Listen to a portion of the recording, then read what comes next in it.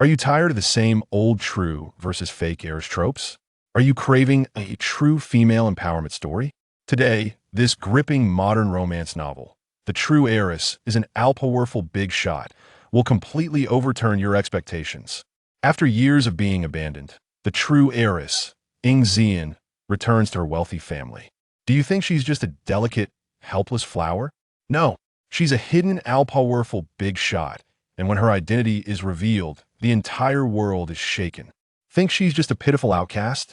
Wrong. She's a hidden genius. From medicine to technology, from music to martial arts, Ing Zian can do it all. She's a top international hacker, the mastermind behind a mysterious organization, and the unattainable muse in the hearts of countless powerful figures.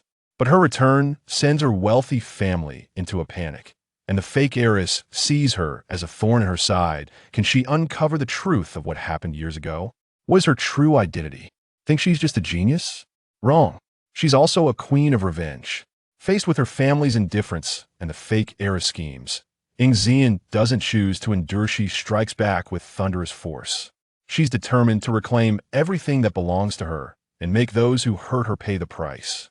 However, as her revenge plan unfolds, she discovers that the truth from years ago is far more complicated than she imagined. Who are her real enemies? What lies behind this conspiracy? Think it's all wrong. An even bigger secret is coming to light. Ing Zian's identity is far more than just the true heiress. Her past is deeply connected to a mysterious organization, and it even influences the global landscape. Her return isn't just a wealthy family struggle, it's a storm that will sweep across the world. What is her true mission? How will this storm ultimately end?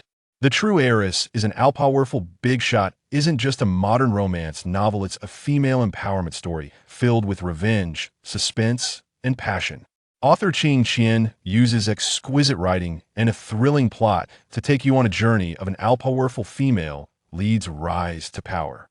Follow Ing Zian's footsteps, uncover her multiple identities, and witness her legendary life. The Return of the Diviner. Zijing, although you are our daughter, we have raised Xiaoxian for 15 years, and our bond with her runs deep. She has been pampered since childhood, unlike you who has endured hardships in the countryside. Thus, the true young lady of the Ying family is Xiaoxian.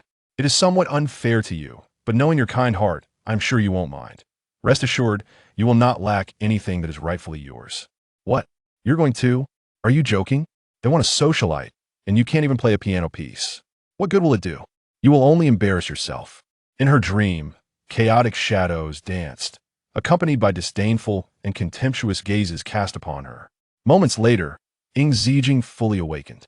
Her long lashes fluttered, and as she opened her eyes, she found herself in a sterile white hospital room, the scent of antiseptic permeating the air. "Ah, you're awake?" A sarcastic voice echoed from above her. "I thought you were dead. Don't move. What are you moving for? If the needle slips, you'll be responsible?" A hand pressed down on her, ostensibly to secure the needle, but in reality, it pressed painfully against her wound, digging in with nails that pierced her flesh.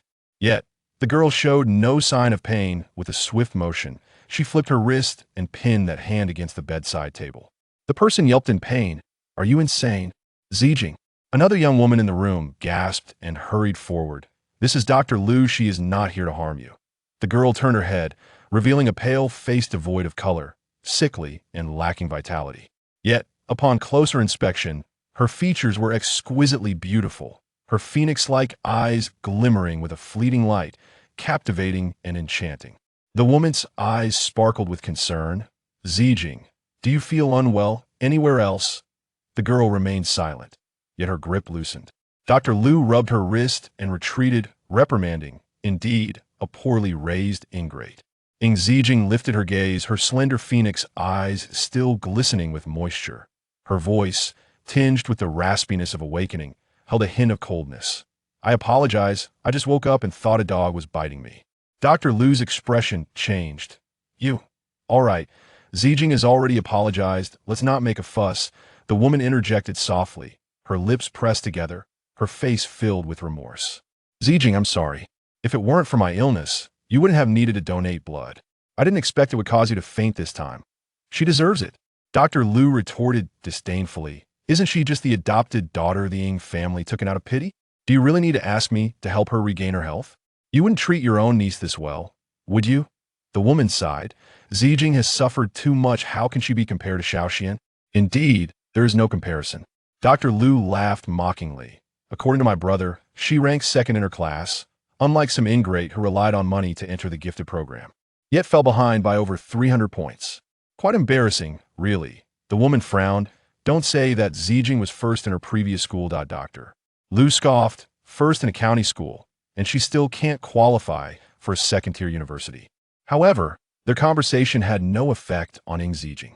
She glanced casually at the woman, and a name surfaced in her Mindying Lue. Her aunt, 25 years old, the most prominent socialite in whose city, and a renowned pianist in Huagua.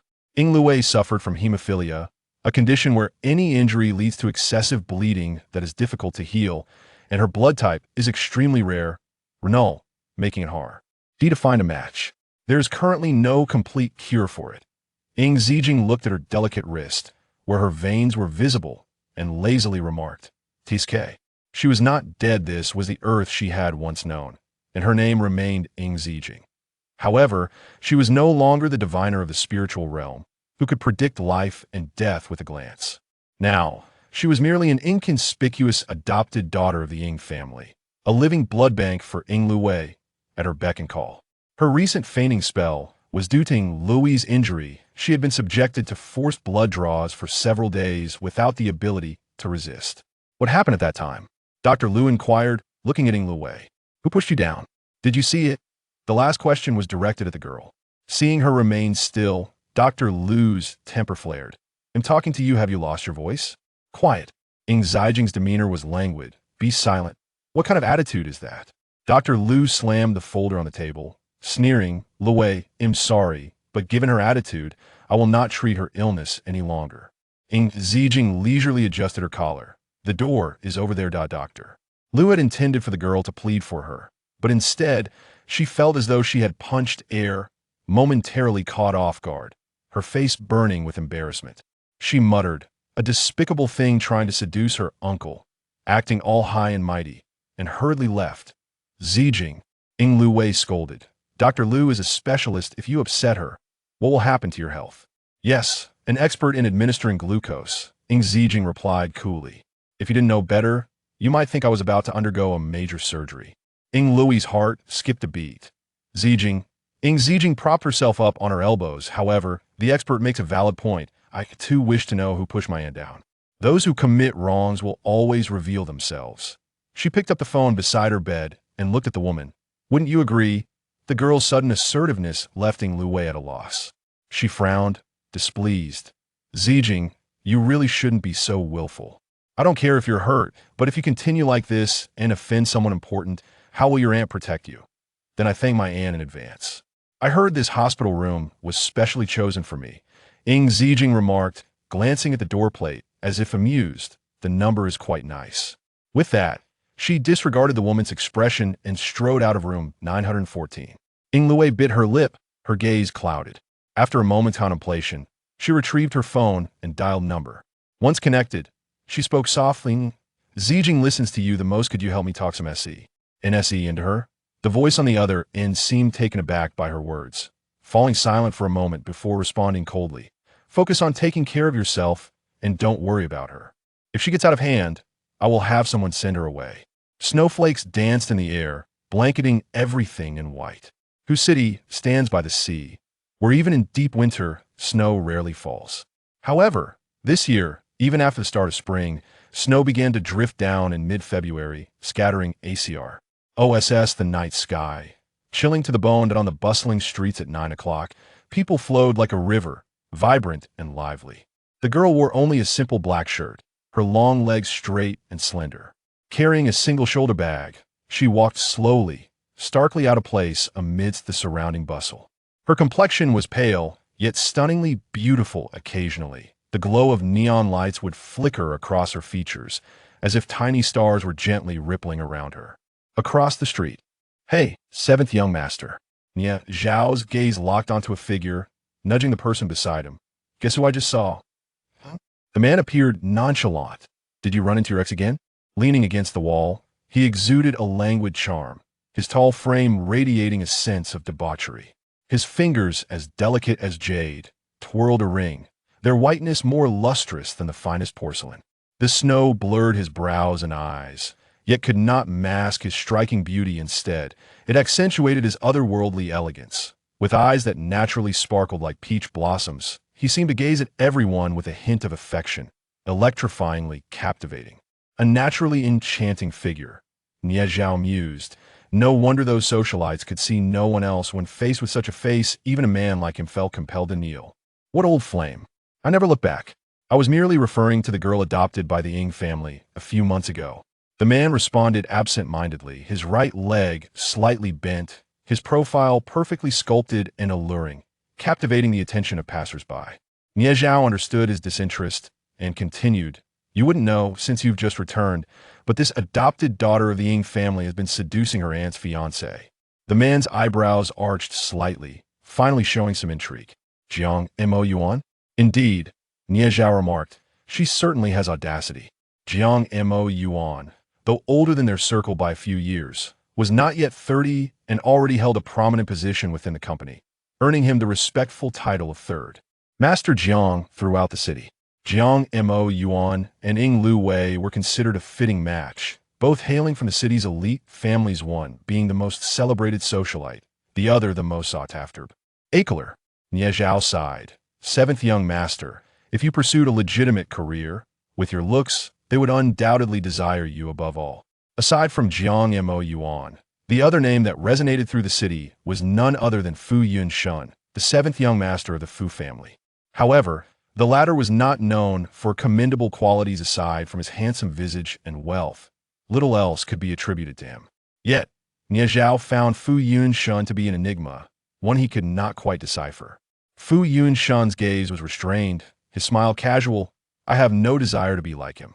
"That makes sense," Nie Zhao replied. "Living a life of indulgence is far better, so much freedom. I'm fortunate that my family has more than just me. I won't be forced into inheriting the family business." Fu Yunshun remained silent. "You might not be aware, but the Ying family took her in primarily to provide for Ying Lu Wei. It's rather pitiable," Nie Zhao added. "However, those who evoke sympathy often possess their own flaws. I find the character of this adopted daughter lacking." He scrutinized the girl, unable to hide his astonishment. "But she is indeed stunning. TSK. Even a few from the capital cannot compare." Fu Yunshun still did not respond, his eyes downcast, lost in thought. With no one to indulge in gossip with, Nie Zhao felt his interest waning. Just as he was about to suggest they visit the newly opened bar, he suddenly exclaimed, "Hey, seventh young master, it seems the Ying family's adopted daughter is in trouble." 5 thuggish individuals emerged from nowhere, obstructing the girl's path, their expressions menacing and smirking, 2 of them brandishing knives. Numerous onlookers noticed, but merely cast indifferent glances before hurriedly continuing on their way. "I now believe in karma," Nie Zhao commented, remaining still as if observing a spectacle. "Look at her slender arms and legs, it's quite pitiful." Fu Yunshun did not glance over, but spoke instead. "Go help her." "Help?" Nie Zhao questioned in disbelief. "Are you serious, seventh young master? You want me to assist her? Are you aware of her infamous reputation in the city? Getting involved would only bring disgrace." "She is merely a young girl." Fu Yunshun lifted his eyelids. "Your understanding is based on hearsay. The world of the wealthy is murky, and right and wrong are often reversed. How could you truly know what she is like?" Nie Zhao pondered this. "But why must it be me who helps?" Fu Yunshun replied lazily, "You know martial arts." All right, Nie Zhao relented, "It'll help. But if this adopted daughter of the Ying family ends up clinging to me afterwards, it'll hold you accountable." "Understood," Fu Yunshun replied nonchalantly. "Consider it my responsibility." Though reluctantly, Nie Zhao approached, but before he could reach, an unexpected event unfolded. The girl, expressionless, seized the arm of the leading thug, swiftly executing a shoulder throw with chilling precision.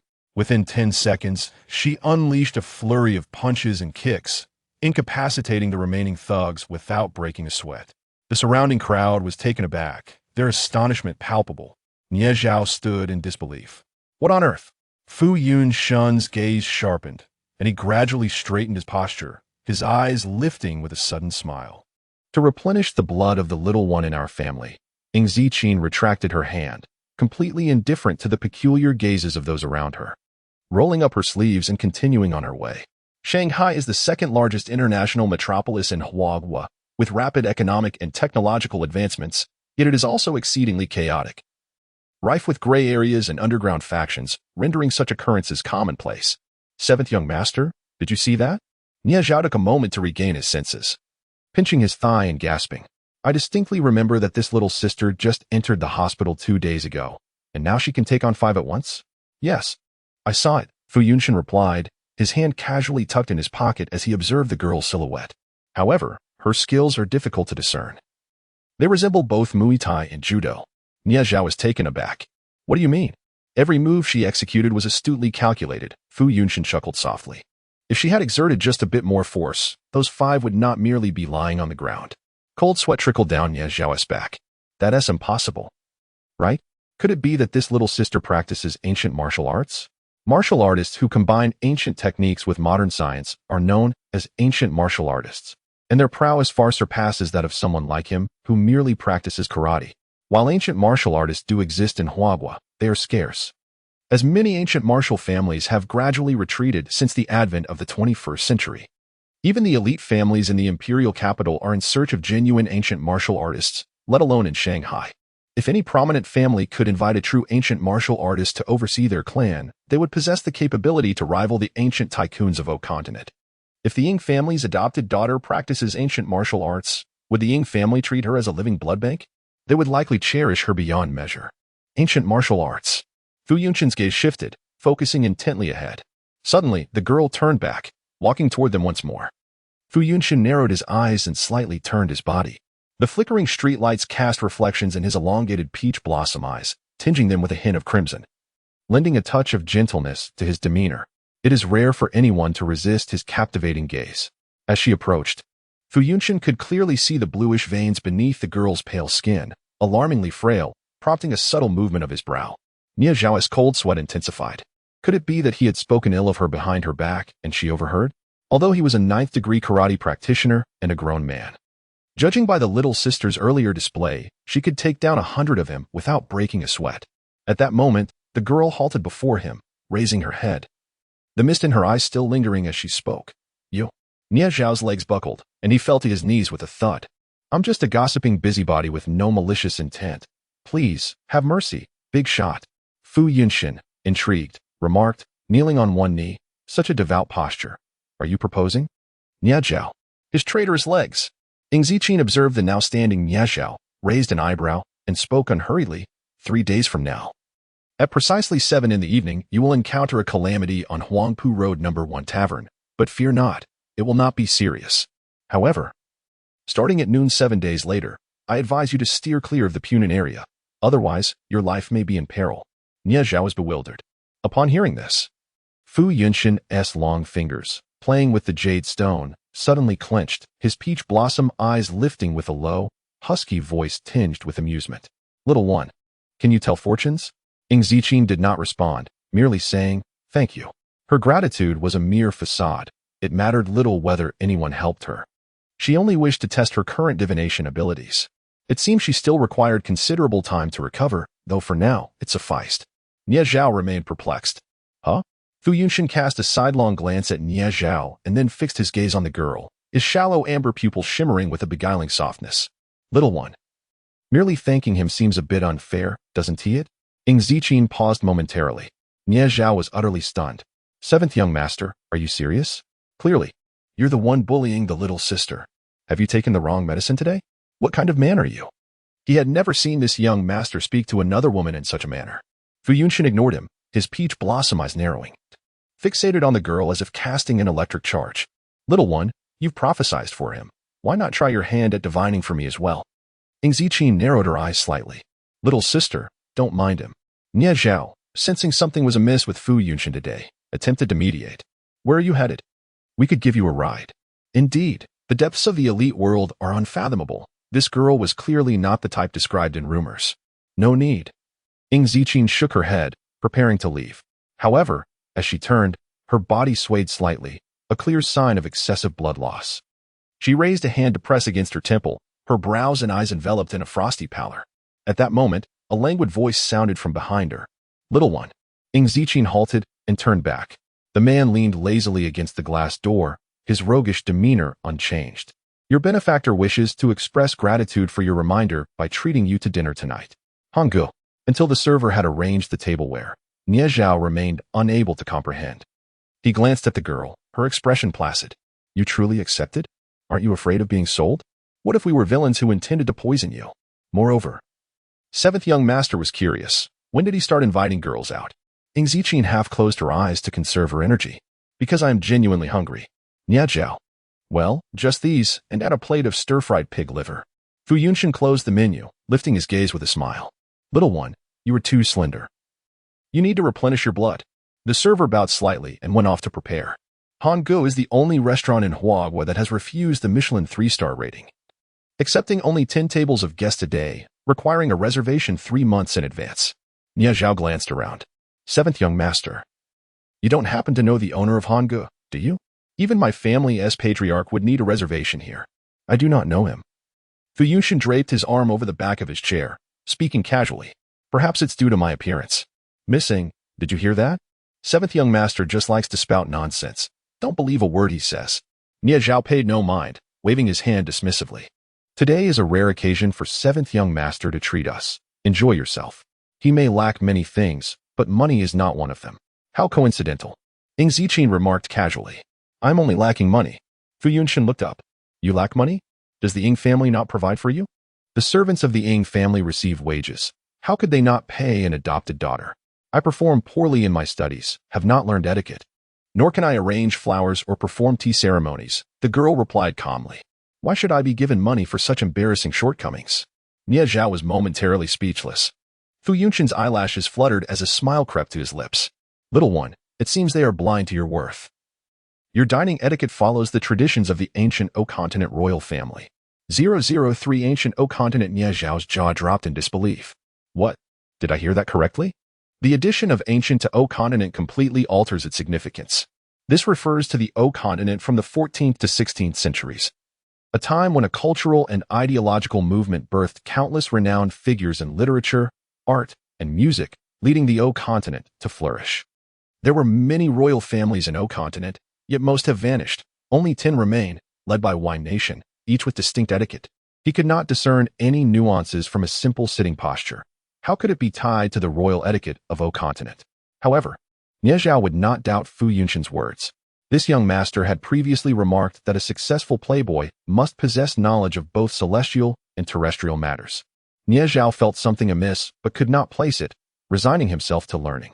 It was not surprising that the most prominent playboy in Shanghai knew the etiquette of the O-continent royal family. But how could this girl from the countryside possess such knowledge? Ing Ziqing opened her eyes, her expression unchanged. She shifted her seating position, resting her chin on her hand, exuding an air of nonchalance. "I have perused the relevant literature." Fu Yunshan leaned back slightly, smiling. "That hobby is indeed unlike that of other children." Ing Ziqing chose not to respond any further. Within a matter of minutes, all the dishes were prepared. The Han Pavilion did not feature private rooms. Instead, each dining table was separated by green curtains with incense burners placed alongside, filled with various fragrances according to the guests' preferences. Beside it flowed a small stone bridge, exuding an air of antiquity. Ing Ziqing tilted her head slightly, her gaze flickering. Osmanthus, rosemary, agarwood, lavender, sandalwood. All were tranquilizing herbs, evidently prepared with intention. In just this brief moment, she felt her spirits lifted considerably. Ing Ziqing lowered her eyes. Her first journey to Earth had been in the mid-15th century. She had never anticipated returning, for she had been destined to perish. Her survival was no small feat. Her injuries had shattered her soul, causing her consciousness to slumber for nearly 17 years, only now awakening to a rather dismal situation. Prolonged anemia had rendered this body extremely frail, almost as if it were a mere shell, easily broken with the slightest touch. She required an abundance of jade and medicinal herbs to restore her health and vitality. Yet, she found herself lacking in funds. In the past, she had amassed quite a bit of gold in O-continent, but after all these years, the bank she once relied upon might have collapsed. She wondered if her gold still remained.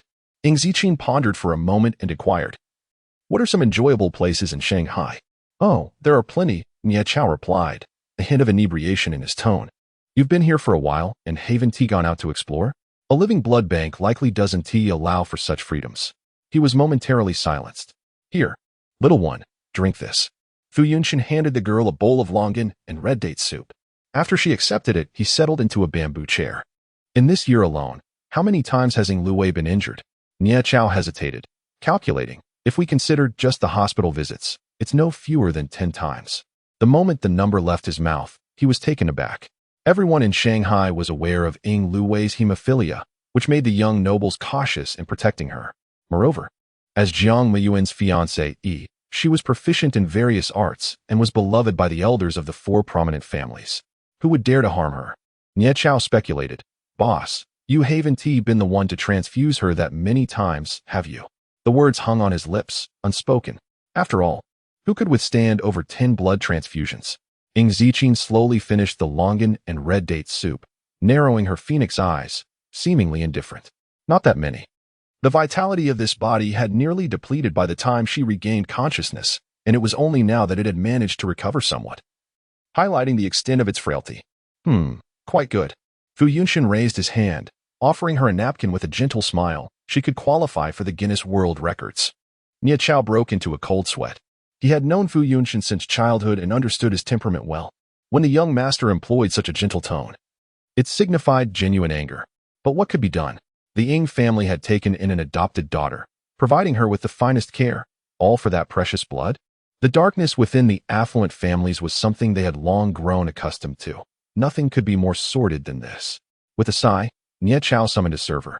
Laying on the charm, boss, do eat a bit more. 7th young master is right. You need to replenish your blood.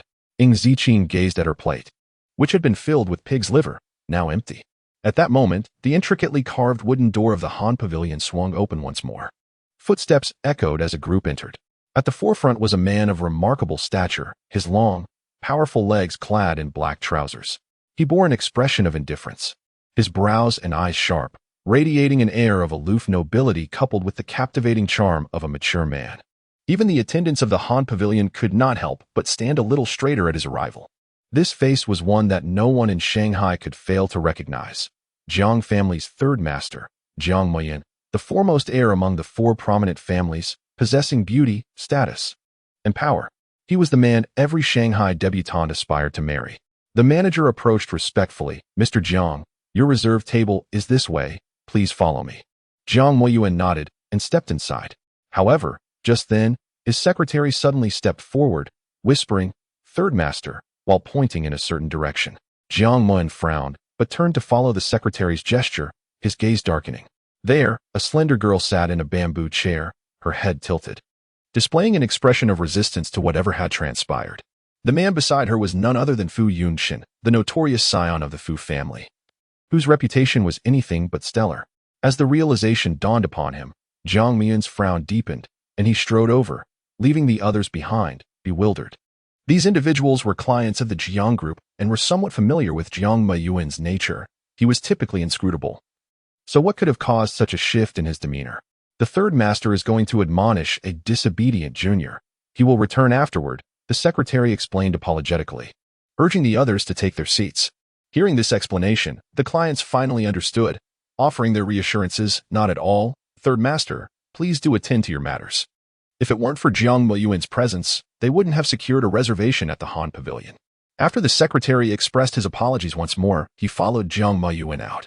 At this moment, the Han Pavilion had no other patrons, and the servers stood by, waiting.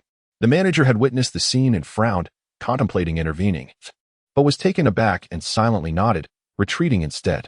Fu Yunshin withdrew his gaze and asked, would you like to eat a bit more? The girl coldly refused. I want to eat. You must eat. Not eating is bad for your health. I simply want tea. Nie Chao was astounded. 7th young master is truly unwell today.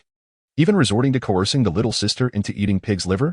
Observing the look of aversion on the girl's face, Fu Yunshin raised an eyebrow, his tone elongated. You truly want to eat? Ing Ziqing pushed the plate away. I dislike organ meats. Indeed, the pig's liver was somewhat peculiar. After consuming a plate of 12 slices, she could distinctly feel the acceleration in her body's blood production, even more effective than her own recovery. Yet, she simply could not bring herself to accept organ meats. This was her limit. Then let us pack it up, Fu Yunshin suggested, tapping the table, his lips curling into a devilish smile. Put it in the fridge. We'll heat it up in the morning. Nie Chao couldn't help but burst out laughing. Seventh young master, are you not afraid of the boss retaliating against you? At this, Fu Yunshin raised his lashes, his voice gentle. Little one, seeing how well I treat you, would you truly hit me? Ing Ziqin shot him a glance, her eyes shimmering like a misty spring. Indeed, I would not. Fu Yunshin's charming gaze sharpened slightly. Oh? Nie Chao was taken aback. He had misjudged her. Thinking her reserved and modest, who would have known she could turn the tables on seventh young master? Remarkable indeed. Just then, the bamboo curtain was abruptly drawn aside, the force dislodging the hanging wind chimes, sending them crashing to the floor. Who dares to disturb my grandfather? Nie Chao turned, only to be struck speechless upon seeing the man in the black suit. What a twisted fate, Jiang Moyuan. He instinctively glanced at Ing Ziqin, who, seemingly oblivious to the newcomer, had already lifted a bowl of longan and red date soup to her lips. Her posture was relaxed, her arm draped casually over the table. With a slight lift of her brow, she bore no semblance of a debutante, yet radiated an undeniable, noble beauty, reminiscent of a medieval princess stepping out of an oil painting. Jiang Muyin regarded the girl with a lofty demeanor, his tone grave. You ran away from the hospital, and have come here to associate with these people? His words incited Nie Chao's irritation, yet he held himself back. While he was indifferent, he couldn't allow the little sister to get into trouble. Ing Ziqin, I don't have time to discipline you. Jiang Moyuan glanced at the watch on his wrist. His tone as frigid as ice. You are not worth my time, nor will I concern myself with your self-destruction. I merely wish to inform you, he paused, his gaze revealing a ruthlessness typical of the business world. Do not let Lu Wei worry herself. Her health is fragile. Return home now and provide Lu Wei with an explanation. The secretary diplomatically added, I hope Missing understands her position and refrains from clinging to the third master. He is quite occupied and cannot indulge Miss Ing in her antics. Did this Missing truly believe that sharing the Ing surname afforded her any comparison to Miss Lu Wei? Merely an adopted daughter. What could she possibly offer against the foremost socialite of Wu City? The girl suddenly lifted her head, revealing a breathtakingly beautiful visage. The mist within her almond-shaped eyes dissipated, leaving behind a chilling clarity, illuminated by a subtle radiance. How amusing. I've escaped to this place, yet Uncle Jiang still pursues me, claiming to discipline me. Ing Ziqin propped her elbow, her demeanor serene. Who was truly entangling whom? This tone diverged from the usual timidity and admiration, striking a disconcerting chill in the heart of Jiang Moyuan. His expression shifted, and the secretary appeared equally astonished, scarcely able to believe that Miss Ing would speak to the third master in such a manner. Fu Yunshin suddenly chuckled, his gaze lifting slightly to survey the standing figures. His charming peach blossom eyes curved with a depth that was both captivating and mischievous. Not so impressive, young one. Perhaps you should focus your attention on me instead? His casual tone was laced with an unmistakable protectiveness. Jiang Moyuan frowned. It was true that Fu Yunshin was a notorious playboy. Yet he was also the favored grandson of the esteemed Fu patriarch. The Jiang family was powerful, but still paled in comparison to the Fu family. Jiang Moyuan, I want to concern myself with your antics today. Fu Yunshin tapped his long fingers on the table, a smirk playing on his lips. I'm dining, so please refrain from disturbing my appetite. Immediately, a server approached. Mr. Jiang, your reserved table is over here. Kindly do not disrupt other patrons, otherwise you will be placed on the blacklist of Han Pavilion and barred from entry in the future. The unspoken mockery was lethal. Jiang Moyuan pressed his lips together, his jaw tightening, his expression darkening. Han Pavilion showed no regard even for the families of the imperial capital, let alone the Jiang family. For the first time, he felt compelled to leave, despite his reluctance. The secretary hurriedly followed, looking dejected. The surroundings returned to tranquility, the gentle sound of flowing water mingling with the delicate strains of a guqin, resonating like jade. Nie Zhao felt as if he had witnessed a grand performance. Excitedly twisting about, Fu Yunshin cast a glance at him. Have you been possessed by a snake spirit? Ugh, ugh, ugh. Nie Zhao quickly straightened his posture. Am I not just enjoying myself? Seventh young master, you and the boss are quite the pair. Fu Yunshin dismissed him, languidly suggesting the pedestrian street, Disneyland, the ocean aquarium. Those are all suitable for young children. Ing Ziqin raised an eyebrow. Are you serious, seventh young master? Your recommendations are all too common. Nia Zhao was at a loss for words. Missing, allow me to suggest a place you surely haven't heard of. He spoke mysteriously. Do you know the location of the television tower? Ing Ziqi nodded. I do. There's an underground market there, filled with delightful curiosities, gambling stones, fortune-telling, and rare antiques. Nia Zhao's eyes sparkled as he recounted a tale of someone who struck gold with a Yuan dynasty blue and white double-gourd vase. Fortune-telling? Ing Ziqi tilted her head. How does that work? Oh, it's just tarot cards. I don't believe in that stuff. Nia Zhao waved his hand. Boss, if you want to go, I can take you. Before he could finish, he was interrupted. Nia Zhao. Fu Yunshan chuckled softly, his tone devoid of any discernible emotion. What nonsense are you spouting? Yes, nonsense. Nia Zhao snapped to attention.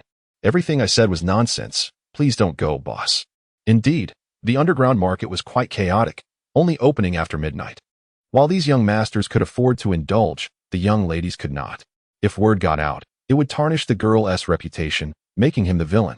Ing Ziqi lowered her eyelashes, choosing not to inquire further.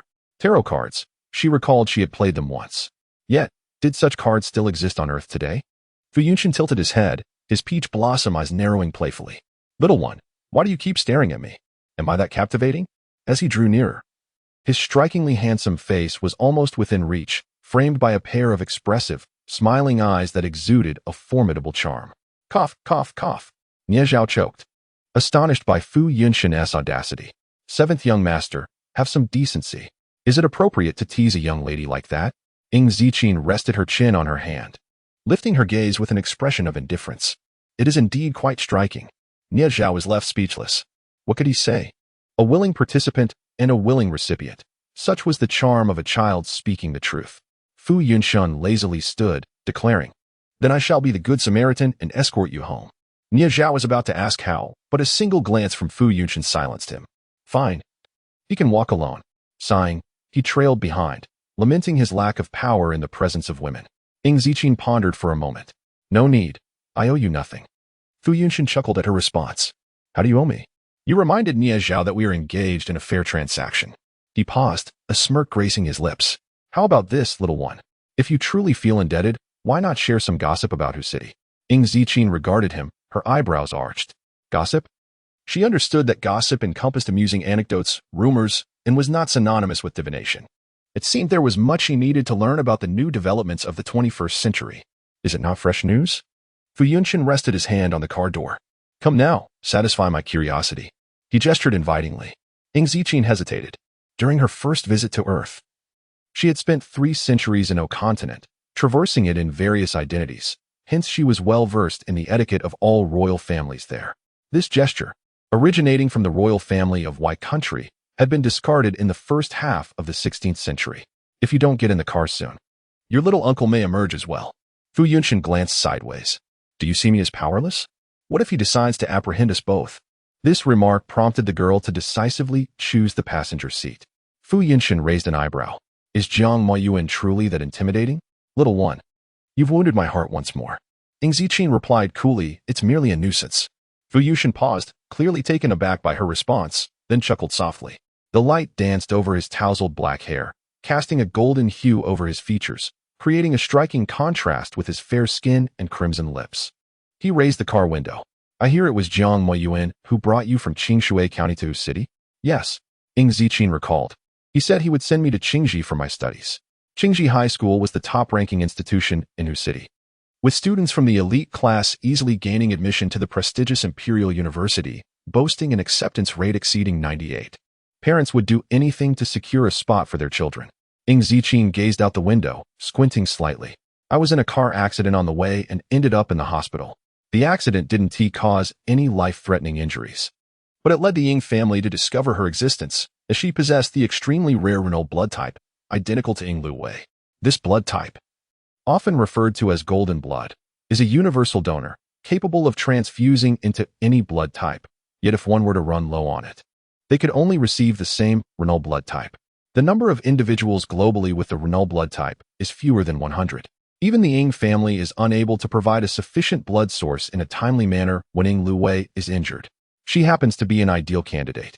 Fu Yunshan's fingers momentarily paused. Is this the reason the Ying family adopted you? Ing Ziqi rested her chin on her hand, responding with an air of indifference. As if it had nothing to do with her. Why would they refuse a living blood bank presented to them? Fu Yanqing tilted his head, his gaze fixating for a brief moment before he suddenly raised his hand and gently patted her head, akin to a playful gesture towards a kitten. Ing Ziqin slowly turned her head, her expression devoid of emotion, a hint of menace flickering in her eyes. What are you doing? I just wanted to remind you not to overthink. Fu Yanqing appeared to be in exceptionally high spirits. He smiled, fastened his seatbelt, and prepared to depart. 30 minutes later, the car halted in a hillside villa area. Remember to rest early. Fu Yanqing observed the girl exiting the vehicle, advising her to drink more longan and red date soup. Ing Ziqin's eyelashes fluttered slightly. I understand. Thank you. Hearing you say thank you so many times a day has made my ears calloused. The man rested his slender forearm on the car window, chuckling lightly. If you truly wish to thank me, perhaps you could read my fortune later. Ing Ziqin, for the first time, rubbed her head, feeling a touch of helplessness. Fine. At her words, Fu Yanqing seemed to recall something, his expression shifting to one of contemplation. He did not leave immediately, but lazily added, All right, go rest quickly. The night is too dark, and I will watch you until you enter. Ing Ziqin nodded. You too. After bidding farewell, she turned towards the villa cluster. Before she reached the front door, it swung open, revealing the housekeeper. His gaze was severe, laden with scrutiny. So the second young lady has finally deigned to return? The girl stood on the steps, her long eyelashes dusted with frost, snowflakes adorning the tips of her hair. Her wrists were slender and pale, veins prominent. Her frame so delicate it seemed as though a mere gust of wind could topple her. The housekeeper frowned at the sight, yet did not forget the instructions given to him by those inside. He spoke. Madam has stated that since the second young lady has exhibited such rebelliousness and capriciously left the hospital, this evening she is requested not to return home. Only when the second young lady admits her mistakes may she enter. Second young lady, please. The sarcasm was palpable. The housekeeper's demeanor was one of discontent, tinged with annoyance. This second young lady only knew how to stir trouble and deserved to face some hardship. He was curious to see how long she could endure in such heavy snow. Unexpectedly, upon hearing this, the girl merely turned away without a glance, departing with no sense of nostalgia. The housekeeper was taken aback. Why did she leave? Shouldn't she be crying and begging for forgiveness? He understood that the Madam's intention was not to genuinely punish the second young lady, but to instill in her the values of hierarchy and propriety. To reduce her mistakes. If she truly left, the one to be punished would be him. The housekeeper hastily stepped in front of the girl, his expression filled with urgency. Second young lady, where do you intend to go? Do not be willful. Simply indulge the madam, say something nice, and admit your fault. And all will be well. 006 support still unaware of her own standing? The housekeeper's irritation intensified, and he spoke again. Second young lady, in your current demeanor, it is impossible to appease the madam. I suggest you. Suddenly, a laugh rang out in the night, laced with a hint of flippancy, yet upon closer inspection, it carried a chill. I had no idea that now even the servants of the Ing family dared to command their mistress. Is this how madam conducts discipline? The man, tall and upright, clad in a black shirt with buttons askew, his complexion appeared even more pallid against the backdrop of snow, resembling finely carved jade. Standing beneath the tree, he became a picturesque scene, his charm rivaling the snowy landscape and moonlight. The housekeeper, however, could not finish his sentence. He collapsed to the ground, one hand pinned down, letting out a cry of pain. Fu Yanqing's brow twitched as he looked down at the girl. The little one is quite fierce. Ing Ziqin withdrew her foot. Unfazed. You haven't tea left yet? Thankfully, you haven't tea. Fu Yanqing, with one hand tucked in his pocket, smiled slightly. If you left, our little friend would surely be bullied. A gentle breeze lifted, parting his clothing to reveal a glimpse of his collarbone, emanating a faint scent of emerald sandalwood, calm yet enticing. A lethal allure. Ing Ziqin fell silent for a moment. I can't be bothered. She preferred not to speak. Uttering another word was less appealing than simply taking action. I understand. Fu Yanqing patted her head, stating that he would handle matters while she merely observed. He turned, lifting his chin with a smile. Who are you asking to apologize? The housekeeper, already stunned from the fall, was now too frightened to breathe. His face alternating between crimson and pallor, his legs trembling, reduced to kneeling. He certainly recognized the man before him, Fu Yanqing, the seventh young master of the Fu family. Known as the most extravagant young heir in the city, indifferent to ambition. Rumor had it that Fu Yanqing's reckless behavior had provoked the heir of a powerful family in the capital, leading the Fu family to send him to Oz overnight. Why had he suddenly returned? And why was he protecting the second young lady? Had he lost his mind? I apologize, second young lady. The housekeeper, unable to withstand the pressure, suddenly raised his hand and gave himself a resounding slap, stammering, I should not have shown you disrespect. It is entirely my fault. Fu Yinxing ignored him. Let us go, little friend. This time I'll personally escort you inside. The housekeeper dared not obstruct any further. Young master, second young lady. This way, please. While feeling frustrated, he also breathed a sigh of relief, knowing that at least the madam would not blame him. The door swung open. A frigid gust sweeping in, a layer of frost settling on the luxurious carpet. Inside the old residence on the first floor, the living room was warm and inviting. A noblewoman sat on the sofa, perusing a book with elegance, every gesture exuding the poise of high society. This was Madame Ing, Zhong Manhua, hailing from one of the four prominent families. Hearing the footsteps, she did not look up, her tone indifferent. Has the second young lady finally yielded? The old residence had excellent soundproofing. The occupants within were oblivious to the commotion outside. The housekeeper dared not breathe loudly, only whispering, Madam. Zhong Manhua furrowed her brows. Lifting her head, Yu Haven Tea yielded. The rest of her words halted upon seeing the man. Zhong Manhua paused for a moment. Then, a few seconds later, she reacted. She set her book down and rose to greet him, seemingly ignoring the girl, smiling. It's the seventh young master. I just heard your father mention your return from Ozu yesterday. What brings you to the Ying family at such a late hour? The Fu family is the foremost among the four prominent families, even though Fu Yinxing had been away from the city for 3 years. As long as old Master Fu was still around, the Ying family could not afford to offend them. I came to escort the little friend home. Fu Yinxing replied nonchalantly. I was concerned about her safety, fearing she might be bullied. Zhong Manhua's smile faltered, clearly unprepared for such a response. Her gaze finally landing on the girl. What happened? The housekeeper hurriedly summarized the earlier events. Upon hearing, Zhong Manhua frowned again, taking a deep breath before smiling. Seventh young master, this is a misunderstanding. Thank you for your trouble. Ziqin is also my daughter. How could I bear to see her suffer? Is that so? Fu Yinxing chuckled softly, his posture relaxed. That's good. I can rest easy now. Madame Ing treats her adopted daughter so. It would surely earn her a reputation for benevolence if it got out. Zhong Manhua's expression darkened. His words were clearly mocking. This servant, Fu Yinxing, cast a sidelong glance, chuckling lightly, showing a bit of audacity. The housekeeper's legs felt weaker. Zhong Manhua's face tightened. She remained silent. However, as an outsider, it would not be appropriate for me to discipline the servant on behalf of Madame Ing. Fu Yinxing chose to ignore him, instead turning to the girl. Raising his phone with a smile. Little friend, I've saved your number. Feel free to contact me anytime. The door closed once more, engulfing the room in silence. The housekeeper let out a sigh of relief, wiping the sweat from his brow. Where did they go? Zhong Manhua, suppressing her anger, refrained from showing her displeasure immediately after Fu Yinxing had left. Luo Wei mentioned you left the hospital 3 hours ago. Where have you been? It was a snowy day, and she wondered when she could finally stop worrying about her. It seemed she had even gone out to deliberately provoke her, lacking any sense of propriety. Ing Ziqin did not respond. She merely yawned. Besides hunger, fatigue began to set in. She wanted to experience being a normal person for once. Zhong Manhua's voice turned cold. I am asking you a question. Is this how you respond to someone? Ing Ziqin raised her eyes, replying nonchalantly. Why should you concern yourself with a living blood bank? Zhong Manhua could hardly believe her ears, her mind momentarily blank as her body trembled in shock. What did you say? The housekeeper looked over, equally astonished.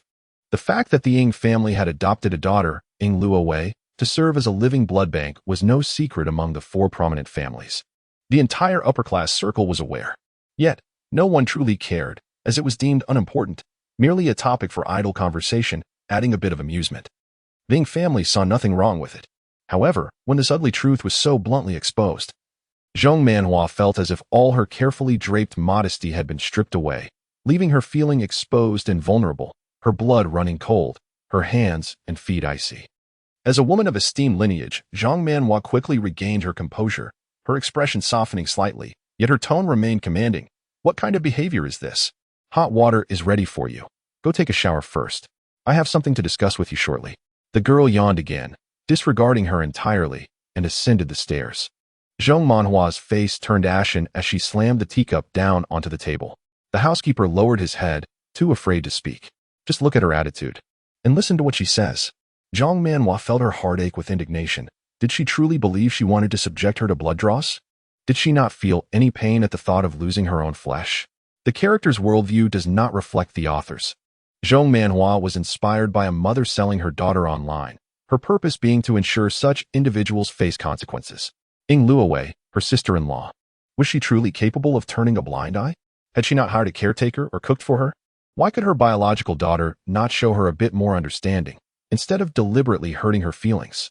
Madam, please do not be upset, the housekeeper suggested cautiously. The second young lady may just be going through a rebellious phase. Rebellious phase? Zhong Manhua found this absurd. When had she ever acted according to her wishes? She was utterly incomprehensible, now treating her with indifference. Did she no longer wish to acknowledge her? This thought alone enraged her. After years of teaching, she still could not master the piano, struggled to write, and stumbled through speaking English, lacking any semblance of a refined young lady. The more Zhong Manhua pondered, the angrier she became. A year ago, when Mo Yuan had brought her back, she seemed so well behaved. Who could have anticipated such behavior? The Ying family's reputation was in tatters, and now she had the audacity to pursue Fu Yunshin. Who was Fu Yunshin? Just a notorious playboy known throughout the city, skilled at nothing but flaunting his looks. When the time came, she would be sold off and left with nothing. The housekeeper, unsure of what to say, reminded her, Madam, it's already 10:30. The eldest young lady is still waiting for your call. Observing Zhong Manhua, who was both heartbroken and infuriated, he shook his head and sighed. The eldest daughter of the Ying family was not Zhong Manhua's biological child but an adopted one. Yet, adoptees could often be more endearing than biological children. Fortunately, both the master and mistress were reasonable and publicly declared the second young lady as merely an adopted daughter. Otherwise, if the other three prominent families discovered the truth, the ridicule would be relentless. Having served the Ying family for over 20 years, the housekeeper knew some of the history. 15 years prior, the Ying family had a significant business deal that involved the capital, keeping the entire company awake for days on end. Fortunately, they managed to secure the contract. On the day the deal was signed, Ying Jinting and Zhong Manhua went out for social engagements, only to return that night to find their infant missing from the cradle. There were no signs of struggle. It was as if she had vanished into thin air. The housekeeper could not fathom how this could happen. He had only stepped into the kitchen for a brief moment. The baby was not yet a year old. Surely, she could not have wandered off on her own. The Ying family mobilized many to search for her, but to no avail. Zhong Manhua was utterly devastated, nearly losing her sanity. During that time, she would see other infants on the street and rush to embrace them, crying. Unable to bear his wife's suffering, Ying Jinting devised a plan to adopt a child. This child had to resemble their lost daughter, an infant who had not yet developed distinguishing features, making it difficult to tell the difference. After a few months, Zhong Manhua's spirit stabilized. When she learned of Ying Jinting's actions, she bore no resentment. Her maternal love transferred to the adopted child, whom she cared for devotedly. Growing increasingly fond. Of course, Ying Jinting discreetly continued searching for their lost daughter, but after 2 years, he eventually gave up. The aristocracy had no shortage of heirs. Illegitimate children were abundant. Ying Jinting buried the matter, warning those in the know to remain silent. After all, as one of the 4 prominent families in the city, every move they made was crucial. Should a scandal arise, it would undoubtedly cause turmoil. Thus, apart from the housekeeper and a few others, even the eldest young master was unaware of the fact that his biological sister had gone missing. As the years passed, the incident faded from memory. The housekeeper understood Zhong Manhua's concerns. She had a harmonious family, with 2 exceptional children, and presented herself as an elegant matron, the envy of many. So when the real daughter suddenly reappeared, it should have been a cause for celebration. However, this true daughter had come from the countryside, lacking in manners and incapable of behaving appropriately, often bringing shame to the Ying family. Nonetheless, the Ying bloodline could not be allowed to dissipate. Even if it bore a stain, ultimately, they acknowledged her through adoption. Neither Ying Jinting nor Zhong Manhua found anything inappropriate in this arrangement, for the second young lady was, in many ways, inferior to the eldest. The Ying family was not comparable to a small county. For this genuine daughter to step into high society was a stroke of luck. She should not be greedy for more. Realizing she had forgotten such an important matter, Zhong Manhua rubbed her temples, picked up her phone, and dialed. Upon hearing the voice on the other end, she immediately smiled. "Hello, Xiaoxian, it's Mom. How was your day?" "Good, good. That's wonderful. Focus on your studies in O Province. If you need anything, just let me know. I don't mind the trouble." In the room, Ing Ziqing glanced at the old desktop computer on the table, her fingers casually tapping on the keyboard, causing the screen to freeze. TSK. Though she had never used a computer, she recognized this as the most inferior model. Not wishing to dwell on it, she lowered her head and retrieved a bank card from her wallet in the drawer, counting 562 yuan and 8 cents. A bit insufficient, yet just enough. Ing Ziqing averted her gaze, supporting herself, and leapt from the third floor, 9 meters high, landing gracefully before leaving the Ing family's old residence.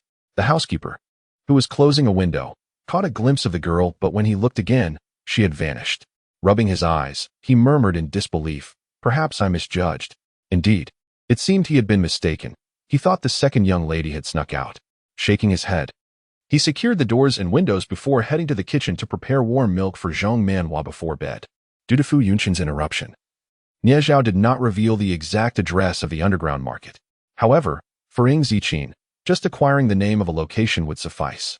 She gazed at the crooked letters spelling hermit at the entrance, her eyes lingering for a moment before she donned her mask and stepped inside. The underground market was even more chaotic than the nighttime streets of Shanghai, drenched in a riot of colors, with revelers dancing like phantoms.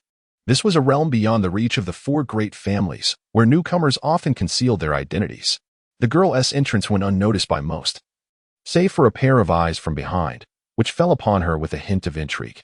Within the Starry Night Bar, the bartender noticed the unusual demeanor of a man and raised his gaze, inquiring, "What captures your attention?" "Nothing much," Fu Yunshan replied with a smirk, his cocktail spoon glinting like a fleeting light between his slender, porcelain fingers. He turned his head, chuckling at the sight of a disobedient child who had ventured out late at night. "You're getting married in 3 years, aren't you, child?" The bartender followed the man's gaze but quickly averted his eyes, losing interest. "She is rather young, but not too young." Fu Yunshan chuckled lightly, his tone languid. "In 3 years, she will reach the legal age for marriage." The bartender found himself at a loss for words and lowered his voice, cautioning, "Be careful. There's a bounty on your head." "Really?"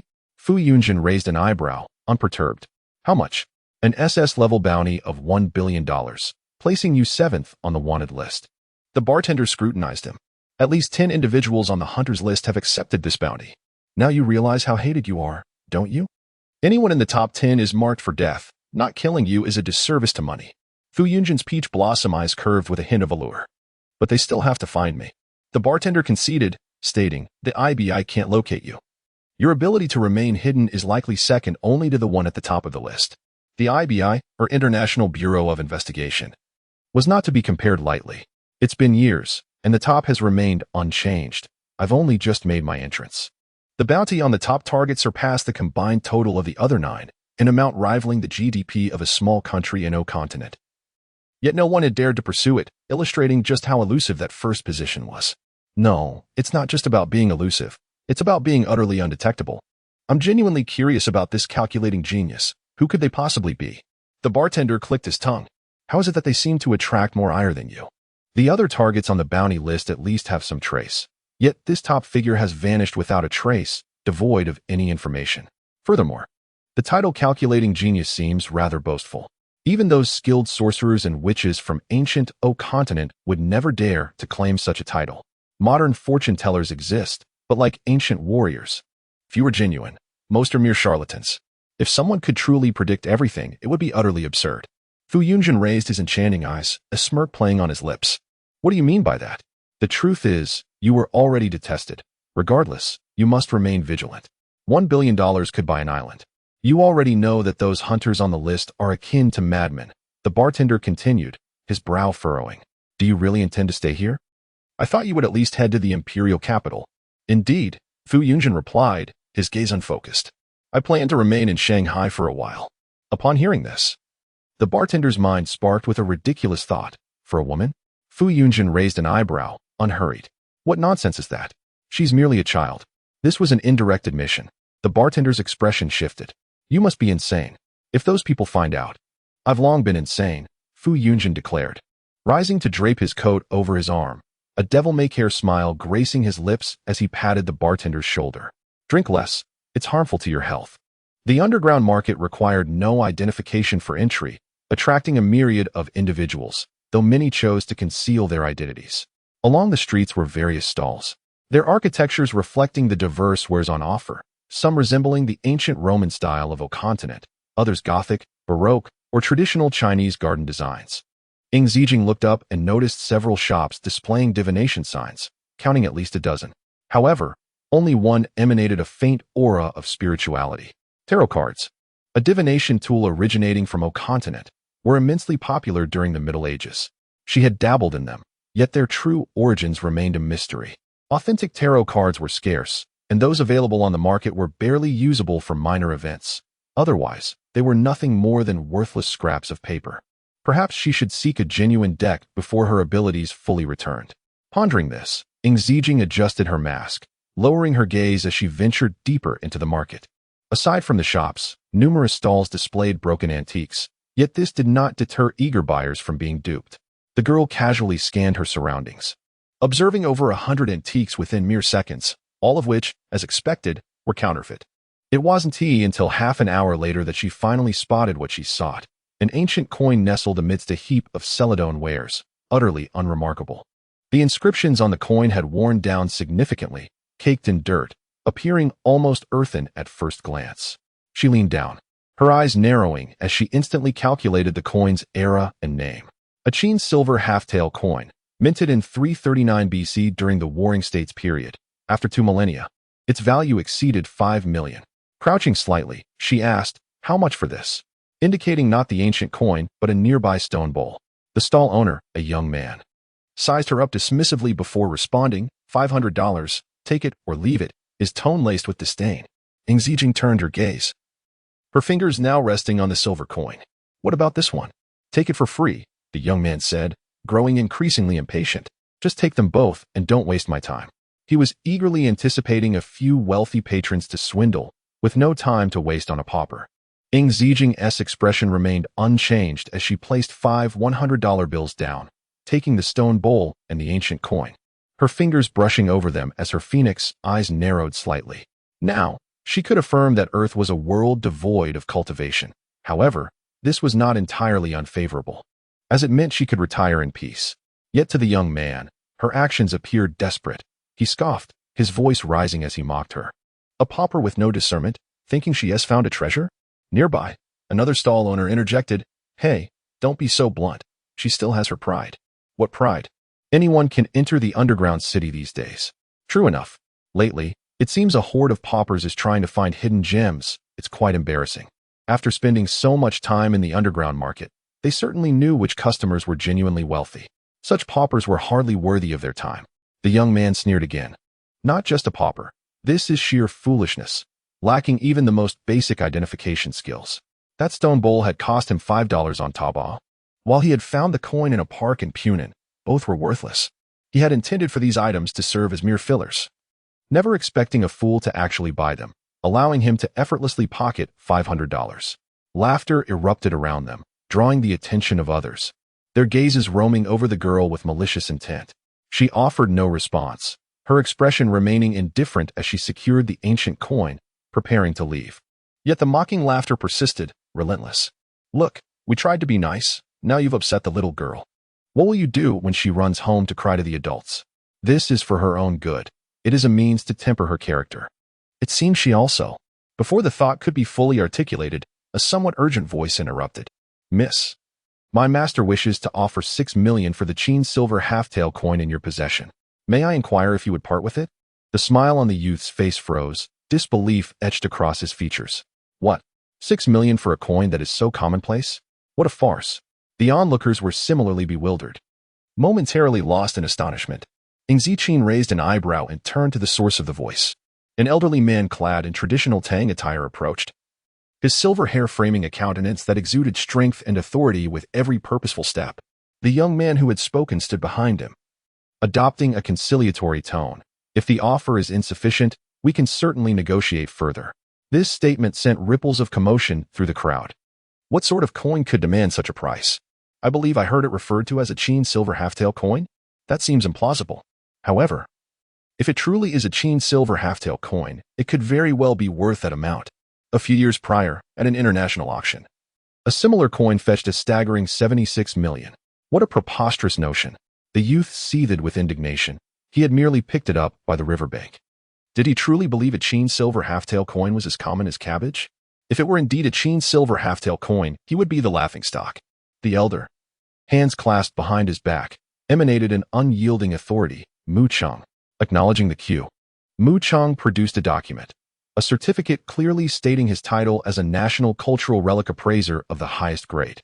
This certificate silenced all dissent, landing like a resounding slap across the youth's face. Ing Ziqin examined the certificate thoughtfully. Indeed, the 21st century has seen the emergence of many new professions. She nodded. No need. This price is quite fair. Thank you for your generosity, Miss, Mu Cheng replied, retrieving a black card. Here is 6 million, universally accepted. The upper right corner of the card bore a golden iris, causing Ing Ziqin's gaze to briefly linger, a hint of a smile touching her lips. Excellent. Her previous bank for gold had not gone under. No, I will not sell.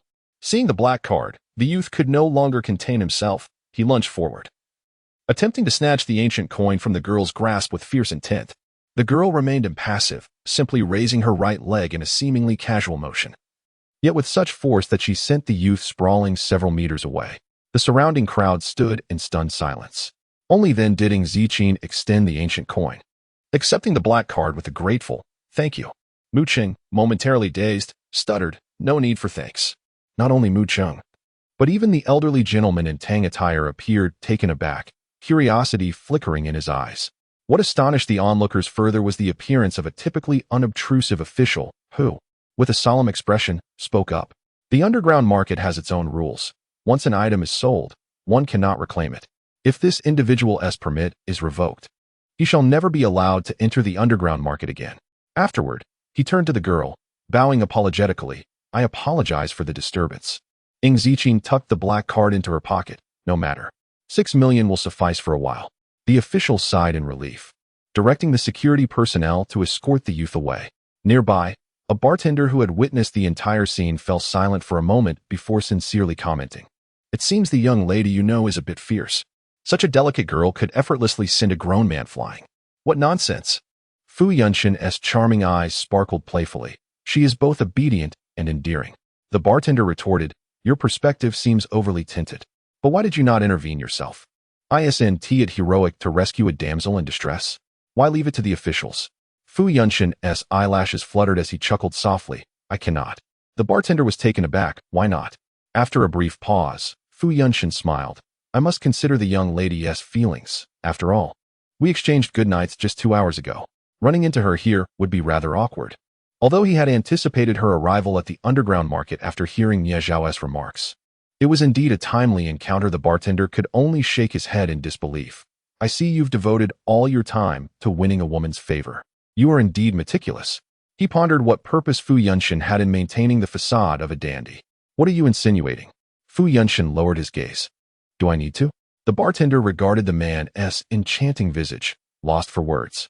Meanwhile, in a narrow alley, Master, if only we had arrived earlier, Mu Cheng lamented. We have squandered 6 million. While 6 million was not an excessive amount for them, every coin saved was a coin earned. The elder waved his hand dismissively, a smile gracing his face. At least I encountered such an intriguing young lady. Mu Cheng quickly grasped the implication. You refer to her earlier kick? Indeed. The elder replied nonchalantly, and she did not merely stumble upon this ancient coin by chance. Mu Cheng hesitated. That cannot be. He knew that Mu Huqing, after stepping down, had no other interests save for collecting antiques to donate to the National Museum. Mu Huqing did not elaborate further, coughing lightly. We must leave. As Mu Cheng fell in step, intending to inquire again, he noticed the elder clutching his chest, suddenly convulsing and collapsing. Alarmed, Mu Cheng rushed forward. Master. It was a dire situation. None anticipated Mu Huqing would fall ill at this moment, and they had not brought a doctor. Although Mu Huqing had always been robust, he had been shot in the chest prior to his retirement, which had left lingering health issues. Despite having recently undergone surgery, it seemed implausible for him to fall ill so soon. What were they to do? Miss Ming was far away in the capital, unable to assist in time. Mu Cheng, Sweating profusely, trembled as he fumbled for medication, but could not manage to administer it. Just as panic began to set in, a voice sounded from behind him. Do not support him. It will make breathing more difficult. Lay him flat. Mu-chung looked up, startled. The girl stood at the alley's entrance, her long, slender legs striding closer. She knelt beside Mu-hutching, placing her hand on his pulse, her brow furrowing slightly. Mu-chung finally grasped the situation, feeling a mix of shock and anger. He lunged to swat her hand away, sternly admonishing, do not touch him. What is his identity? If something goes wrong, no one can take responsibility. Yet, his hand never made contact, instead hitting the ground. Mu-chung inhaled sharply, his anger escalating. What do you intend to do? Ng Ziqin continued to check his pulse, to save him. Mu-chung could hardly contain his derision, a mere girl suggesting she could save Mu-heching? Who and Huagua? Save a few in the ancient medical field would dare claim they could treat Mu-heching? This individual is a divine healer. What audacity! Restraining his fury, Mu-chung began dialing a number. Yes, we are at the underground market. Please come quickly. After hanging up, he coldly addressed her, Miss. Do not think that just because our master purchased an ancient coin from you, you can. Before he could finish, the girl interjected, irregular heartbeat. Intensified pain in the anterior chest, radiating to the left shoulder and abdomen. Blood sugar and blood pressure thresholds are excessively high. Smoking has caused pulmonary shadows, with blockages in the respiratory tract not fully cleared. At last, Ng Ziqin raised her gaze. The peak period for illness spans from midnight to 8 in the morning. Having undergone surgery just a month prior, it was ill-advised for her to be out at such a late hour. Mu-chung was taken aback. Incredulity etched on his face. You are remarkably precise, including the timing of the surgery. Before he could fully recover from his astonishment, he heard the girl utter, silver needles. Mu-chung, taken aback by how she knew he carried silver needles, hastily handed her the box containing them. Ng Ziqin opened it, grasping the 7 silver needles in her hand, poised to act. Noticing this, Mu-chung couldn't help but interject, you can use a maximum of 4 needles at once. Upon hearing his words, Ng Ziqin finally cast him a glance. Her eyes, starkly black and white, revealed no discernible emotion, enveloped in a mist that obscured her feelings. You may remain quiet, she replied. Yes, my apologies. Mu-chung felt a twinge of awkwardness, yet he found no fault in his concern. Previously, when he observed Miss Ming from the ancient medical community treating Mu-heching, she also employed only 4 needles simultaneously. He had inquired and learned that there were virtually no practitioners capable of using 7 needles at once. After all, one has only 2 hands. How could 7 needles be managed? However, the next moment, Mu-cheng's eyes widened in disbelief. The 7 silver needles in Ng Ziqin's hand blurred into a cascade of motion, each needle piercing an acupoint in rapid succession. He strained to track their positions, but found himself utterly unable to see clearly, his heart racing with trepidation. What astounding speed! As Ng Ziqin completed the last acupoint, Mu-heching, who lay on the ground, finally gasped for breath, the pallor on his face gradually fading to a healthy hue. The entire treatment process had taken less than a minute.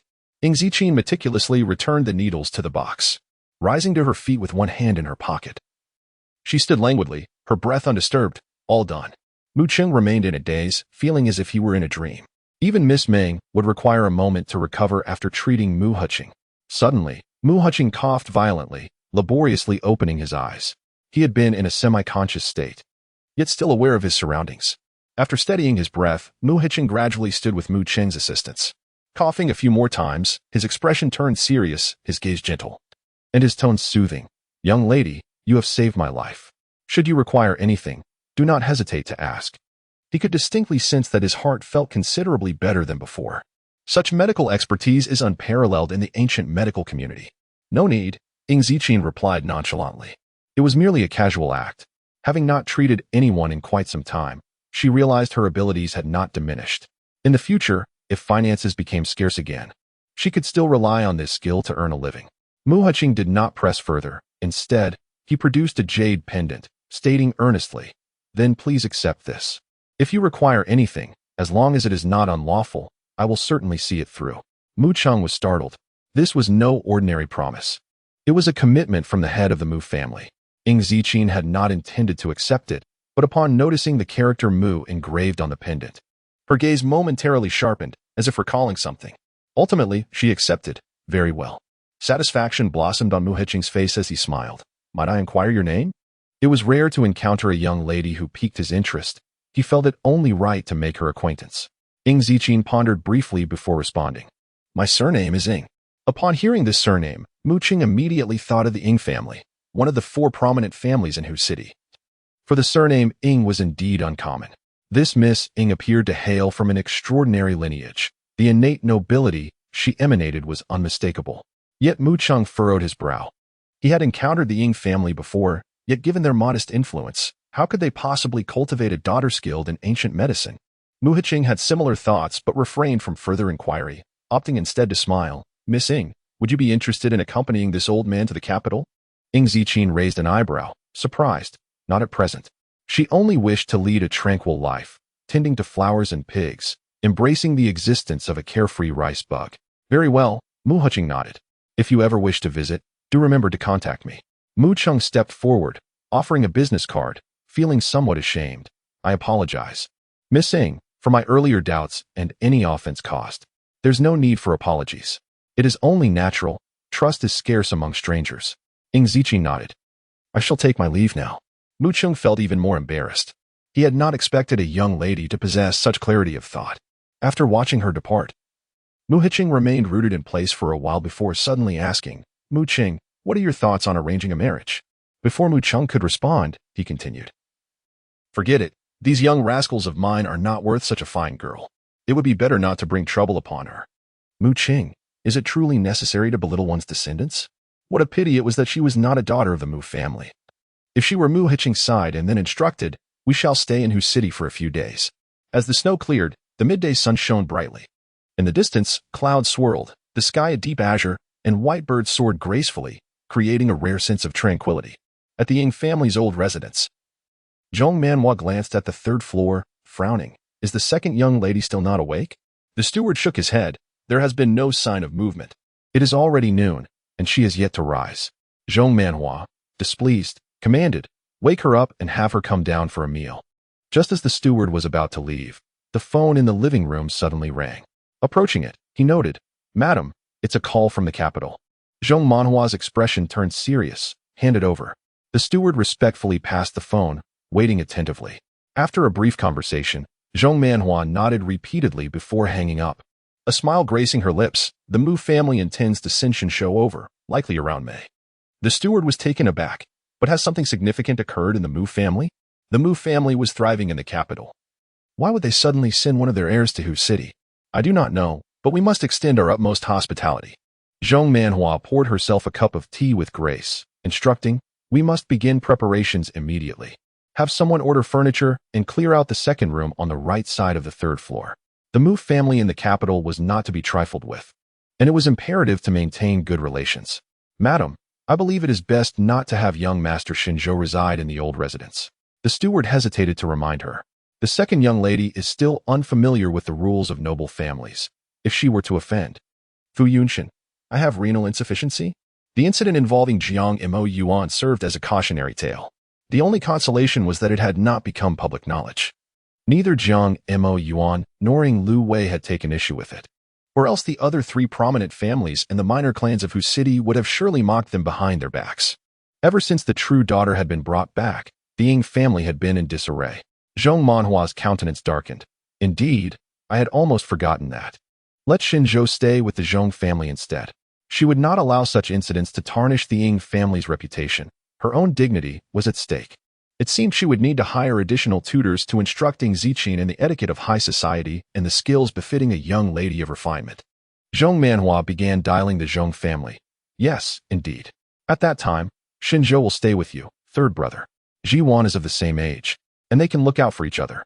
Upon hearing Zhong Manhua's change of heart, the steward felt relieved and ascended the stairs to summon the young lady. In the 3rd floor bedroom, the girl lay soundly asleep, her posture restless, curled up like a pufferfish beneath the covers. One long leg extended partially into the open air. Her skin glowing white as porcelain in the sunlight streaming through the window. Suddenly, the phone buried beneath her pillow erupted into a frenzy of ringing, vibrating incessantly. Ing Ziqin pressed her head in annoyance, awakening with some irritation. She opened her eyes, turned over, retrieved her phone, and opened an app called Weibo. After a brief delay of several seconds, She entered to find a plethora of notifications marked in red. The girl cast her gaze downward, an air of indifference mingling with a hint of impatience in her delicate features. At the very top of her Weibo feed was a post from Ing Lu-wei, published at 11:30, which mentioned her. Within mere minutes, it had garnered thousands of shares. Ing Lu-wei v. Thank you all for your concern. I have recovered. I wanted to come online to reassure everyone. I owe a debt of gratitude to Ing Ziqin. I must apologize to her. I was too careless and ended up injuring myself, causing you to donate so much blood for me. You may resent me for it, and I can understand. But all I hope is that next time you don't run off in anger. Everyone is quite worried about you. Ing Lu-wei is a renowned pianist in Hua country, strikingly beautiful, with a noble lineage and a fiancé who dotes on her. Such a life of success is envied by many. Coupled with her amiable nature, she enjoys immense popularity online, boasting over 40 million followers, eclipsing many second-tier celebrities. Following her post, the topic Ing Lu-wei recovers swiftly ascended to the trending charts, climbing rapidly. The comments beneath the post brimmed with encouragement and comfort from fans. Sister, please rest well. We are all eagerly awaiting your concert. Our Lu-wei is truly kind-hearted. Even after her injury, she still comforts the little ones. Lu-wei is like a fairy. Every time I listen to her piano, my restlessness fades away. Ing Ziqin had little interest in these sentiments. She glanced briefly before preparing to uninstall Weibo and return to her slumber. Yet, before she could exit, a flurry of notifications chimed. It was her private message inbox, filled with unsolicited messages from unacquainted users. Why are you running away? Lu-wei is so worried about you. Let her rest easy. How could you blame Lu-wei? She is your aunt. Isn't it only natural to donate some blood? Each remark more accusatory than the last. Ing Ziqin pressed her temples, expressionless, blocking each account in succession and reporting them. It wasn't that she was angered by the comments. Rather, she was simply irritable upon waking. After finally managing to sleep, she found it impossible to do so in peace. In less than a moment, her phone buzzed again, this time emitting a soft melodic tune. She glanced at the caller ID and answered. On the other end was a man's low voice, tinged with amusement, as if the enchanting scent of emerald and sandalwood from the previous night lingered in the air. Little one, are you awake? The ire in the girl's eyes gradually dissipated. She tossed the covers aside and stepped out of bed. Just woke up. Surprisingly, she exhibited no signs of annoyance, appearing rather obedient. Fu Yunduan's voice rose playfully. What were you doing yesterday? You sound like a newborn kitten. Did you not sleep a wink? Ing Ziqin pondered for a moment. Not quite. I fell asleep at 4. She had merely been exploring the wonders of 21st century technology when she stumbled upon an intriguing web series, which she ended up watching for 3 hours. The plot was kitsch, yet captivating. It would provide her with entertainment in her later years. From 11 to 1 is the detoxification period for the liver. Fu Yunduan's tone elongated. Staying up late will ruin your looks and lead to baldness. Ing Ziqin stifled a yawn, seemingly unfazed. I have thick hair. I was born beautiful. He paused momentarily, then burst into louder laughter. All right, little one, you are indeed born beautiful. After a while, Fu Yundan managed to suppress his laughter, sighing, but I, being older, am different. Missing even a little sleep leaves me sore and achy. The girl leisurely replied, that sounds like kidney deficiency. Upon hearing this, Fu Yundan chuckled lightly, his tone teasing. Kidney deficiency, you say? Ing Ziqin bit down on a hair tie, her left hand lifting to gather her long hair. If you don't mind, I could concoct a remedy to assist you. Her original medicinal furnace was still in no continent, so she would need to craft a new one. He had helped her plenty. A bit of medicine in return seemed fitting. Oh, Fu Yunduan's interest piqued. So, little one, you possess such talents? Apart from fortune-telling, you also practice ancient medicine? Are you from the Ame sect? Will you one day employ the 9-yin white bone claw on me? Ing Ziqin fell silent for a moment, contemplating. What is the 9-yin white bone claw? Have you not seen the heaven sword and dragon saber? He replied lazily. It's a form of unparalleled martial arts within. The girl finished tying her hair and donned a jacket. I haven't seen it. How formidable is it? Well, Fu Yundan mused. It can crush a person's skull with a single strike, more ruthless than you, little one. Ing Ziqin's demeanor remained serene, devoid of any fluctuation. That does sound quite impressive. You should watch less drama. They are all fictitious. Fu Yundan assumed she was merely exhibiting childishness and paid it no mind, instead saying, don't concern yourself with that trending topic. I will handle it. Ing Ziqin raised an eyebrow slightly. Trending topic? She removed her phone from her ear, reopening Weibo to check the trending list. She was a quick learner. Besides the top trend, Ying Luwei recovers, another topic was steadily climbing from the bottom. Soon reaching the 17th spot, Ying family adopted daughter, ungrateful. Due to this trending topic, her inbox was flooded with more messages, including some with disturbing images. The comments beneath Ying Luwei's post had also shifted in tone. Luwei, please don't let your niece deceive you. Some people, the more you do for them, the more they take advantage. We mustn't indulge them, right, sisters? It's clear she pushed Luwei down the stairs herself. Ying Ziqin felt no emotional stirrings. Instead, she read with a serious demeanor, picking up some contemporary slang. It's not a big deal. She cared little for the Ying family, nor for these people. As long as they did not provoke her directly, irrelevant matters had never affected her. This simply won't do. Fu Yundun chuckled, his voice low and husky. You are so well-behaved and talented. I cannot bear to see you being slandered. Ying Ziqin rubbed her ears, distancing her phone a bit. Can we negotiate? Please refrain from calling me little one. TSK, your voice is rather pleasant. It seems to alleviate your morning irritability. Fu Yundun slowed his tone. There is a generational gap of 3 years. I am 5 years your senior. How can you not be a little one?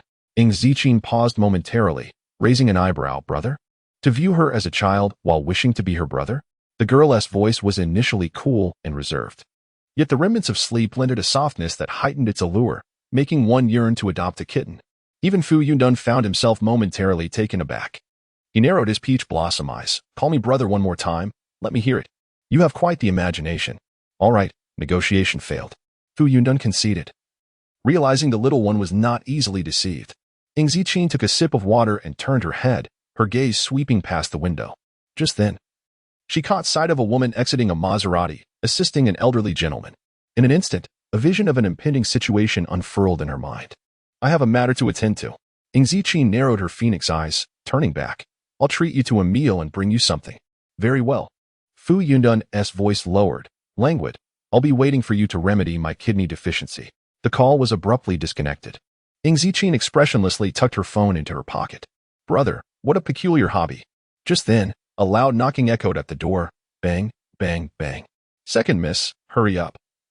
Do you want to anger the mistress? She received no response. The butler's expression darkened as he produced a key, preparing to unlock the door when, before he could act, the heavy door suddenly collapsed. It barely missed his head, crashing down. A flood of sunlight poured in from outside, illuminating the dim corridor. The butler stood there, stunned, staring at the girl standing against the light, his legs trembling uncontrollably, nearly losing control of himself. With her hands in her pockets, Ying Ziqin remarked coolly, time for a door replacement. She had merely nudged it, and it fell. What would one call this in the 21st century? Oh, shoddy construction. The butler's legs trembled as he struggled to swallow, attempting to speak but unable to utter a sound. The commotion from upstairs did not escape Zhang Manhua's keen ears. Her brow furrowed as she prepared to ascend the stairs to investigate when the door of the old residence swung open. A gentle female voice, laced with surprise, floated through the air. Sister-in-law, haven't you eaten yet? Lu Wei? Zhang Manhua turned, momentarily taken aback. Mother, what brings you here? The matriarch of the Ying family leaned on her cane, a hint of reproach in her voice. What? Is it so surprising that I, an old woman, would come? That's not what I meant. Zhang Manhua's heart raced as she stepped forward, caught off guard by her mother-in-law's visit. I just didn't expect you to come. I haven't prepared anything. There's no need for preparation. I resolved my affairs and came straight here. Call your daughter out. The disdain for even uttering her name was palpable. Zhang Manhua sensed the underlying tension, biting her lip. Mother, please sit. I will fetch her right away. Sister-in-law, mother hasn't seen you in a long time. Please keep her company, Lu Wei suggested with a smile. I'll go find Xiao Jin and offer my apologies. Apologies? This word ignited a fire in the Ying matriarch. She struck the floor with her cane, a cold laugh escaping her lips. Manhua, your daughter has truly become something. She makes a mistake yet expects others to apologize. When did our Ying family become so muddled? Zhang Manhua felt a surge of frustration, too afraid to retort. Where? Do not go. The Ying matriarch restrained Lu Wei's hand. Her voice icy. Since when do elders ask their juniors for apologies? Taking a deep breath, Zhang Manhua raised her voice. Ying Zijing. At the staircase, the girl turned languidly. She glanced at the hall, seemingly unfazed by the gathering. What is it? Her indifferent demeanor ignited Zhang Manhua's ire. You don't even greet your guests? Stop. The Ying matriarch interjected, unfazed. I have only one granddaughter. Her biological granddaughter was studying abroad in O continent. This adopted daughter did not qualify as such. Ing Zijing nodded slightly, her demeanor casual yet composed. That is fine. I have no habit of casually acknowledging relatives. The matriarch's cane trembled in her grasp, nearly taking her breath away. Her intention was to humiliate the adopted daughter, yet it was she who found herself mocked. Zhang Manhua's face flushed with anger. What kind of words are those? So harsh? Sister-in-law. Lu Wei gasped, quickly trying to soothe the situation. Sister-in-law, please don't be so angry. Xiao Jin is still just a child. Let us discuss this patiently. Patiently discuss? Zhang Manhua's eyes turned red with fury. Impolite. Apologize. Her own biological daughter was indeed a source of her distress, making her feel small before her mother-in-law. Ing Zijing lazily raised her eyes, lacking any semblance of decorum. Do I know you? This dismissive attitude only fueled Zhang Manhua's anger further. Ing Zijing. Enough, the Ying matriarch interjected coolly. I did not come here to oversee your daughter's discipline. Let her explain why she pushed Wei down at the banquet the other day. With closed eyes, she continued. Did you think that without Wei, you could become the mistress of the Jiang family? These words struck deep. Zhang Manhua's expression shifted dramatically, panic setting in. Mother. This is absolutely untrue. Please do not believe the rumors. Indeed, Mother, Lu Wei chimed in, attempting to placate. There is nothing to this. Why are you taking it so seriously? Do you not trust me? You trust too much, Mother, and that is why you only allow yourself to be wronged. The Ying matriarch replied, her murky eyes sharp as knives. Whoever it was, knowing it was your own brother-in-law's room, yet still bathing inside. Shameless. Zhang Manhua's complexion shifted once more. Regardless of the circumstances, it was a fact that Ing Zijing had attempted to seduce Jiang Mayuan. This incident had occurred over a month ago, shortly after Qingji Middle School's winter break. As the new year approached, Ing Jinting was occupied with managing the company, while Zhang Manhua was to send the Ying family's eldest daughter to O continent for a semester-long exchange. This was a hard-won opportunity that could not afford any mistakes. There was no need to ponder who was more important, the eldest or the second daughter. It was obvious. Yet, as her biological daughter, Zhang Manhua could not entirely set her mind at ease. Initially, she intended to send Ing Zijing to the Zhong family, but they were unwilling. Fortunately, Lu Wei offered to look after her, allowing Zhang Manhua to remain in O continent a few more days. Before she could return, news reached her that the Ying family's adopted daughter had brazenly attempted to seduce her own brother-in-law. She immediately changed her flight back to Hu City, only to discover the full extent of the situation. Jiang Mayuan was known to conduct his affairs in the Queen's Center Hotel, a well-known fact in Hu City. The presidential suite on the 18th floor was his personal chamber. Yet her own biological daughter had dared to bathe there. What other reason could there be, if not to seduce Jiang Mayuan?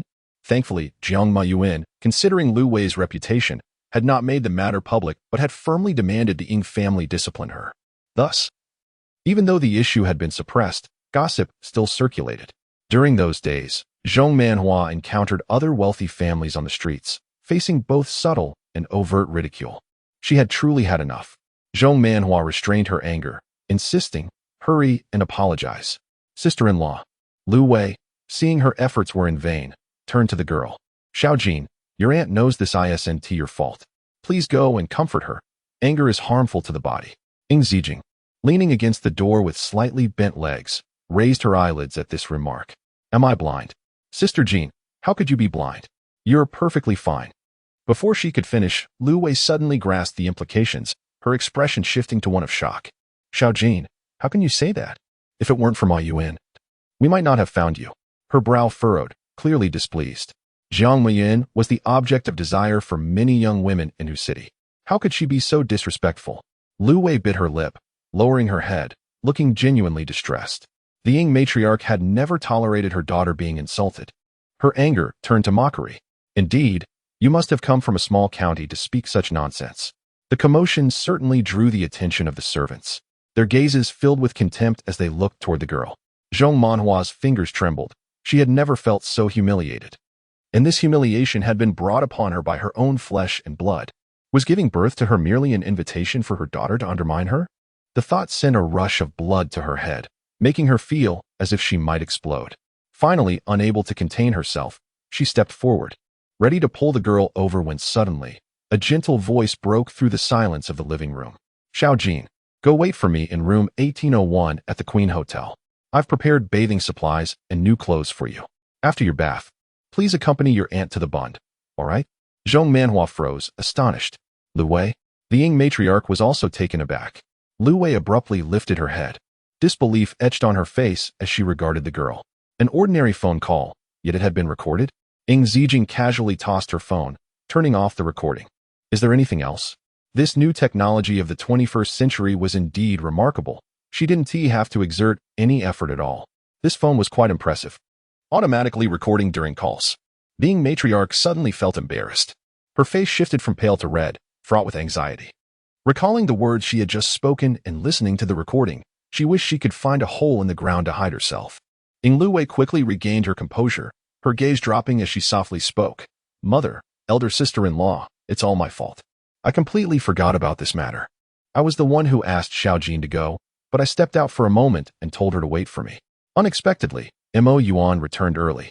Nothing actually happened. I don't know how this rumor spread. She offered an apologetic smile, adding, I later explained everything to Mo Yuan. Mother, elder sister-in-law. It truly isn't Xiaojin's fault. Didn't I mention that? Her sincerity was palpable. Zhang Manhua cast a complex glance at the girl before returning to the sofa, this time enveloped in silence. The matriarch of the Ying family felt an overwhelming sense of awkwardness and wished for the matter to be brushed aside swiftly. She rapped her cane against the floor. Her expression stern but lacking the earlier forcefulness. All right, since it's not about the position of the Jiang family matriarch, then why did you push Wei Er? This single statement reignited Zhong Manhua's previously smoldering anger. You know your aunt has hemophilia, and yet you acted so recklessly? Mother, elder sister-in-law. Knowing Lu Wei's eyes widened in alarm as she interjected, what are you talking about? I already said it was not about Xiaojin. She was merely trying to assist me. Lu Wei, you need not defend her. She is adept at spinning lies, as she always has been. Why do you coddle her? Zhong Manhua slammed her hand on the table, her chest tightening in distress. Do you have any idea what people are saying about you on Weibo? Ungrateful. What a heavy accusation. At that moment, the butler, who had been scanning Weibo, suddenly spoke up. Madam, old lady, it's bad news. A video from the banquet has surfaced. A video? Zhong Manhua exclaimed, startled. Bring it here. It was a private New Year's gathering. How could there be footage? If there is a recording, it leaves no room for concealment. Good. The matriarch of the Ying family scoffed. The truth is laid bare, and lies will crumble. The butler swiftly handed over his phone, placing it before Zhong Manhua and the old lady. Ying Luwei seemed to grasp the implications, and her expression shifted slightly as she moved to intervene. Yet, the video began playing automatically, and by the time she attempted to stop it, it was too late. In the footage, a woman gracefully descended the staircase. Midway, her right foot slipped back, stepping on her dress, causing her to tumble downwards, grasping the hand of a girl behind her in a desperate attempt to steady herself. The girl, evidently taken by surprise, managed to hold on to the banister just in time to prevent a fall. This brief clip, lasting less than 20 seconds, soared to the top of the trending list, capturing the public's attention. It was posted by an account devoid of any followers, under the simple username, Call Me Invincible Hero. The post lacked any description, only tagged with the topic Ying family adopted daughter ungrateful. Due to its prime position in the trending topics, anyone clicking on it would immediately see the video. Following its release, the previously vocal fans fell silent, frantically deleting their earlier comments. Deleting them was the only option. Otherwise, it would merely serve to slap them in the face. As soon as they finished deleting, the user Call Me Invincible Hero leisurely posted a second tweet. The internet has a memory. This post included 14 images, all screenshots of derogatory comments directed at Ying Zijin from Ying Luwei's fans. Panic ensued among Ying Luwei's major supporters, who bombarded the user with private messages, pleading for the tweet's deletion, but it was as if their cries fell on deaf ears, inciting further frustration within their fan base. Additionally, due to the trending topic being bought, it remained firmly entrenched at the 17th position, drawing in an ever-growing audience, which led to an influx of dissenting opinions. What kind of delusional fans are these? What does it mean to expect blood transfusions as a matter of course? Moral kidnapping? These fans are truly amusing. The principal hasn't even spoken, and they're already imagining someone is out to harm their idol. What a case of paranoia. Among the comments were various other voices. Doesn't anyone think Ying Luwei's actions look like a deliberate fall? What was her motive? It's terrifying to contemplate. Perhaps she intended to force a blood transfusion? Could it be that an adopted daughter threatens her position? Who are these haters? Lu Wei is so kind-hearted. She wouldn't even squash an ant. Lu Wei knows nothing about this. She never accused her adopted daughter. It's all the fault of the fans. We apologize to everyone. Please don't extend this to Lu Wei. I've never liked Lu Wei. She hasn't explicitly pointed fingers, but her insinuations are clear. What a perfect FAAD. Indeed, where is the principal? Why has she come forward to apologize? Why should Lu Wei apologize? It's been stated countless times that this isn't your fault. Lu Wei has a plethora of brainless fans. Everyone run. Avoid this kind of lunacy. The Weibo platform erupted into a chaotic clash of fans and detractors, drawing in a throng of onlookers, while the Ying family residence was cloaked in an eerie silence. This video had laid bare all the facts, resounding like a sharp slap across Zhong Manhua and the old lady's faces, harsh and unyielding. Zhong Manhua's face flushed crimson with shame, her lips quivering as she stammered, "Zijin, if you had told your mother yet," when her gaze met the girl's unyielding, emotionless eyes, her words faltered, a chill coursing through her, rendering her speechless. Even the matriarch found herself at a loss for words. She had initially aimed to alleviate her embarrassment and regain some dignity, only to find herself further humiliated. What began as a quest for an apology had devolved into this debacle, igniting her ire, yet she found herself unable to speak further. Clearly, the Ying family's legacy of slanderous behavior had been passed down. Ying Zijin removed one of her earphones, her demeanor nonchalant. "Very well, let us maintain this." Her words delivered yet another stinging blow. The matriarch's face turned a shade of deep anger, her breaths growing uneven, clearly infuriated. But the girl had already exited the room, ignoring everyone in her wake. A chilly breeze swept in through the door, causing Zhong Manhua to shudder involuntarily.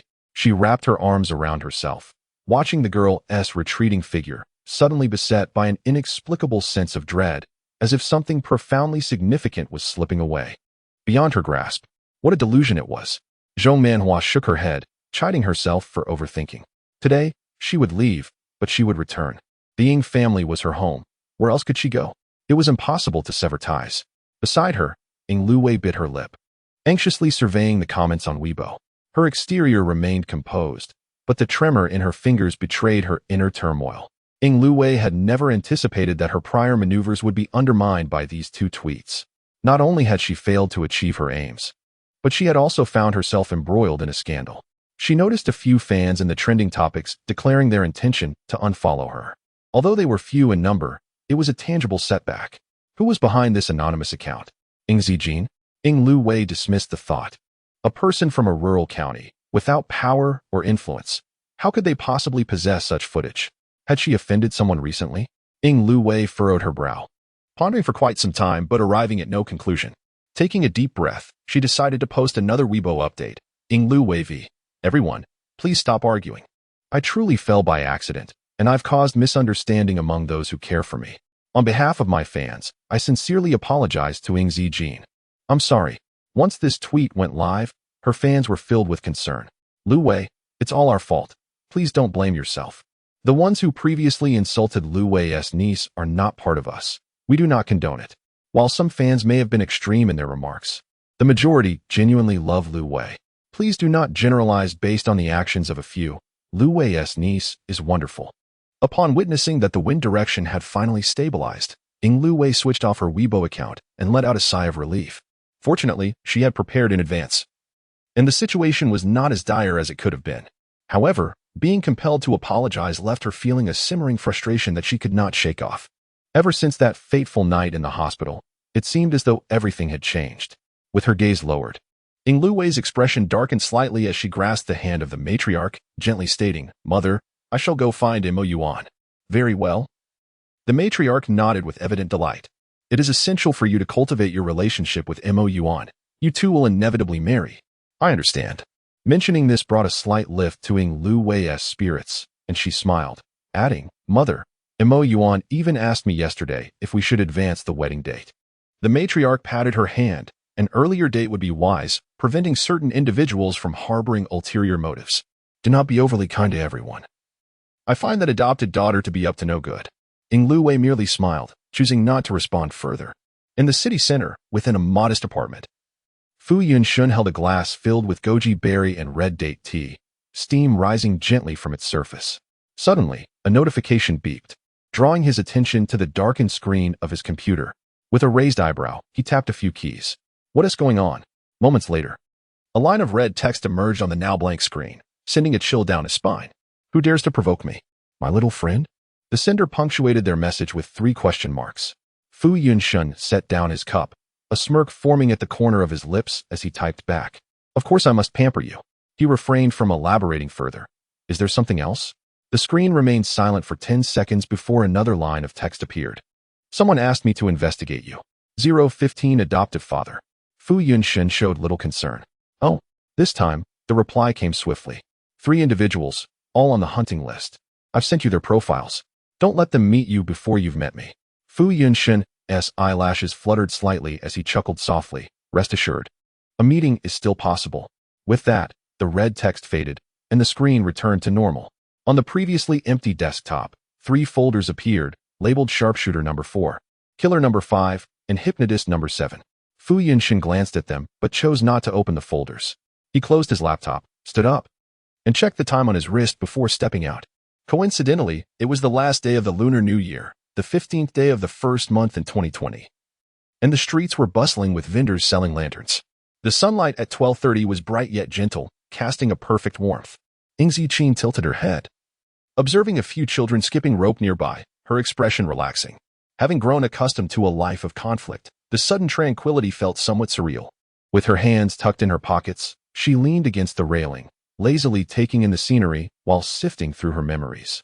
The Jiang family operated a charitable organization that provided educational grants to students in remote areas, and she happened to be one of the beneficiaries, initially an unremarkable case. A year ago, Jiang Mo Yuan decided to sponsor her to attend Qingji No. 1 high school, abruptly proposing to bring her to the city. She had been reluctant, as her adoptive father, Wen Feng Mian, suffered from hereditary asthma and was gravely ill, requiring care.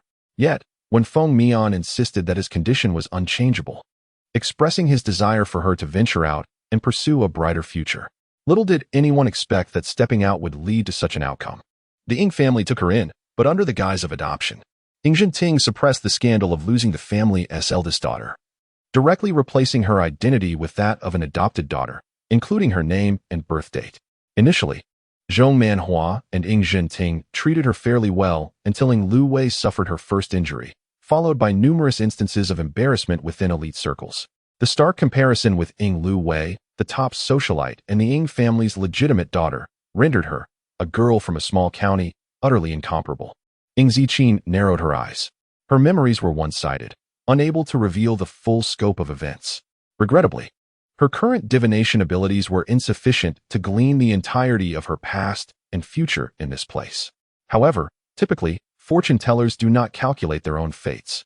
Her memories indicated that since returning to the Ing family, she had been forbidden from any contact with her previous family, as they feared she might revert to undesirable habits. Severing her ties to the Wen family, Zhong Manhua, fearing her escape, even locked her identification card in a drawer, repeatedly admonishing her that she was the Ing family's precious daughter and should avoid Qing County to evade the clutches of the impoverished. As for Wen Feng Mian, they had already offered him 100,000, and the Wen family should be satisfied. The people from the small county probably had never seen such a sum before.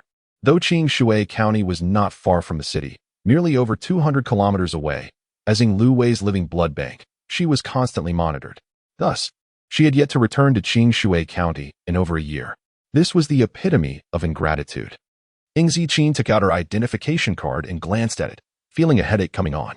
Modern technology has its downsides, making everything cumbersome. However, she must return to Qing County when Feng Mian's health was deteriorating, and she could not disregard the debt of gratitude she owed him. After deliberating, Ing Ziqin picked up her phone and began searching for the nearest traditional Chinese medicine shop on the map. 30 minutes later, on Zhongshan South Road. As soon as Ing Ziqin exited the taxi, she was greeted by a faint aroma of herbs, which calmed her restless spirit, exacerbated by lack of sleep. She pressed her temples, wondering if it was because she had died once that her temper had become increasingly difficult to manage upon awakening. It seemed she needed to brew some calming medicine. Ing Ziqin first entered a bank. The afternoon was quiet, with most service windows unoccupied. The girl at the counter wore a simple black shirt, meticulously buttoned, layered with a khaki coat. Her deep black trousers and marten boots, along with a half ponytail, lent her an austere and aloof air. Her striking appearance drew the attention of passers-by. While waiting for her number, Ing Ziqin casually glanced at the golden iris flowers on the wall, momentarily pausing.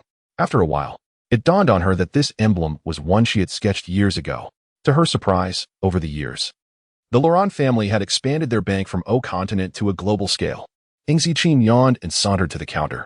Her phoenix eyes appeared misty, like moonlight filtering through branches, accentuating her porcelain skin, a beauty that stirred the hearts of those around her. The counter attendant blushed slightly, hastily averting her gaze. "Hello, miss.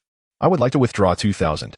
Ing Ziqin presented her black card and identification, then requested a new bank card to transfer 1 million into. "Thank you." 1 million was a substantial sum at most banks, but at Laurent Bank, it was commonplace, requiring minimal formalities. "Certainly, please hold on a moment." The attendant promptly began processing her request. After a moment's thought, Ing Ziqin inquired, "How long can I keep my money here?" The attendant hesitated momentarily before replying. "As long as you have proof, it can be kept indefinitely." Ing Ziqin nodded, lazily leaning back in her chair while yawning. Perhaps her gold would eventually find its way back to her. Across the street, in the traditional Chinese medicine shop, Lu Fang was hunched over the counter, struggling with his homework.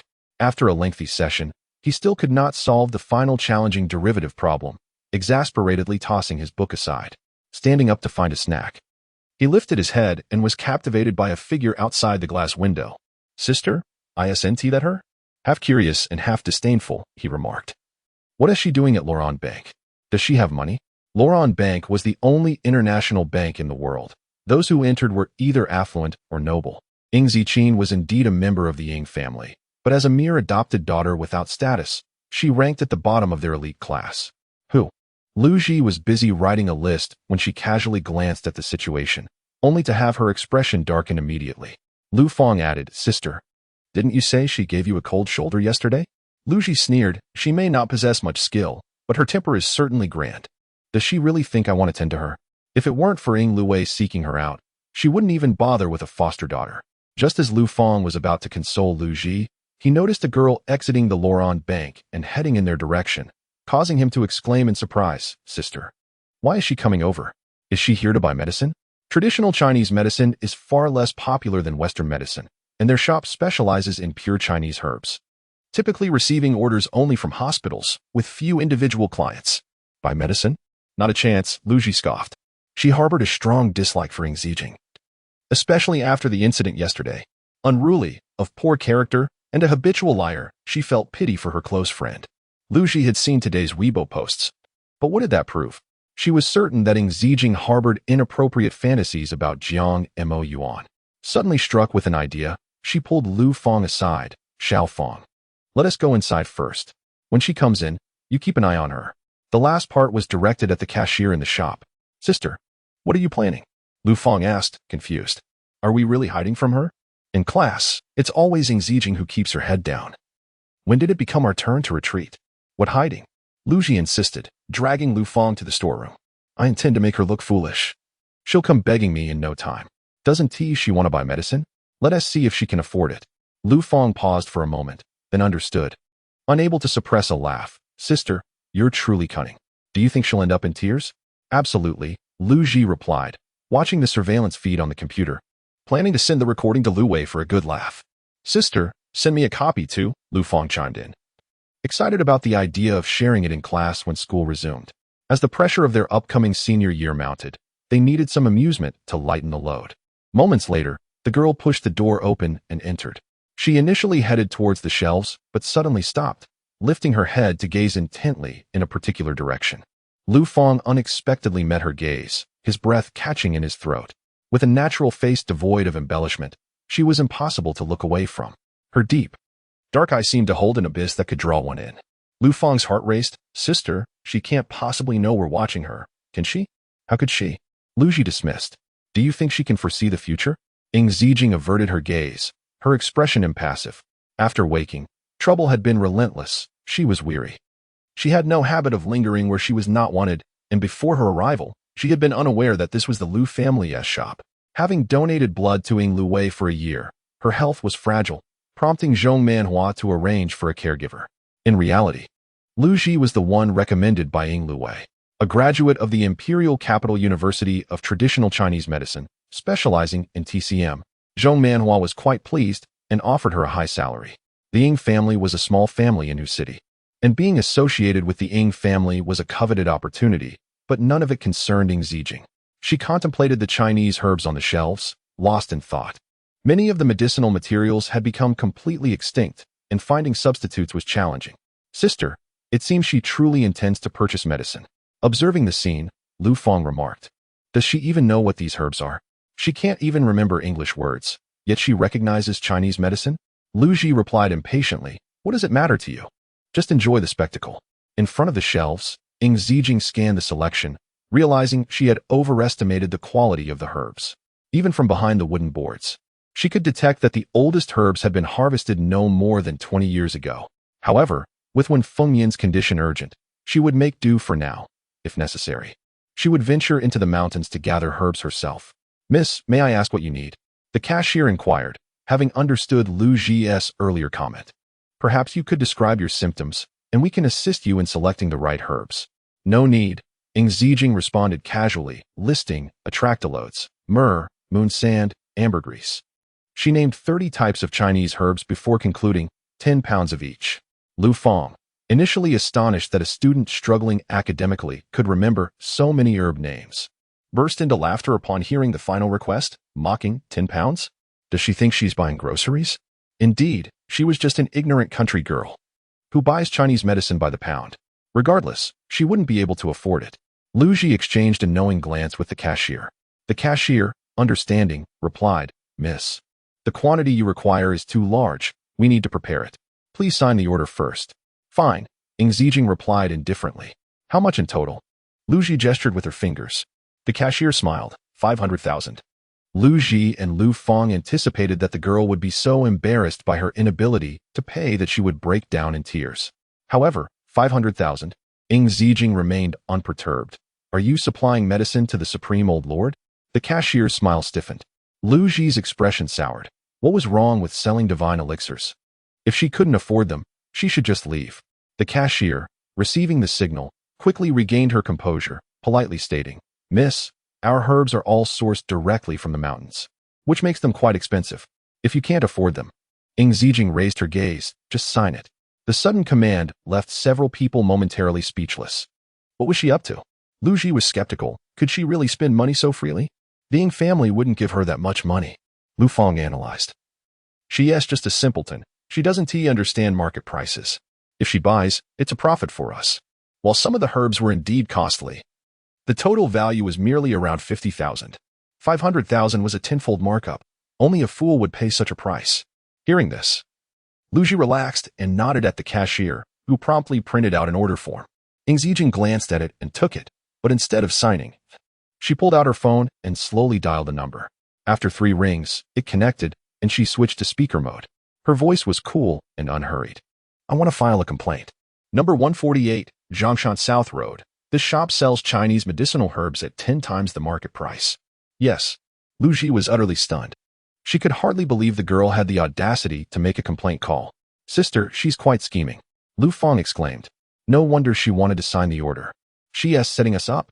The Lu family was not as financially secure as the 4 major families. If this complaint went through, Lu Ji panicked and rushed out, yelling, Are you trying to get yourself killed? The girl looked up, her expression devoid of emotion. Lu Ji, trying to sound fierce, said, You dare to complain? I'll ask Madame Ying, when did the Ying family allow a foster daughter to step on our Lu family's toes? As she spoke, she prepared to make a call, clearly intending to report the incident. Ying Zijing, appearing somewhat perplexed, said, Don't call. I'll do it for you.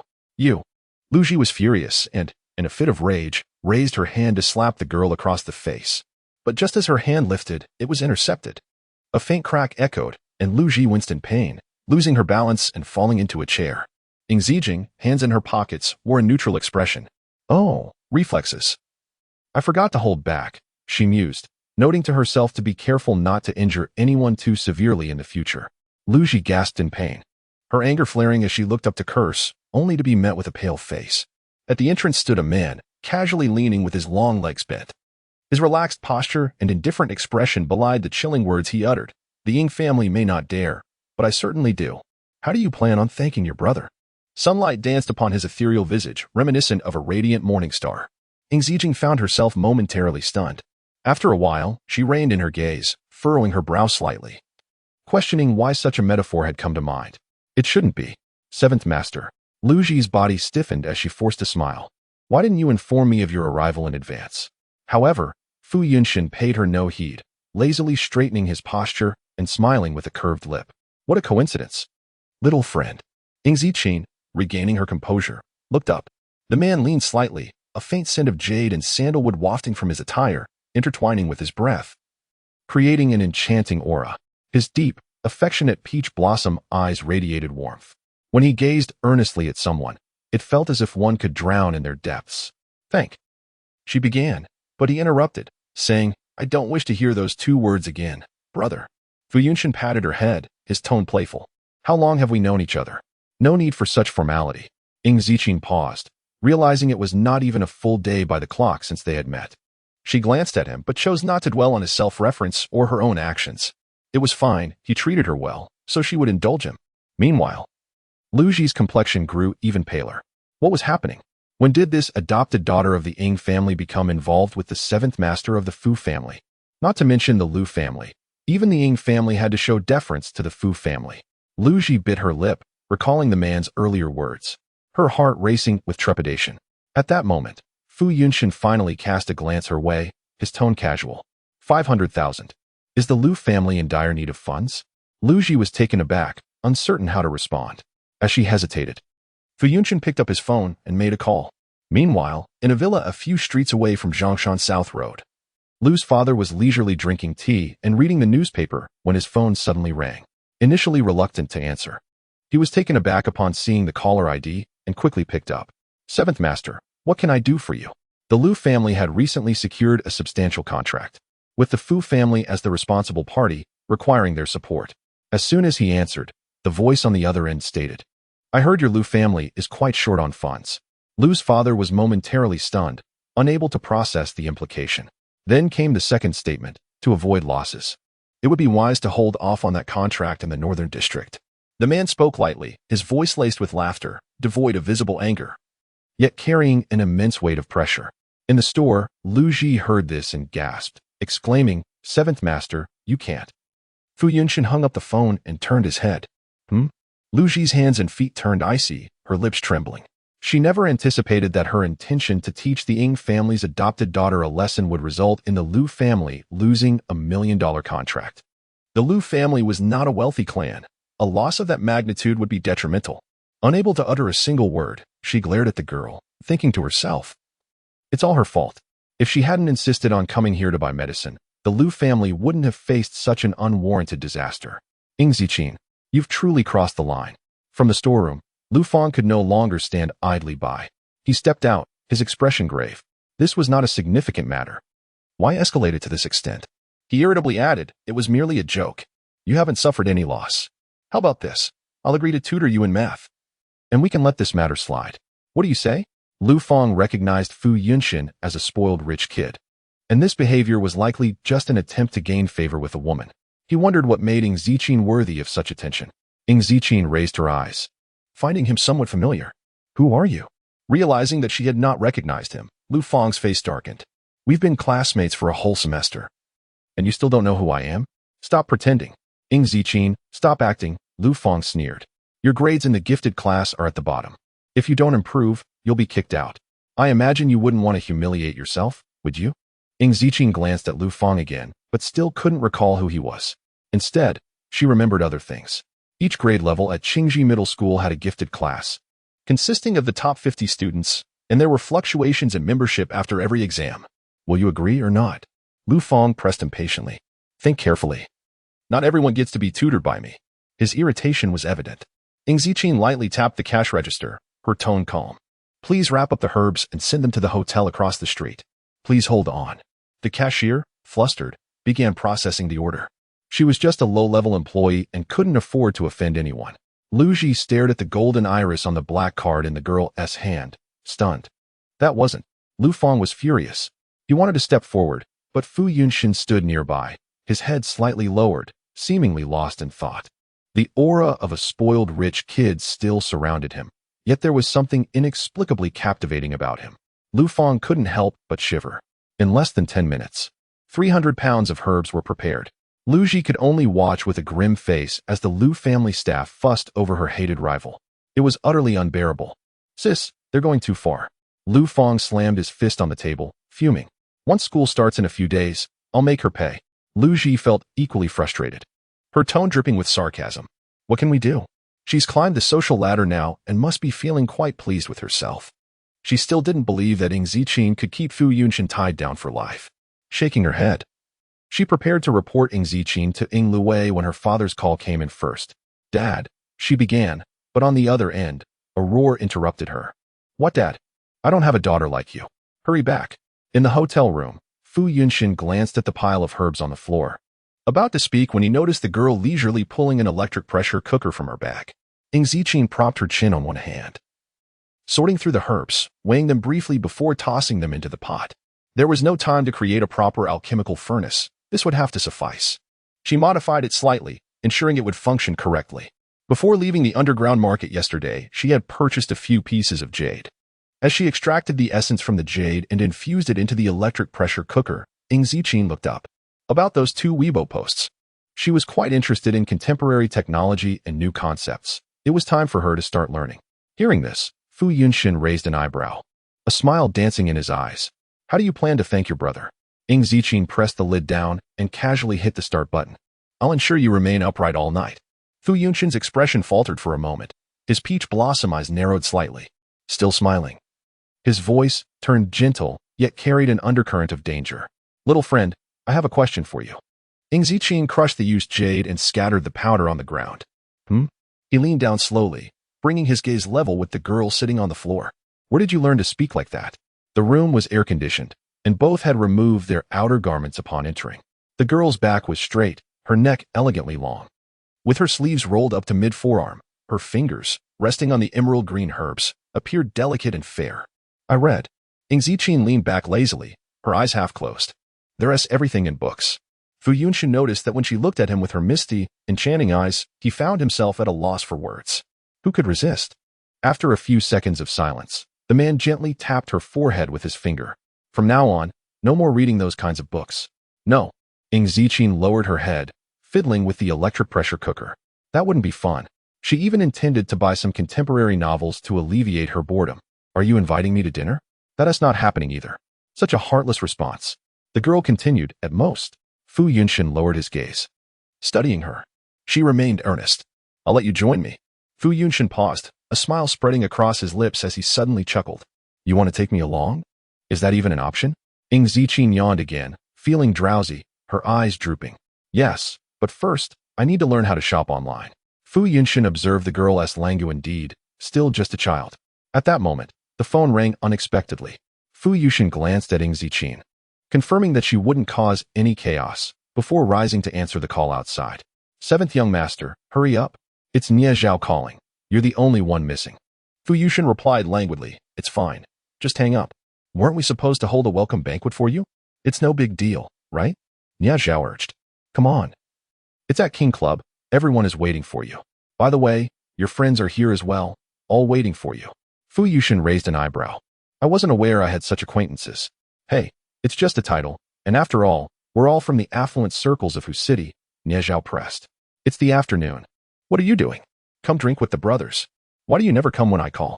I'm accompanying a little friend, so I won't be going. Fu Yunshin leaned against the door. You all enjoy yourselves. On the other end, Nie Zhao, shocked as if struck by lightning, muttered 2 words in his mind. Beast. How could he target such a young girl? The other young masters in the private room had not heard the phone conversation, but upon seeing Nie Zhao's strange expression, they were puzzled. What did 7th young master say? Oh, he said he wouldn't come. Nie Zhao finally snapped back to reality. You all carry on. I'm going to make another call. As the most diligent young man in Hu City, he was determined to obtain the latest gossip. 3 hours later, the electric pressure cooker emitted a soft beep. Ing Ziqin opened her eyes and lifted the lid. A delicate fragrance wafted out, refreshing and delightful. Inside the pot, precisely 50 deep green pills had taken shape. She carefully placed the pills into a pre-purchased bottle, tidied up the mess on the floor, and pushed the door open. The man leaned against the wall, his slender fingers tapping on his phone. Hearing the noise, he looked up. All done. Ing Ziqin was surprised to see him still waiting outside. Why didn't you go in? Didn't he want to disturb you? Fu Yushin replied lazily, saying little more. He glanced down at the pill bottle she handed him, raising an eyebrow. Kidney supplement? No, Ing Ziqin replied, shouldering her backpack. Longevity elixir. Isn't that a bit premature for your age? Fu Yushin remarked with interest, yet he packed the bottle away and asked again, eating soon? I need to leave the city for a while, Ing Ziqin said, glancing at her phone. I'll treat you to a meal in a few days. Leaving the city? Yes, back to Qishui County. The medical conditions in Qishui County were vastly inferior to those in Hu City. When Fengmian, who lived frugally, would certainly hesitate to spend the 100,000 given by the Ying family. It had been a year. She had no idea how he was doing. Today was the 15th of January. Fu Yushin seemed to recall something, his gaze cooling slightly, the smile on his lips fading. However, as he turned his head, his peach blossom eyes regained their light as he called out, little friend. Ing Ziqin turned back. I have nowhere to go today, he drawled, the golden hue of his irises sparkling with fragments of light. What do you say, would you take me in? At 7:30 in the evening. The sky darkened completely, with fireworks occasionally bursting in the night. When Fengmian retrieved flour from the old fridge and had just approached the countertop when he erupted into a fit of coughing, which took a while to subside. Just as he was about to boil water, a knock sounded at the door. Wiping his hands clean, he coughed a few more times before stepping out. Who is it? At this late hour, it was unlikely anyone would come to visit. Upon opening the door, he froze in shock. A girl stood beneath the eaves, her raven hair graced by a layer of moonlight, hazy and ethereal. Although a year had passed, her beauty remained unchanged. When Fengmian swallowed hard, hardly daring to recognize her, his voice trembled as he managed to utter two words. Yao? It's me. Ing Ziqin supported his arm, steadying him. Be careful, don't fall. She discreetly checked his pulse, understanding the gravity of the situation. When Fengmian's health was worse than she had initially thought, years of hard work had taken a toll on him. After confirming her suspicions, when Fengmian could hardly regain his composure, he stared blankly for a moment before grasping her hand, his tone urgent and stern. Yao, why did you return from the Ying family? Where are they? Didn't they come back with you? He scrutinized her with a serious expression. Tell Dad, did they bully you? Such a simple question struck deep, leaving one's heart vulnerable. There is nothing wrong. I just found time today to come back and see you. Ing Ziqin placed her hand on Wen Fengmian's shoulder, smiling gently. It's my fault for not visiting you this past year. Had she awakened sooner, perhaps what happened a year ago would not have transpired. Relieved. When Fengmian turned away to wipe his eyes, struggling to steady his breathing, his emotions still tumultuous, his voice quivering. Just being able to come back makes Dad very happy. After all, when the Ying family had spoken those words, he had thought they would never meet again in this lifetime. Ing Ziqin assisted him inside. Is it just you at home? Yu has class today. When Fengmian coughed again, and once he had stopped, he smiled. But he should be back soon. As he finished speaking, from outside the yard, a voice called out, Dad, I'm back. Today I bought some meat. We can. The rest of the words halted upon seeing the girl. At the entrance of the yard stood a tall youth, broad-shouldered and long-legged. He paused for a moment, then turned and ran away. When Fengmian was taken aback, calling after him, Yu, why are you running? But the boy had already vanished. Coughing in frustration, when Fengmian remarked, Look at that. As soon as you come back, he runs off? Your health is poor. You should go inside first. Ing Ziqin patted his back. I'll go check on him. Yu was Wen Fengmian's biological son, named Wen Tinglan. Due to frequent illnesses in his childhood, he had earned this nickname. They were not biological siblings, yet their bond was deeper than that of actual siblings. Yao. When Fengmian hesitated, sighed deeply, and concluded, very well. He smiled again, a refined demeanor gracing his features. I'll go make dinner. It'll be ready soon. Ing Ziqin nodded. You can only make tangyuan. Don't even think about frying. The medicinal ingredients here are too fresh. I need to regulate your health from all aspects. When Fengmian coughed lightly, feeling somewhat uneasy. Dad understands. You should hurry and find Yu. He seemed to be urging her to leave. Upon my return, if I find Ing Ziqin casually glancing around the kitchen, her tone remains gentle, you know what to do. When Fengmian suddenly felt his daughter had returned more fiercely than before. He was half helpless, half amused. All right. Dad will listen to you. Ing Ziqin nodded and finally departed. Watching her retreating figure, Wen Fengmian sighed softly, his emotions complex, with a hint of redness around his eyes. How could he not notice that she had lost quite a bit of weight upon her return? Though the family had been poor, he had never let his children suffer for food. What had transpired after Yao Yao returned to the Ying family? Hadn't they promised to take good care of her? Wen Fengmian furrowed his brows, pressing his chest as he coughed again, filled with worry. Ying Ziqing found Wen Tinglan standing by the riverbank, silently gazing at the distant fireworks. His dark eyes calm and still. The night was heavy, with a cool breeze blowing. A thin layer of ice coated the river's surface, reflecting the full moon. The youth stood tall and graceful, dressed in white and black, exuding a noble aura, precisely the type that would make girls at school swoon. Ying Ziqing approached, pulling a lollipop from her pocket and offering it to him. Peach flavor. Wen Tinglan remained impassive, a sardonic smile playing on his lips. I presumed you had forsaken this place forever. What impels your return? Silence lingered. After an extended pause, the youth turned, his gaze frigid. Yet, at such close proximity, his expression underwent a swift transformation. The girl's physique was noticeably more frail than it had been a year prior. In the moonlight, he discerned a constellation of needle marks upon her arm, innumerable and densely packed. Though initially faint, their visibility was heightened by the morbid pallor of her skin, creating a jarring tableau. When Tinglan's frame stiffened, his voice raspy as he inquired, "Sister, are you ill?"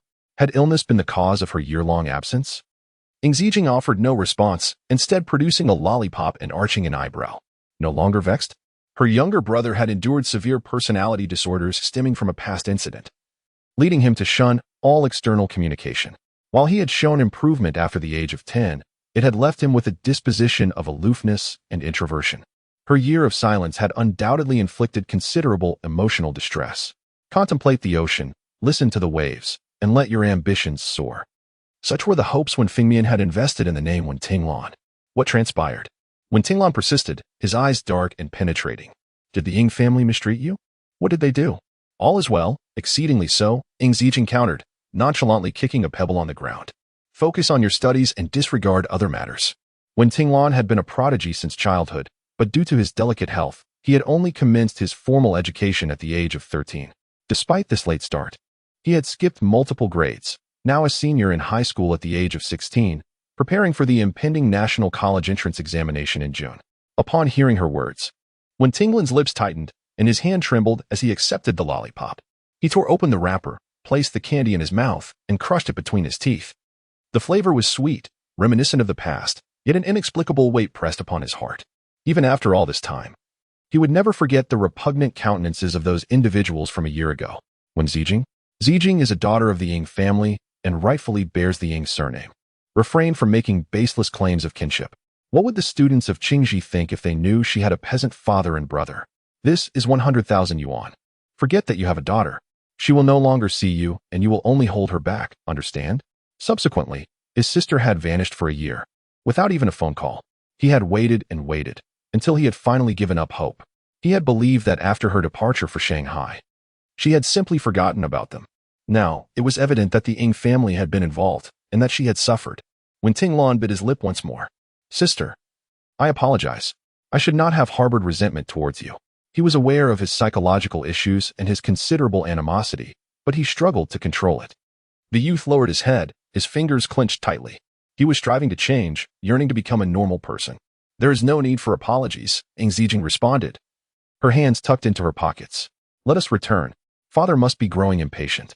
With the knot in his heart untied, Wen Tinglan's tense frame relaxed. As he had done for the past decade, he engaged in casual conversation. "I actually skipped class this afternoon. I took leave." Ying Ziqing nodded slightly. "Did you venture to the market in town to purchase meat?" "Yes." When Tinglan paused, then added softly, "Father's health is deteriorating. I thought I would nourish him." Even when meat was available, Wen Fengmian would rarely partake. Ying Ziqing pondered for a moment. "Have you decided which university you wish to attend?" "Yes." At the mention of this, a faint glimmer of light surfaced in the youth's dark eyes, brighter than the stars and moon. "Sister, I aspire to attend Imperial Capital University." Imperial Capital University, the foremost institution in China, was the dream of countless students. Ying Ziqing was not surprised by this answer. With Wen Tinglan's capabilities, he could easily gain admission, even without ample learning resources. When Tinglan continued, however, "I secretly yearn to attend the University of Norton." But without a letter of recommendation personally written by the president, it is simply unattainable. Ing Zijing's expression faltered. Which university? The University of Norton. Assuming she was unfamiliar with it, when Tinglan retrieved his phone and displayed the encyclopedia entry. This one, ranked first in the QS World University rankings, and has remained so consistently. Ing Zijing gazed at the screen, lost in thought. She had sensed that many things were amiss since her return. She could accept that the Loran family had established banks worldwide, as the parsimonious tend to accumulate wealth quickly. But how could a madman who solely studied theology have managed to transform a university into the world's premier institution? Was he attempting to drive the entire world mad as well? She hoped it was merely a case of shared names. Yet as Ing Zijing's gaze descended upon the name listed under First President, her expression remained impassive. It was indeed that madman, the same psychopath who had attempted to dissect her nerves during their initial encounter. When Tinglan noticed the subtle shift in the girl's countenance. Sister? Ing Zijing snapped back to reality, her expression tinged with complexity. Which major at the University of Norton do you wish to pursue? If her memory served her correctly, when she had attended the University of Norton, it had only offered majors such as theology, spiritual studies, paranormal phenomenon research, and alchemy, a far cry from other universities. The madman's line of thinking was truly incomprehensible to ordinary individuals. When Tinglan shook his head, it is merely a fantasy, as I cannot gain entry. Unlike other universities, the University of Norton did not administer examinations or consider national college entrance examination scores. Only those who possessed a letter of recommendation personally sent by the university were granted preliminary eligibility for admission. In other words, even the valedictorian of the National College Entrance Examination or a perfect scorer on the SAT could not gain entry without a recommendation letter. No one knew the University of Norton's admissions criteria, nor what types of students it admitted each year. Yet, despite this, the University of Norton consistently outranked other universities, maintaining its position as number one. If you desire to go, then you shall go. Ing Zijing pondered for a moment. Nothing is impossible. But if it involved studying theology, then it was best forgotten. With this thought, she glanced once more at the University of Norton's encyclopedia entry. And upon confirming that the university offered conventional majors such as physics, mathematics, and mechanical engineering, she felt reassured. When Tinglan's jaw tightened, his lips compressed, and his fingers clenched. Sister, perhaps you should return from Shanghai. I can provide for you and father. He sensed that his sister had undergone a transformation. While she had always been taciturn, she did not possess the same indifference she displayed now, as if nothing could move her. What had the Ing family done? That is a matter for the future. After you have graduated from university, Ing Zijing's expression was languid. My intention in returning was to bring you to Shanghai. When Tinglan's gaze grew cold once more, and his lips turned downward, I shall not go. He detested Shanghai, and he detested those individuals. Very well, we shall discuss it upon our return. The siblings walked towards their home, one in front of the other. As they neared the courtyard, the aroma of food wafted through the air. Ing Zijing pushed open the door, her gaze fixed on the scene before her. In the kitchen, a slender and refined figure was visible. The man was engrossed in some task, his head lowered. A pair of captivating eyes curved slightly upward, their light gentle and affectionate. Yao Yao, you have brought a guest home without informing me? When Feng Mian was washing his hands, and upon hearing the sound, he turned around. I have not prepared anything. Ing Zijing hesitated for a moment, then rubbed her head. I forgot. It was not that she had forgotten, but rather that she had assumed that as a pampered young master, he would be unable to endure such an environment. Thus, she had specifically reserved the finest hotel in the county for him. However, she had not anticipated that he would follow her and even prepare a meal. Uncle, do not blame her. Fu Yunshin emerged from the kitchen, revealing half of his body. I insisted on coming. My apologies for the intrusion. Ing Zijing raised her eyes slightly and noticed the apron adorned with Peppa Pig that the man was wearing. Fu Yunshin noticed her gaze, raised his head, and curved his lips into a smile. Why are you staring at your elder brother again? Do you find him pleasing to the eye? Repulsive. Even more ruthless. Yao Yao. What kind of language is that? When Feng Mian coughed a few times, covering his mouth with his fist. Isn't this your favorite cartoon character? Favorite? Fu Yunshin raised an eyebrow, glancing down at the cartoon character on the apron. Peppa Pig? Quite adorable, isn't it? Ing Zijing remained expressionless. I no longer like it. It was somewhat hard to accept. She would have liked such things before she was fully awake. This was not in her nature. When Tinglan also glanced at the Peppa Pig apron, frowning slightly. Dad, how many years ago was this? Although his sister had once saved money to buy a pig plush toy, without which she couldn't sleep, Wen Fengmian merely smiled. No matter how many years have passed, your father remembers. As if recalling something, he looked at the youth and frowned. Yu. Why are you running away now that your sister is back? When Tinglan was about to respond, but stopped himself. He couldn't admit he was leaving out of resentment. Ing Ziqin entered the kitchen, leisurely adding, "He shy." Shy. Wen Fengmian was surprised. You never felt shy when receiving so many love letters, yet you see your sister feeling shy? When Tinglan could only concede. It's been a long time since I've seen her. But that doesn't mean you can run away. When Fengmian's smile faded, turning serious. What if something happens this late? It won't, when Tinglan replied tersely, sitting beside Wen Fengmian, watching the kitchen with a guarded expression. Who is that? The man had a perfect physique, tall and upright. Even in a comical apron, he couldn't hide his inherent nobility. Broad shoulders and a narrow waist. He was a natural model. Mr. Fu is a friend of Yao Yao, Wen Fengmian explained. Since there's no one at home today, he is spending the Lantern Festival with us. When Tinglan remained silent, his brows furrowed, still cold and defensive. Yu. Your father knows you might feel some resentment towards Yao Yao, When Fengmian deliberated before continuing. But after all, you are siblings, and your father cannot accompany you forever. Dad. The single word was cold. All right.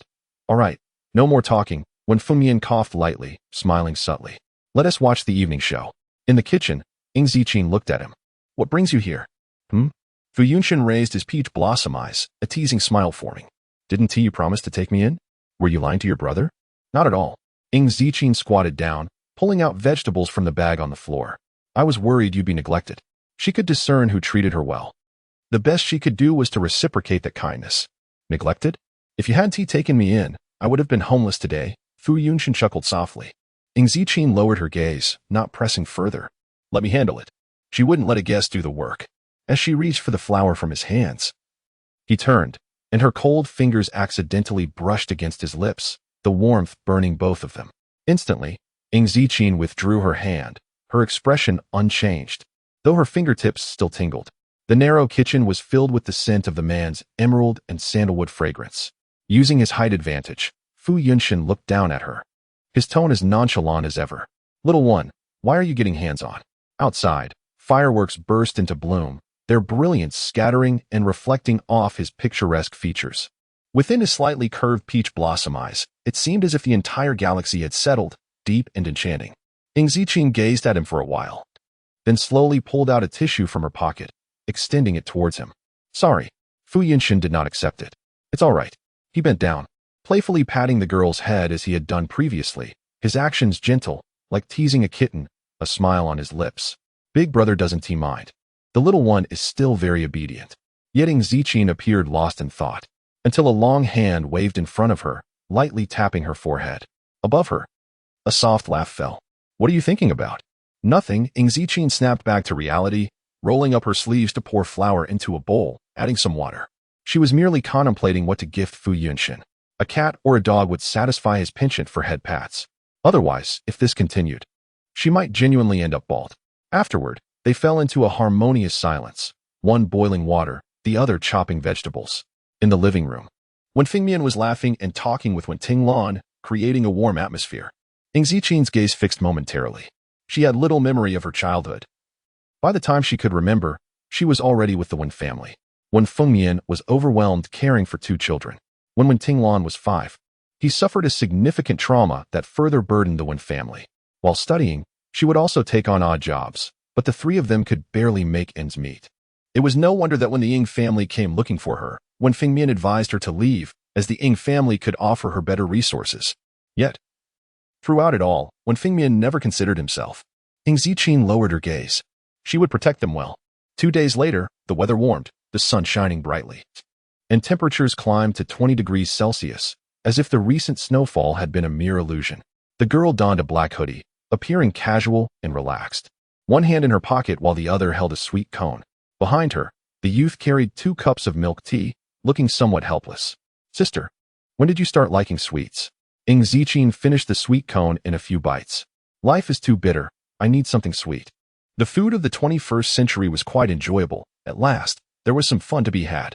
However, when Tinglan misunderstood her words, pausing before quietly asking, Sister, aren't you going to live with us? Not for now, Ing Ziqin replied. I still have some matters to resolve. You two can stay at ease. After dinner that day, she had informed Wen Fengyan of her plans to take them to Huqing. Initially, he disapproved, fearing he might trouble her, but eventually, he consented. She purchased an 80-square-meter apartment in the inner and outer ring for 4 million, furnishing it to settle Wen Fengyan comfortably. When Wen Fengyan arrived in Huqing, Wen Tinglan naturally decided to transfer to Qingji. He had received an invitation from Qingji long ago, but had never accepted it. As for the Ing family, Ing Ziqin narrowed her eyes. Her ability to predict had yet to return, but when it came to divination, everything hinged on cause and effect. The ties between her and the Ing family had not been completely severed. For the time being, she could not leave. Moreover, while observing the future, she had discovered some crucial information related to the Ing family, but still vague. It would be easier to investigate within the Ing family. When Tinglan frowned, but those people. He found it hard to comprehend just how much his sister had endured in the Ing family, to the point where she now needed sweets to cope. Don't worry, Ing Ziqin replied nonchalantly. It's just a minor matter. She had always been reluctant to engage physically. Talking was far more exhausting than fighting. When Tinglan, he initially didn't believe it. Yet just yesterday, he had witnessed his sister kick down someone who attempted to tease her, leaving him unable to rise. The youth lowered his gaze, fingers clenched. He vowed that the Ing family would face retribution. Let us go, the girl said, sipping her milk tea through a straw. I'll take you back. At the Ing family estate, the butler frowned as he watched several servants carrying boxes through the front door. What is this? One of the servants wiped sweat from his brow. It's the second young lady's delivery. The second young lady's delivery? The butler's frown deepened. What could the lady not have prepared for her? What more does she need to buy? She only brings chaos all day. Just leave it in the courtyard. The butler instructed. The madam is entertaining guests and cannot be disturbed. The servants set the boxes down, and as the butler approached to unpack, he inadvertently noticed the golden, elegantly styled word star printed on the box, very faint. The butler paused for a moment, leaning in to observe more closely, when footsteps came to a halt beside him. A sudden chill enveloped him, causing him to shiver. He looked up, frozen in place. The girl was simply gazing at him, her expression indifferent. Miss Second. The butler hurriedly retreated, not daring to show any disrespect. Your items have arrived. His legs weakened under the pressure, and he fell to his knees, not daring to raise his head. I apologize for proceeding without your consent. Ing Ziqin ignored him. She crouched down, foregoing scissors and directly using her hands to unwrap the package. Fu Yunshin was leaving the next day and had mentioned he would send her some books, which would be delivered to the Ing residence. It seemed this was the package in question. Before opening it, Ing Ziqin was quite intrigued.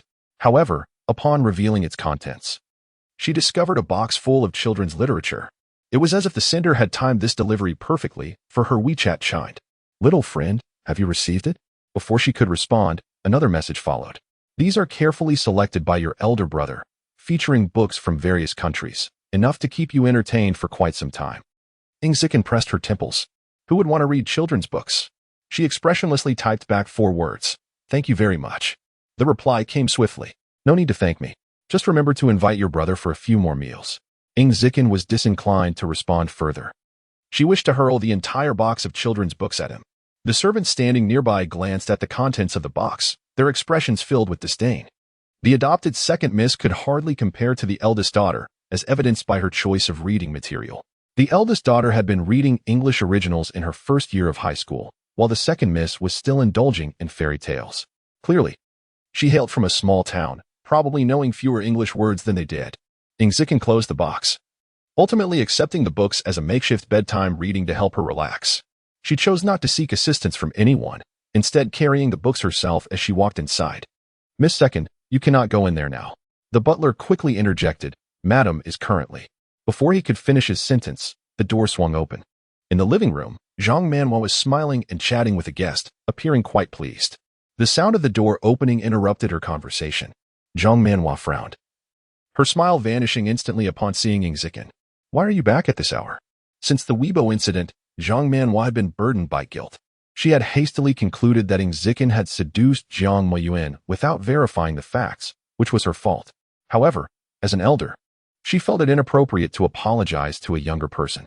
Consequently, she thought of compensating in other ways, even planning to forego a company contract to accompany Ing Ziqin shopping for new clothes. Yet, Ing Zikin had disappeared for 4 days without a word, leaving her feeling abandoned.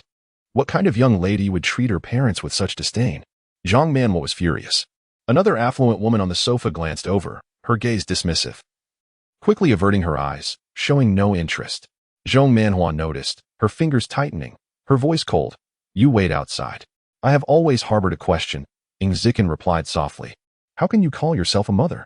A moment of silence enveloped the living room, and the affluent lady could not help but look at the girl again, momentarily taken aback by her striking features. Yet, that was where her curiosity ended. She regarded Ing Zikin with scrutiny.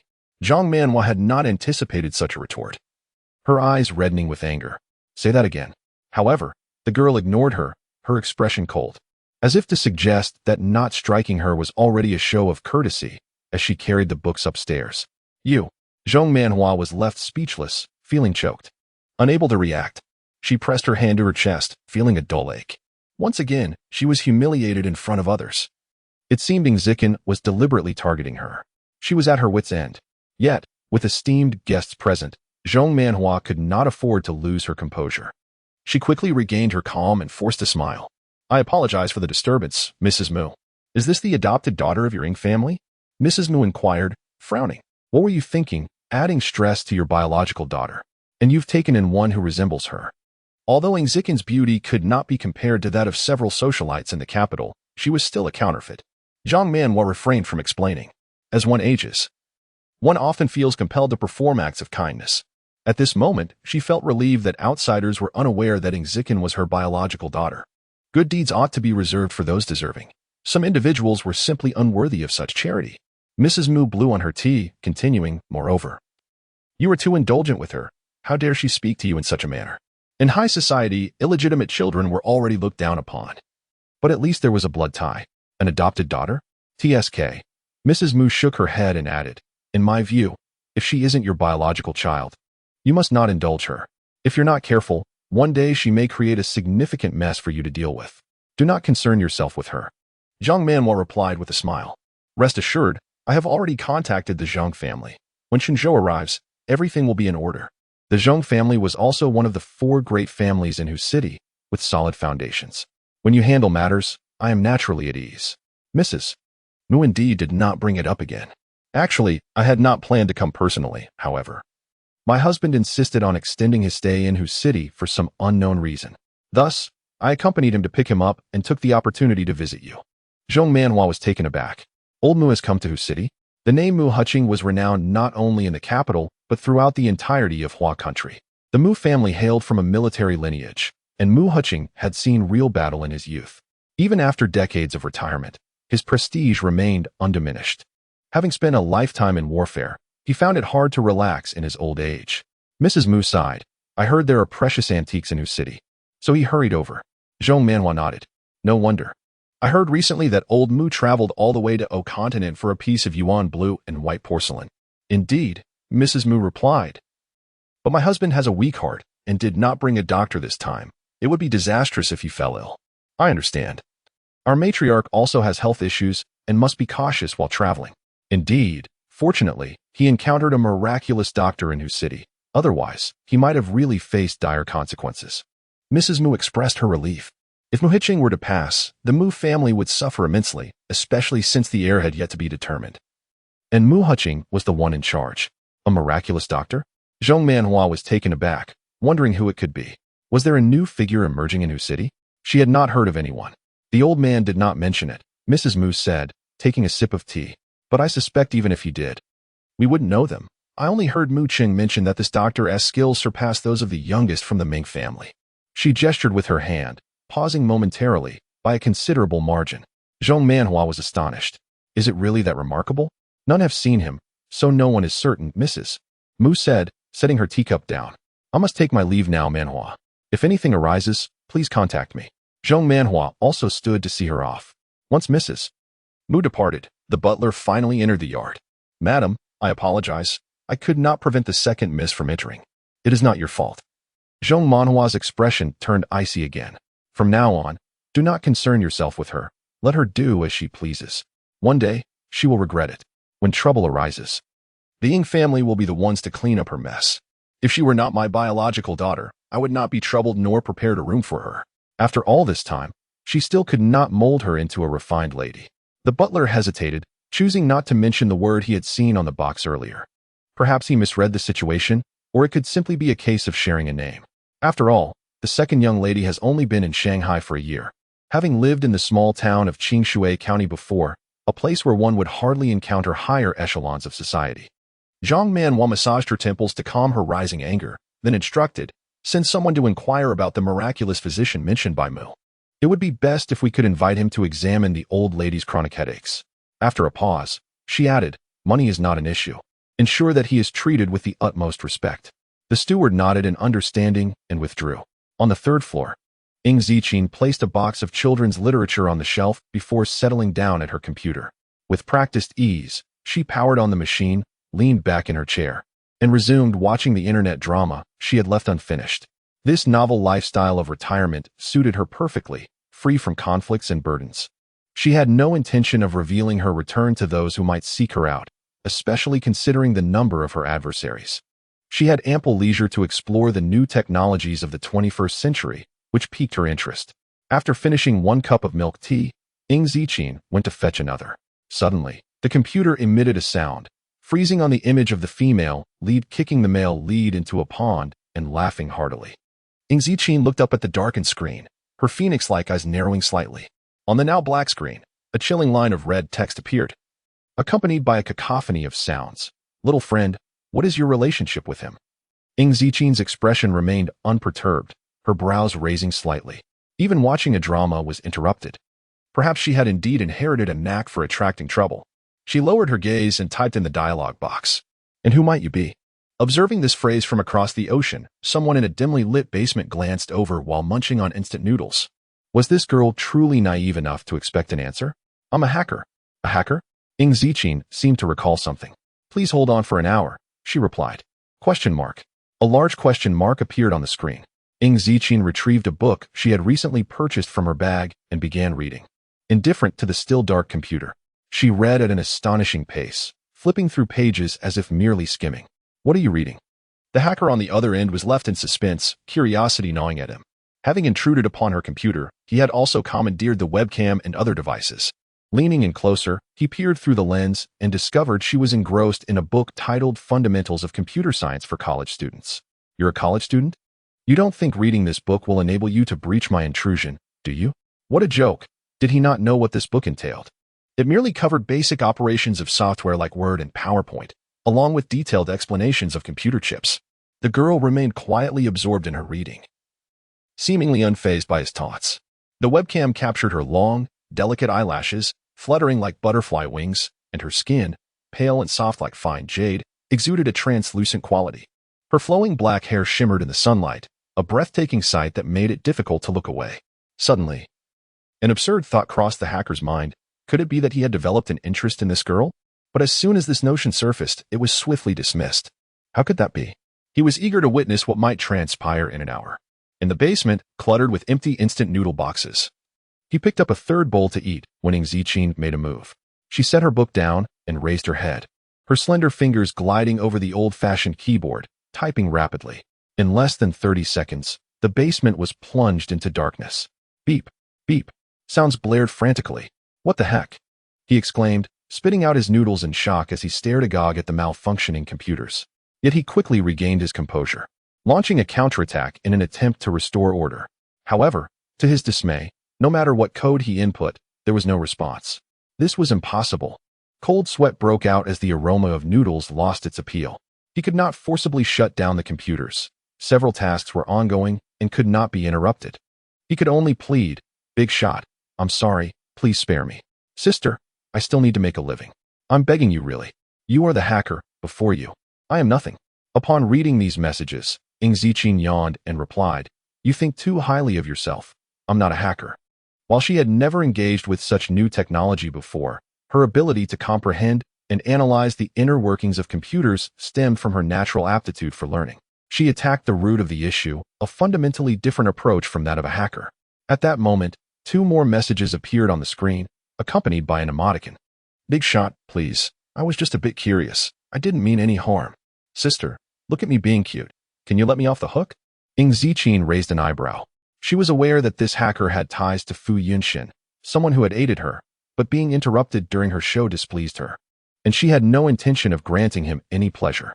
However, after playing around for a while, she decided it was enough. With a composed gaze, she typed, "You are not in a position to call me little friend. There will not be a next time." After sending her message, she relinquished control over his computer. Leaning back in her chair, she sipped her milk tea and resumed watching her show, relaxed and content. Unbeknownst to her, the hacker on the other end was in complete disarray, his mindset crumbling as he launched an attack on another computer. "What kind of freak did you find? This is toxic. Do you know what you just did?" As he received these 3 messages, Fu Yunxin was busy brewing tea. The mist curled gently, obscuring his deep-set features, as if a vast expanse of clouds were drifting across the sky, partially veiling the radiant hues above. Yet, his handsome visage remained striking, exuding an air of nobility. Glancing at his computer, he noted the arrival of 3 new lines of text in a mere moment. She completed fundamentals of computer science for college students in an hour and then counter-invaded my computer. What an insult. I have infiltrated the Laurent Bank and Norton University. The barrage of punctuation marks underscored his fury. Fu Yunxin raised an eyebrow, genuinely surprised. After ensuring his hands were clean, he replied, "My little friend is quite impressive." This single remark sent the hacker into a further frenzy. "Get lost. I've only been toyed with by you 2 freaks. Why are you 2 out here causing trouble for others? I've decided to sell all your information to those on the hit list and have them take you out." Fu Yunxin smiled lazily. "Very well, go ahead." At the Jiang group, Jiang Mo Yuan loosened his tie and sat down, fatigue evident in his demeanor. "Please provide an update on recent matters." "Yes, Third Master." The secretary opened the folder, reporting that the Jiang family's investment in the Youth 101 project had concluded, yielding substantial returns. Though it faced considerable online criticism, Youth 101 was China's first talent show featuring 100 contestants, garnering investments from several prominent families in the entertainment industry, with top stars joining the lineup, making it quite a sensation. Jiang Mo Yuan acknowledged this with a nonchalant hum, clearly disinterested. The secretary, picking up on his demeanor, flipped to another document. Old Master Fu's health has deteriorated further, while matters with the Zhang family remain stable. And the Ying family is establishing connections with the Mu family in the capital. Listening to the shifting dynamics in Shanghai, Jiang Mo Yuan interlocked his fingers, his expression inscrutable. "Third Master, there is one more matter." The secretary hesitated momentarily, recalling the Weibo post from that day about missing air. Before the thought could fully form, he was interrupted. Jiang Mo Yuan raised his hand, his demeanor icy. "I do not wish to hear about her affairs." The memory of Ying Zijin's attitude towards him that day sent a chill through his heart. The secretary, taken aback, understood. This signified a complete abandonment of the Ying family as adopted daughter. Jiang Mo Yuan closed his eyes. "If there is nothing else, you may leave. Please allow the Third Master to rest." The secretary carefully closed the door behind him and shook his head. He had previously accompanied the Third Master to inspect Qingshui County, where the Ying family's adopted daughter had been quite innocent. But now, she had evidently succumbed to the temptations of the big city, becoming restless and solely ambitious. Fortunately, the Third Master had seen through it. Contemplating, the secretary walked to the tea room and dialed a number, Miss Lu Wei. After several days of recuperation, when Feng Mian's health had improved significantly. Yet, due to the prolonged illness, recovery was not a swift process. The initial batch of medicine had been exhausted, prompting Ying Zijin to specially order some fresh medicinal herbs.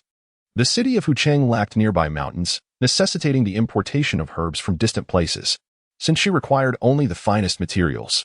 Dozens of pounds cost her a small fortune. While waiting, Ying Zijin stepped into a nearby dessert shop and ordered a serving of mango glutinous rice balls. She took out her newly purchased phone, illuminating the screen filled with various apps she intended to explore.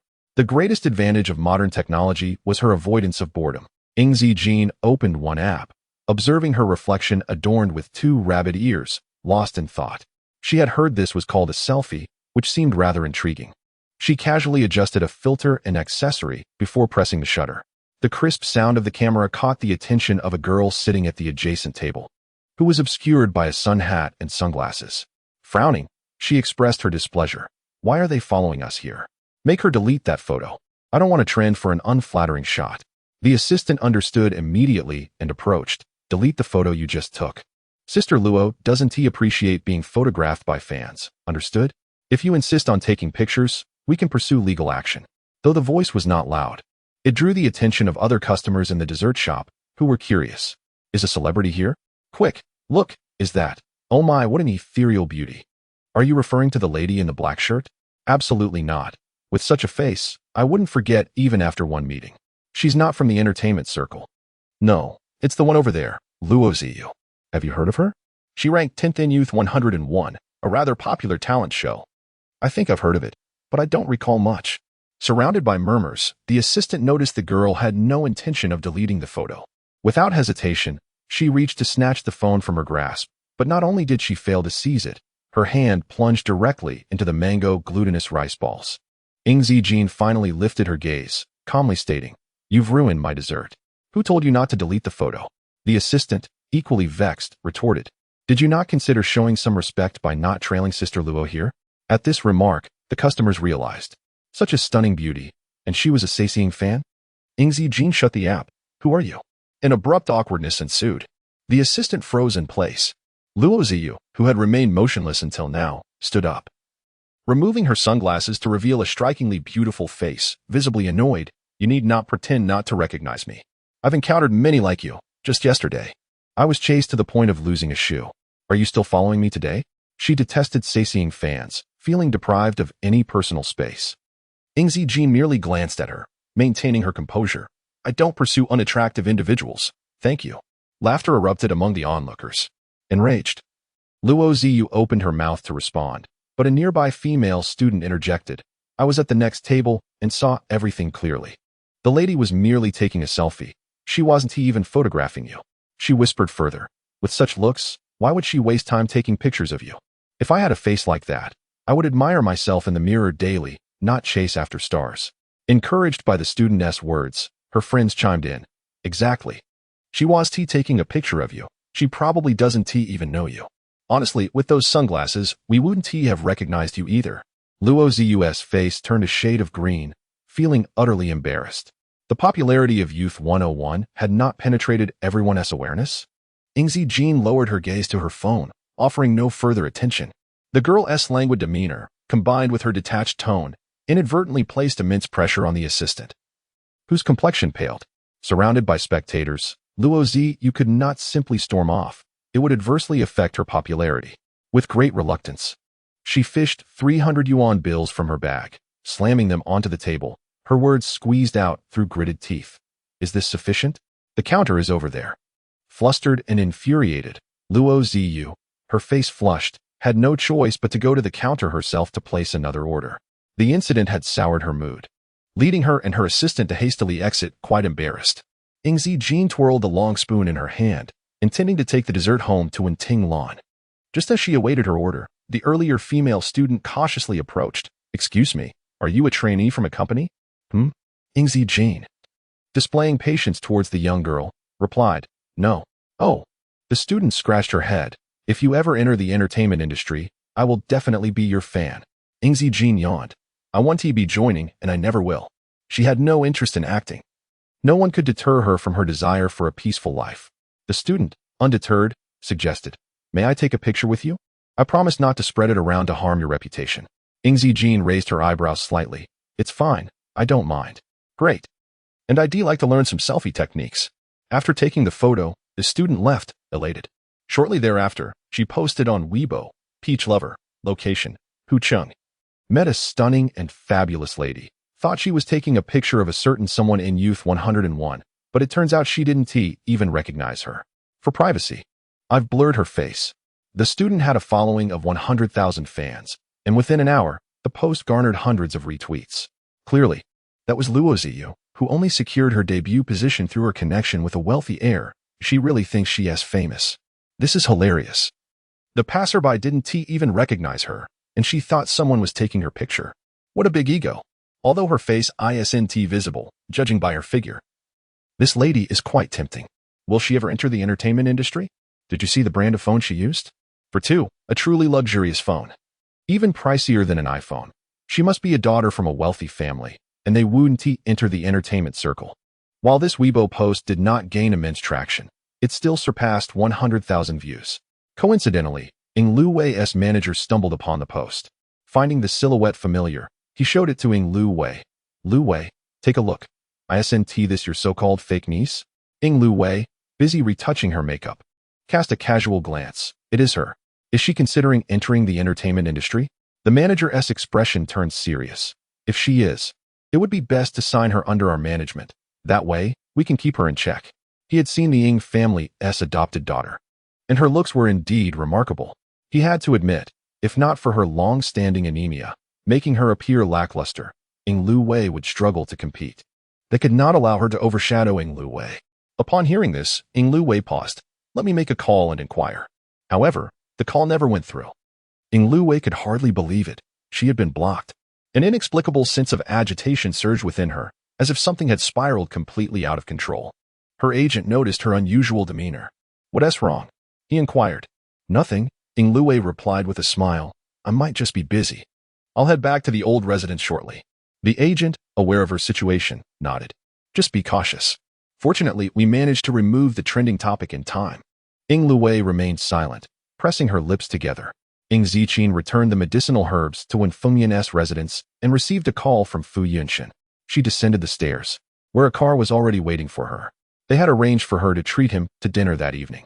Once she fastened her seatbelt, the man turned to her, his brow raised, and asked playfully, What do you plan to treat your brother to? Ing Ziqin pondered for a moment before responding. How about hot pot skewers? I've never tried them before. I've heard that junk food is delightful. I really want to have some. Well, brother hasn't tried it either, Fu Yunshin said, picking up his phone to search for a restaurant. Given your health, let us find a reputable place. Just as he opened the app, his phone vibrated with a new message. Beep, beep, beep. Fu Yunshin's expression shifted slightly as he read the message. Sharpshooter number 94. The name mirrored the first folder he had seen days ago. He had anticipated that Nie Zhao would also be targeted on the hunting list. Deleting the message, he made a call.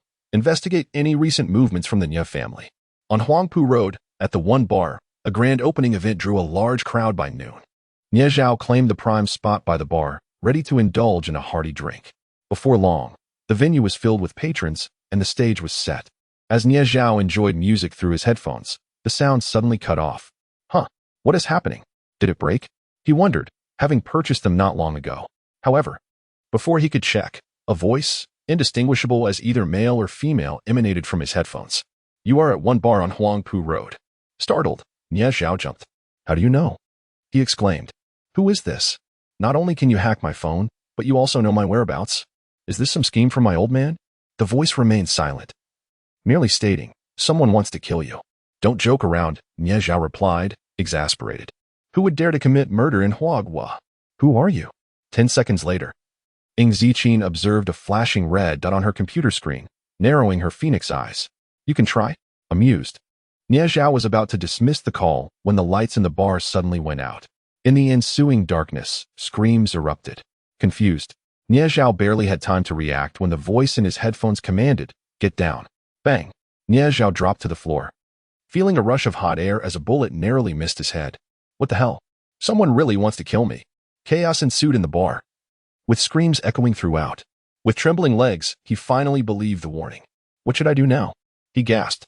Ing Ziqin, without the aid of a voice changer, altered her tone and replied coolly, Turn right 3 steps. Nie Zhao hurriedly complied. Bang.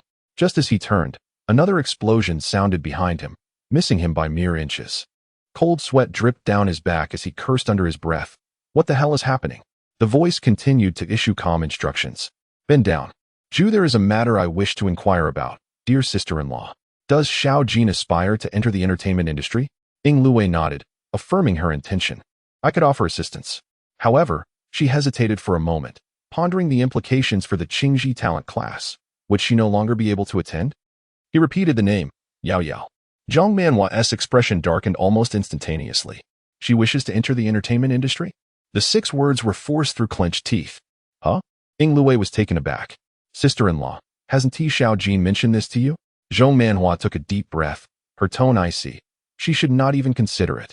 Who among the high society ladies would stoop to perform in the entertainment industry? Poor academic performance is one thing, a lack of piano skills is another. But now she wishes to act? Day by day, what on earth does she intend to do? Perhaps I have misunderstood. Ying Luwei bit her lip gently, pleading, please do not be upset. I am merely curious. With Xiao Jin's capabilities, she would surely thrive in the entertainment realm. Upon hearing this, Zhong Manhua's anger intensified. Lu Wei, not everyone can be like you. You have personally tutored her for so long. Yet she still cannot even play the most basic piece. Fr. Elise. Ying Luwei is a renowned pianist in Huagua. Can Ying Zijing compare? Ying Luwei felt a pang of guilt. I am not adept at teaching. I have only wasted Xiao Jin's time. It is her own fault for not studying diligently. Zhang Manhua's frustration surged. If you were to teach a 3-year-old, even with hand-holding, they should manage to learn. Sister-in-law, you. Ying Luwei paused, exasperated. Is Xiao Jin around?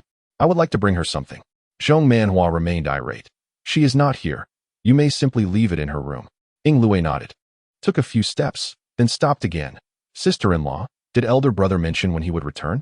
Your elder brother and nephew are still in the capital, Zhong Manhua replied. I heard they are meeting with some prominent families from Ozu, seeking potential connections, and will return in a few days. Elder brother is indeed impressive. Ying Luwei smiled again. Crediting it to sister-in-law's teachings, Tian El-Yin has inherited his father's business acumen. The Ying family is an illustrious lineage, but it was under the stewardship of the elder Ying that it flourished. It is a pity the elder Ying passed away a few years ago, otherwise the Ying family might have surpassed the Fu family. Upon mentioning Ying Tianlin, a smile finally grazed Zhang Manhua's face. This child has been clever since childhood, allowing me peace of mind. Ying Luwei sighed. If only Xiao Jin had not gone astray, she would surely not be inferior to Tianlin. Zhong Manhua's smile vanished instantly. Apart from herself and Ying Jinting, only Ying Luwei knew the truth of the matter. They all tacitly concealed it from the elder Ying and Tianlin, let alone the other prestigious families. They had all been raised together, and it was no great matter to maintain the ruse. However, the truth proved that those raised closely from childhood are indeed more cherished. Zhong Manhua felt increasingly restless, doubting whether Ying Zijing was truly her biological child, pondering how she had inherited none of her virtues. Ying Luwei then ascended the stairs. She navigated familiar corridors to Ying Zijing's room, producing the key she had prepared to unlock the door. The room's decor was starkly simple: a bed, wardrobe, desk, and bookshelf, all in a modest wooden heel. Ying Luwei carelessly scanned the room, and upon spotting a half-filled bookshelf of children's literature, she could not help but smile, her gaze tinged with disdain. Perhaps she had overthought the situation. Ying Luwei tucked a strand of hair behind her ear, casting one last glance before exiting. Upon leaving the room, she felt an itch on her skin, scratching it only to find it tinged with pain. Startled, Ying Luwei quickly covered her face. With trembling hands, she retrieved her phone. Lacking the luxury of time to ponder, hello? Quickly, schedule an appointment at the first hospital. Meanwhile, the city was illuminated, bustling with life. The sound of horns incessant. Inside the car, Fu Yunshin glanced at the red lights countdown. Turning to see the girl who had been dozing with her eyes squinted, now sitting upright. Had she experienced a nightmare? No. Ying Zijing propped herself on her elbow, her expression weary, recalling a rather amusing incident. That day, in addition to procuring medicinal herbs for Wen Fengmian's treatment, she had also purchased a few other items. Upon returning, she had casually experimented with some new concoctions, leaving them in her room. Naturally, highly toxic substances could not be sold in the market. Hence, no matter how they were processed, the toxicity would not be excessively potent. At most, it could result in a month-long rash, and if medical attention were sought, it might worsen, leading to disfigurement. The poison she had concocted was beyond anyone's capacity to neutralize. The red light shifted to green, and Fu Yunshin started the car. What amusing incident has lifted your spirits, dear sister?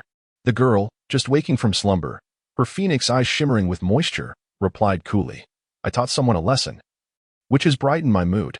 The man's long fingers tapped rhythmically on the steering wheel, his gaze profound. He had investigated the Ying family. Even if they wished to cover up the events from 16 years ago, the truth could still be unearthed with a diligent inquiry. The 4 major families were driven by interests, and even a biological daughter could be casually discarded, just as before. Fu Yunshin produced a piece of chocolate, offering it to her. Ying Zijing accepted it, splitting it in half. Fu Yunshin lowered his gaze, a light chuckle escaping him. The child is quite thoughtful. He glanced at her thoughtfully, his lips curving slightly, his tone rising. Yao Yao? Ying Zijing did not catch that, removing her headphones. What? Yao Yu. Fu Yunshin repeated, his peach blossom eyes deepening as if enticing. Is that not your nickname? The way he uttered those words was tender and lingering, reminiscent of whispered affections between lovers. Ing Zijing paused in silence before softly responding, "Yes." The nickname Yao Yao was not given by the Ing family, but by Wen Fingmian. Wen Fingmian explained that Yao Yao had two meanings. One was a wish for her to live a life of tranquility and ease, while the other implied a premature demise. In Qingshui County, there was a custom that giving a name with a negative connotation would ensure better care. "All right then."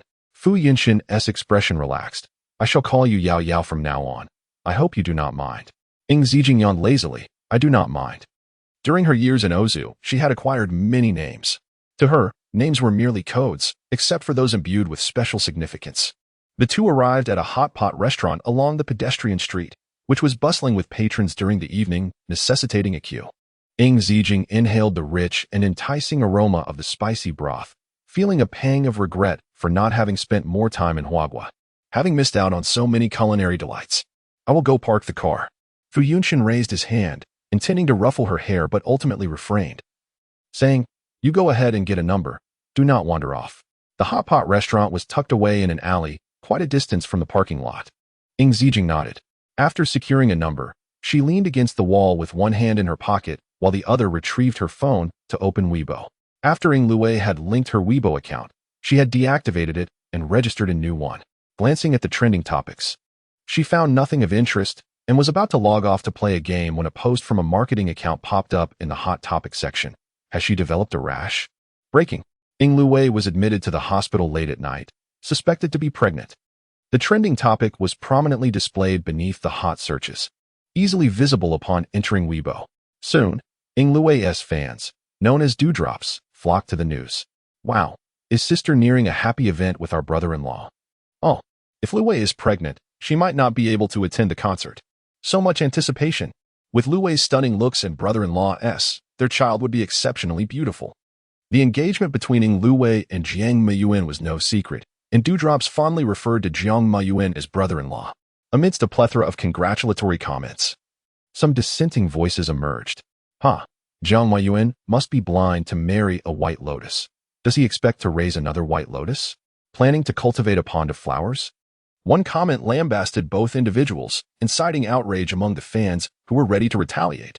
However, due to the events of that day, fearing another slap in the face, the fan quickly took to speaking out. "The trolls are back. Sisters, do not give them any attention. The more you do, the more they will jump. Report them quickly." The fans, amidst their celebrations in the forum, reported the negative comments. Little did they know, at that moment, Ing Lue was nearing madness. She gazed at her reflection in the mirror, her face covered in red rashes, too afraid to even cry. What on earth was happening? Her manager was taken aback as well, asking, "What did you come into contact with?" Ing Lue's voice trembled. Nothing at all.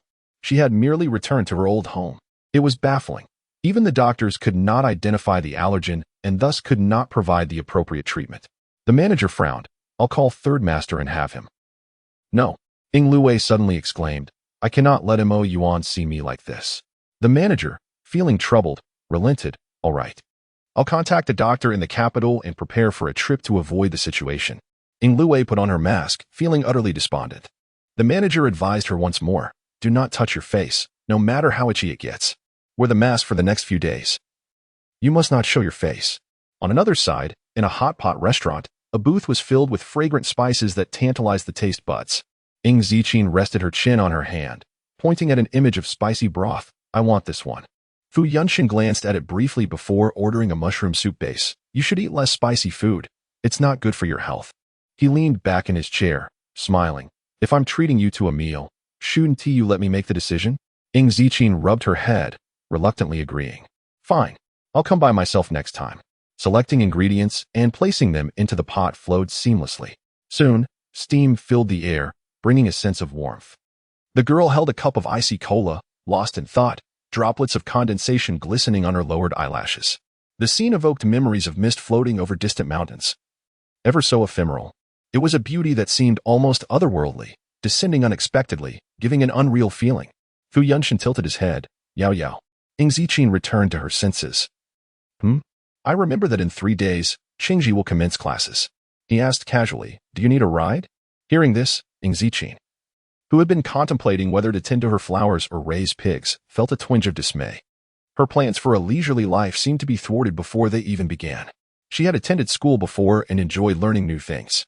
In Ozu, she had even engaged in alchemical discussions at Norton University with a rather eccentric individual.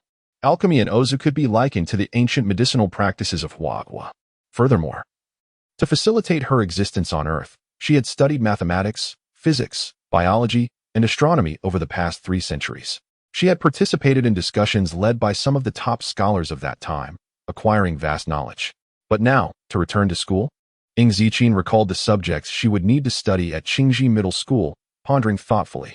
Aside from the language arts essay she had never encountered, the rest seemed manageable. Thankfully, she could continue her leisurely life while also experiencing the campus life of the 21st century. It's all right, I can go by myself, she gently shook her head. It wasn't far.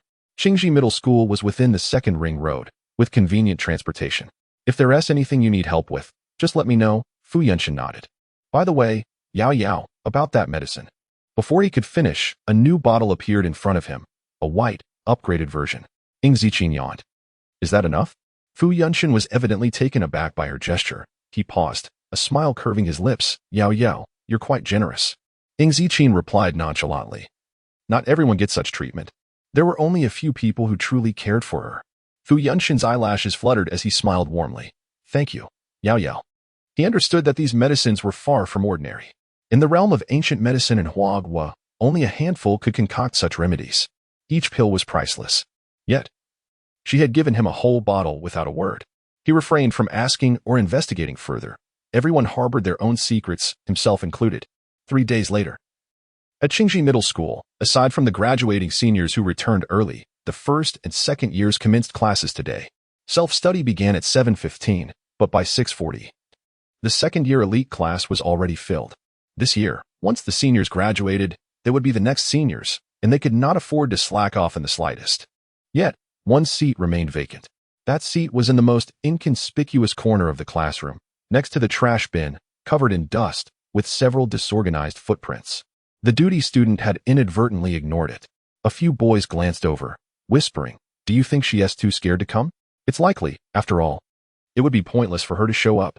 Out of a possible 750 points, she scored 387, dragging our class average down. Exactly, if I were her. I'd be too embarrassed to stay in the elite class.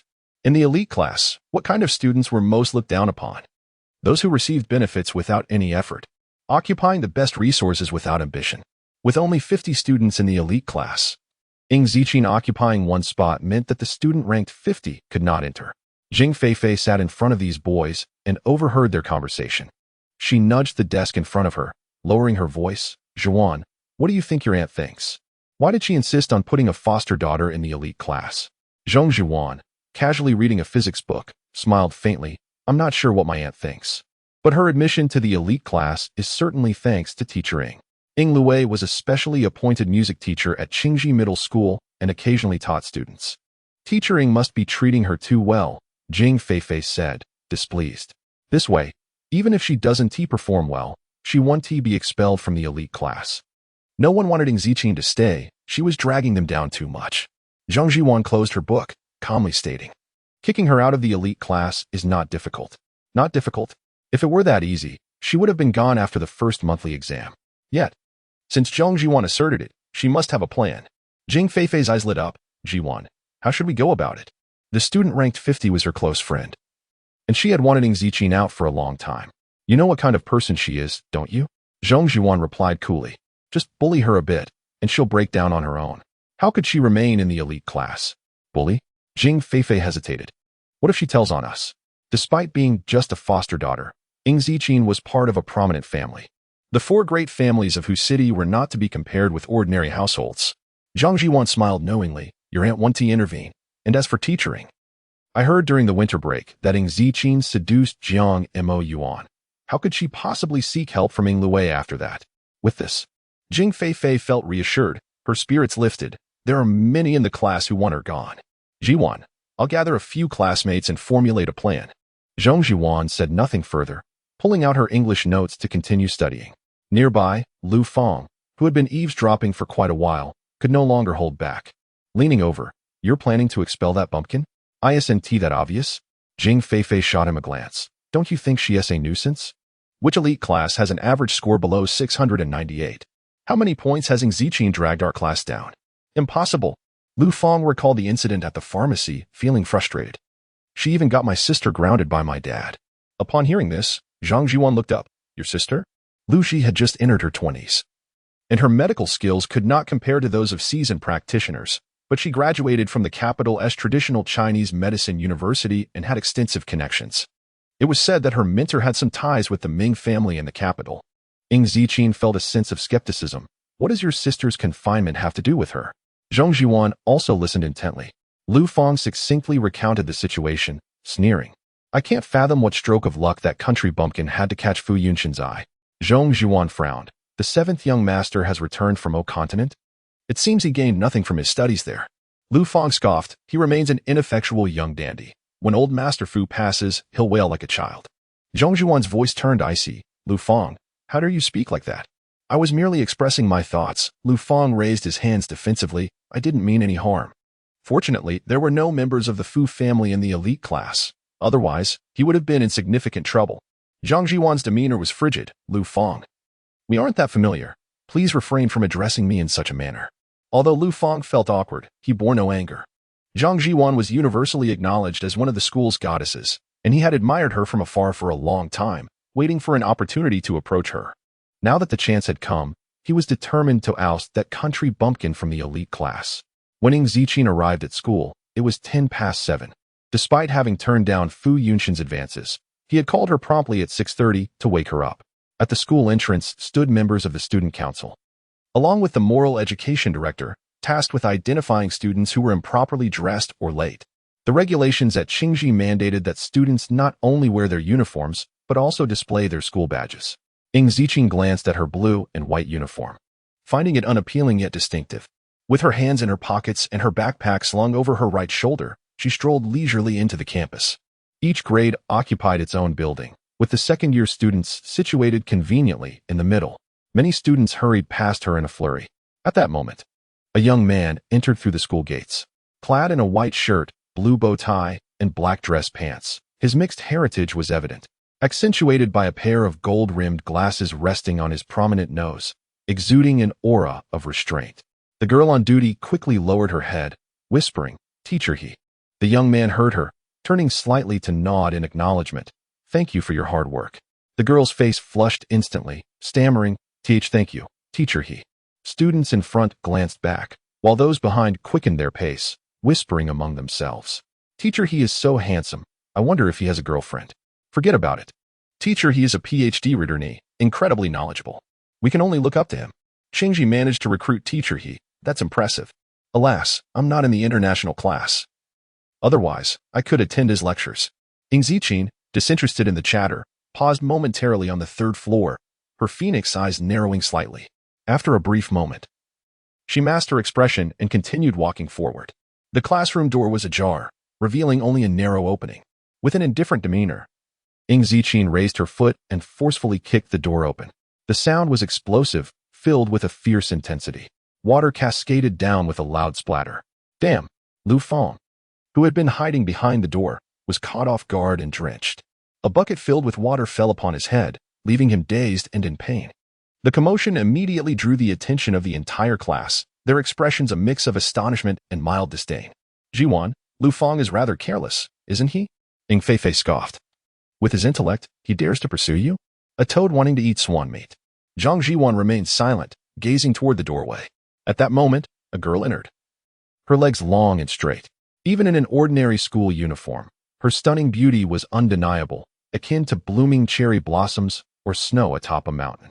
She possessed a chilling yet alluring beauty that effortlessly captivated everyone's attention.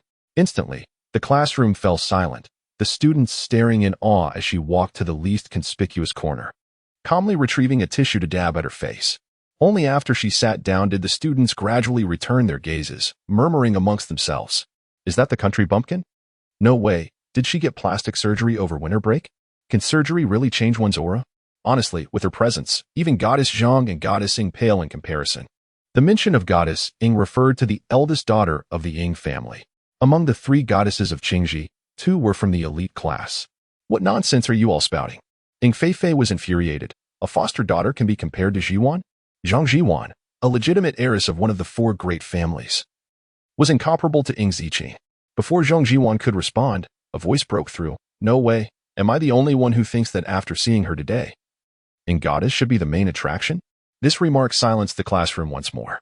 The students couldn't help but glance at the corner again, swallowing their rebuttals. The girl sat quietly, sunlight casting a golden hue over her features. There was no deliberate embellishment, yet her beauty was breathtakingly captivating. Such looks were beyond mere mortal capability. To call her divine would be an understatement. Ing Feifei was exasperated. Would you dare say that in front of Xiao Xian? The students exchanged glances, falling silent and beginning their morning reading. Between the morning reading and the first class, there was only a 5-minute break, during which some students went to fetch water while others headed to the restroom. Ing Ziqin rested her elbow on the desk, bored as she gazed at the English elective, her thoughts drifting back to her time in country Y. During that era, people still spoke Middle English, while modern English had been considerably simplified, making it easier to learn. As the 5 minutes elapsed, the bell rang for class, the first being English.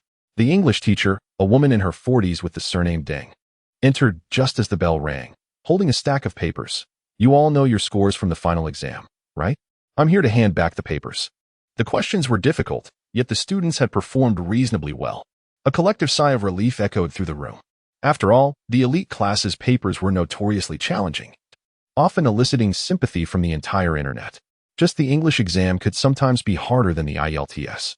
Zhang Jiwan, 123 points, top of the class. Teacher Deng announced the scores as she distributed the papers. Lu Feng, 94 points, Ing Feifei. When only one paper remained in her hand, she paused and did not announce the score. Adjusting her glasses, Teacher Deng said kindly, Ing Ziqin, please come and collect your paper. Ing Ziqin nodded and approached the desk. Lu Feng was displeased. Teacher Deng, you announced everyone else's scores. Why not hers? Little did he know that Ing Ziqin's English performance was so poor that even 30 points would be considered an extraordinary feat. Teacher Deng smiled gently. If Ing Ziqin agrees, I can announce her score. Lu Feng immediately turned to the girl, arrogantly asking, Ing Ziqin, do you mind letting everyone know your score? Ing Ziqin took the paper from Teacher Deng and walked back, completely ignoring Lu Feng, not even sparing him a glance. Frustrated, Lu Feng felt like he might explode. Ing Feifei relished in his distress. Jiwan, I saw it. She only scored 25 points. How embarrassing. No wonder she didn't want it known. Zhang Jiwan did not respond. Lost in thought, pondering something. All right, let us begin discussing the questions. Teacher Deng picked up a piece of chalk. I will call on people to answer questions at any time. If you can't respond. A chorus of groans filled the room. Even Zhang Jiwan only managed to score 123 points, highlighting the exam's difficulty. Ing Ziqin glanced at her paper, deep in contemplation. It seems I truly was a poor student before I woke up. Teacher Deng was not quick in her teaching and accommodated those weak in English. Yet she could not tolerate any students zoning out. A piece of chalk was tossed towards Lu Feng. Lu Feng, please explain question 64 from the reading comprehension. Upon perusing the examination paper, Lu Feng realized his error. Dismayed, he found himself incapable of comprehending a single word of the answer choices, breaking out in a cold sweat. Seeing this, Ing Feifei exclaimed, Mr. Deng, even Jiwan couldn't solve this problem. It must be quite challenging. However, I noticed Ing Zing wrote the correct answer. Perhaps she could explain it to us. Zhang Jiwan raised her hand in agreement, smiling gently. Mr. Deng, I, too, am curious as to how Ing solved this problem. Would you mind asking her to elaborate? Zhang Jiwan's suggestion was met with enthusiastic support from many classmates. Indeed, Mr. Deng, we are all quite intrigued. This problem far exceeds the standard difficulty. No one in the class can solve it. Mr. Deng frowned, about to respond when, from the recesses of the room, the girl leisurely arose. Holding the paper in her hand, she cast a cursory glance and began to speak in a flawlessly refined British accent. Zhang Jiwan whirled around in astonishment. In a mere 30 seconds, Ing Zing elucidated the problem. In conclusion, the answer to question 64 is D. Mr. Deng was pleasantly surprised. An excellent explanation. Precisely. Please be seated. Ing Zing resumed her seat, idly twirling her pen, exuding an aura of indifference. The entire class was taken aback. Ing Feifei, incredulous, turned to Zhang Jiwan. Jiwan, she actually knew the answer? Could she have guessed? The smile on Zhang Jiwan's lips faltered. Who knows? At that moment, Mr. Deng reiterated. Zhang Jiwan, Did you comprehend the explanation? Zhang Zhuan's face flushed with embarrassment as she lowered her head and mumbled, Yes, I understand. Alas, you truly disappoint me. Mr. Deng sighed. After studying with me for so long, you were surpassed by Ying Ziying, who has only recently joined us. When you return home, dedicate yourselves to studying diligently. The classroom fell silent, and no one dared to speak. The lesson concluded swiftly. After class, Mr. Deng summoned Ying Ziying to his desk. Did you practice your spoken English during the winter break? Ying Ziying raised an eyebrow. Indeed. Excellent. A promising start. Your foundation is somewhat weak, so you may not be able to tackle the most challenging problems. Mr. Deng continued, I will provide you with some fundamental problem sets. Would you be available to collect them from my office at lunchtime? Ying Ziying accepted the offer, despite not requiring it. Yes, I am. Strive diligently. As she departed, Mr. Deng patted her shoulder. Pay no heed to the words of others. At midday, the classroom emptied as students departed for lunch. Ying Ziying took a bite of a tomato and glanced at her WeChat messages. Her contact list was sparse, with only Fu Yunqian and Wen Tinglan sending her messages. The former had recently adopted a paternalistic approach, as evidenced by today's message. Yao Yao, did you eat a proper lunch? No, I ate a tomato. She was rather particular about her food. 10 seconds later, Fu Yunqian sent a voice message, his voice deep and resonant, like musical notes dancing on the heartstrings. Little one, we've only been apart for a short while, and you're already being disobedient. You must eat properly. Okay, very well. It seems your brother must keep an eye on you. I'll see you tonight, and check if our Yao Yao has lost weight. Ying Ziying stared at the message, rubbed her temples, and returned her phone to her pocket. After finishing the last bite of tomato, she rose and headed to the English faculty office. Following a knock, she entered. The office was occupied by Mr. Deng and a young man. As the door closed, Mr. Deng turned to him and said, Mr. He. This child gave me a delightful surprise today. Her spoken English is truly exceptional. It's not merely standard British English, but Queen's English, authentic Royal British English. Quite remarkable. He soon responded with a bland query. Of what use is it? He had assisted Mr. Deng by teaching a few lessons to the elite class and was naturally aware of Ying Ziying's reputation, unmotivated and indolent. He held such students in low regard. As for her spoken English, it was a fundamental skill expected of Qingji students. Mr. Deng was taken aback by the remark, but then recalled an incident. While attending an academic exchange in Europe for a week, she had entrusted He Sun with her teaching duties. Upon her return, students from the elite and international classes informed her that He Sun posed simple questions during class, which Ying Ziying was unable to answer, seemingly unable to comprehend them. She had even been observed dozing off during class. He Sun had not explicitly expressed his displeasure during class, but it was evident to all that he was displeased. Mr. Deng sighed, hesitant to speak further. The child has faced some difficulties. She typically tailored her teaching to the individual student, acknowledging that academic aptitude varied among individuals. Not everyone excelled at English and mathematics. He soon remained silent, offering no opinion, but maintained a detached demeanor. Yet she occupies resources she does not deserve. Without Ying Ziying, the elite class position would belong to the 50th ranked student in the grade. After all, the elite class was equipped with top-tier teaching resources, surpassing even the advanced classes. He soon ceased speaking, engrossed in a document filled with dense English text. Upon closer inspection, the English differed from the modern form. It was Middle English, used between 1150 and 1500. Compared to modern English, Middle English grammar was more intricate and challenging due to the incorporation of numerous French and Latin words. The red annotations on the document were He Sun's notes. He had consulted numerous resources, but had only managed to translate a portion. Few individuals possessed knowledge of Middle English, even among native British residents. Finding someone proficient in Middle English was akin to searching for a needle in a haystack. He soon rubbed his temples, placed the document aside, and retrieved the international class textbook to prepare for his lesson. Perhaps influenced by the English lesson that morning, Lu Feng and Ying Feifei remained subdued, refraining from harassing Ying Ziying. The first day of school was dedicated to reviewing examination papers, and Ying Ziying felt indifferent as she examined her scores in the 6 subjects. She understood the reason for her performance.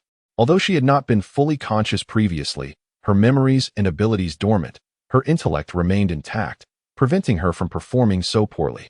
However, burdened by the pressures of the affluent circles and frequently summoned to provide blood transfusions to Ying Luwei, she had been reduced to a puppet, devoid of freedom. Her physical condition deteriorated, hindering her ability to study effectively. Consequently, her academic performance suffered, further exacerbating Zhong Manhua's displeasure, creating a vicious cycle. Ying Ziying indifferently placed the examination papers in her bag. It was no wonder her temperament had soured, a result of the oppression she had endured during her year with the Ying family. It was fortunate that she had not become a sociopath. Zhuan, let's go. Before exiting the classroom, Ying Feifei deliberately raised her voice. Let's visit your grandfather. Zhang Zhiwan's grandfather was Zhong Manhua's father. Ying Ziying, as an adopted daughter, was unlikely to be granted an audience. Zhong Zhiwan's expression shifted. Ying Feifei was unaware, but Zhong Zhiwan knew that despite their limited interactions, Zhong had shown Ying Ziying considerable favor, almost surpassing her. Recalling the remark made that morning, which no one had taken seriously, Zhong Zhiwan hesitated and glanced at the girl. Let's go. The elite class did not have evening self-study sessions. After school, students pursued their individual studies. Ying Ziying checked the time and prepared to leave. However, she was stopped by the class representative. Ying Ziying, it's your turn for duty today. There isn't much trash on the first day, just wipe the blackboard. He hesitated and whispered, this morning, I saw Lu Fong place a bucket filled with water above the door. Please be cautious recently. Upon hearing this, Ying Ziying nodded slightly. Thank you. You're welcome. The class representative quickly averted his gaze, his face flushed, and hastily departed with his bag. Ying Ziying pondered for a moment and decided to respond to Fu Yunshin's message. After sending a WeChat message, she rolled up her sleeves, retrieved a cloth from beneath the podium, and headed to the restroom. In March, the days darkened rather early. In just a few minutes of back and forth, the sky outside had turned completely black.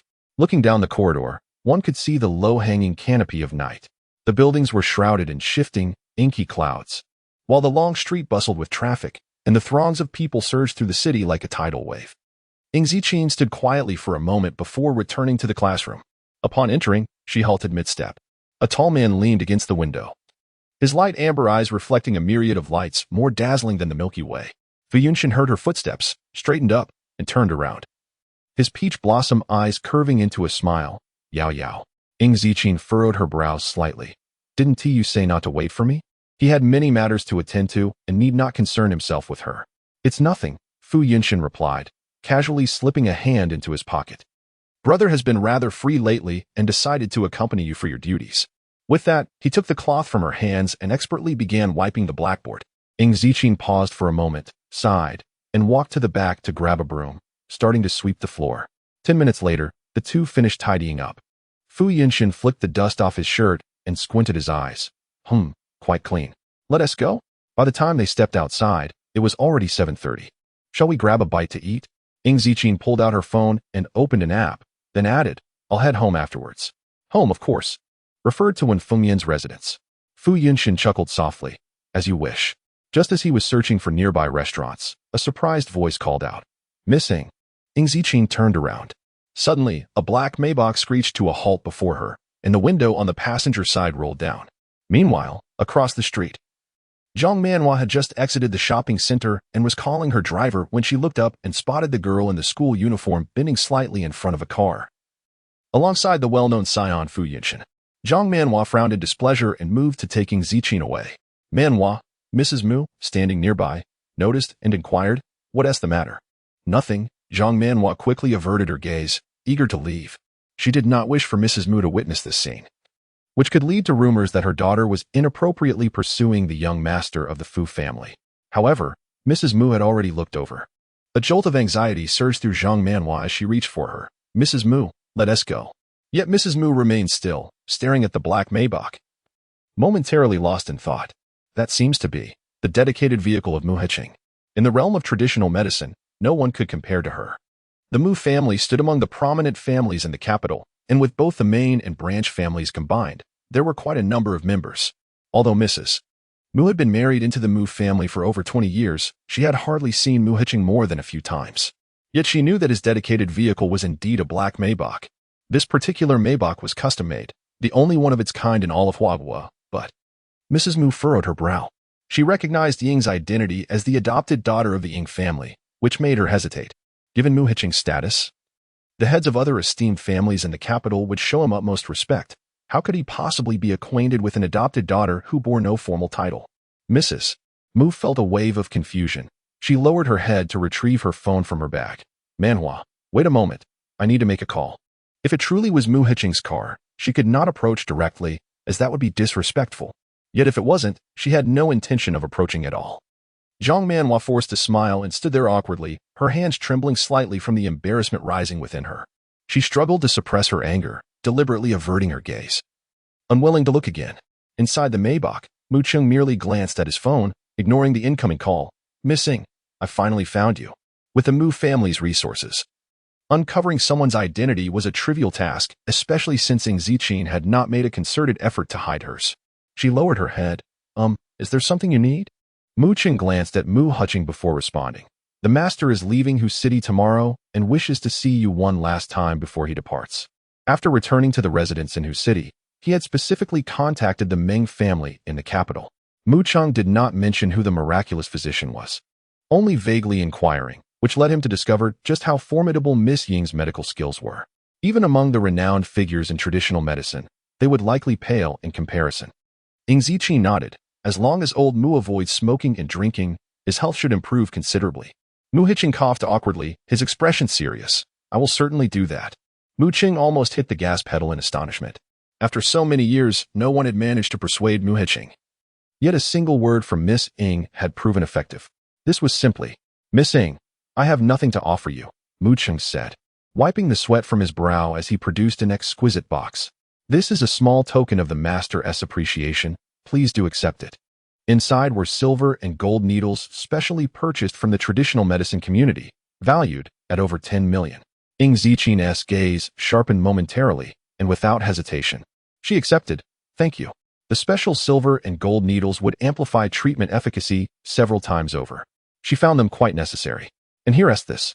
Mu Chung handed her a piece of paper, stating that it pertained to one of the master's properties in Hu City.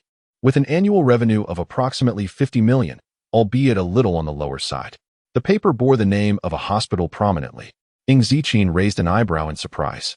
She had not anticipated that this sizable traditional Chinese medicine hospital in Hu City would belong to the Mu family of the capital. Please don't refuse. Mu Hiching coughed again, a hint of pride in his tone. You practice medicine. This should suit you perfectly. After a brief pause, he added somewhat arrogantly, as long as you accept it, I will absolutely refrain from smoking and drinking. Mu Chung was left bewildered. Wait, is this a threat? Thank you for the kind offer, but I must decline, Ng Ziqin replied with a gentle smile. I'm quite lazy, but I could occasionally assist at the hospital with complex cases. She certainly needed the money while indulging in her original profession. That's acceptable, Mu Hiching frowned. Realizing his oversight, I will have Mu Chung set up a special consultation room for you, ensuring minimal disturbance. However, the hospital's revenue would be directly deposited into your account. Having said that, fearing the girl might refuse, Mu Hiching swiftly instructed Mu Chung to drive off, and they left in a hurry. Ng Ziqin turned and placed the box into her backpack. I'm in the mood for Japanese cuisine today. Fu Yunshin casually took her backpack, his demeanor relaxed. Let me carry that for you. Just then, her phone buzzed with a new message on WeChat. Fu Yunshin glanced down and raised an eyebrow upon seeing a crane avatar. You little rascal. You don't even greet me when you see me? Have you grown bolder? He smirked, replying leisurely. Isn't it better to keep quiet, lest I provoke your elder and shorten your lifespan? You little rascal. Keep your distance from the young lady. Don't bring her misfortune. Fu Yunshin looked at the girl beside him and chuckled softly. That one T do. I'm out of data, signing off. Mu Hiching glanced at the message, feeling an urge to block Fu Yunshin. He hesitated but ultimately restrained himself. Not angry. I can't afford to be. Master, the fifth master's family called earlier, likely inquiring when you would return, Mu Chung suggested. Should I respond? Mu Hiching closed his eyes and replied indifferently, no need. The following day, Ng Ziqin arrived at school a little earlier, at 7 o'clock. However, this time, the elite class did not begin morning reading as usual. The students stood at the front of the classroom, pinching their noses, their expressions filled with disgust. The back of the classroom was piled high with garbage, a stench pervaded the air. How filthy. Who did this? Our class has never been this dirty. Zhong Zhuan frowned deeply. What happened? Didn't yesterday's duty student clean up? Who was on duty? The class monitor was momentarily taken aback. It was Ng Ziqin, but the trash can had been empty when he left. What was there to say? She simply hadn't taken her turn. Ng Feifei chuckled, clearly intending to tarnish our class's reputation. The elite class was expected to excel in every aspect, cleanliness included. How could they possibly earn the mobile red flag like this? Suddenly, Lu Fang exclaimed, "She's here." The students promptly parted to make way. Ing Ziqing entered, her face devoid of makeup, clad in a simple school uniform. She scanned the room filled with standing students before striding directly to the trash can. A fleeting glance revealed the remnants of her textbooks, study guides, and the exercise book given to her by teacher Deng the previous day.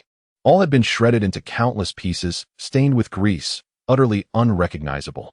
The girl stood there quietly, her expression impassive, yet an inexplicable tension began to fill the classroom. Ing Ziqing, weren't you on duty yesterday? Ing Feifei seized the opportunity to mock. Did you just keep it to yourself? All right, enough. Zhong Zhuan raised her hand. Let us all clean up quickly before the student council arrives. Why should we? Ing Feifei retorted coldly. She caused this mess. She should clean it up herself. But her words trailed off. Ing Ziqing moved. She lifted her gaze, devoid of emotion, and stepped forward, dragging Ing Feifei out of the crowd. In front of the entire class, she forcefully shoved Ing Feifei's head into the trash can. With swift and ruthless motion, Ing Ziqing made sure that Ing Feifei was completely submerged. The class stood in stunned silence, unable to comprehend what had just occurred. They watched as Ing Ziqing rolled up the sleeves of her white uniform, nonchalantly donned 2 garbage bags over her hands, and hoisted Ing Feifei from the depths of the trash can. With her free hand, she picked up an apple from the floor and brought it to Ing Feifei's mouth, as leisurely as a noble from medieval Europe feeding a hound. Just as Ing Feifei gasped for air, her mouth was suddenly filled with the stench of decay. Her eyes widened in horror as she struggled desperately, trying to scream. Yet she was trapped, forced to swallow the apple piece by piece. Zhang Zhuan finally came to her senses and shouted, "Ing Ziqing, what are you doing? Hurry up and pull her out." As the class representative and a revered figure, her words commanded respect in the elite class. Ing Ziqing's actions were indeed outrageous. Not only had she neglected her duty, but she had also resorted to violence against a classmate. Several boys stepped forward, but the girl abruptly turned her head. Her eyes remained cold as ever, resembling the distant snow-capped mountains, yet an aura of ferocity surrounded her, compelling even the tallest boy in the class to instinctively retreat. For a moment, no one dared to move. Ing Ziqing withdrew her gaze, looking down at the garbage-covered Ing Feifei. "How does it taste?" Finally able to speak, Ing Feifei broke down in tears, wailing in despair, "Ing Ziqing, you're insane. You're insane." Was it so wrong for her to have torn that country bumpkin's book and tossed it in the trash? What was this? How could she treat her like this? "I am insane," Ing Ziqing replied softly, a smile gracing her lips. "Don't provoke me." As Ing Feifei prepared to unleash a torrent of insults, the hand holding her slackened, and with a thud, she tumbled back into the trash can. Ing Ziqing tore off the garbage bags and casually retrieved hand sanitizer from her backpack, remarking, "It's quite filthy." The classroom fell into a profound silence. Zhong Zhuan's lips trembled as she struggled to maintain her composure. "Let us help Feifei up." After several boys pulled Ing Feifei out, they quickly retreated. The stench was unbearable. Ing Feifei's uniform and undergarments were utterly soiled, her hair dripping with grease. It was a pitiful sight, having never endured such humiliation. Ing Feifei cried out, "Ing Ziqing, you're finished. I'll report you to the teacher and get you expelled from the elite class." Zhong Zhuan furrowed her brow, but did not follow. "Everyone, let us clean the classroom. We have morning readings soon." The students exchanged glances, complied with the directive, but wisely refrained from stirring up trouble. Zhong Zhuan, too, chose to ignore Ing Ziqing, not sparing her a single glance. Within 3 minutes, the homeroom teacher of the elite class arrived, his expression frosty. "Ing Ziqing, come to the office." When Zhong Manhua received the call from Qingji, she was lounging in her courtyard, sipping her morning tea.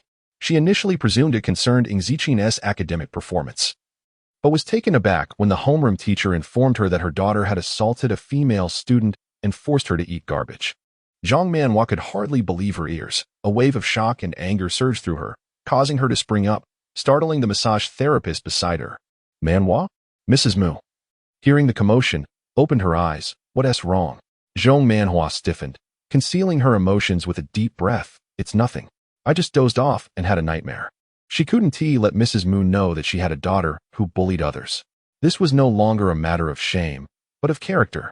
Resolutely, Zhong Manhua replied, "I'm too busy right now. You all handle it." After hanging up, she exhaled in relief. Thank goodness she hadn't reclaimed her identity. After all, she was merely a foster daughter. Otherwise, she would have been utterly humiliated. Mrs. Mu didn't pry further, her mind heavy with concerns. The previous night, she had called Mu Cheng, but there had been no response by morning. Mu Cheng was a confidant of Mu Hicheng in the outside world. He represented Mu Hicheng's interests. If the Mu family couldn't reach Mu Hicheng or needed to discuss matters, they would first contact Mu Cheng. Did this imply that their faction had fallen out of favor? Among the younger generation of the Mu family, Shen Zhou was considered exceptional. Mrs. Mu's worries deepened as she recalled the black Maybach, concluding that the person inside was likely not Mu Hicheng. After all, he wouldn't deign to meet a mere foster daughter, let alone someone of lesser standing, even if they were a few powerful figures in the capital. Perhaps he was simply too busy to see her calls. Mrs. Mu closed her eyes again and resumed enjoying her massage. 20 minutes later, in the office, Ing Feifei had changed into a fresh outfit, yet the foul odor still clung to her. She stood sobbing in the corner, her cries growing louder. Feifei, don't cry. Rushing in from her company, Ing's mother embraced her, her heart aching. Don't cry, mommy will take charge. While soothing Ing Feifei, Ing's mother turned to the teacher, her expression grim. Teacher Su, Feifei is usually obedient and never engages in conflicts with her classmates. You must provide us with an explanation regarding this incident. Her gaze turned icy as she shot a disdainful look at the girl standing by the door. I can't fathom how a student like you exists in the elite class, failing to excel in anything. Quickly apologize. Fuming, Ing's mother would have slapped her had she not been mindful of her status. Madam Ing, please calm down, Teacher Su said, feeling overwhelmed. We need to gather all the facts before jumping to conclusions. Gather what? Ing's mother exploded. Look at what has happened to Feifei. What more is there to inquire about? Her voice rose sharply, startling even the other teachers in the office. The English department was nearby, and Teacher Deng had arrived. With the number of people in the office growing, Ing's mother found her confidence bolstered. If the elite class doesn't expel her, I'll expose you on Weibo. At her words, the teacher's expressions changed. Teacher Su found himself in a quandary. Alas, Ing Ziqin, you. Bullying your classmates could lead to disciplinary action. In severe cases, expulsion may follow. Ing Ziqin lifted her gaze, casually tucking one hand into her pocket as she stepped forward, a faint smile gracing her lips. Teacher Deng, may I borrow a computer? Borrow a computer? Teacher Deng paused momentarily, refraining from inquiring about the reason. All right, please wait a moment. After nodding at Teacher Su, she departed from the office. Teacher Su furrowed his brows, but chose not to intervene. Having taught the elite class for so long, he was familiar with each student. Ing Ziqin's academic performance was lacking. She was introverted and taciturn, often walking with her head bowed, cautious enough to avoid bullying. It was troubling that when he previously contacted Madam Ing, the Ing family had displayed a cold and indifferent attitude, as if they were convinced that Ing Ziqin was indeed the perpetrator. Teacher Su found it difficult to comprehend the situation. Madam Ing, having observed the girl's nonchalant demeanor, void of any shame or guilt, became increasingly agitated. What do you need the computer for? Huh, aren't you going to apologize? As she spoke, she took out her phone. Since you lack any sense of shame, I shall post your misdeeds on Weibo. The power of public opinion could indeed ruin a person. Upon hearing this, Ing Ziqin turned her head slightly, her icy complexion accentuating the sharpness of her elongated phoenix-like eyes. In response to that gaze, Ing Feifei suddenly recalled how she had been shoved into a garbage bin and forced to consume the refuse, causing her body to tremble. She hesitantly extended her hand. Mom, please don't. Don't be afraid, Feifei, Madam Ing reassured her. Seething, Mother will help you vent your anger. Teacher Su felt compelled to speak up. Madam Ing, without personal consent, this constitutes an infringement of reputation. Madam Ying's hand froze. Her face inexplicably flushed under the scrutinizing eyes of the others. At that moment, footsteps echoed. Teacher Deng returned, carrying the computer. Thank you, Teacher Deng. Ing Ziqin accepted the computer, cradling it in her hands. I appreciate it. It's no trouble at all. Teacher Deng, unable to suppress her curiosity, inquired, what are you planning to do? Nothing much, Ing Ziqin replied, opening the computer and retrieving a USB drive from her pocket. I just want to share some footage from the surveillance room. Surveillance? The mere mention of the word compelled Teacher Su to take the matter more seriously. His expression grew grave. What exactly is going on? Ing Feifei's eyes widened in alarm, her palms sweaty. In her determination to teach Ing Ziqin a lesson, she had arrived at school at 6:15 a.m. The premises were mostly deserted at that hour, but the surveillance would have been operational. No. It was impossible. The surveillance room was off limits even to teachers. How could a student like Ing Ziqin access it? Ing Feifei steadied herself, a cold sneer forming within. She thought to herself that Ing Ziqin was merely putting on a facade. Surely she had no evidence. Watch the surveillance? Oh, how amusing, Madame Ing scoffed. Let us see how this student has bullied our Feifei. Her voice was sharp, catching the attention of Zheng Jiwan, who was about to knock on the door, causing her to pause momentarily. Why not go in? A rich male voice resonated from behind. Nothing serious, teacher he, Zheng Jiwan replied, slightly startled. Upon seeing him, she smiled. There was a conflict in our class, and teacher Su is addressing it. We were just about to study. Jiwan furrowed his brow. What is the matter? Actually, it's nothing much. Zheng Jiwan hesitated, briefly recounting the earlier events. I came to see how things were going. Upon hearing this, Ruan's demeanor grew more serious, though his tone remained gentle. You should return. I'll take a look. Don't let it disrupt your studies. Zheng Jiwan nodded, accepting his suggestion. Thank you, teacher he. As Yuan entered the office, he immediately noticed the girl leaning against the desk, her arms supporting a notebook, with her head slightly bowed. One hand danced over the keyboard. Ruan's expression turned icy, tinged with disdain. The victim was right there, and yet she appeared utterly indifferent, devoid of any remorse. After teaching for 2 years, he had never encountered a student like her. Teacher Su, he once said, not sparing another glance at Ing Ziqin. I'll check if this matter has been resolved for the elite class students.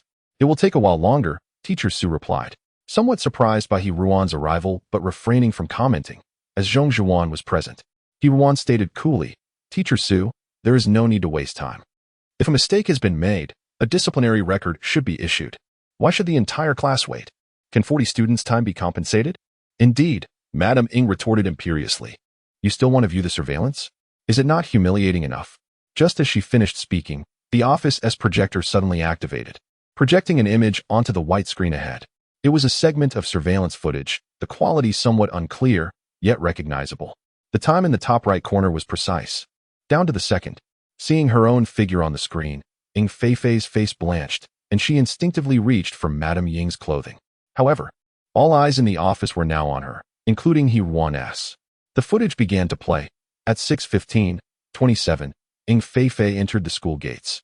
At 6:20:46, she arrived at the elite classroom, retrieving Ing Ziqin's book from the drawer, tearing it apart, and discarding it into the trash. At 6:35:14, she re-entered the classroom, carrying a bag of soy milk and a bowl of rice noodles, which she also dumped into the trash. At 6:40:34, she disposed of a bucket of garbage behind the classroom. Finally, at 6:45:12, she returned for the 4th time, placing 2 spiders in Ing Ziqin's drawer. The footage abruptly ended, leaving only Ing Feifei's triumphant face on the screen. The office fell into a profound silence, everyone stunned. Ing Feifei's complexion turned ashen. No, that was me. I didn't do anything. Ing Ziqin truly had footage? How could this be? Madame Ing also froze. Her face flushed with embarrassment. The image on the screen felt like a slap to her face. Under the watchful gaze of all, Madame Ing felt an overwhelming urge to vanish into the ground. Ing Ziqin neatly returned the computer to Teacher Deng, expressing her gratitude once more. This footage had not been copied from the surveillance room. Rather, she had directly accessed the surveillance system and extracted segments. With modern technology at her disposal, she had avoided any physical confrontation. Teacher Deng recognized the significance of the torn pages. They were from the specially prepared exercise book. Even with her typically good-natured temperament, she was irked. Yuan was momentarily taken aback, clearly not expecting the truth to unfold in this manner. He pressed his lips together, casting a complex glance at the girl, remaining silent. He was aware of the exercise book that Teacher Deng had prepared. Teacher Su finally snapped out of his shock, his voice heavy with disappointment. Ing Feifei, look at what you have done. Why did you tear Ing Ziqin's book? Ing Feifei found herself unable to fabricate any further excuses, crying out, who told her to always hold back our class? It wasn't intentional. Ing Ziqin needed to be taught a lesson. Can she be blamed? Teacher Su was exasperated. And you dare assert that Ing Ziqin bullied you? Have you no shame? He was astonished that such a student could exist in the elite class. What kind of upbringing was this? Ing Feifei cried even harder. She had never been reprimanded so harshly by her homeroom teacher before. Teacher Su, even if Feifei did those things, it does not justify hitting her, Madame Ing interjected, quickly enveloping her daughter in an embrace. She must apologize. Her tone was resolute. In any case, it is your fault. Madam Ing felt no fear. Recalling teacher Su's earlier statement that Ing Zichin's parents were unavailable, the implication was clear: they would not intervene. The Ing family would remain silent. What good would evidence do? Could they turn the tide in their favor? Ing Feifei gradually regained her composure. Indeed, Zhong Jiwan had long asserted that Zhang Manhua would not intervene. How could an adopted daughter possibly be compared to a true heiress of a prestigious family? With this thought, Ing Feifei finally sighed in relief, though she secretly lamented that she hadn't been more thorough in her actions. In her moment of triumph, she defiantly raised her chin. However, Ing Zichin didn't even glance in their direction. She tilted her head slightly, her voice languid and devoid of any emotion, even managing a faint smile. Teacher Su, may I inquire what the punishment is for deliberately attempting to harm a classmate? A mere warning? Or expulsion? Teacher Su's expression changed dramatically. What on earth is happening? Teacher Su, you are unaware. It was Teacher Deng who spoke, her tone frigid. This child, Zichin, has a severe phobia of spiders to the extent that she could faint from it. I discovered this by chance and had specifically warned her classmates. I never anticipated that Ing Feifei would exploit this. Ing Zichin paused, not expecting Teacher Deng to defend her, before she fully regained consciousness. She had been bitten by a spider and nearly lost her life, fortunately with Wen Tinglan by her side. Although she ultimately suffered no serious harm, she developed a phobia of spiders, a psychological disorder. After waking, she naturally had no such impediment. But Ing Feifei was oblivious to these complexities. Just as Ing Feifei had managed to restore some color to her face, it drained away once more. How could I have known? It was merely a coincidence. Silence. Teacher Su slammed the table, growing even angrier. Ing Feifei, do you realize that if anything happens to Ing Zichin today, you could be arrested? Ing Feifei was so distraught that she could not even cry. Under the scrutiny of so many eyes, Mrs. Ing felt even more humiliated. She had not anticipated that Ing Feifei would resort to such measures. But what could she do? Was there truly nothing to be done? Enough. Let us consider this matter settled. You are unscathed, so what is there to fuss about? Mrs. Ing extracted 10 bills from her wallet, along with a few books and exercise books. I'll compensate you 1,000. Is that sufficient? With no backing to challenge her, what more could she desire? Throwing down the money, Mrs. Ing directly pulled Ing Feifei along. Feifei, we are leaving. Upon turning back, she glanced with her head held high, only to find the girl merely lifted her gaze, her pupils starkly black and white, devoid of any emotion, sending a chill down her spine. By the time Mrs. Ing reached the door, inexplicably, she felt a reluctance to step forward. Ing Zichin held her phone in one hand, casually scrolling. He Sun, observing from the side, recognized it as the Weibo interface and recalled Mrs. Ing's earlier words. This was a plan to retaliate in kind. If this incident were exposed by a prominent Weibo influencer, Ing Feifei's reputation would be tarnished. Yet, ultimately, nothing transpired. One could not ruin a minor's future. He Sun frowned, preparing to intervene, when the door was suddenly kicked open. With a loud crash, it slammed into Mrs. Ing, causing her nose to twist. A carefree voice boisterously echoed in. Oh dear, 7th young master. Look at this, a mere 1,000 and they dare to act so brazenly. Is there no one in whose city to contend with them? Nia Chao is furious. Bullying a little girl? Could they not possess even a shred of dignity? Mrs. Ing clutched her nose in pain. Upon realizing it was an unfamiliar young master, her confidence surged. What is it to you? Huh? Nia Chao remembered that few people recognized him in whose city. He stepped aside, shouting, 7th young master, come quickly. Then he turned to reassure the girl, big sis. Don't be afraid, 7th young master is here. Ing Zichin was momentarily taken aback, raising her head. Fu Yunshin stepped back, entering the room. This time, he wore a white shirt with the top 2 buttons undone, revealing a glimpse of his collarbone, undeniably alluring. His carefree demeanor suggested he was far from serious. The occupants of the office were left in stunned silence. Mrs. Ing was especially taken aback, her mind buzzing.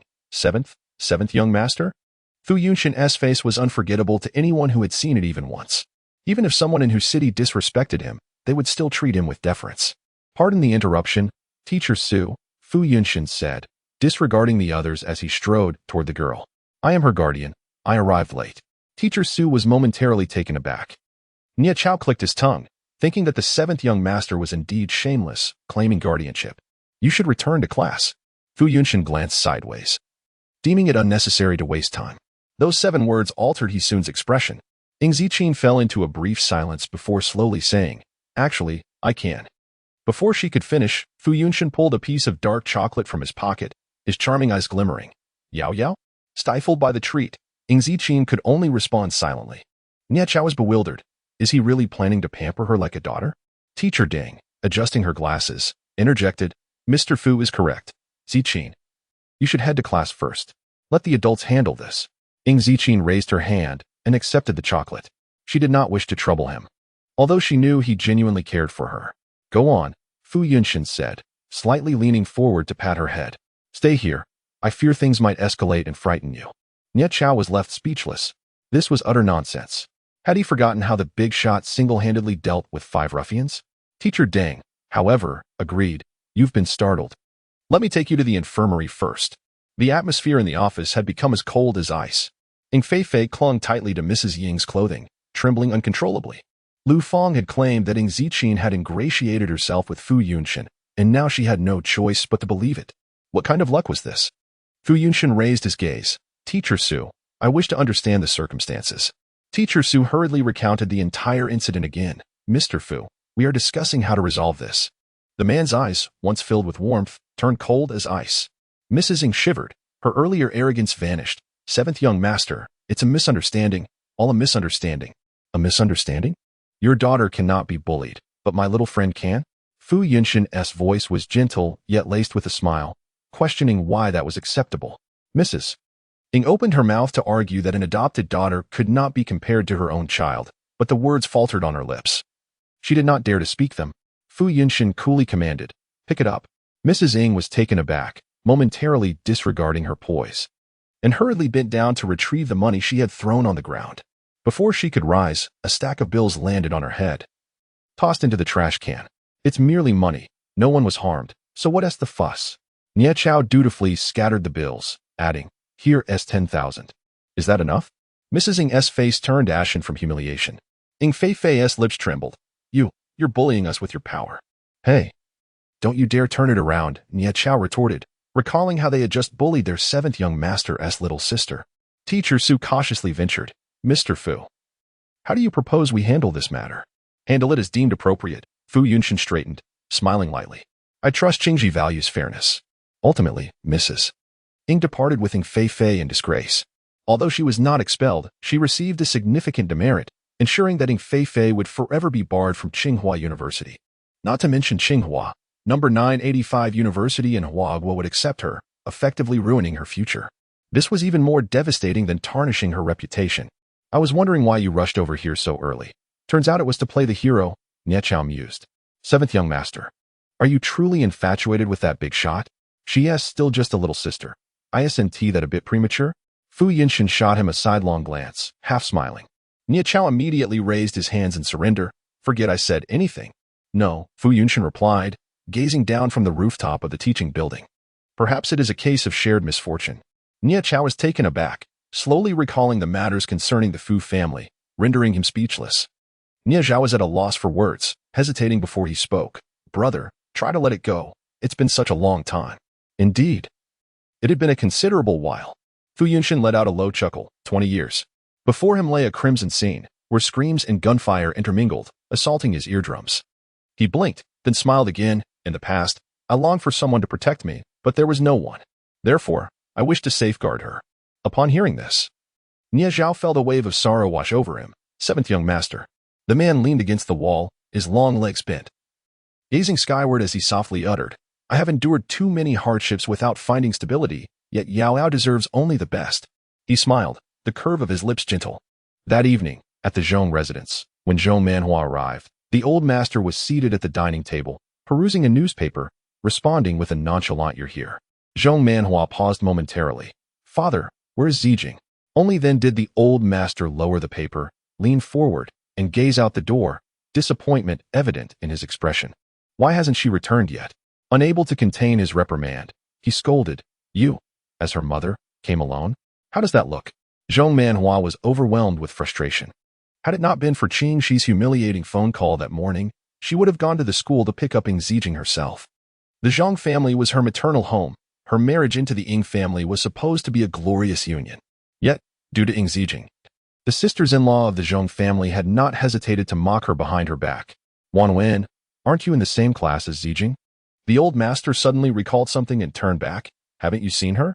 It's already 7. The second-year students should have been dismissed long ago. Zhong Zhuan tightened her fingers and quietly said, Grandfather, I haven't seen her, and my cousin might. Might what? The old master grew anxious. She hasn't had an incident, has she? Zhong Zhuan quickly glanced at Zhong Manhua. My cousin is likely to be expelled by Qing Ji. You are just a decorative mother, aren't you? The moment those words left her lips, the entire living room fell silent. Mrs. Zhong, who had been in the kitchen, poked her head out and, before the old master could speak, rebuked, Wanwen, don't speak recklessly. She then turned to Zhong Manhua. Wanwen is just rambling. Don't take her words to heart. Zhong Manhua forced a smile. What are you saying, third sister-in-law? Wanwen is so well-behaved. Yet inside, her heart raced incessantly. At that moment, due to Madame Mu's presence, she had not inquired deeply, only knowing that Ing Zijing had fought. Afterwards, she received no further calls and had forgotten about it. If Ing Zijing truly were expelled, where would she put her face? The old master, however, said nothing, putting on his reading glasses, picking up his phone, and slowly stated, I will call over to Qingji. Father, please don't worry unnecessarily. Zhong Manhua suppressed her voice. Let me handle it. Do I not know your stubborn nature? The old master waved his hand. You go. I'm afraid you might scold the child first. Zhong Manhua felt both shame and anger. Father, what are you saying? The old master ignored her, extracting the phone number of the homeroom teacher from the contact list and dialed. The call connected swiftly. Hello, teacher, this is Zijing's grandfather. I would like to inquire about Zijing today. Listening to the old master converse with teacher Su, Zhang Jiwan clenched her cup tightly. Given the incident Ing Zijing had caused that morning, it was certain she would be expelled. Even if the old master went now, it would be too late. She truly could not comprehend why her grandfather treated an adopted daughter so well, while the illegitimate children of the Zhong family, no matter their achievements, never softened his heart. What virtue did an incompetent adopted daughter possess? What? The old master's expression suddenly changed. All right, I understand. Thank you, teacher. Zhong Manhua was restless, her anxiety mounting. Finally, when the old master hung up, she spoke. Father, it is my failure to educate her properly. Rest assured, when I return. The old master interrupted her directly. What were you doing this morning? Zhong Manhua was taken aback. I was having morning tea with Madame Mu at the old residence, discussing matters. Father, why do you ask this? You have time for tea, but not to go to school? The old master was instantly enraged. Do you know how much humiliation Zijing endured at school? You didn't bother to inquire about the circumstances and directly assumed it was her fault? Just because you feel embarrassed. You chose not to go? If it weren't for that young man from the Fu family stepping in, Zijing would truly have been expelled. Are you merely a decorative mother? Huh. I could have birthed a vase, and it would be more useful than you. Zhong Manhua was left speechless, her face flushed with embarrassment. Zhong Zhuan was slightly stunned. Ing Zijing had not been expelled? Or was it Fu Yunshin who had helped her? Zhong Zhuan bit her lip, feeling somewhat dejected. Your daughter. You don't trust her? Is this how you act as a mother? The old master was quite furious. When Zijing arrives, apologized to her. Zhong Manhua abruptly looked up. Father. The old master turned his back, dialing another number. When Ing Zijing received the call, she had just finished a new round of therapy for Wen Fengyan. She glanced at the caller ID, answered with a soothing tone. Yes, I have no plans tonight. All right, I will return to see you shortly. What's wrong? Wen Fengyan asked with concern. Is it from the Ing family? No. Ing Zijing pressed her hand on his shoulder. I will come back tomorrow. Dad, remember to take your medicine on time. Yao Yao, don't overexert yourself. When Fengyan hesitated to speak, your father is still young. Take good care of yourself and don't buy any medicine. Treat yourself to something nice. As parents, they always thought of their children first. You need not worry about that. Ing Zijing unwrapped a piece of chocolate. I won't deprive myself of good food. She indeed lacked money, but money could be earned again. Good food should not be missed. Just be careful. When Fengyan escorted her out, reminding her to protect herself, avoid conflicts with classmates, and allow you to assist with her studies, not to put too much pressure on herself. Ing Zijing nodded lazily, waved her hand, and left with her backpack. 40 minutes later, she arrived at the Zhong family's old residence. The residences of the 4 prominent families were strategically located in the 4 directions of Wu City, making visits quite distant. Zijing, come here, the old master Zhong, upon finally seeing her, beamed with delight, waving for her to approach. Let your grandfather see if you have lost weight. Ing Zijing paused for a moment before walking over. Grandfather, you have lost a bit, the old master remarked. stroking his chin. But you have become prettier. Very good, very good. I will buy you some clothes later. Wearing black all the time isn't good. Ing Zijing responded accordingly. Sit, sit. The old master patted the seat beside him. I have cooked black-bone chicken soup today. It will nourish you well. With the old master's permission, the servants began to serve the meal, and others took their seats as well. Zhong Zhuan, gripping her chopsticks, had no appetite, feeling a knot in her heart. The old master cast a subtle glance at Zhong Manhua, his presence formidable even without anger. Zhong Manhua endured, mustering the courage to apologize. However, the girl did not even spare her a glance, seemingly oblivious, focused on eating the golden corn, savoring it earnestly. Zhong Manhua's face turned ashen. Did she truly enjoy eating that? The old master noticed and ordered them to prepare another plate. Ing Zijing slightly shook her head. No need, grandfather. I can't eat that much. The old master, fearing she was being polite, simply said, just tell me what you like. The kitchen is ready. Zhong Zhuan could no longer bear it, standing up with a cold expression. Grandfather, I'm full. I will return to my room. The old master nodded slightly, saying nothing. Zhang Zhuan, holding back her frustration, ascended the stairs. Mrs. Zhang, being well aware of her daughter's temperament, smiled and said, Old master, the studies in the gifted class are intensive. Wan Wen is returning to study diligently, so please do not think ill of her for not speaking much with you. This remark, indeed, served as a reminder for the old master Zhang. Ziqin, are you under great pressure in your studies? Should we ask Wan to tutor you? Madame Zhang nearly lost her composure. Zhang Zhiwan ranked first in her grade. How could she possibly spare time to tutor a foster daughter? Thank you for the kind offer. Grandfather. Ing Ziqin lounged in her chair, her demeanor languid. However, I am considering changing classes. Changing classes? Old Master Zhang was taken aback. Why? Ing Ziqin took a sip of soup. I simply don't wish to stay. It's rather bothersome. Zhong Manhua had been enduring her irritation, but could no longer contain herself. With a sharp clatter, she slammed her chopsticks onto the table, her anger flaring. The elite class is the best in Qingji.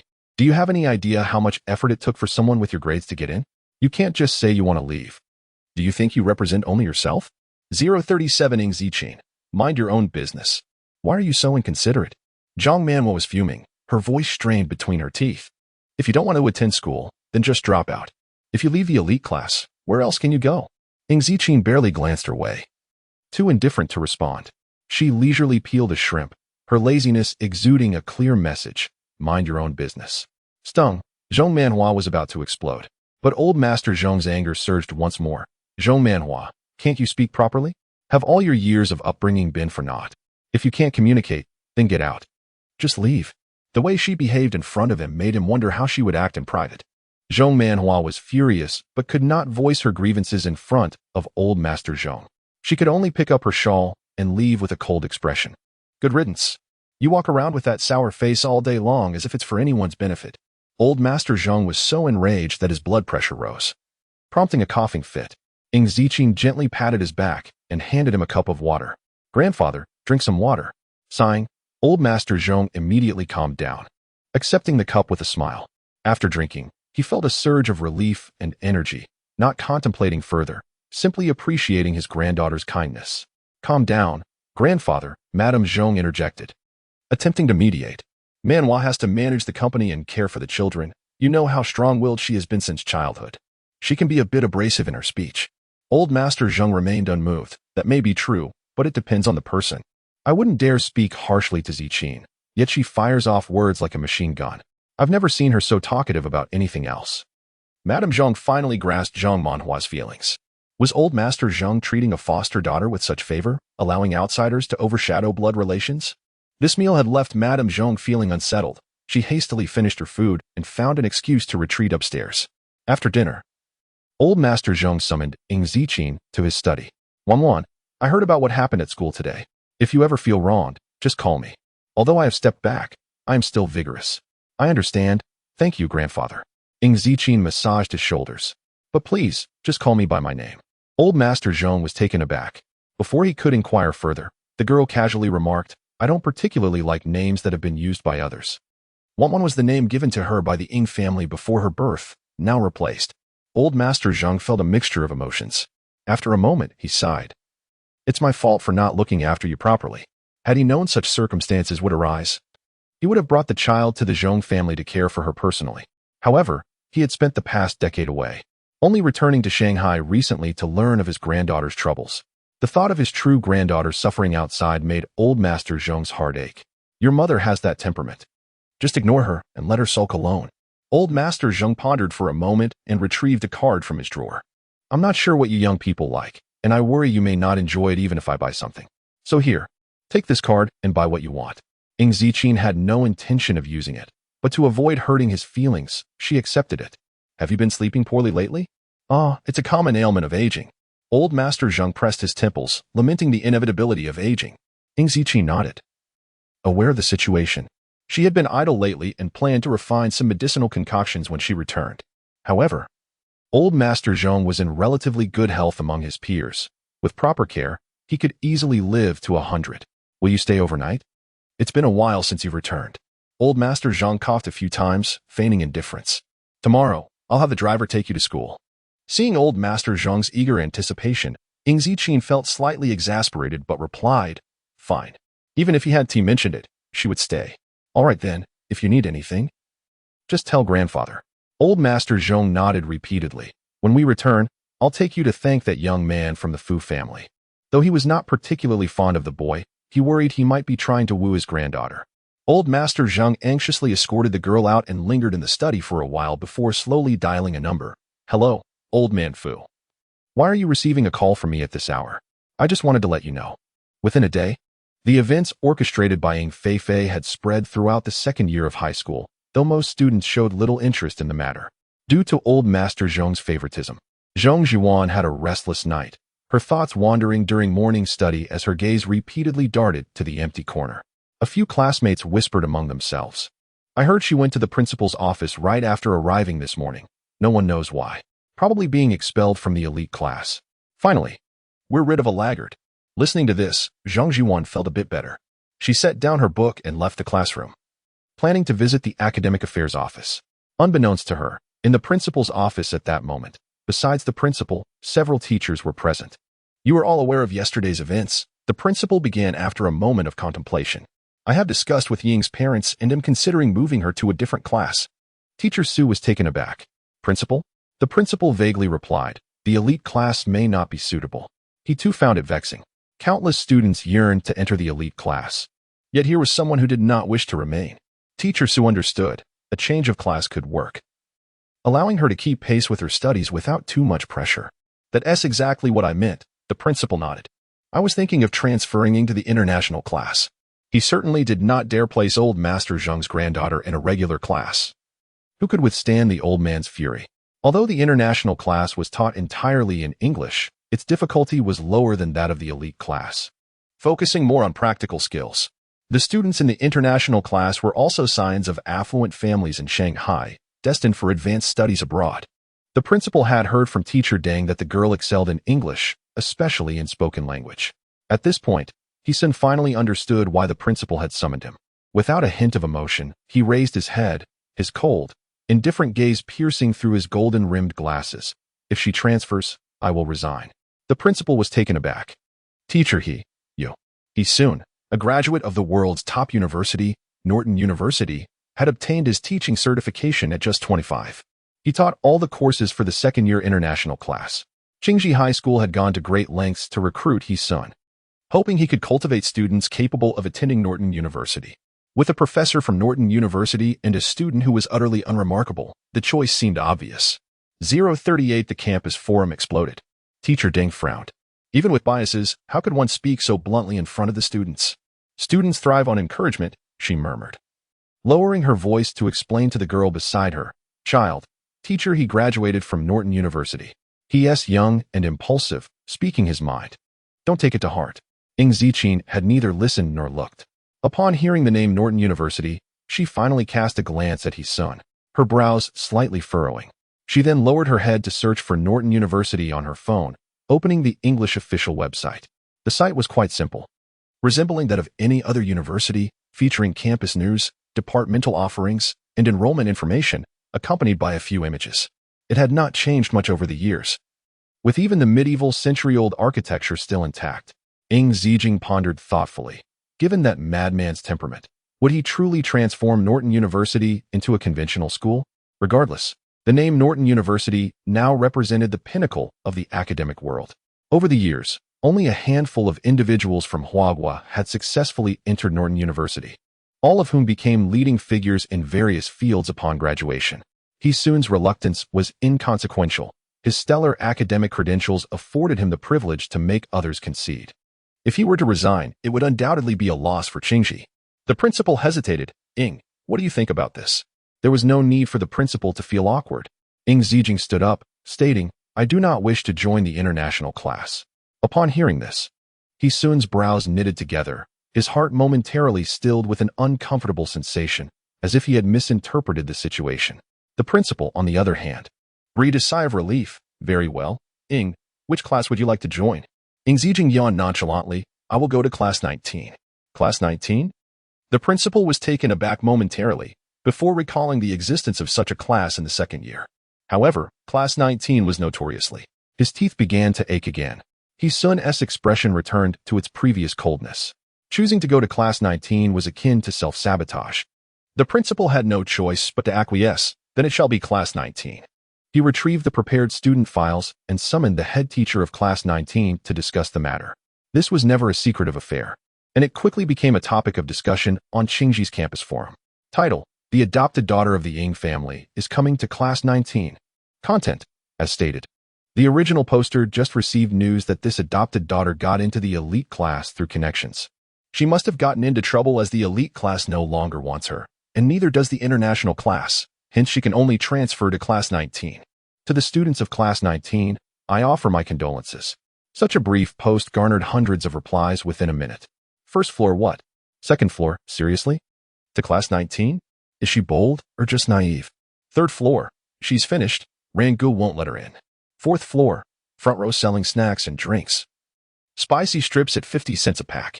Fifth floor, don't even mention Rangu. Ujia won't allow it either. 108th floor, wow. Class 19 is doomed. I have no good feelings towards this adopted daughter of the Ying family, if it weren't for her. How could the Ying goddess have been angered into going abroad? 109th floor, waiting for Rangu and Ujia to kick this adopted daughter out. For 170th floor, thanks for the invite. I'm in the elite class, and this dead weight is finally gone. The elite class was practically celebrating, neglecting their studies during breaks to respond to posts. Zhang Zhuan turned off her phone, resuming her studies as she anticipated Ing Zijing's hasty departure from class 19. In the second year, class 19, a few rebellious students congregated at the podium, browsing the forum on their computers, their expressions darkening with every scroll. What is the principal thinking? Does he think anyone can just waltz into class 19? This class had a notorious nickname, the class that cannot be spoken of. It was a haven for various troubled students, unmanageable by teachers and ignored by parents. Moreover, the local toughs resided here. Who would dare to provoke them? Other students avoided class 19, preferring to steer clear of trouble. Yet someone had the audacity to transfer here. A girl stepped forward, kicking a few people lightly. Keep it down. Don't wake Rangu. The group promptly silenced, instinctively glancing to the left. Outside, the sunlight streamed in, yet he lay slumped over his desk, his entire head buried in his uniform, obscuring his features. The short sleeves of his uniform accentuated the youthful muscular contours, smooth and perfect. The noise in the classroom ceased abruptly, but it was too late. The figure stirred, lifting his head from the desk, his tousled hair partially veiling his striking brows and eyes, an expression of impatience upon his face. The other students instinctively kept their distance. A younger boy approached with a distressed expression. Rangu, someone wants to transfer to our class. It's that. Zhang Ran didn't let him finish. His voice rough and irritable. Whoever it is, tell them to go back from whence they came. With the confirmation, the younger boys cheered. Rangu was indeed formidable. Rangu, show her who's boss and make her cry. The younger boys scrambled to fetch chairs and water, serving Zhang Ran as he settled at the classroom door. Just then, footsteps echoed in the corridor. Zhang Ran took a sip of water, squinting as he and his classmates turned to look. The girl, clad in a blue and white uniform, carried a backpack slung over her right shoulder. Sensing something, she turned her head, her phoenix eyes sweeping over them. As her profile morphed into a full view, even from a distance, the impact was palpable. Zhang Ran tightened his grip on the water bottle, his atoms apple bobbing. His entourage fell into a brief silence, then erupted in exclamations. What kind of beauty is that? Is she even real? Shut your mouth. What is the big deal about being pretty? Beauty doesn't grant her access. True, we're not superficial, Ran-gu, but be gentle on her. Jiang Ran smirked. Shut up. The younger boys fell silent. It was true. Aside from Yujia, Ran-gu had never shown any softness towards any female, let alone exhibit tenderness. Jiang Ran rose, discarding the water bottle, and ambled forward. Ing Zijing approached just then, halting in her tracks. The younger boys eagerly watched, anticipating how this adopted daughter of the Ing family would exit. When the leader of Qingji spoke, "You wish to join Class 19? Fine. Defeat me, and I'll let you in. Otherwise, return to your elite class." The younger boys gazed at him with admiration. It was no surprise that Ran-gu could confront such a stunning girl, explaining his long-standing status as a bachelor. Typically, girls were timid and would likely flee. However, to their astonishment, upon hearing his words, the girl placed her backpack down, leisurely rolled her sleeves up to mid-arm, and stepped back, leaving ample space. The younger boys were bewildered. Jiang Ran slowly raised his head. Ing Zijing narrowed her phoenix eyes, languidly stating, "All right, you go first." Jiang Ran felt as though he was experiencing auditory hallucinations for the first time. The younger boys gasped collectively. Did she really intend to fight Ran-gu? Unbeknownst to them, Jiang Ran had won first place in the citywide taekwondo competition the previous year. "Are you serious?" he asked, licking his lips. Ing Zijing yawned. "Yes, after I win. I'm going to sleep." The younger boys fell silent again. This seemed like a direct challenge to Ran-gu. "Be confident. I am indeed challenging you." Jiang Ran chuckled, tossing his jacket to a nearby younger boy. "I'll fight you. Just don't cry later." 3 minutes later, Jiang Ran lay on the ground, staring blankly at the ceiling, having experienced the first significant setback in his otherwise smooth life. Nearby, Ing Zijing picked up her backpack, stepped over him, and walked inside. No one dared to stop her. The younger boys watched as she casually made her way to an empty seat, retrieved a pillow from her backpack, and laid her head down on the desk, draping a blanket over herself. Her equipment was quite comprehensive. Was this considered a failure for Ran-gu in driving someone away? Did you see her skills just now? I suspect she never truly meant it. To be frank, he is somewhat handsome. Who would believe that Jiang Ran was beaten by a girl if they hadn't witnessed it with their own eyes? Don't worry, Ran-gu. The younger brothers are here to console you. If you can't handle it, there's still Sister Yu. I'll call her right away and make sure she comes back to drive her away. Rest assured, what you cannot accomplish, Sister Yu certainly can. Jiang Ran gritted his teeth and shouted, "Get lost." The younger brothers scrambled away. One of them, clutching his phone, rushed to call Sister Yu. "Sister Yu, hurry back. There's trouble." Ing Zijing slept until noon. The classroom was empty, as everyone had left. The principal had specifically canceled a class for the 19th grade today, fearing that even the teachers might face unforeseen disasters. She rubbed her head and unlocked her phone, where a message from 5 minutes ago caught her eye. "Little one, come out for lunch. Your brother is waiting at the school gate." She paused for a second, grabbed her coat, and stepped outside. The school gate was bustling with activity.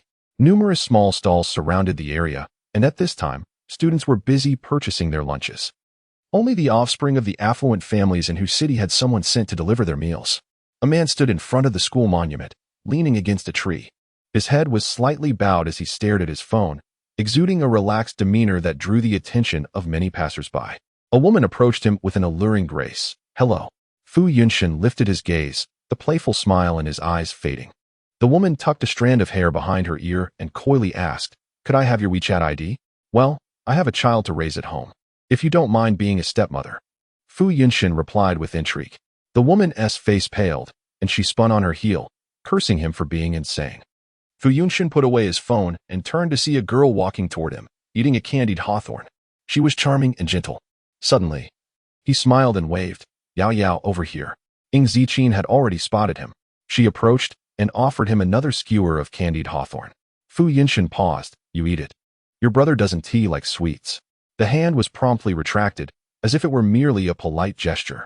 Fu Yunshin raised an eyebrow. "Eating so much. Aren't you afraid of gaining weight?" "Oh," Ing Zijing replied slowly, biting into the hawthorn. "I run 10 kilometers every day, even while raising a child. I must maintain my physical fitness." Fu Yunshin lazily looked up. "How's the new class?" "Quite enjoyable. A bunch of silly kids, much more relaxed than the elite class. They were not extravagant individuals, opting to eat near the school." On their way back, as Ing Zijing pondered how to earn money while lying down, a voice interrupted from above. tickling her eardrums. "Little one, open your mouth." Ing Ziqin looked up to see the man's long, porcelain white fingers holding out a piece of candy. What should she say? She glanced at him. "Didn't you say you didn't want to hear it anymore?" I don't want to hear you say thank you, but I quite wish to hear our Yao Yao say it." He smiled, his eyes curving. "Thank you, brother. Then I want to eat it." "All right." Fu Yunshan tore open the candy wrapper. "I'm just joking. This is specially for you. Enjoy." The candy appeared ordinary, with no brand on its wrapper. Once it melted in her mouth, Ing Ziqin felt her concealed injuries within her body loosening. It seemed there was more to this candy than met the eye. Her eyelashes fluttered slightly. No wonder she could not decipher his deeper intentions. "I'll take you here," Fu Yunshan said, stopping. "You should head back." Just as he turned, for words floated into his ears. Fu Yunshan was taken aback, turning around to find the girl had already entered the school gate. After a moment, he chuckled softly, his expression relaxed. Such a child, so full of contradictions. At 3:30 in the afternoon, the 19th class finally came back to life, for the class leader had returned. Dressed in a black leather jacket and holding a helmet, she exuded a fiery presence with her crimson lips. She was undoubtedly a girl of the streets. "Sister Yu," one of the younger brothers pointed to a table, brimming with arrogance. The class leader's eyes lit up. "Wow, so beautiful?" The younger brother's lips twitched, reminding her, "Sister Yu," clearing her throat. The class leader regained her cool demeanor and waited. Ing Ziqin was resting her eyes when the table was suddenly kicked. She opened her eyes, her gaze hazy. "I'm telling you, no one in the 19th class welcomes you." The class leader slammed her hand on the table again. "If you know what's good for you, leave quickly. Don't blame me for being rude later." "That's right, better leave," a few younger brothers echoed menacingly. "Have you heard of our sister Yu? Xiao Yu? You can't afford to mess with her." Now, should they be scared? Why weren't they running? The girl rested her head on her hand, contemplating. After a few seconds, she remarked thoughtfully, "Your eyeshadow is beautifully done. Could you teach me?" Just as Xiao Yu was about to deliver another threat, she stammered, "Huh?" 10 minutes later, watching Xiao Yu animatedly discussing makeup with Ing Ziqin, the class felt a sense of despair. Not only had Ran Gu been defeated, but now Sister Yu was too. She must be something else. She has truly captivated both Ran Gu and Sister Yu. There was no choice. Who could resist the charms of Sister Yu? Everyone resigned themselves to the reality, yet strangely found acceptance quite pleasant. Since both Ran Gu and Sister Yu had succumbed to her, she was now the leader of their class. What should they call her? Something that would surpass brother and sister? Of course, it should be father. Let us call her Ing Dad. Everyone agreed, their spirits lifted. When Ing Dad comes to our class, we must make a grand entrance. Let us hold a welcome party and even live stream it on the forum. Quickly, they began posting. The younger brothers swiftly created a thread that instantly surged to the forum's homepage. When the news reached Zhong Jiwan, she felt like smashing her phone. After waiting all day, this was the outcome she received. She saw that the 19th class had truly lost their minds, and Zhang Ran and Xiao Yu were utterly useless. Zhong Jiwan lowered her eyelashes and stood up to make a call. "Aunt, although there are things I wish to avoid discussing, this situation has become quite concerning. My cousin." She hit Zhang Ran. Zhong Jiwan paused, her words trailing off. That Zhang Ran could bring a lot of trouble. Zhong Jiwan understood that Xiao Yu was merely a delinquent girl mingling in nightclubs and racetracks, yet she was well aware Jiang Ran was no ordinary person. This was something she had overheard from old Master Zhong, who mentioned that Jiang Ran was connected to a prominent family in the capital. Even if he wasn't from the Mu family, he certainly was not someone whom the 4 major families in whose city could afford to offend. And now, Ing Ziqin had struck Jiang Ran. The consequences were all too clear. Zhong Jiwan's fingers twisted the headphone wire. "Aunt, at noon, I saw Jiang Ran leaving the school on a motorcycle. I hope he didn't go back." "I understand," Aunt Zhong replied, suppressing her anger. "You've been a great help, Wan. "It's nothing, Aunt." Zhang Jiwan continued. "Grandfather asked me to keep an eye on my cousin at school. I can't disregard his wishes." She added casually, "But Aunt, I think it's best if grandfather doesn't find out about this.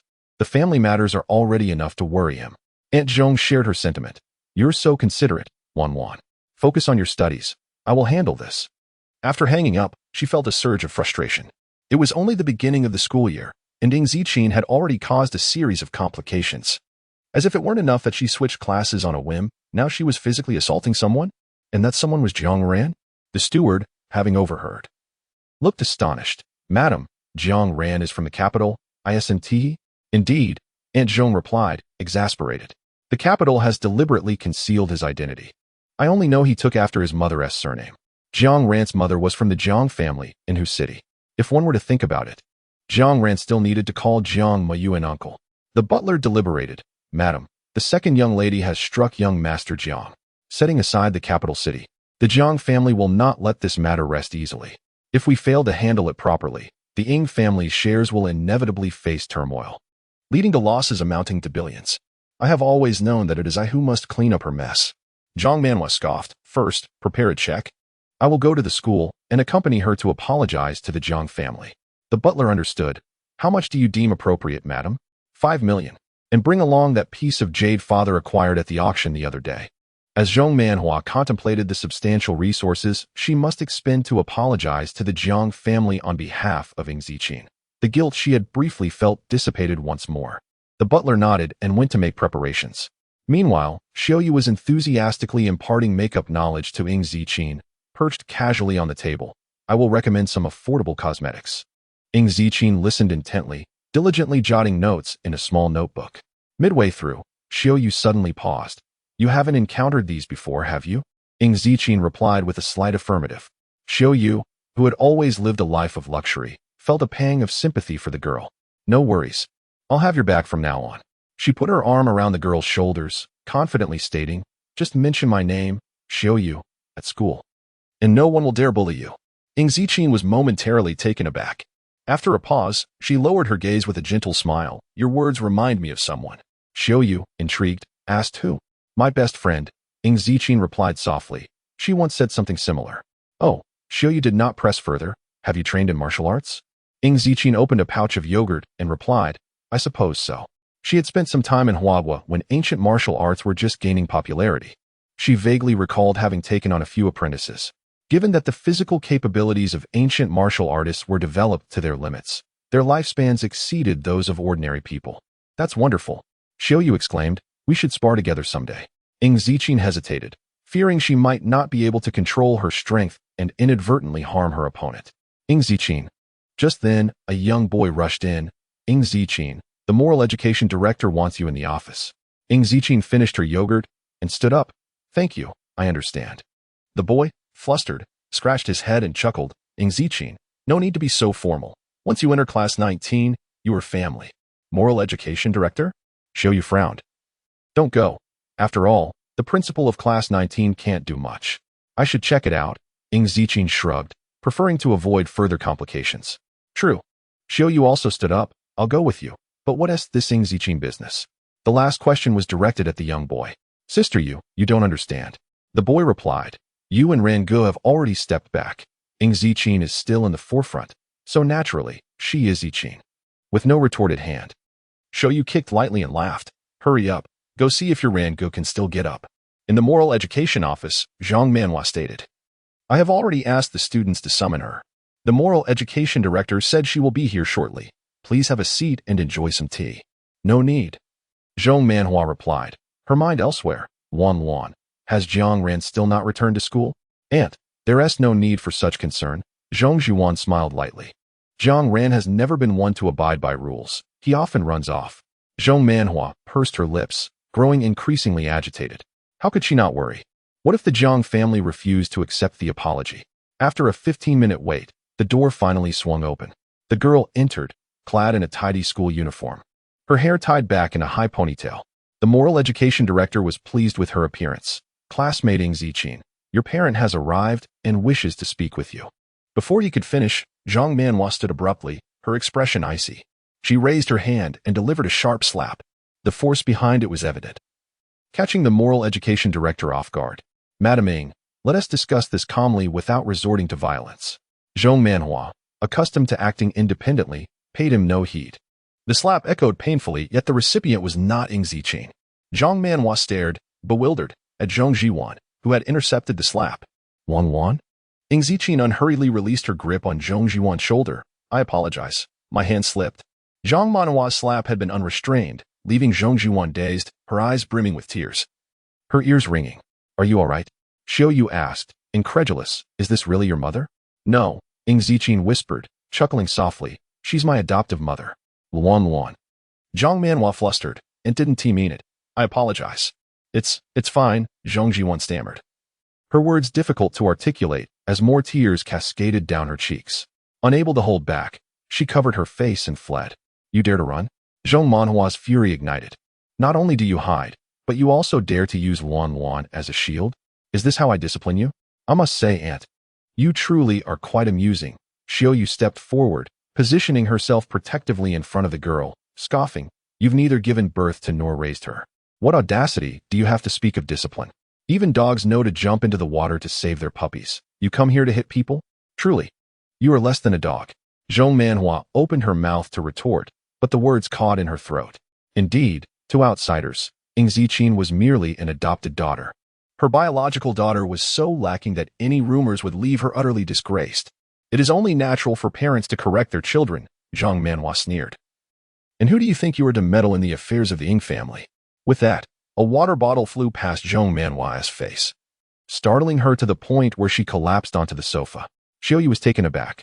Did she just receive protection from her father? Ing Ziqin looked up, her expression neutral. Mind your words. Zhong Manhua could hardly believe that Ing Ziqin dared to lay a hand on her. Anger, sorrow, and grievance surged within her. And with red-rimmed eyes, she exclaimed, Who do you think I'm doing this for? Am I not doing it for you? Do you understand the price the Ing family must pay because of your actions? Xiaoyu then realized the reason behind Zhong Manhua's visit and couldn't help but laugh. In that case, she tossed her phone to the moral education director. Let us call Jiang Ran's parents right now and see if they genuinely wish for Ing Ziqin to apologize. The moral education director snapped back to reality, hastily taking the phone, which already had a number dialed. His expression shifted as he realized he hadn't considered how Xiaoyu had obtained Jiang Ran's parents' contact information. And he quickly spoke, Hello, good day. Meanwhile, Jiang Ran had returned to his single apartment. A band-aid adorned his face, his expression sour as he kicked the door open. Upon entering, he was met with a pale face and two bright eyes that looked ghostly. Jiang Ran nearly jumped out of his skin, but once he recognized the figure, he paused. Mom? The ghostly figure was none other than Jiang Huaping, his mother, who was currently wearing a facial mask and gazed at him with a hint of exasperation. How many times must I tell you? I'm still young, call me sister. Mom, could you please not be so frightening? Jiang Ran replied, feeling as though his day had already inflicted significant trauma on him, and his mother was only adding to it. Jiang Huaping maintained a haughty demeanor. Oh, I cannot. Jiang Ran sighed, preparing to bury himself in sleep to forget the humiliation of the day. Just as he was about to move, Jiang Huaping spoke again. Did you get hit? Jiang Ran's back stiffened. Mom, how do you know? The call came to me. Jiang Huaping waved her phone.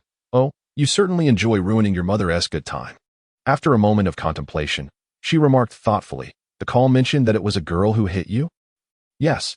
Jiang Ran was reluctant to admit it, harboring resentment towards the person who had informed his mother of this incident. Jiang Huaping clapped her hands joyfully. Well done. Jiang Ran? Mom? I've long wished for someone to discipline you, you little rascal. Jiang Huaping unveiled the protective film, and at last, I had waited for this moment. Mom, Jiang Ran is going crazy. Could you refrain from speaking so much?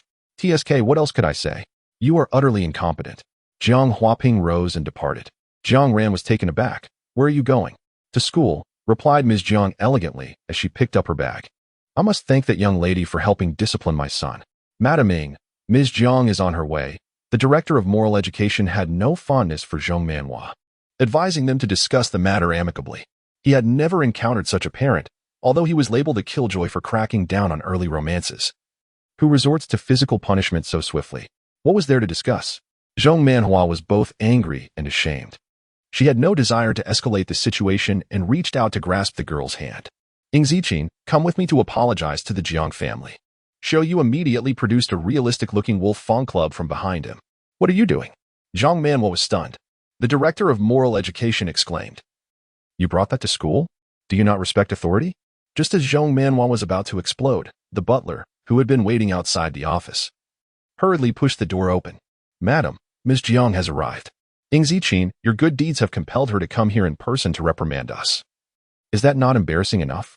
Zhong Manhua's expression darkened. Furious, she immediately demanded, apologize to me. The door opened, revealing a woman in a qipao. Zhong Manhua quickly rose, filled with shame. Hello, I failed to discipline my child properly, please. Jiang Huaping walked straight past her, not even glancing at Zhong Manhua. Approaching the girl, She grasped her hand. You must be Ying Ziqin, right? Thank you so much. Please continue to give him a good thrashing so he understands the harshness of the world. You understand what it means to strike the acupoint with a golden needle? Jiang Ran, who followed behind, thought, what the hell? Is he even her biological child? Jiang Huaping then noticed the girl's breathtaking beauty and couldn't help but pinch her fair, rosy cheek. Oh dear, Annie is too excited. I hope I didn't frighten you. Ying Ziqin gently shook her head and politely greeted her. Xiaoyu, surprised, remarked, Sister Huaping, why did you come personally? I happen to be back. Jiang Huaping beamed. Feeling delighted, Jiang Ran sighed. Finally understanding why his mother insisted on him calling her sister, it was clearly a case of indulgence. His expression soured further, radiating displeasure. The director of moral education remained perplexed. Zhang Manhua, however, stood frozen, her face flushed with embarrassment, her lips trembling. She felt an unprecedented humiliation, as if her blood was rushing backward, prickling her spine.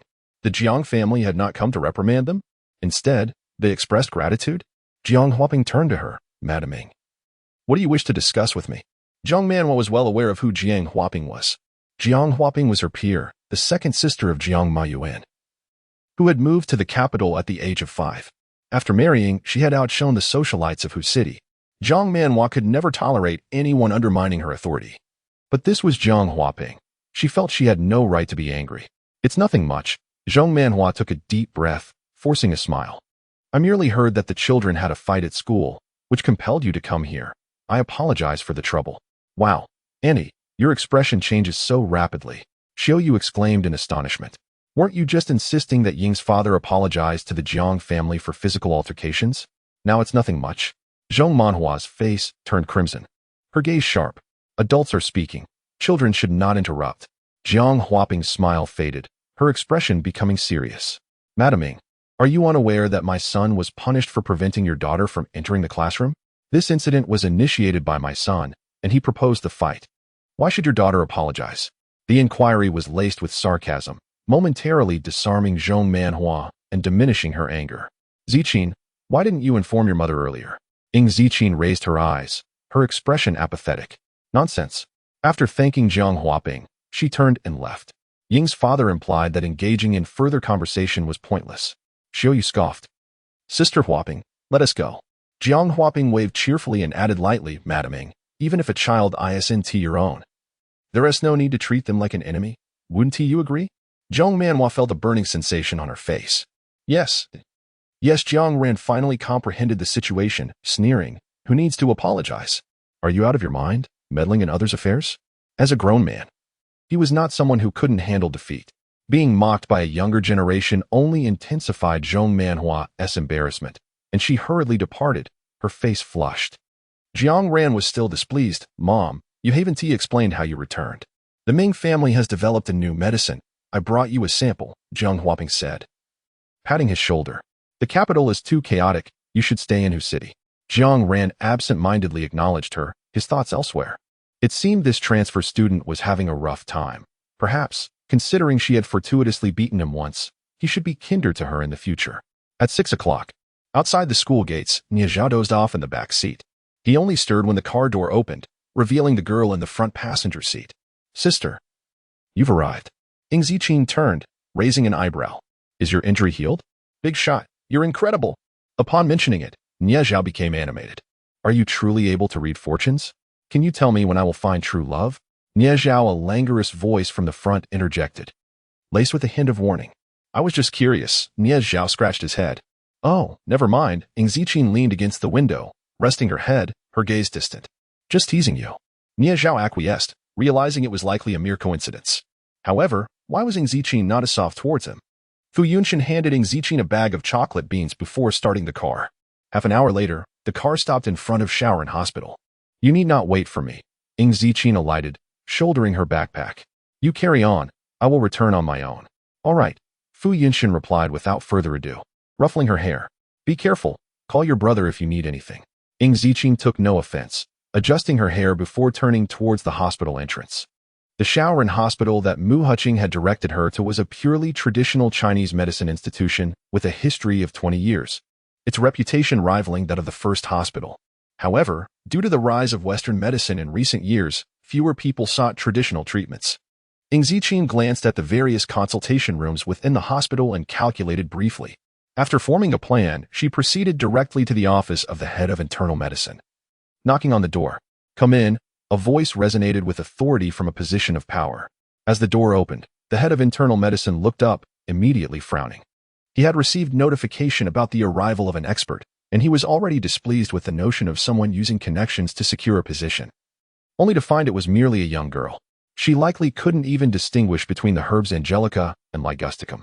Yet she had the audacity to claim the title of expert and collect idle money. The head of internal medicine scoffed and couldn't even muster a polite expression. He tossed a file folder onto the desk. "This is yours. Take it." Ing Ziqin opened it, flipping through it swiftly, absorbing the contents, then tossed it back.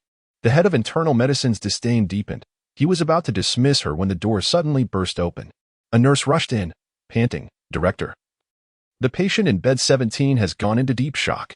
The head of internal medicine's expression changed dramatically. "I'll be right there." He abandoned the girl and hurried away, disregarding Mu Cheng's instructions. Ing Zichin's gaze flickered as she nonchalantly walked over to the patient's room. Inside, the patient was covered with needles, yet their breathing was nearly imperceptible. Several doctors found themselves at a loss. "What should we do, Director?" "First, notify the family." The head of internal medicine gradually regained his composure. It was already a miracle that they had managed to hold on until now. It was expected that they would be unable to save the patient. However, as if to contradict him, 3 words echoed through the ward: "It can be saved." The doctors turned in surprise. The head of internal medicine, already anxious, felt a surge of anger. "Saved? Oh really? How do you propose to do that?" Ing Ziqin merely glanced at him, her tone indifferent. "Golden needle acupuncture." "Golden needle acupuncture?" The head of internal medicine laughed in disbelief. "Do you even know what that entails?" "This technique, recorded in ancient texts, is over 200 years old and has become a legend. Who could possibly know how to perform it?" The head of internal medicine certainly knew about the golden needle acupuncture. It was actually considered an ancient medical practice rather than traditional Chinese medicine. The practitioner would channel their internal energy into the golden needle to stimulate the patient's acupoints. However, only those versed in ancient martial arts possess such internal energy. So anyone familiar with ancient medicine must also be skilled in martial arts. Ordinary people were completely unaware of the existence of the ancient medical and martial arts realms. Just because one had read a few books did not qualify them to flaunt their knowledge. With a sneer, the head of internal medicine retorted, "All right. Even if golden needle acupuncture exists, can you perform it?" No sooner had he spoken than a flash of golden light appeared before him. It was a long box filled with golden needles of various sizes. Ing Ziqin picked up a needle and began to disinfect it with alcohol. "There really are golden needles?" The head of internal medicine was momentarily taken aback, then scoffed. "Fine, go ahead and treat." The attending physician was taken aback. "Director, this cannot be right. If we cannot save the patient, what can a young girl do?" "Let her try." The head of internal medicine waved dismissively, disdainful. "If she manages to save him, I will resign on the spot." After all, this patient was beyond saving, and he could conveniently rid himself of this nominal expert. If she failed and the patient died, he would not be held accountable. The other doctors remained silent, merely observing. They watched as the girl lifted a golden needle and directly pierced it into the patient's Shunting acupoint on their head, their hearts racing with alarm. Wasn't this tantamount to murder? Ing Ziqin remained calm and collected, raising her hand to simultaneously insert 3 golden needles. Her speed was so remarkable that bystanders could hardly discern her movements. Once the patient had 7 needles embedded in them, she finally stepped back. To everyone's astonishment, the 7 needles began to tremble slightly. The doctors and nurses could not help but widen their eyes.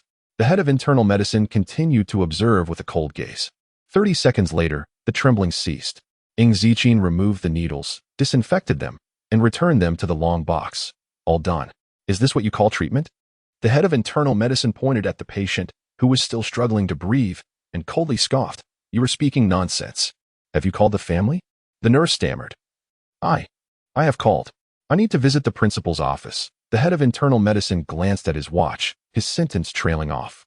Suddenly, the heart monitor emitted a series of beeping sounds. The nurse exclaimed in surprise, "The heart rate.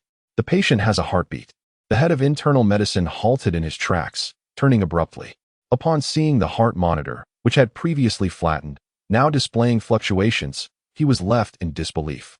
Before he could process this revelation, The sound of the patient coughing in distress reached his ears. They had awakened. Instantly, the gazes of several doctors shifted towards the girl with newfound respect. How could someone so young possess such remarkable medical skills? The head of internal medicine's face flushed with embarrassment. Had she truly healed the patient? Did that mean his earlier words had bitten back at him? As if reading his thoughts, Ing Ziqin lifted her lashes. You need not resign. The head of internal medicine felt his flush fade slightly, replaced by disdain. What a joke. Do you think I would actually resign? I am a cornerstone of Shaoran Hospital. What would happen if I left? Ing Ziqin replied coolly, you are fired. Fired. The head of internal medicine burst into laughter, incredulous. You, a nominal expert, think I would fire you? You are fortunate I haven't dismissed you. Before he could finish, a hurried voice interrupted. Miss Ing, I apologize for the delay. I had some matters to attend to. Please do not take offense. Seeing the person rushing over, the head of internal medicine felt a lump in his throat, astonished. The director? The director ignored him, wiped the sweat from his brow, and bowed deeply to the girl. Miss Ing, I cannot thank you enough for coming and helping us clean up this mess. The head of internal medicine's mind reeled. What? No problem. Ing Ziqin handed her phone to the director. Please take care of those on the list. The director's expression shifted dramatically as he glanced at the information on the phone. Of course, thank you for your hard work. Could you send me a copy of this? Ing Ziqin nodded, took back her phone, and exited. The head of internal medicine remained in shock, his ears ringing. This is none of your business. Stop dawdling. The director gestured towards the doctors and nurses, instructing them to check on the patient. The ward became lively again. Finally, the head of internal medicine spoke up, chuckling. Director, do you find this amusing? She actually claimed she would fire me. Does she not know I? Crash. A phone was hurled at his face. The director roared. Look at the mess you've made. The head of internal medicine hastily caught it, and, upon seeing the screen, his eyes widened in horror, breath-quickening. Director. I didn't tea.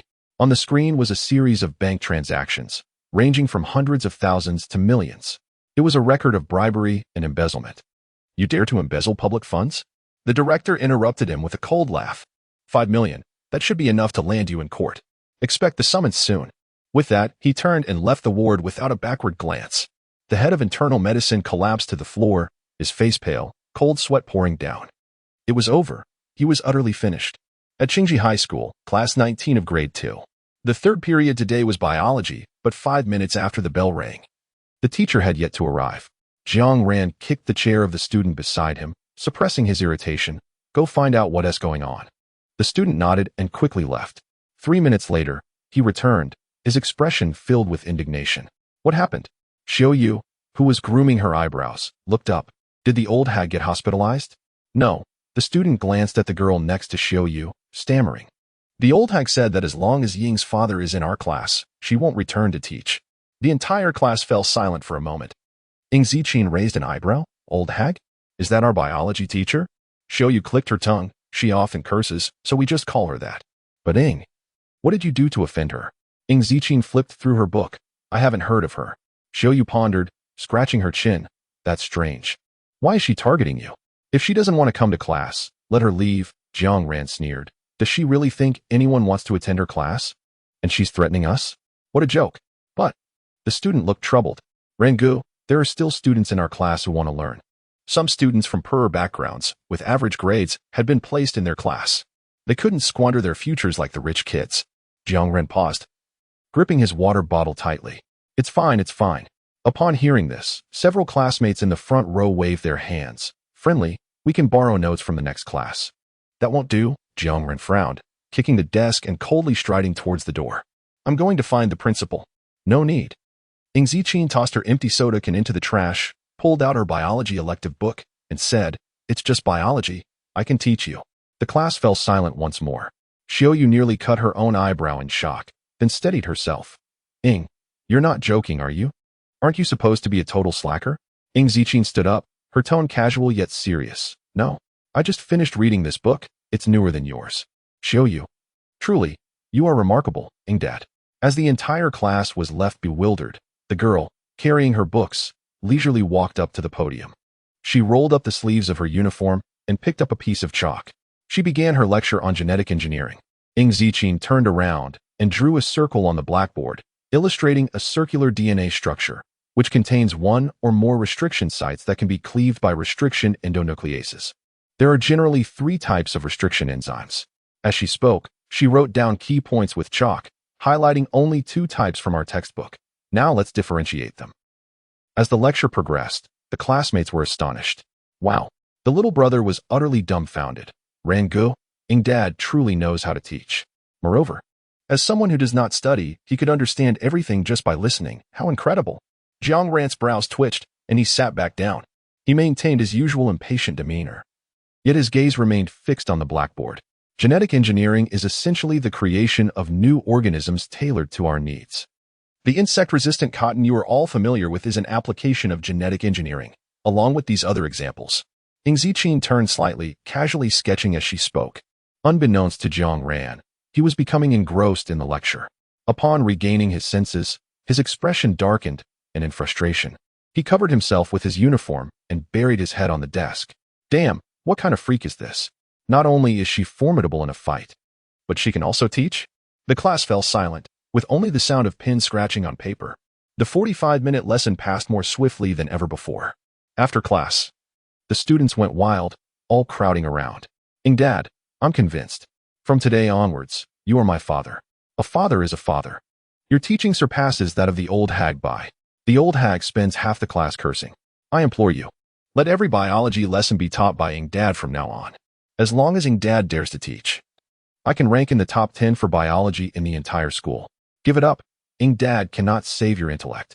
How can you compare with those geniuses in the elite class? If you still have questions, Ziqin paused, recalling something, and corrected herself. Solve it yourself. Show you laugh so hard he choked. Did you hear that? Don't disturb your father's sleep. The classmates dispersed joyfully. Xiao Yu handed over the washed strawberries. Tell me honestly, is there anything you cannot do? Ziqin leaned back in her chair, showing no hint of modesty. Academically, I suppose I can manage most subjects. Xiao Yu pointed at the physics elective 31. What about this one? Ziqin tilted her head, glanced at a few laws regarding electric fields, paused briefly, then nodded. Would you like to hear it?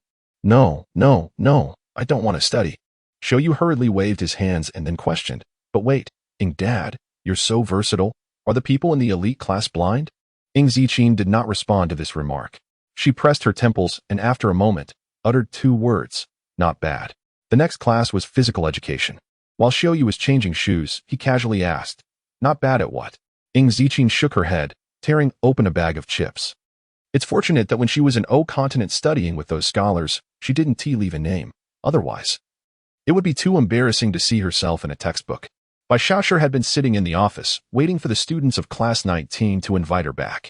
Who else would be willing to teach biology to class 19? However, Bai Xiaoshi waited and waited until class ended without any invitation and finally could not sit still. Yet, before she could head to the teaching building, the door was pushed open. Bai Xiaoshi then relaxed, casually playing with her nails. So, have you come to a decision? She knew they would relent. It was precisely the little brother who had run errands before. The little brother wore a joyful expression. Unlike the flattery Bai Xiaoshi anticipated, Teacher Bai, Rangu asked me to tell you that you no longer need to come. Bai Xiaoshi's smile froze. What did you say? You no longer need to teach us. The little brother repeated, and Rangu also wanted me to tell you that your classes are complete rubbish. He no longer looked at Bai Xiaoshi, mumbling as he walked out. Your teaching is miles behind Dad's. How dare you pretend? Bai Xiaoshi trembled with rage. Her brows furrowed. She knew he soon despised Ziqin, which is why he spoke that way. But she never expected class 19 would rather not have a biology class than drive Ziqin away. It was truly outrageous. She had to report this to the principal. Bai Xiaoshi took out her phone and was about to dial, but the call came in first.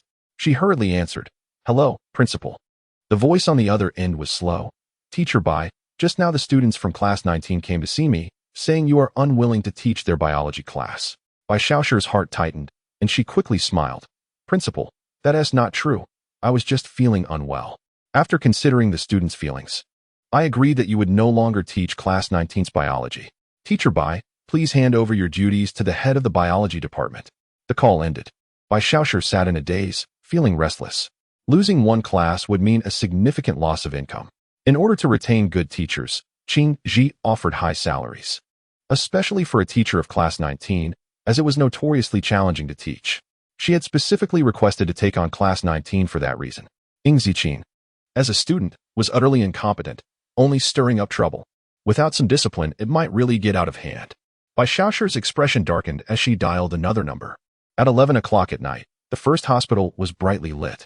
Inside the operating room, several expert doctors were in a flurry. Nurses dashed back and forth. And even the director had personally arrived. The atmosphere was extremely tense.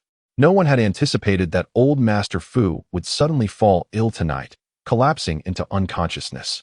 Years ago, he had already developed health issues, and as he aged, problems with blood pressure and blood sugar surfaced. 3 years prior, doctors had advised the Fu family to prepare for the worst, yet old Master Fu had surprisingly held on for so long. It could be considered a miracle. The Fu family sat together, anxiously waiting. Only Fu Yunshin stood alone against the wall, seemingly out of place. No one from the Fu family even glanced at him. Fu Yunshin's expression was calm as he held his phone. A voice was coming through his left ear's Bluetooth headset. You were already too late when you found me 3 years ago. With your grandfather's condition, the ancient medical community in Huagua cannot provide help. I've sought assistance from the alchemical community in O continent, but I cannot guarantee anything. After a pause, unless you can find that one person. Upon hearing this, Fu Yunshin lifted his gaze, his eyes cold and distant. He naturally knew who that person referred to. 045 Grandpa supports you in abducting old Zhong's granddaughter. Indeed, there is no way to find her. Fu Yunshin's peach blossom eyes narrowed slightly as he distanced himself. Look at him. What good is his return? Grandpa lies inside, unaware of life or death, and he is still on the phone flirting with women. Seeing this, the second young master of the Fu family sneered. As if waiting for him to indulge in revelry, and Grandpa would wake up? No one could understand why old Master Fu doted on such a wayward grandson. Among those of Fu Yunshin's generation, who was not extraordinary. Not to mention Fu's eldest grandson had already entered the elite circle in the imperial capital. And even the few younger than Fu Yunshin were making substantial earnings in the stock market.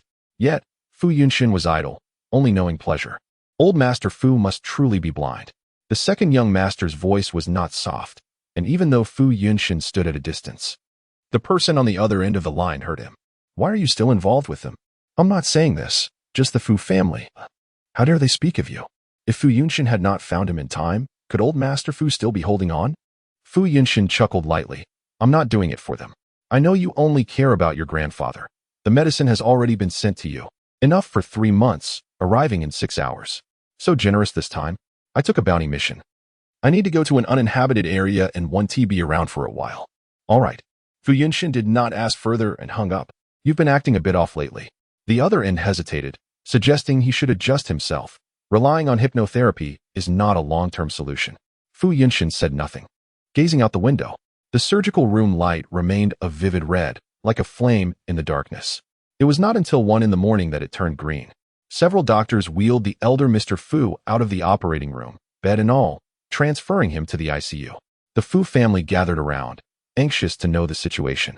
However, the crowd was overwhelming, and ultimately only Fu Mingxing managed to enter. But within 3 minutes, he emerged. Your grandfather is calling for you. Fu Mingxing glanced at his least accomplished son, a hint of annoyance in his voice, stopped standing there admiring the scenery. Fu Ershao was incredulous. Dad. At a time like this, Grandpa is still thinking about him? Why should he? The others also changed their expressions. Yet, with Mr. Fu's order, they had no choice but to watch Fu Yunshin enter. Inside the ICU, to everyone's surprise, Mr. Fu appeared to be in relatively good spirits. Upon seeing someone, he waved from his bed. Xiaoqi, come here. Fu Yunshin approached, bending down to adjust the blankets. What happened today? You shouldn't have had an episode with the medication. It's an old ailment, Mr. Fu replied nonchalantly, accustomed to it. You mustn't have such a habit. Fu Yunshin raised his eyes slightly. My heart isn't strong. I can't handle shocks. Mr. Fu feigned ignorance. A few days ago, old Zhang called me. Your topic shift is quite unsuccessful. Are you angry with me the moment I wake up? Mr. Fu glared. Do you know what old Zhang told me? He asked if you were trying to court his granddaughter. Fu Yunshin, while inspecting the 4 drip, was momentarily choked. What? I think it's a good idea, Mr. Fu said smugly. Xiaoqi, heed your grandfather's advice. Go win over his granddaughter, and then let him die of anger for never letting me win at chess. Fu Yunshin finally understood, pressing his forehead in resignation, smiling helplessly. Grandpa, that's nonsense. Yao Ao is just a young girl. To have such thoughts about a young girl Wouldn't that make me a beast? Who says you should act now? Shouldn't you wait until she is of age? Mr. Fu lamented. In high school, I had already won your grandmother over.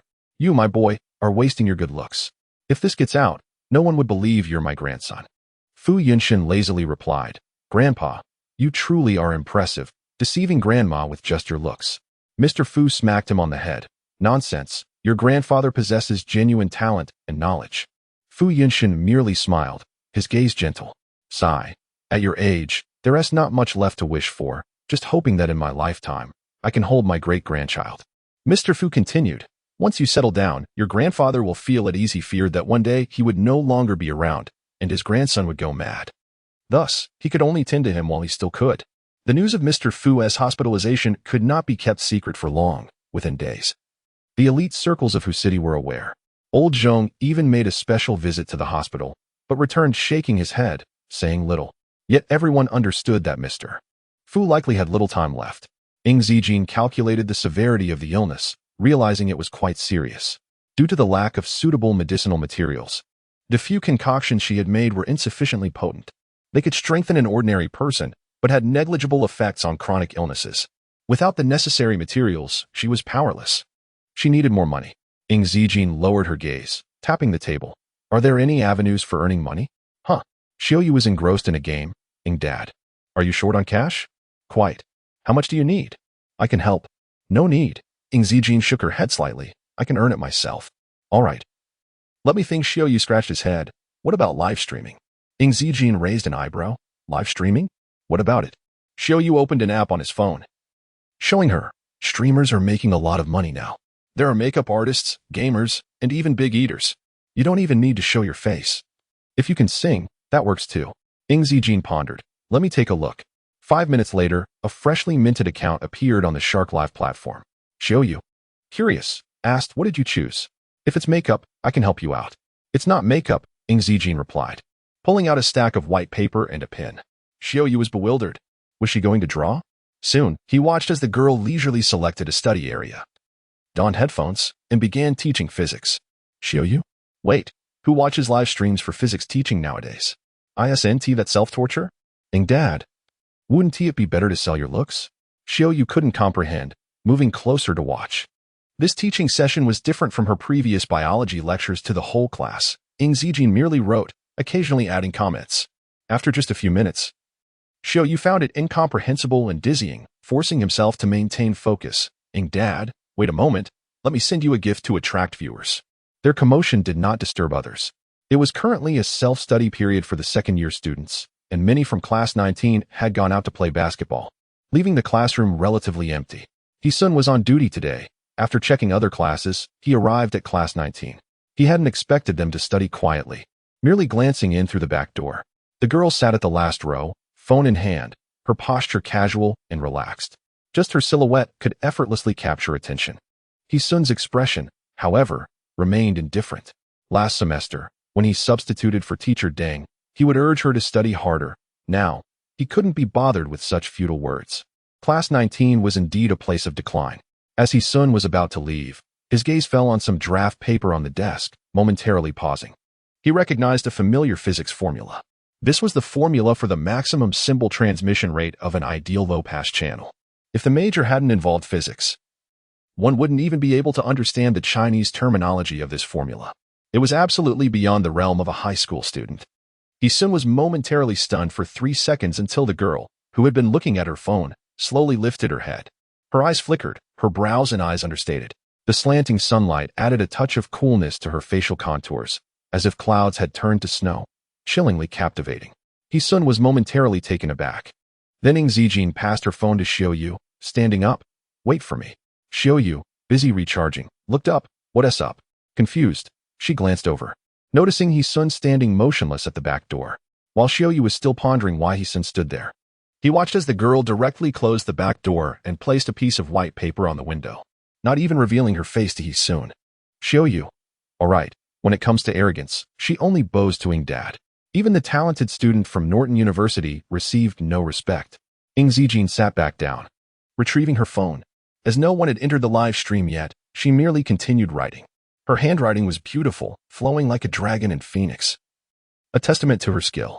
Xiaoyu regained his focus. I sent you 100 rockets. It will trigger a meteor shower on the screen, and users will see it. Dad, don't be disheartened. Surely someone will watch a physics live stream. I'll pay you back later. Don't mention it. I have plenty of money. It never runs out. For the second time, Zijin felt particularly impoverished. She sighed, rubbing her head, her gaze returning to her phone. As Xiaoyu extravagantly spent 100,000 RMB, the live stream's popularity surged rapidly. However, those entering were utterly bewildered. They neither saw a face nor heard a voice. Just a sheet of paper filled with writing. What is the host writing? I can't understand anything. Can't you tell? This is a physics formula derived by Nyquist. Not what? Wow, host 666, it's the first time I've seen this formula used like this. Absolutely remarkable. The host's academic prowess surely surpasses that of my university mentor. I wonder whose scholarly persona this is. Wait, did you just float by? Can you comprehend all of this? Not really, but what does that have to do with the hostess' elegant hands? Just as this comment floated by, the commenter generously showered 100 rockets. Xiaoyu, huh? This is possible. Host, please say something. A live stream without interaction is unthinkable. I'm not interested in physics. I wish to hear about chemistry. Ziqing adjusted her posture, grabbed another sheet of paper, and spoke, certainly. Upon witnessing the host write down the Boltzmann formula, I finally understood that she might be a polymath in the sciences. Why can't I discern whether the host's voice is male or female? Yet it is quite melodious. Only then did Xiaoyu recall that the voice she had heard earlier was different from Ziqing's usual tone, but she paid it no mind. She gave a thumbs up. You're truly impressive. If the elite class were to find out, they would surely regret it. Just thinking about it is delightful. In the corridor, locked outside, he soon was still in a daze. After a few seconds, his expression gradually turned cold. Teacher Deng had mentioned that Ziqing had limitless prospects, but he couldn't see it. Instead, he felt she was beyond salvation. He soon turned as a voice called out from behind, classmate Zhong. He softened his expression upon seeing her. Teacher He, you look a bit unwell. Zhong Zhuan glanced at the class number, hesitating. Was it due to her cousin's affairs? He soon frowned. If Zhong Zhuan hadn't mentioned it, he might have almost forgotten the formula he had just seen. Now, reflecting on it, he suspected Ziqing had hastily copied it from the internet to cover up her phone usage, likely not realizing it was a theorem accessible only at the university level. A failed imitation. Teacher He, please don't mind. My cousin has this nature. She has probably been under too much pressure lately, and her temper has flared up a bit. We all need to be more understanding. Hearing this, He Sun's frown deepened, coldly remarking, if you're under someone else's roof, you must have the awareness of being under someone else's roof. Zhang Jiwan merely smiled, saying nothing in reply, tacitly agreeing. The third day was Sunday, and Class 19 celebrated by reserving a private room at King Club for singing and playing cards. Ziqing noticed the absence of her desired snacks and prepared to step out to purchase some.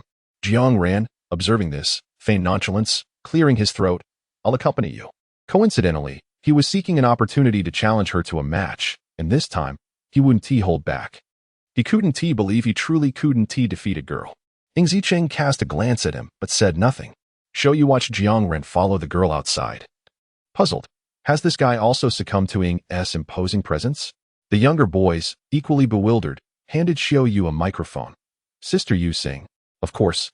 Jiang Ren would not yield.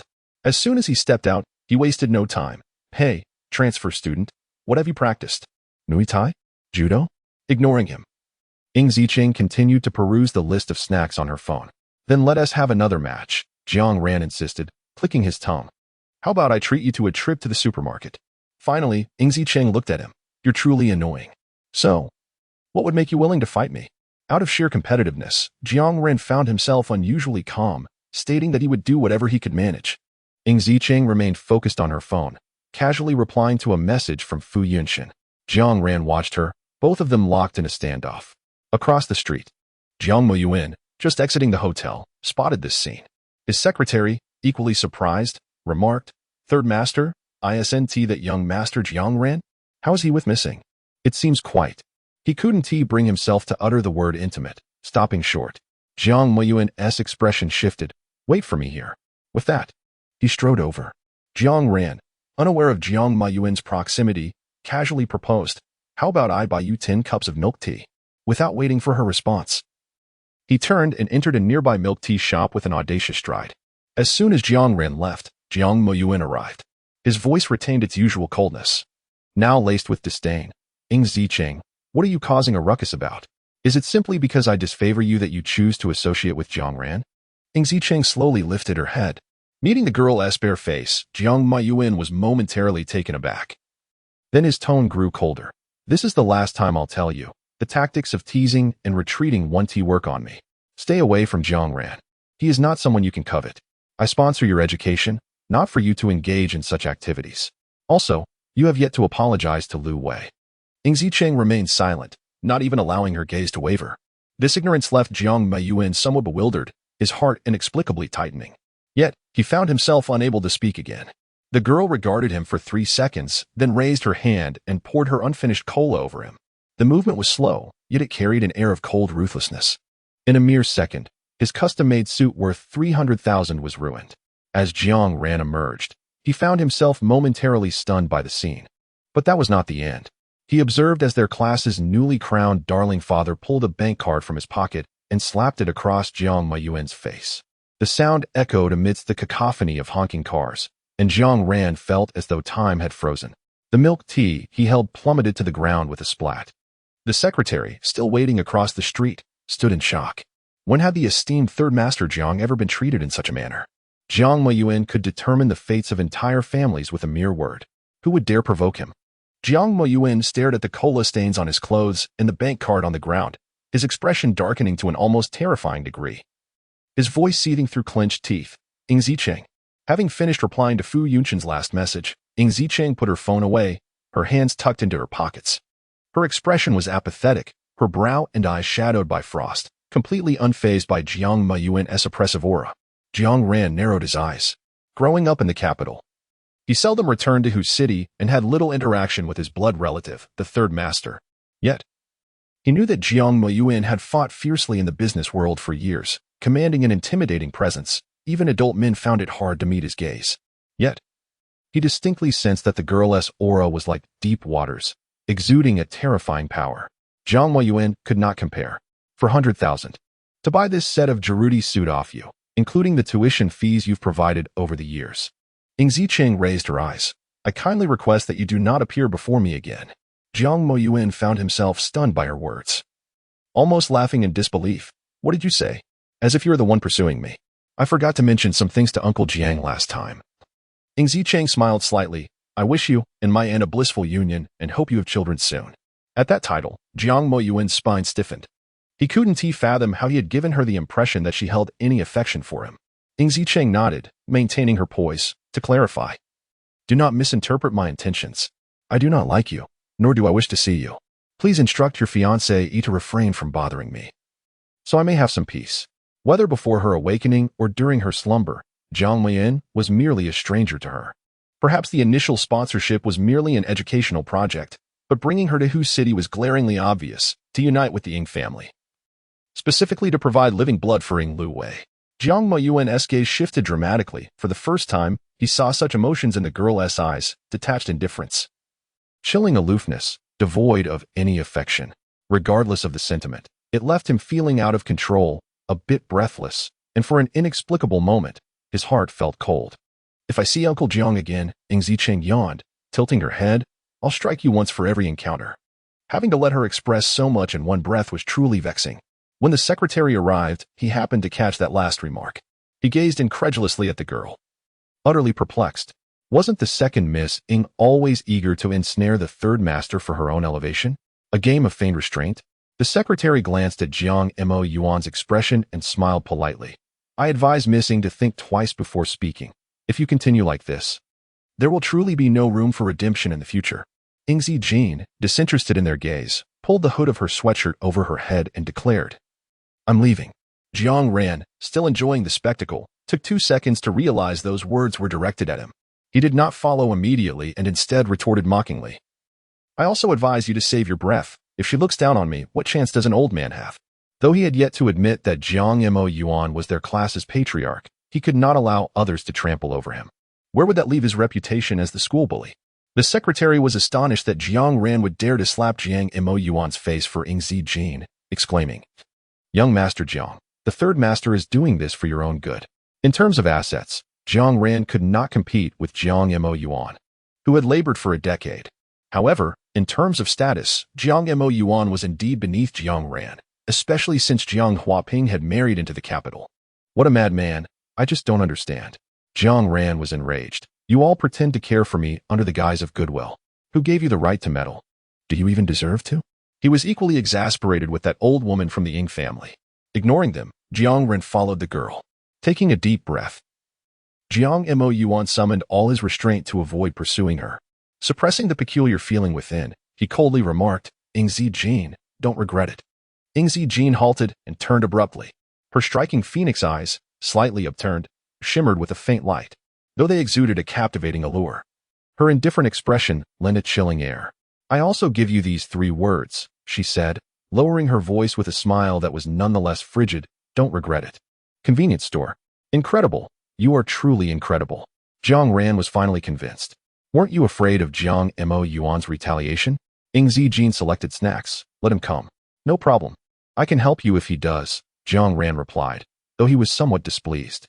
But why call him Uncle Jiang? Oh, just a reminder of his age. Suddenly, Jiang Ran's mood brightened. Hurry, I just helped you. So let's have a spar. He initially thought Ingzi Jin would refuse, but to his surprise, she nodded. Then let us go now. Jiang Ran intended to pull her along, thinking they could return for fried chicken afterward. However, he was intercepted midway. A low, alluring voice wrapped in laughter interrupted. No, our little friend cannot fight. Who are you to interfere? Jiang Ran looked up, silenced, his face darkening. Why are you here? Fu Yunshin retrieved a bag of snacks from a high shelf for the girl without responding. Ingzi Jin hadn't anticipated his arrival. Didn't we agree that I would come find you later? It's fine. I have plenty of time. Fu Yunshin replied nonchalantly. You all continue to enjoy yourselves. He had been in the vicinity, having received a message from Jiang Mo Yuan, concerned for her safety. Little did he expect the young lady to be so formidable. Jiang Ran began to urge him away. Aren't you leaving? Don't disturb the young people's lives. However, just as he finished speaking, he witnessed the girl hand him the bag of snacks she had purchased, then nodded. I'll go with you now. Fu Yunshin was taken aback, his peach blossom eyes brightening. No need, it's still early. It's all right, Ingzi Jin replied casually. There are too many of them. You are alone. Fu Yunshin's eyelashes fluttered momentarily before he chuckled softly. The little one was worth the affection. He felt a sense of paternal pride watching Jiang Ran, who had been left behind by the two. Since receiving a major demerit, Ing Fei had been forced to transfer to a regular class. However, the entire sophomore year knew of her misdeeds, leading her new classmates to ostracize her, pushing her towards the brink of despair. Filled with resentment, Ing Fei found herself powerless, forced to swallow her anger. Life at home was no better, as her father was deeply dissatisfied with her. Clenching her fists, she begrudgingly began to write a self-reflection. Just then, an unfamiliar message popped up on her phone. There were no words, only an accompanying photo. The photo captured Ingzi Jin and Jiang Mo Yuan in an embrace, appearing quite intimate. Not only that, but there were dark stains on Jiang Mo Yuan's suit jacket, resembling spilled liquor. His profile revealed an unpleasant expression. Ing Fei stared at the image, her blood boiling. Just as she was pondering how to teach Ingzi Jin a lesson, an opportunity presented itself. If this photo were to be exposed, not only would Ingzi Jin's reputation be ruined, but she would also be expelled from the Ying family. Ing Fei was elated and was about to message Zhongji Wan for Ing Lu Wei's contact information when she abruptly dismissed the thought. No, she couldn't give it to Ing Lu Wei. Ing Lu Wei had been so kind to Ingzi Jin, she might just brush it off as nothing.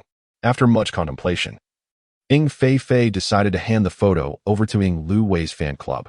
Although the previous Weibo incident had eventually been cleared up, it had drawn negative attention to Ing Lu Wei, leaving her fans discontented with Ingzi Jin. Naturally, this dissatisfaction had not been openly expressed, but there had been plenty of covert ridicule. If the fans discovered that Ingzi Jin had attempted to seduce their future brother-in-law, Jiang Mo Yuan, they would surely erupt. With a cold laugh, Ing Fei opened Weibo and sent the image directly to several moderators of Ing Lu Wei's super topic. She was eager to see how Ingzi Jin would manage to turn things around this time. Jiang Ran returned to the KTV private room with a dark expression. Show you kicked him. Where did you take our father? Jiang Ran was furious, snorting coldly. He ran off with that dog man. We were supposed to spar, but he stood me up. The younger brothers were alarmed at this revelation. Brother Ran, what does a dog man look like? Are we going to have a mother? Get lost. Jiang Ran was infuriated and amused. Their thoughts were so unhealthy. He was so upset that he pulled out his phone to send a WeChat message. I'm telling you, Fu Yunshin is not a good person. You should keep your distance. Do you know he nearly killed someone in the past? No response. Jiang Ran persisted and sent another message. He lived in the capital for 10 years and returned to his city at 14. Do you realize how young he was when he started getting violent? What if he turns on you one day? Still no reply. Jiang Ran had no choice but to send a meme. This time, he received a reaction. Your message has been sent, but was rejected by the recipient. Jiang Ran glared at the red exclamation mark for 3 seconds. Infuriated, he tossed his phone away and grabbed a beer, downing 7 or 8 bottles in a minute. The younger brothers were left dumbfounded. This guy was really off today. He must be having another episode. Show you sighed, let me ask where Ing father is. The reply came swiftly. Something came up. Let us meet another day. After responding to Xiao Yu, Ing Zijin didn't release Jiang Ran from her blacklist. Feeling utterly at peace. Yao Yu. A voice called out from the right.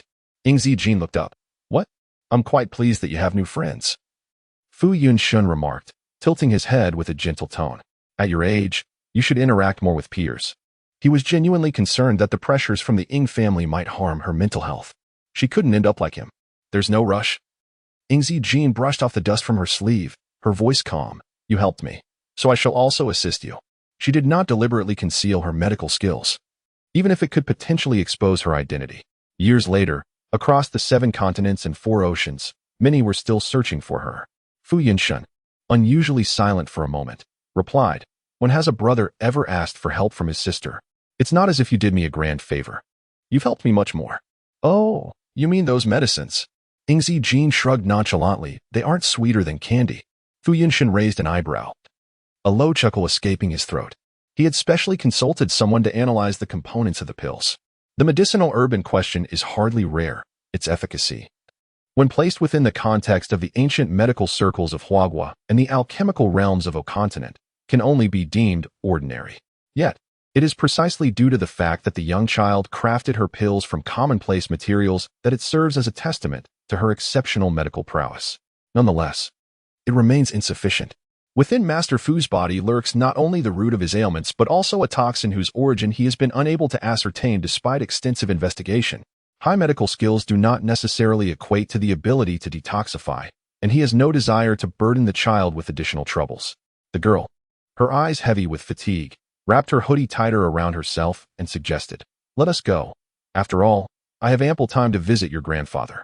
The Fu family estate today was notably devoid of visitors, with only the old master and his caregiver present, thus alleviating many concerns.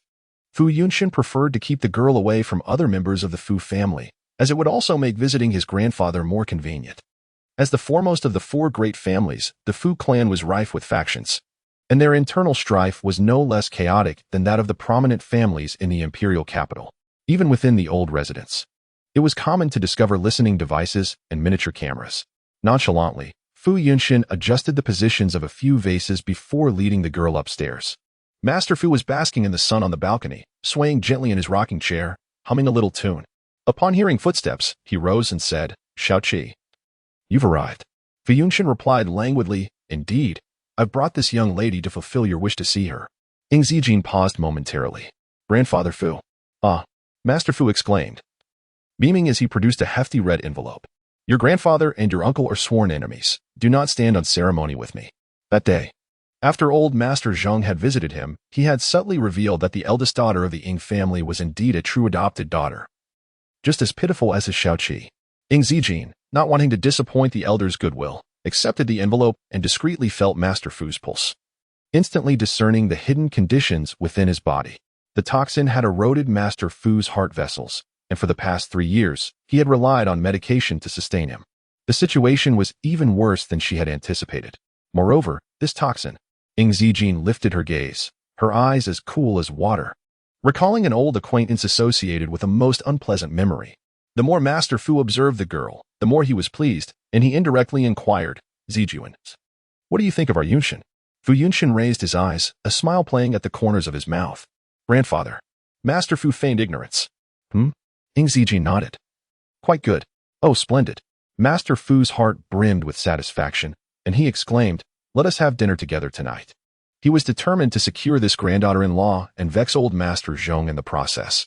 The dinner for the three proceeded swiftly, with the servants efficiently preparing everything.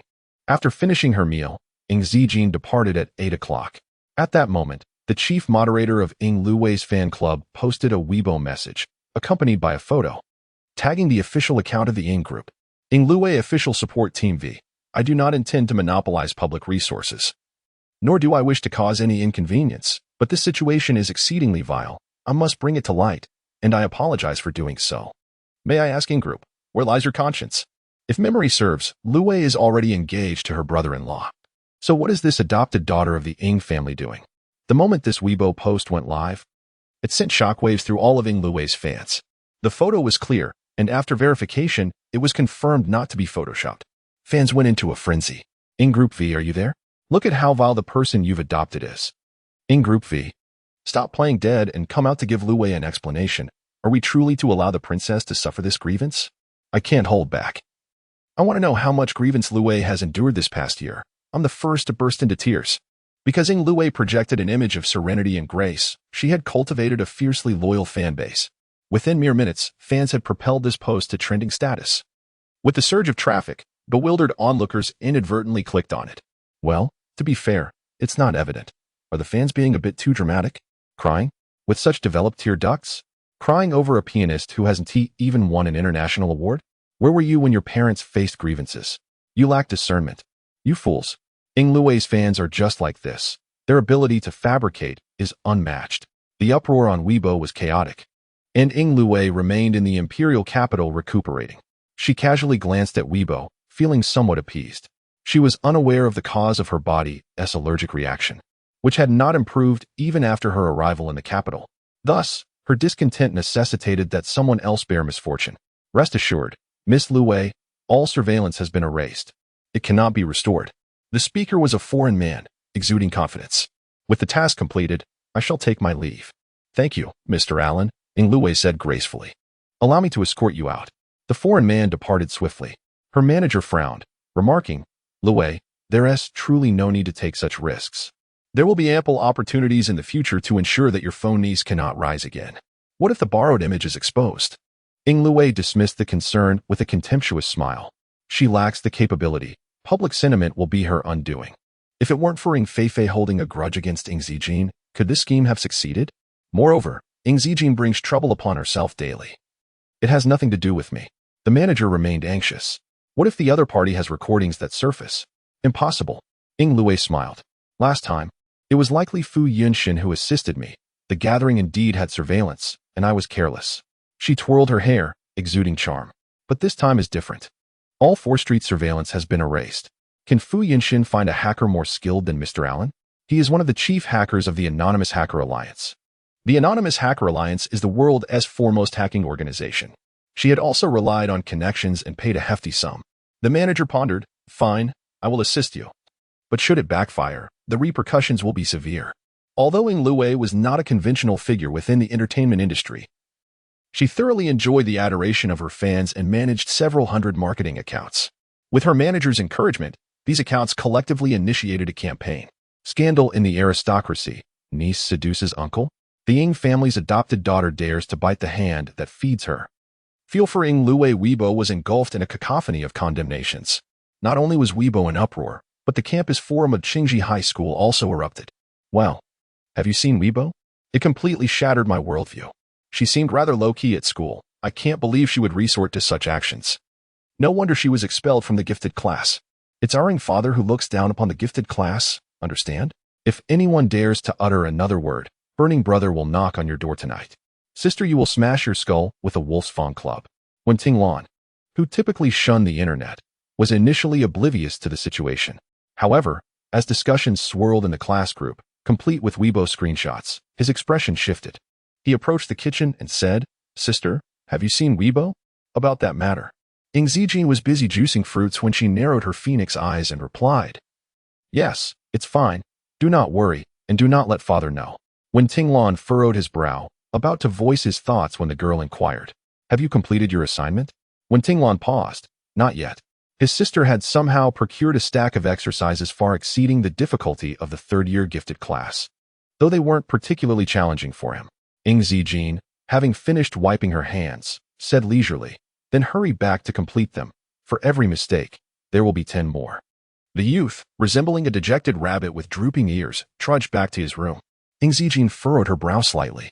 The external turmoil would naturally exacerbate when Tinglan's emotional fluctuations, worsening his condition. Mental afflictions cannot be resolved by ancient medicine. Perhaps she is indeed searching for her old companions.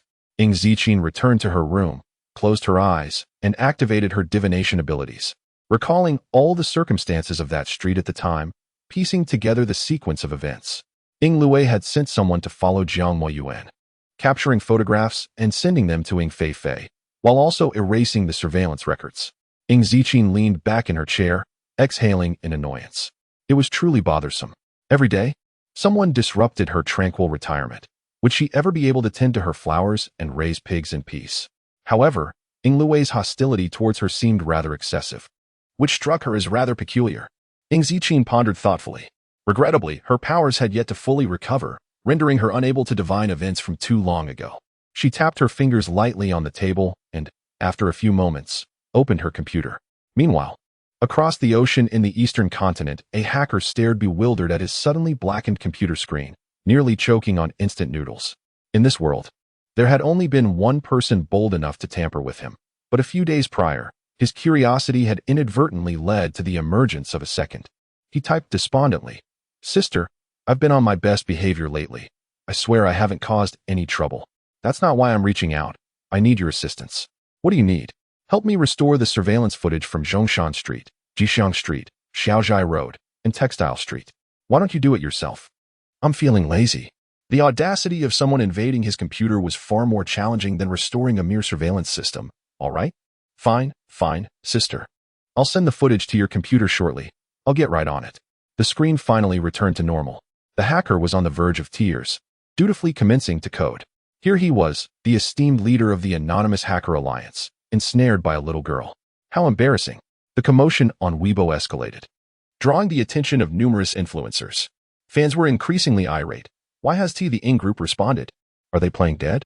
If the Ing Group fails to address this issue properly, I will boycott all products under your company starting today. Are the people at the Ing Group blind? Last time they had nothing to say, but with these photos, what excuse can they possibly offer? They need to come out and explain. The official Weibo account of the Ing Group was inundated with over 10,000 comments. Yet, this was insufficient. Fans sought to continue their tirades on Ing Zijin's Weibo, just as they had previously. To their astonishment, they found her account had been deactivated. Sisters, she actually deactivated her Weibo account. She must have anticipated the day these photos would surface. How infuriating. Perhaps we should calm down first. There might be a twist. Are you a fan? If you are, you should protect Lue. Why are you hesitating? Ing Lue, anti-blackwash team. Let us tarnish her reputation. I bet the Ing Group has seen this. They're just choosing to remain silent. The fans were correct. With such a significant uproar online, various companies employed personnel to manage their Weibo accounts, making it implausible for them to be unaware. However, the unfortunate reality was that it was already 9 o'clock in the evening. The old matriarch of the Ing family had gone to bed, and they could not disturb her. The head of the Ing family, Ing Jinting, was busy with a major deal in the capital, leaving no time for this matter. As for Zhong Manhua, she had traveled to the eastern continent on Friday and would not return until noon the next day, thus unable to attend to it either. The staff dismissed the situation. Exiting Weibo. 10 minutes later, Ing Zijin received the surveillance footage sent by the hacker. Not only had it been restored, but the clarity had been adjusted to the highest setting. After reviewing it, she felt a twinge of regret for having maintained her composure at that moment. She should have splashed soda on Jiang Moyuan's head. Sister, are you going to post it now? I could help you with that. Ing Zijin narrowed her eyes, typing 2 words, not urgent. The hacker was perplexed. But I see those fans are starting to dig up your information. What if someone comes to throw sulfuric acid at you? Ing Zijin observed the online comments. Her expression UNC the public opinion will not affect the Jiang clan. And it can also assist Miss Lu Wei in solidifying her supporters. Indeed, there is no need for clarification. If it were not for Miss Ying's impulsiveness during the day, perhaps the third master would have offered his assistance. The secretary, observing the online discourse, shook his head repeatedly. What a pity, self-inflicted harm. Losing the support of the third master in vain. Jiang Moyuan massaged his temples and instructed, do not disturb Lu Wei. Let her rest well. If she sees it, tell her not to be anxious. She must remain resolute. The secretary nodded and was about to close Weibo when he caught sight of another trending topic. He paused, astonished. Third master, why is the Zhong family making a statement? An adopted daughter, not even a genuine Ing family heiress. And the Ing family remains indifferent while an outsider from the Zhong family intervenes? Jiang Moyuan furrowed his brows and took a look. The Zhong Group's official account had tagged several of the most retweeted marketing accounts, along with Lu Wei's official fan club on Weibo. Zhong Group V, a bunch of slanderers, get lost and wait for my lawyer's letter. Happy Qixi, my darlings. Today there will be a second update. I'll finish this face-slapping story. The Penguin Book City seems to be in a competition and needs recommendation votes. Everyone, please lend a finger. Leaving a comment would be even better, and if financially feasible, do consider giving a reward. There are few books that can surpass this competition. Can you create a miracle for the Ing Emperor? Old Master Zhong did not expect that, as he casually browsed online before bed. He would see a trending topic that nearly induced a heart attack. Accusations that his granddaughter was flirting with Jiang Moyuan? Nonsense. A nearly 30-year-old man. Only older women would be interested. Old Master Zhong promptly sought the password from the staff managing Weibo and directly posted a furious response. He had always had a fiery temper, and as he aged, it only intensified, especially when it came to protecting his own. How could he possibly endure this? The relationship between the Zhong and Ing families was known to most.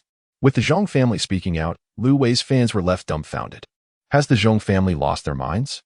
Why are they speaking up for a false heiress? Could there be some nefarious dealings at play?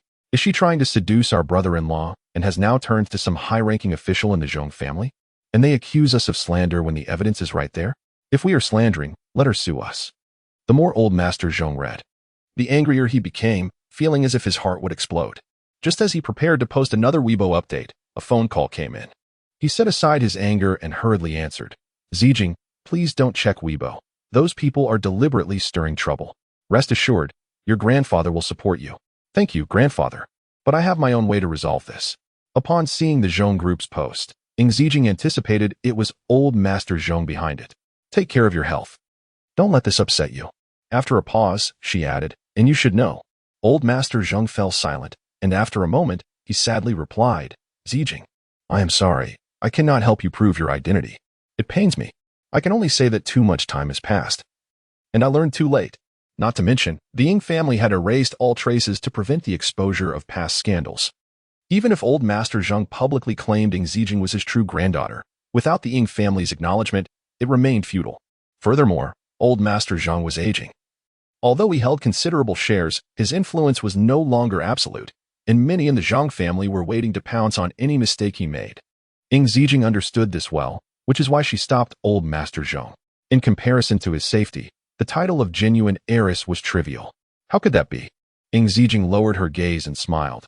I still have a grandfather. How wonderful. You should rest. I will visit you tomorrow night. Old Master Zhong felt a pang in his heart. Looking at his phone, he could not help but rub his reddened eyes to stave off tears. After sitting quietly for a while, he slowly opened the drawer and took out a document. It bore the words Share Transfer Agreement. The public discourse, having fermented throughout the night and half of the day, was nearing its peak. Ing Zijing languidly perused the influx of private messages on Weibo, yawning, perhaps due to her lack of familiarity with the data explosion of the 21st century. She was taken aback that Lu Wei's fans managed to track her new Weibo account through a mere plate she used for dining. Now, her inbox was flooded with insults from Lu Wei's fans, including a fair share of grotesque images. If she were truly a 17-year-old girl, subjected to such frenzied online scrutiny, her mental state would likely shatter. Goodness, Ing father, you have incredible patience. How can you bear this? Xiao Yu fumed. Have they seen the truth? I wish I could crawl through the internet and smack their mouths. Jiang Ren frowned, his expression darkening. I will have my mother confront Jiang Moyuan right now and demand clarification. They could suppress the rumors on the campus forum, but Weibo's vast audience was uncontrollable. You don't need to do that. Ing Zijing continued munching on chips. So you'll just let them insult you? Jiang Ran slammed his fist on the table, coldly stating, I don't know who took the photos. I must find them and deal with them. Just as the onlooker, Ing Feifei, was about to witness Ing Zijing's predicament, she overheard his remark. She shuddered. Her foot retracted as she hastily fled from class 19. Ing Zijing lifted her gaze.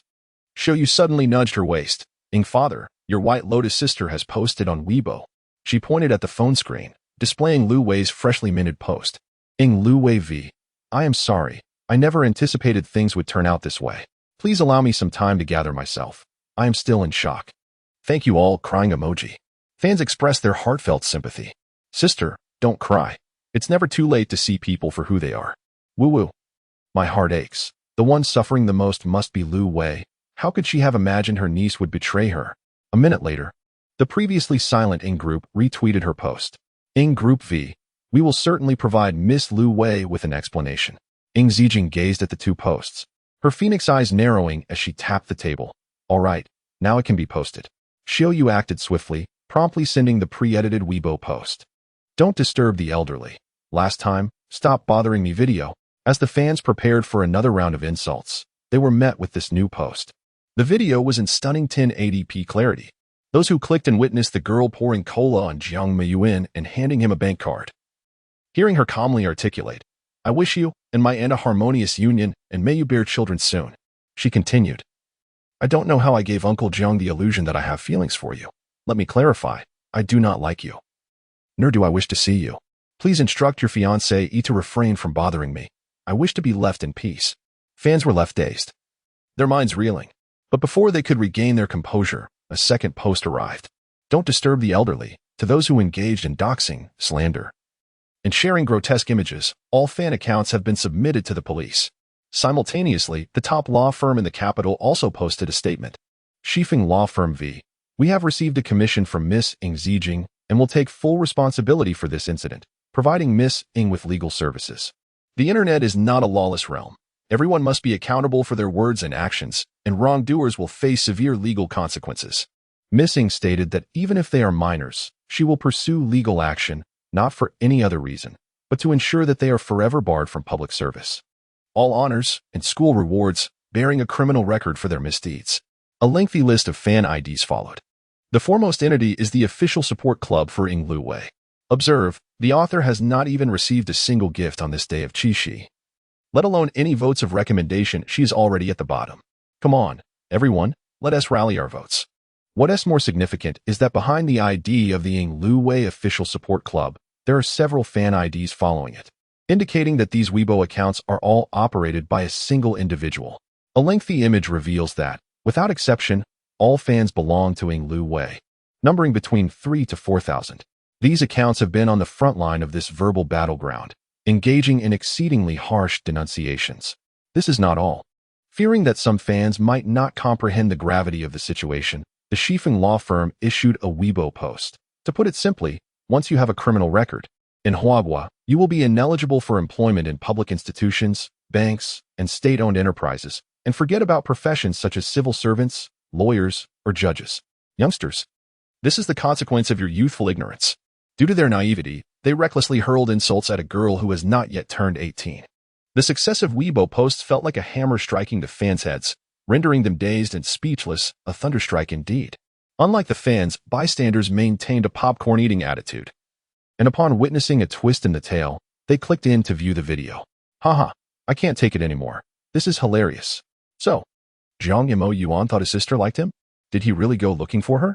Isn't he just a greasy old uncle? The sister's temper is far too good. If it were me, I would have slapped him awake.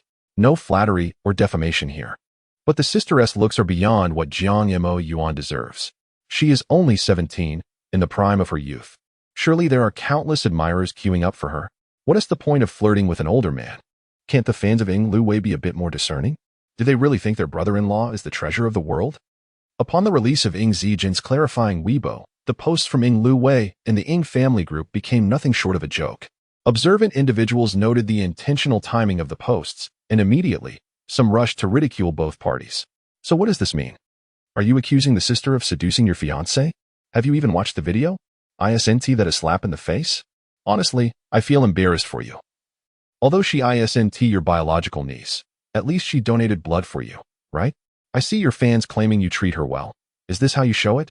Deliberately placing the label of seduction on the sister? How disgusting. What kind of celestial lotus were you in your past life?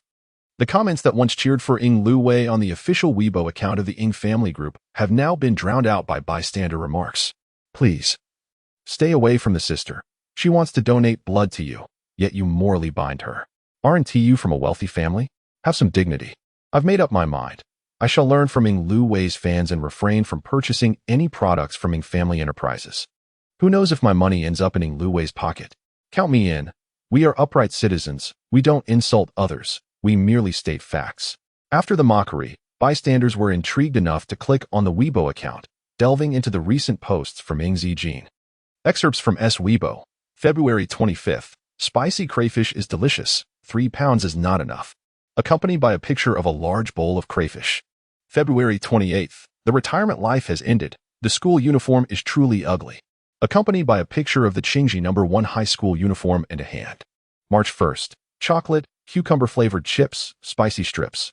I've heard this is called chubby happiness water. Accompanied by a pile of snacks. March 3rd. Silly kids have so much fun. Accompanied by a picture of the Qingji No. 1 high school playground with students playing ball. March 4th. I wandered around the pet store again, thinking of buying a pig. Accompanied by a picture of a small pink pig. The public, taken aback by this unexpected tone, remarked, "Wait a minute, the video features a cool sister. The kind that is fierce and speaks little. How come her daily Weibo is inexplicably adorable?" Verified. She is a foodie. The contrast is striking. I am now determined to become one of her fans. What a divine sister this is, and they have fallen for her. The public sentiment online has completely reversed, even more fervently than before. Other fans may merely seek proof. This is the first time I've seen fans seeking legal action. Ing Lu Wei's fans. Are you enjoying this? I support the sister in her pursuit of legal action. I've observed at least 5 instances of online bullying this year. Does it feel good? By the way, you don't know what the Shifeng law firm is, do you? As a native of the capital, let me enlighten you. Since its establishment, they have never lost a case. They always ensure the opposing party suffers severe penalties. Congratulations to Ing Lu Wei's fans. Your wishes have come true. The fans of Ing Lu Wei are now thoroughly panicked. With so much information laid bare, how could they remain unaware of the situation's seriousness? The earlier bravado has vanished, and one by one, they began to send private messages to Ing Zijin. Sister, I with a mere image. One hastily adorned their niece with the label of seduction, casting blame with such fervor that it is a pity they do not pursue a career in culinary arts. Fearing you might feign ignorance and claim you could not access the video, I have sent it directly to you. Do not dare to assert you have not seen it. Ing Lu Wei furrowed her brow and opened the video. Within mere seconds, her eyes widened, and her complexion drained of color. It was impossible. She had clearly instructed Mr. Allen to erase the surveillance footage. Where had this video originated? Flustered, Ing Lu Wei scoured the developments on Weibo from the past 2 hours, her disbelief mounting. Ing Zijin truly possessed the recordings. Had she intentionally withheld them for such a duration? Ing Lu Wei immediately dialed Allen, her teeth clenched, enunciating each word with precision. Did you not assure me that it was utterly impossible for anyone to recover the surveillance? Why does the opposing party possess the recordings? Had she not been certain that Ing Zijin could not clarify her innocence, she would not have posted that pity-inducing Weibo update. At that moment, Allen was already aboard a cruise ship heading to Oceania. Naturally, he was unaware of the events unfolding online in Huagua. Taken aback by her words, he retorted coldly, "Of course, it is impossible. No one in Huagua possesses hacking skills superior to mine." Was he blind? Fuming and nearly beside herself with rage, Ing Lu Wei accused him of deceit. Allen promptly ended the call with a dismissive scoff. Truly, the people from smaller locales lack perspective. To restore what he had eradicated? Unless it was one of the top-tier members of the Anonymous Hacker Alliance, such a feat was inconceivable. Who in Huagua could afford to enlist their services? Even he, after 5 years in the Anonymous Hacker Alliance, lacked the credentials to meet those individuals. The absurdity of it all made him scoff as he exited the ship. In the hotel, Ing Lu Wei stared blankly at her phone, cold sweat beading on her forehead. Her manager entered, his expression grave. "Lu Wei, I have repeatedly advised against placing such trust in outsiders. The situation is now exceedingly difficult to manage." He tossed his phone to her. "Take a look for yourself." On the screen was an extensive Weibo post. Ing Lu Wei recognized the Weibo ID. It belonged to a devoted fan who attended every one of her concerts and often sent gifts during holidays, spending tens of thousands on her piano albums. Although, that sum hardly compared to her monthly cosmetics expenditure. Lu Wei's little piano. When the photos surfaced yesterday, I urged everyone to remain calm. Yet, no one heeded my warning. Many fans even encouraged anti-black groups to target her. Have you all witnessed the reversal today? Was the last lesson not sufficient? Regarding Lu Wei's Weibo post, I suspect she is deliberately exploiting us. I apologize. Perhaps I am being overly sensitive, but I can no longer support her. It feels as though the genuine sentiments of these past years have been squandered. Sisters, let us part ways here. Within mere minutes of this post, numerous fans unfollowed her, with many others condemning her as a white lotus, accusing her of deceiving her supporters. Ying Lui's hand trembled, causing her phone to slip from her grasp and crash to the floor, her face growing even paler. I warned you, did I not? The entertainment industry is rife with chaos. Today you stand atop a pedestal, yet tomorrow you may find yourself in freefall. Her manager pressed his temples in exhaustion. If you desire popularity and fans, you must tread carefully. He hesitated momentarily before voicing a question that had long puzzled him. Lu Wei, why are you so eager to crush your fake niece? What threat does she pose to you? Ying Luwei could not absorb any more. An unprecedented sense of dread surged within her, recalling events from long ago. No, this cannot be. She shakily picked up her phone. Hello, Mo Yuan, please help me. I beg you. Meanwhile, Zhang Manhua had just disembarked from her flight, clutching her phone, her chest heaving with anger. After Jiang Huaping's admonition, she had reflected and realized her error in hastily blaming Ying Ziqin without clarifying the situation. But this time, could the image be fabricated? Every time she visited Oceania to see Shaoxian, Ying Ziqin never failed to cause her distress. Zhang Manhua grabbed her bag and hurried to Qingxi, racing to the principal's office. The principal was engaged in discussions with He Sun regarding international class students when Zhang Manhua burst in, startling him. Before he could speak, she stepped forward. Principal, I am here to withdraw my child from school. The principal was taken aback. We did not anticipate such a turn of events. Zhang Manhua gritted her teeth, the overwhelming embarrassment rendering her nearly unable to meet his gaze. Withdrawing is the best decision for both Qingxi and the child. Principal, please. Before she could finish, the office door was kicked open with a resounding bang. Standing at the threshold was Ying Ziqin, her hands stuffed in her pockets. Her expression indifferent as she regarded Zhang Manhua. The temperature in the room plummeted, the air growing icy. Zhang Manhua, upon seeing the girl, struggled to soften her tone. Ziqin, do not worry. Mother will withdraw you from school and send you abroad. In a few years, this will all be behind us, and you can return, all right? Madam, you have mistaken your relationship with me. Ying Ziqin lifted her lashes, her tone devoid of emotion. You have no authority over me. Tilting her head, she added, Principal, she cannot manage my academic record, correct? The principal nodded, still dazed. Yes, she cannot. Old Master Zhang has made that clear. The statement landed like a slap. Zhang Manhua clenched her bag tightly. In front of others, she felt utterly humiliated, her face burning. Ziqin, what are you saying? Mother is doing this for your own good. I cannot bear to see you maligned by those people. Why withdraw? Wait. The principal had to interject. Madam Ying, have you not seen the latest Weibo updates? Zhang Manhua froze. What? Noting her expression, the principal shook his head. I can see you are unaware. Here. Perhaps you should take a look. He turned his computer towards her. Within seconds, the video played through. Zhang Manhua's body stiffened as though she had been struck, the color draining from her lips. Unable to suppress the urge, she took a step back, barely daring to meet the girl's gaze. Ying Ziqin ignored her, nodding at the principal before placing a printed chat log on the table, emblazoned with Ying Lui's name. Ying Huang, have the babies voted for the recommendation? Tomorrow. We continue to torment the scum. Book Reading House 054. Watch how brother punishes those who bully you. The principal donned his glasses, examining the chat log. His expression darkened with each passing moment until it turned a deep shade of ashen. Struggling to contain his anger, he ventured cautiously. Does this imply what I think it does? Legally speaking, Ying Ziqin slightly nodded. I merely wish to inform you.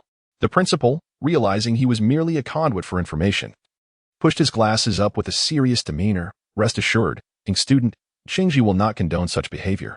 Ying Ziqin said nothing further and turned to leave. Zhang Manhua, disregarding her earlier humiliation, hurried to follow. Ziqin. He soon observed the two departing figures with a cold expression. Although Zhang Manhua had erred, a daughter ought to respect her mother. Such treatment was unacceptable. He chose not to intervene, frowning slightly. Principal, what did she show you? Oh, the principal seemed to remember He Sun's presence. If you're curious, take a look for yourself. He handed over the chat log. He Sun glanced at it, his surprise evident. It contained conversations between Ying Feifei and Ying Lui's official fan club. Ying Feifei, this I witnessed firsthand. Ying Ziqin is seducing Jiang Mo Yuan. And this is not the first instance. You all may not know, but she often uses her visits to Ing Luwei as a pretext to get close to Jiang Mo Yuan. Ing Feifei, but does Jiang Mo Yuan even like her? She received not a single glance, yet she remained oblivious to her own lack of self-awareness, shamelessly trailing behind. You wonder, how could a gentleman like Jiang Mo Yuan possibly deal with her? Ing Luwei fan club, rest assured, should she dare to flirt with our brother-in-law. We will make her pay dearly, hee. This is slander. Ing Feifei has inadvertently incited a wave of online harassment. He soon lifted his head. So, what is the punishment for Ing Feifei? What else could it be? The principal retrieved the student record. Such atrocious behavior warrants expulsion. A student expelled by Qing Ji would find no high school in Huagua willing to accept them. He soon swallowed the words that suggested this was overly severe.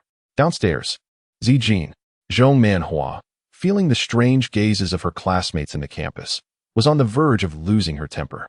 Can you at least pause and listen to me? Why is it always so selfish of you to disregard her feelings?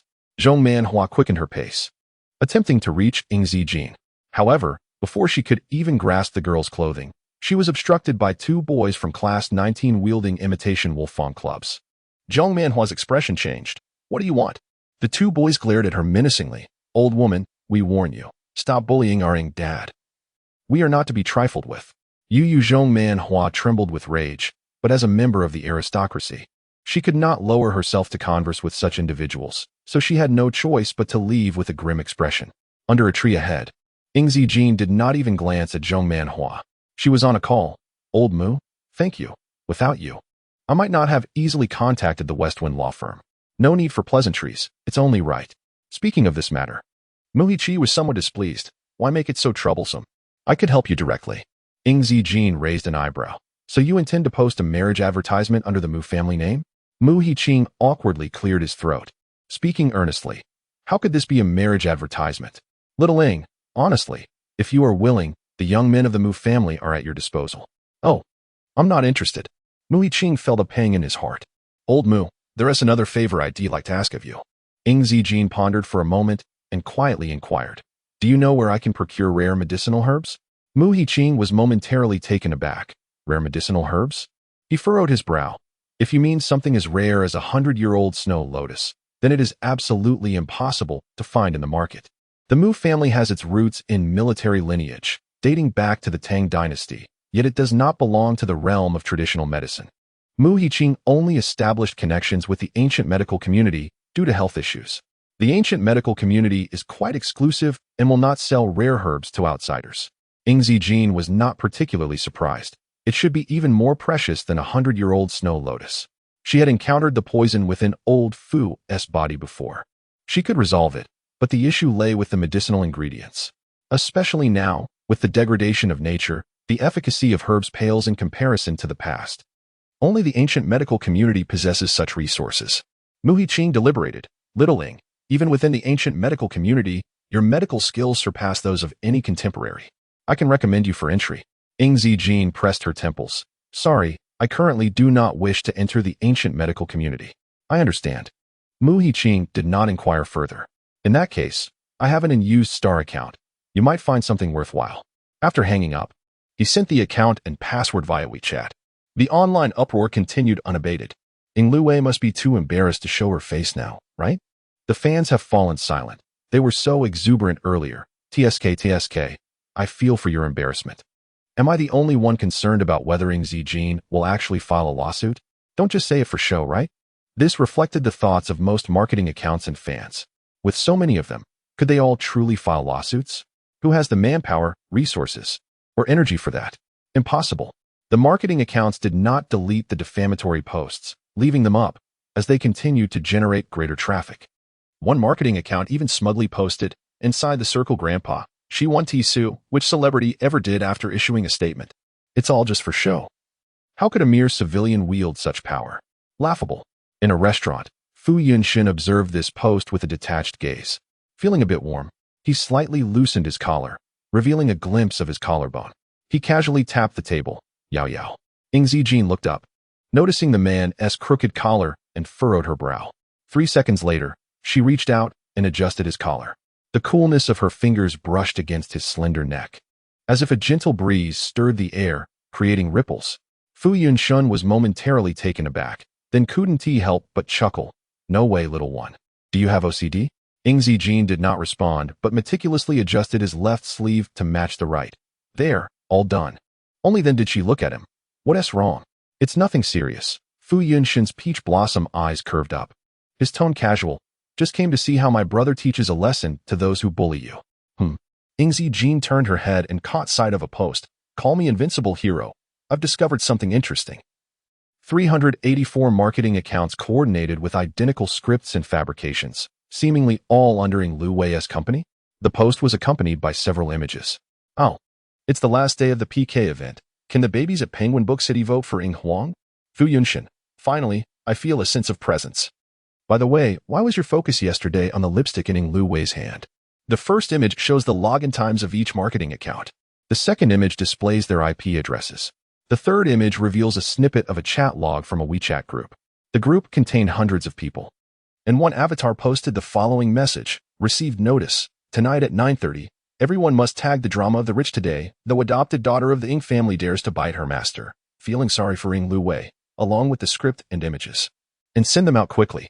Notably, the WeChat group's name included the words Chi Qian Media, which happens to be the music company that signed Ing Lu Wei.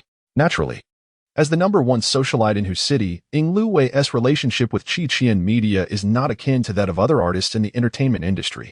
Chi Qian Media merely acts as an agency to sell tickets for Ing Lu Wei's concerts and manage some offline events, serving essentially as a tool company for her. The public's memory lasts but 3 days. Most have forgotten that it was Call Me Invincible Hero who clarified that Ing Lu Wei was not pushed down by Ing Zijin. However, a small portion still remembers. Here it comes, Invincible Hero is back again. Wow, how did Invincible Hero obtain the records from the internal group of Chi Qian Media? I'm guessing Invincible Hero is a super hacker. So this incident was actually orchestrated by Ing Lu Wei herself? First, she had her fans post images to mislead people into thinking Ing Mei was flirting with Jiang Mo Yuan, then arranged for marketing accounts to collectively release scripts, turning it into a trending topic to garner sympathy and solidify her fan base. This is no longer just a white lotus. This is a scheming witch. Isn't it? Tisk TSK, suddenly feeling sorry for Ing Lu Wei's fans. Look at what you've been supporting. Invincible Hero, I adore you. You're the representative of tearing apart white lotuses and green tea bitches. Almost fooled by Ing Lu Wei. Thankfully, I always thought her piano skills were mediocre. She's not the beauty she pretends to be. The tweet from Call Me Invincible Hero quickly soared to trending status, and naturally, Ing Lu Wei's fans could not pretend they were blind. Those who had unfollowed remained diehard supporters, steadfastly believing in Ing Lu Wei. How many times have I said this? Lu Wei doesn't know. She loves her brother-in-law so much. It's perfectly normal for her to feel upset upon seeing the photos, right? Moreover, the bystanders remain oblivious to the fact that Chi Qian Media is merely a company seeking to ride the wave of popularity, clinging to anything and everything, without Lu Wei. Who would even recognize this insignificant company? To suggest that this could substantiate a connection to Lu Wei is nothing short of ludicrous. Furthermore, our Lu Wei is a pianist, a true artist, not a fleeting celebrity entangled in the frivolities of the entertainment industry. Thank you very much.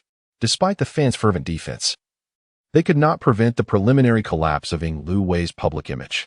The manager, observing the situation, furrowed his brow in concern. This is indeed troublesome. Yet it can be remedied. After all, Chi Qian Media has other clients. Let's push someone else out to take the heat.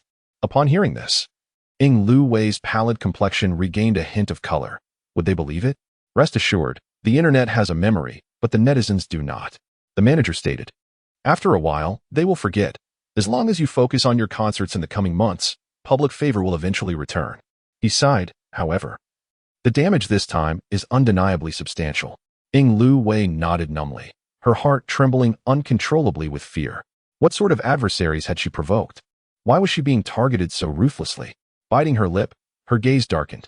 Well, as the leader of the Anonymous Hacker Alliance, I suppose I should be at your beck and call every day. Next time, pay me. Fu Yunshun observed the hacker's irate message, raising an eyebrow.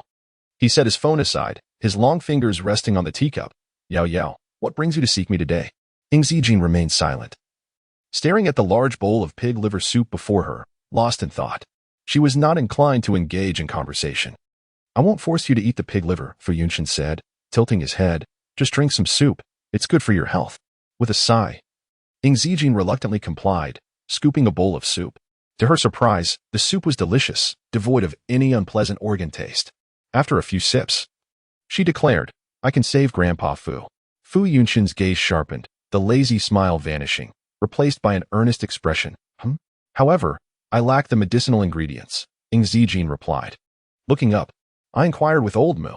He said the ingredients I need can only be found in the ancient medical community. Fu Yunshin fell silent for a moment. What ingredients? Ing Zijin opened her phone's notes and handed it to him. As Fu Yunshin scanned the 6 ingredients listed, he suddenly chuckled, though his eyes remained cold. The ancient medical community might not have them either. Although he had not pinpointed the toxin's origin, he had gathered some leads. It did not originate from Huagua. It was likely related to the alchemical circles of Ozu. I plan to check Star. Ing Zijin nodded. Perhaps they might be for sale there. Star, known as Xingxing in Chinese, is an online auction and shopping platform where individuals can sell products globally. There was even a case where someone sold a small principality from Ozu on Star, and it was reportedly purchased by the prince himself. It was simply a matter of daring to sell and daring to buy. However, Star accounts could only be registered abroad, and not many in Huagua were aware of it. Ing Zijin remembered that the box of children's books Fu Yunshin had given her last time bore the word Star. Fu Yunshin raised his gaze slightly. Did Old Mu provide you with an account? Yes. A brief silence ensued. Little one. A lazy voice came from the right. In the next moment, her forehead was gently tapped. A wave of warmth surged through her. Ing Zijin slowly lifted her head, narrowing her phoenix eyes. Next time, if you need anything, seek your brother first. Fu Yunshin bent slightly, a playful smile gracing his lips. You do so much for your brother. He doesn't mind the trouble. Jiang Mo Yuan had spent the entire day in meetings, concluding only now, thus remaining unaware of the commotion online. During the meeting, he received a call from Ing Lu Wei, but prioritizing work, he only offered her brief comfort before hanging up, intending to address it after the meeting. After parting ways with the shareholders of Jiang Group, he prepared to return Ing Lu Wei's call, only to see his secretary rushing over, visibly flustered. Third Master. Jiang Mo Yuan frowned. He was meticulous and disliked any hasty behavior from his subordinates. What is it? He glanced at his wristwatch, growing impatient. You better have something significant to report. The secretary halted, finally catching her breath, and urgently reported. Third Master, it's serious. You must see the company's stock. Hearing the mention of stocks, Jiang Mo Yuan suppressed his annoyance. What is happening with the company's stock? The secretary wiped her brow. I don't know why, but the stock has been plummeting. It has already dropped by 5%. A 5% drop in stock translates to a loss of 250,000 for someone holding 5 million shares of Jiang Group. Jiang Mo Yuan's expression shifted instantly. Call the financial advisor to me immediately. The secretary hurried off. 5 minutes later, she returned with the financial advisor. The advisor, clutching a laptop, bowed to Jiang Mo Yuan. President Jiang, why has the stock fallen so rapidly?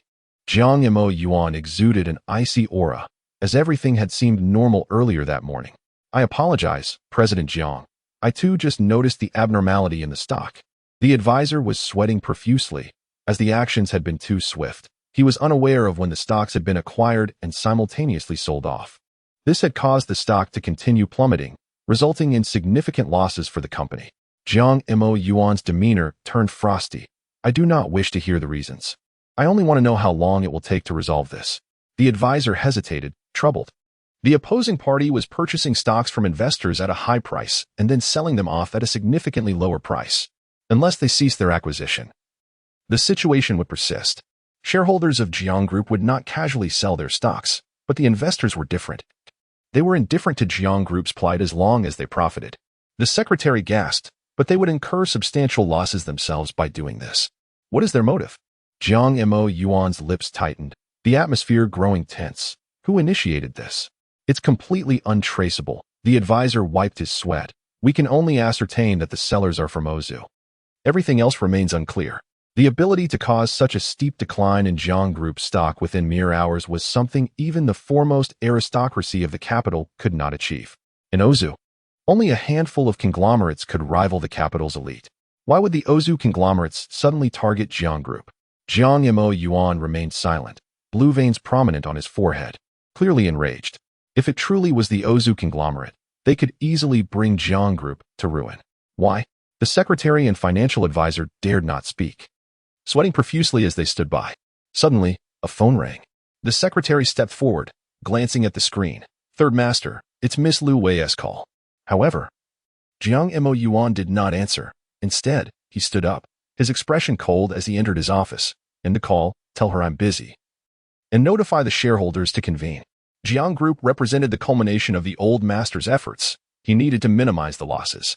Meanwhile, Lu Wei, waiting for her flight at the airport in the capital, stared blankly at her phone, momentarily lost in thought. This was the first time Jiang Mo Yuan had hung up on her. Previously, even during meetings, he had always prioritized her. What was happening? Did he truly believe the rumors online that everything was a performance orchestrated by her? Fortunately, a message arrived from the secretary. Miss Lu Wei, please don't worry. The company is undergoing significant changes, and Mr. Yi is extremely busy. Please understand. Upon seeing this message, Lu Wei felt a slight sense of relief. She looked up at her agent, her eyes still brimming with tears, and inquired, what did they say on your end? The company has decided to use an obscure singer to take the fall for you. The agent replied, his expression finally improving. Don't do anything for the next few days. Wait for my instructions before posting on Weibo. To prevent any leaks of their chat history, he made a special trip to the company.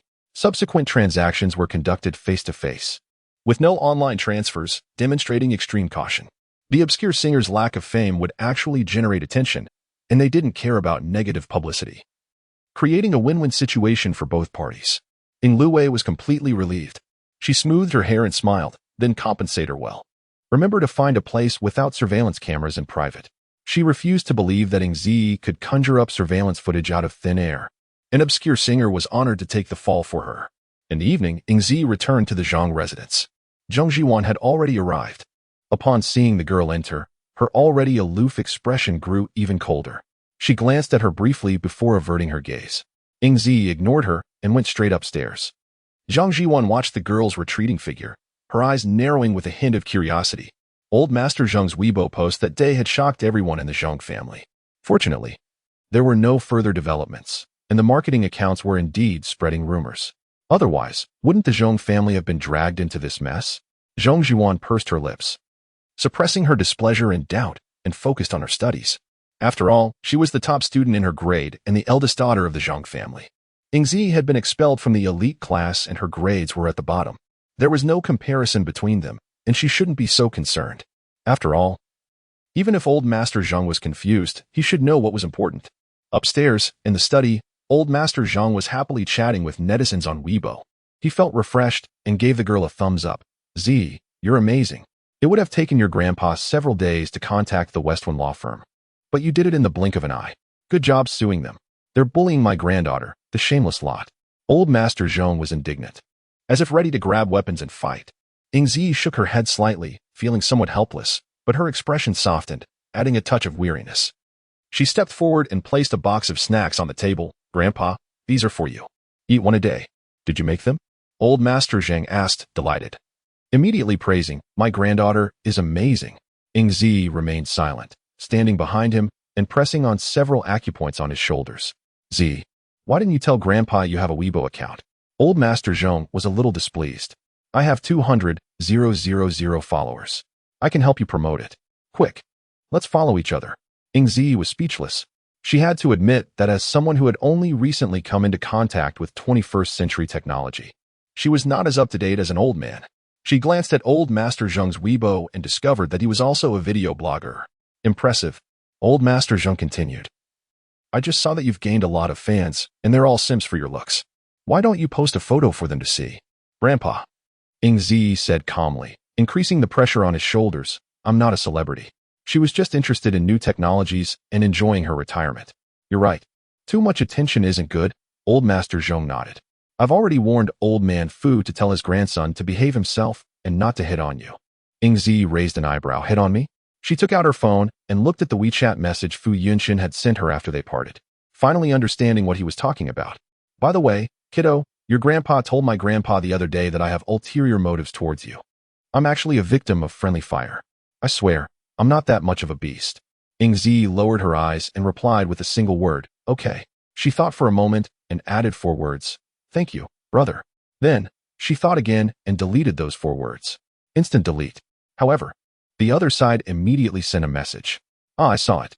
Don't delete it next time. Say it in front of me. No need to be shy. Ingzi exited WeChat and expressionlessly put her phone back in her pocket. Shameless. He was really spoiled. On the 3rd day, the online storm gradually subsided, and the gossiping onlookers dispersed. The marketing accounts, who had been waiting in vain for a lawyer's letter, started to stir again, becoming increasingly arrogant. We told you she was just putting on a show and didn't have the energy to sue. You didn't believe us. She made a big show of it, even hiring the Westwind law firm, but it was all for show. It's hilarious. Sue us. Aren't you going to sue us? Why haven't we received a lawyer's letter yet? Sorry, we'll do it again next time. Seeing these marketing accounts' Weibo posts, a girl sitting in front of a computer breathed a sigh of relief, feeling lingering fear.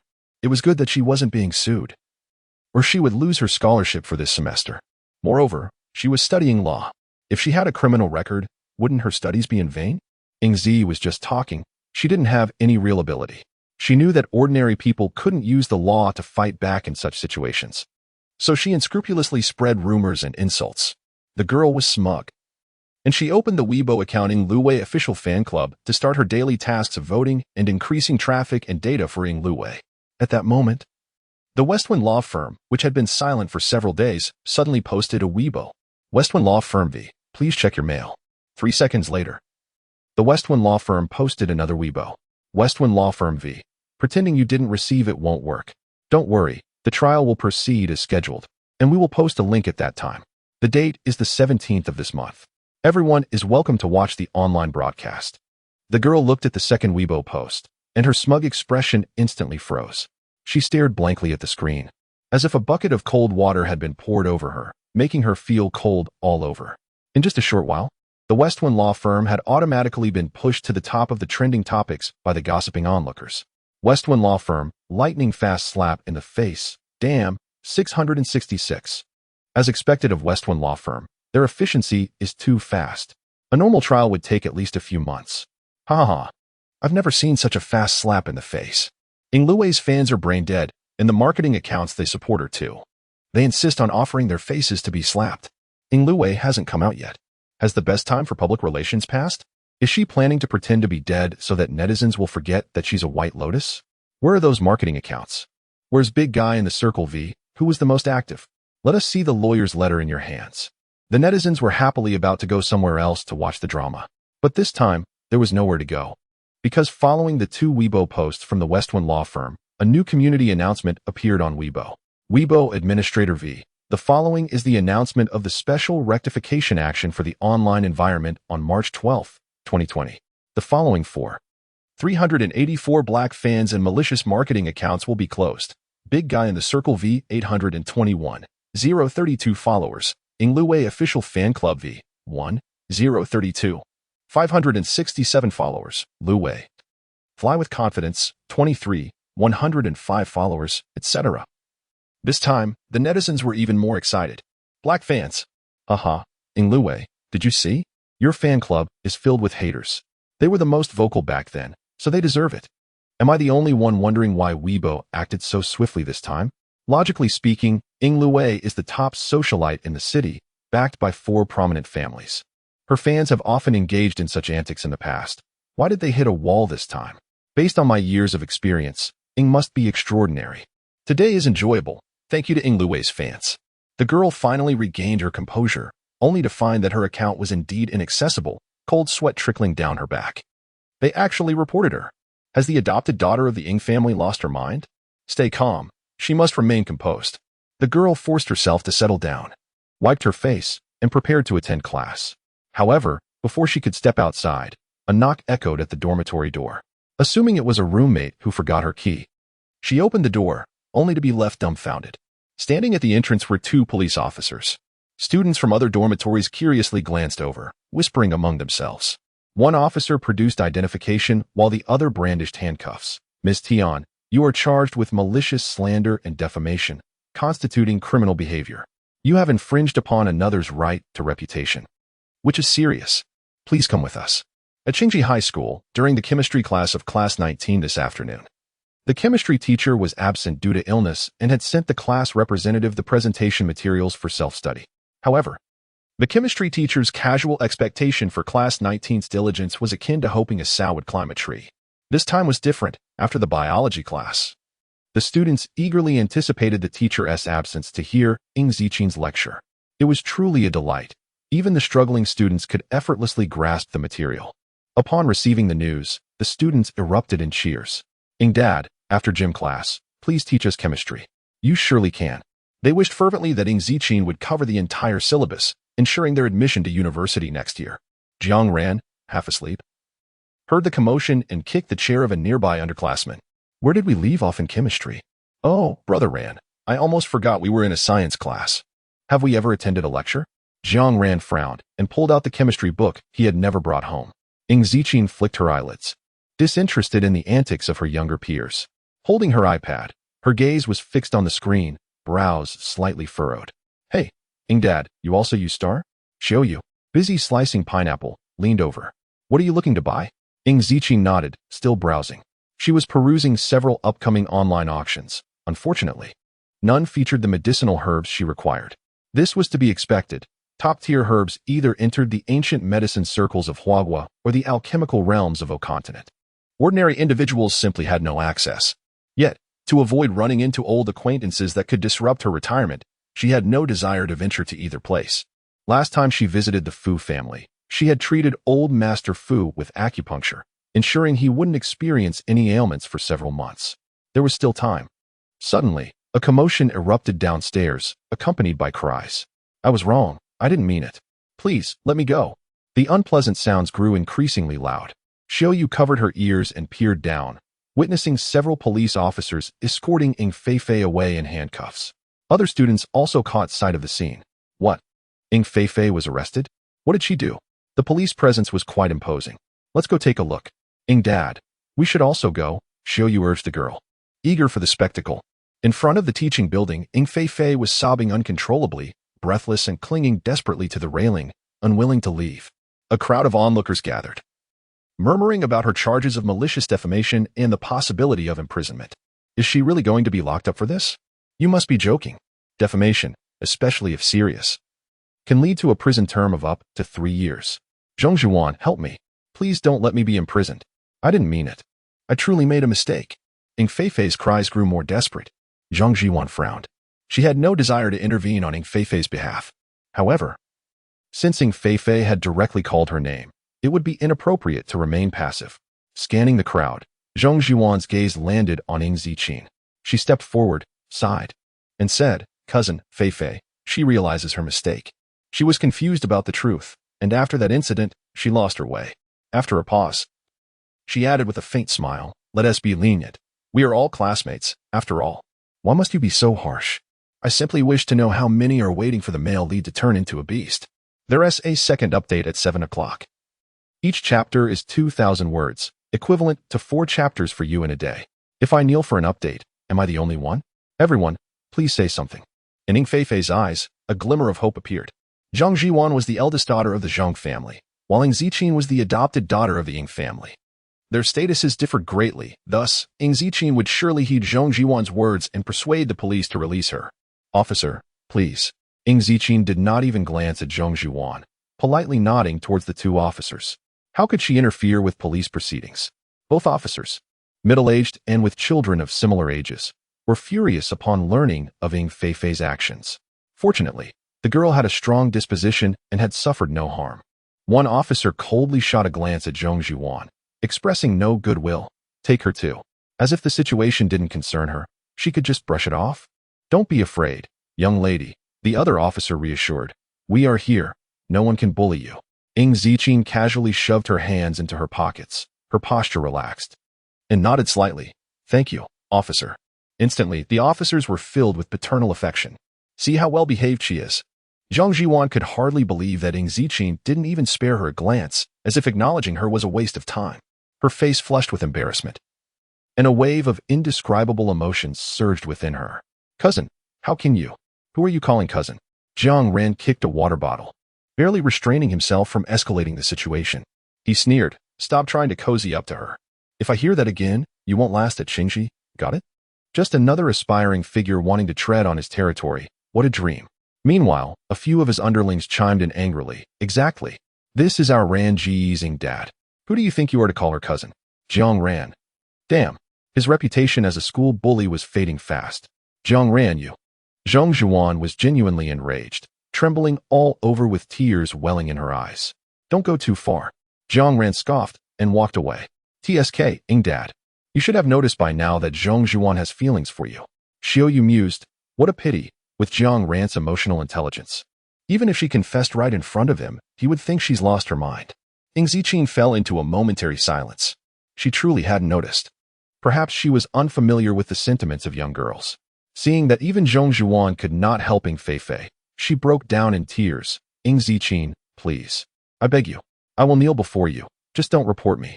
Most passers-by, unaware of the truth, sympathized with the weaker party. Seeing Ing Feifei in such despair, they felt a pang of compassion. Indeed, they were classmates after all. Otherwise, let us just leave it at that. Ing Feifei, stop playing the victim. Where have you been all this time? Xiao Yu pointed at Ing Feifei, and it seemed that everyone was unaware of the truth. It was she, Ing Feifei, who first spread rumors about Zijin seducing Jiang Mo Yuan, and even went online to insult her, saying things like let Zijin die. She let out a cold laugh. Let us not even mention the previous spider incident, isn't that akin to murder? I ask you, have you heard the saying? Those who advise kindness may be struck by lightning? The students who had previously defended Ing Feifei were taken aback, their gazes shifting to disdain. How revolting. One wonders how her parents raised her. I've met her mother, who is said to be a wealthy matron, but in truth, she is a shrew. No wonder. No. I don't want to go, Ing Zijin. Please. Ing Feifei cried helplessly as two police officers escorted her away. Ing Zijin yawned, munching on pineapple as she walked. Let us go. Xiao Yu gave Zhong Zhiwan a thumbs down as they headed to the playground. The classmates began to disperse, whispering among themselves. Goddess Zhong is from the elite class. Knowing the truth of the matter, she surprisingly spoke in defense of Ing Feifei. My perception shattered. She even referred to Ing Zijin as cousin, yet chose to assist an outsider, showing favoritism without rationale. This was the first time Zhong Zhiwan experienced such scrutinizing gazes at school. Usually, her peers looked up to her with admiration. How could it come to this? Zhong Zhiwan bit her lip, her complexion paling. She clenched her fingers and hurried back to the classroom. Physical education class was a time for free activities. Ing Zijin leaned against a tree, listening to music with her headphones, then sent a message to Fu Yunshin. I watched the recent online auctions on Star. None of those 6 herbs were present. Fu Yunshin typically replied in an instant. One wonders what he busies himself with all day. Yes, brother knows. You don't need to worry about this. I'll handle it. 2 seconds later, another message arrived. Are you going to the pet store tonight? Huh. Aren't you looking to buy a pig? Ing Zijin raised an eyebrow. Indeed, being trending isn't all that great. Her Weibo was known far and wide. Do not pry into the lives of the youth. Little one, is targeting age too excessive? As Ing Zijin contemplated how to comfort him, a sudden shout pierced her thoughts. Ing Dad, watch out. Ing Zijin looked up just in time to see a basketball hurtling towards her. She did not flinch. Instead, she raised her hand and firmly caught the ball. Then, with a single toss, the basketball arced gracefully through the air, hitting the backboard with a resounding thud before dropping neatly into the hoop and bouncing away. The boys on the basketball court stared in disbelief. What the heck? Did that really go in? That was at least 20 meters away. A three-pointer is only 25 meters. Ran Gu, it seems Ing Dad's shooting skills surpass yours. One of the younger boys exclaimed. Ran Gu, your position as the basketball king is in jeopardy. Jiang Ren's face darkened, and he gritted his teeth. Shut up. These days, he had withdrawn to the point of not wanting to speak. Even in the capital, he had never encountered such an extraordinary individual. Compared to Ing Zijin, the heirs of the capital seemed insignificant. Frustrated, Jiang Ren kicked the basketball away and walked off with his hands in his pockets. When Madame Ing received the call from the police station, she could hardly believe it. How could her obedient daughter, Fei Fei, end up in the police station? Rushing to the precinct, she inquired and learned it was due to an online defamation dispute. She breathed a sigh of relief. It was not a significant matter. Officer, why complicate such a trivial issue? Madame Ing smiled haughtily, exuding an air of superiority. Just have the other party compensate us. I won't ask for much. Just 500,000. Our Fei Fei cannot be wronged. As those words left her mouth, the room fell silent. The officer taking her statement set down his pen. Regarding her with a peculiar expression, his tone dripping with sarcasm. Compensation for you? Madame Ming felt a flush of embarrassment, quickly replaced by anger. What have I said that is incorrect?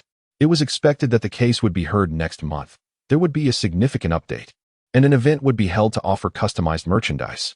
Next month, we could leave monthly tickets for Yao Yao. She would not be so magnanimous as to overlook those who bullied her daughter. Moreover, she was not being unreasonable. 500,000 was hardly excessive. If the other party could not pay, she would sue them into bankruptcy. Madam, your daughter is the one who has broken the law.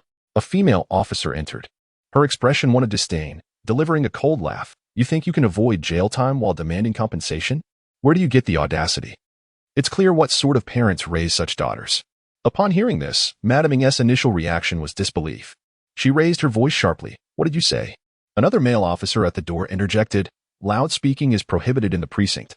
Madame Ming immediately fell silent, her bravado dissipating. Accustomed to being haughty, she dared not act out here, lowering her tone. Officer, it must be a misunderstanding. Our Fei Fei is always obedient and sensible. How could she break the law? Surely. It was nothing serious. I will take her home right away. Inciting others to commit suicide, malicious defamation. This is a misunderstanding? The female officer laughed in disbelief. You are here not to bail your daughter out, but to be informed that court proceedings begin on the 17th. Please be prepared. Court proceedings? Madame Ming shrieked. Have you all lost your minds? The officer lost interest in further discussion, producing a legal notice and slamming it down in front of Madame Ming. Just as she was about to explode with anger, she caught sight of the seal on the letter, her hand trembling in disbelief. Shifeng Law Firm? Located far away in Hu City, she recognized it as the premier law firm in the capital.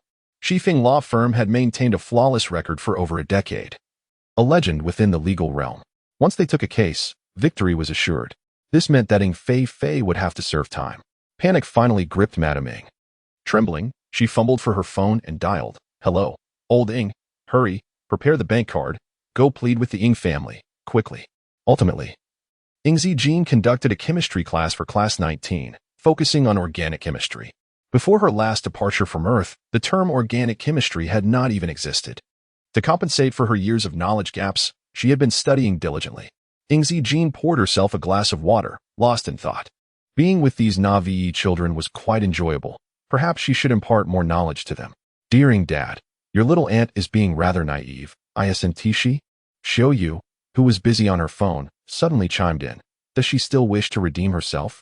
Ing Zijin turned her head. The surrounding classmates gathered closer. Ing Lu Wei V.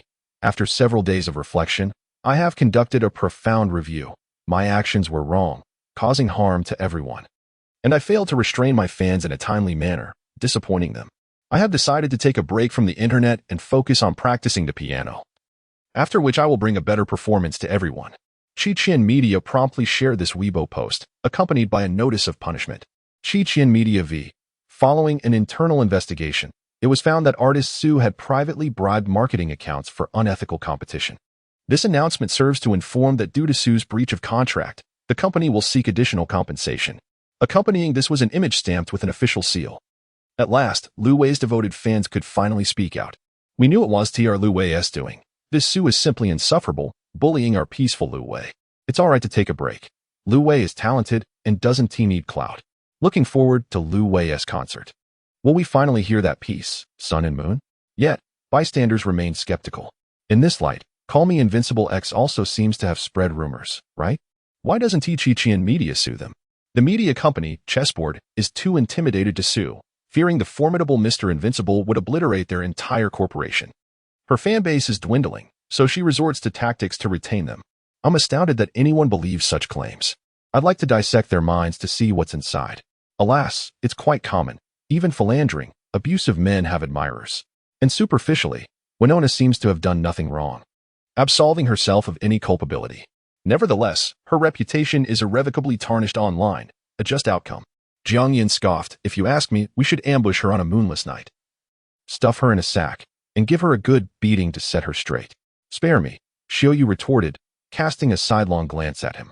The four prominent families aren't to be trifled with. They all coddle Winona. Winona did not speak. Her eyes were closed, envisioning the future. At present, she could foresee events within 10 days. However, anything beyond that remained nebulous. Nevertheless, The karmic bond between her and the Win family was weakening. Once that connection vanished entirely, she would be completely detached from them. Besides, she had already moved out of the Win residence. As long as they didn't provoke her, she would refrain from intervening. Winona opened her eyes and massaged her temples. However, Winona does possess some talent on the piano. A henchman chimed in. Many people are saying she's the next. What's her name? Oh, yes, the European pianist, Vera, because her name also contains V. Her? Shioyu balked, indignant. Is she worthy to be compared to my music goddess? Vera Hall, a renowned European pianist from the 18th century. She was known as the Masked Queen because she always wore a mask during her performances, so enigmatic that not even a portrait of her survived.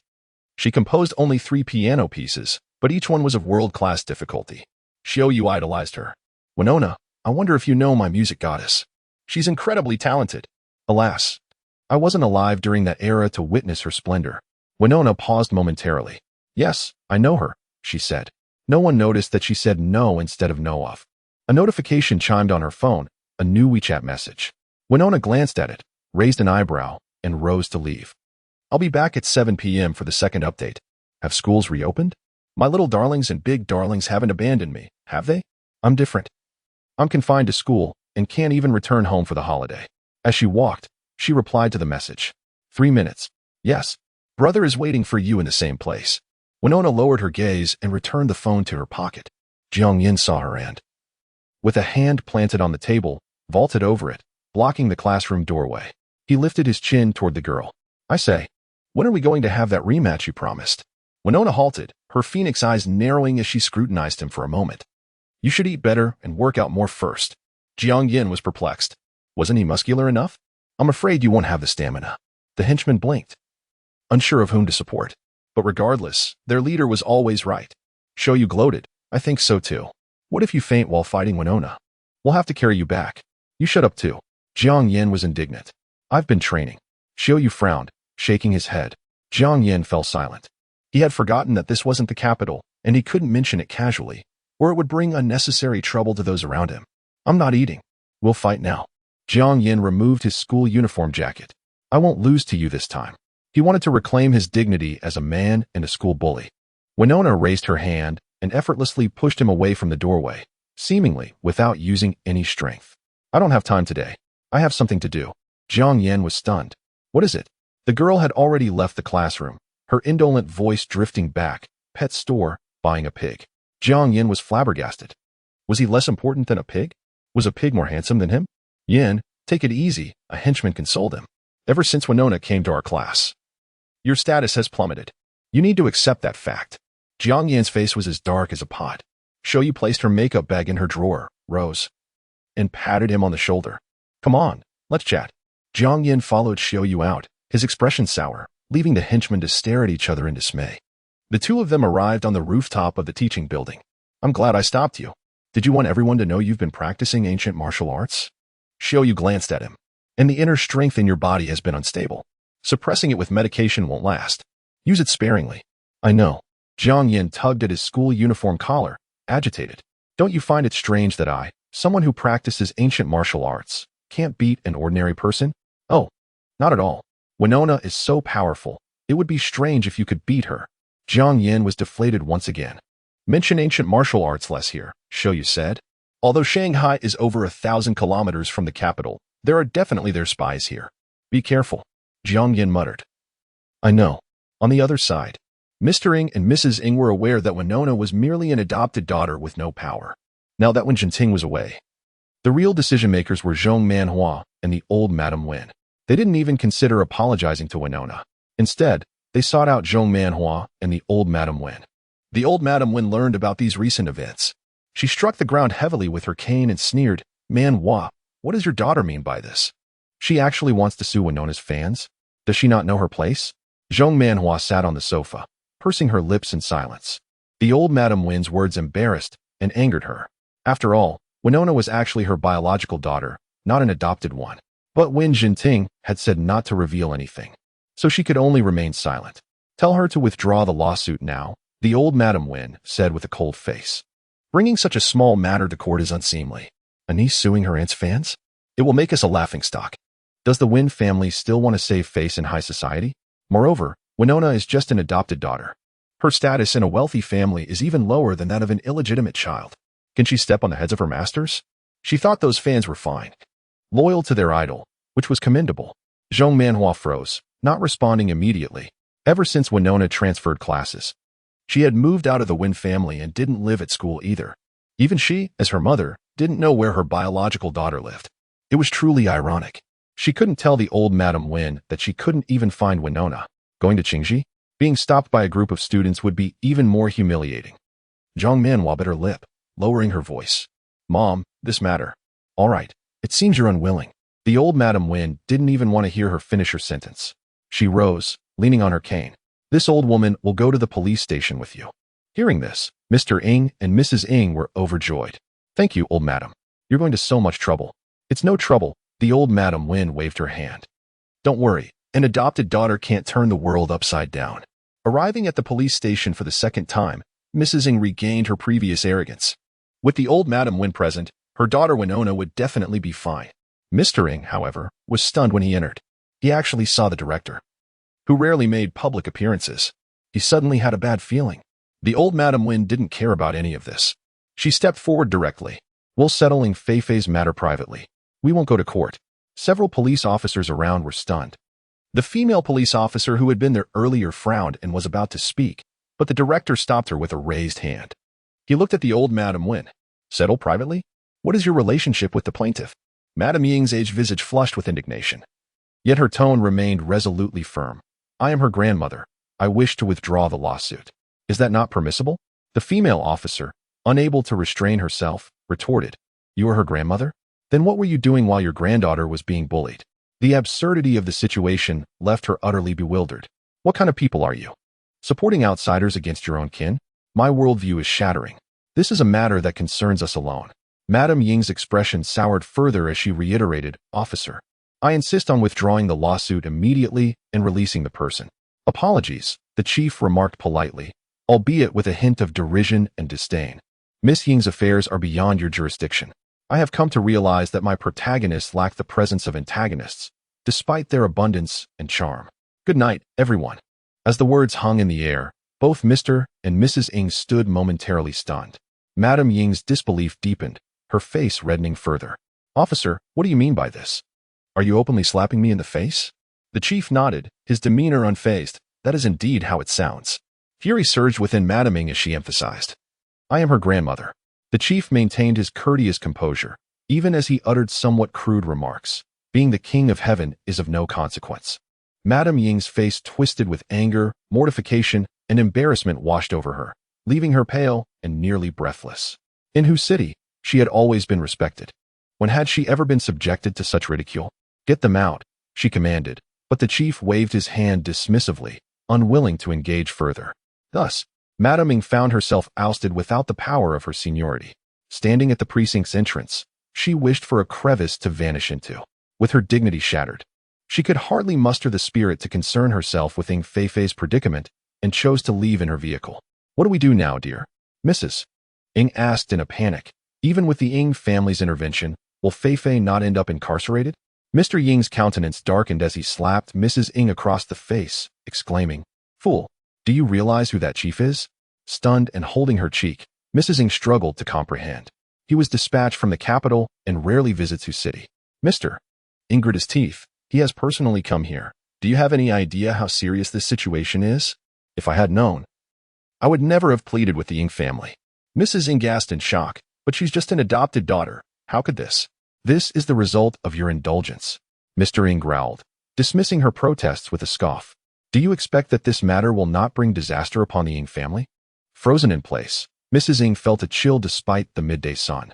It dawned on her that she had perhaps provoked forces far beyond her understanding. Inside the police station, the female officer returned, puzzled, and asked, Chief, do they not realize that 2 families from the capital are involved in this matter? Otherwise, what audacity emboldens them to seek withdrawal on behalf of that young girl? They would be terrified otherwise.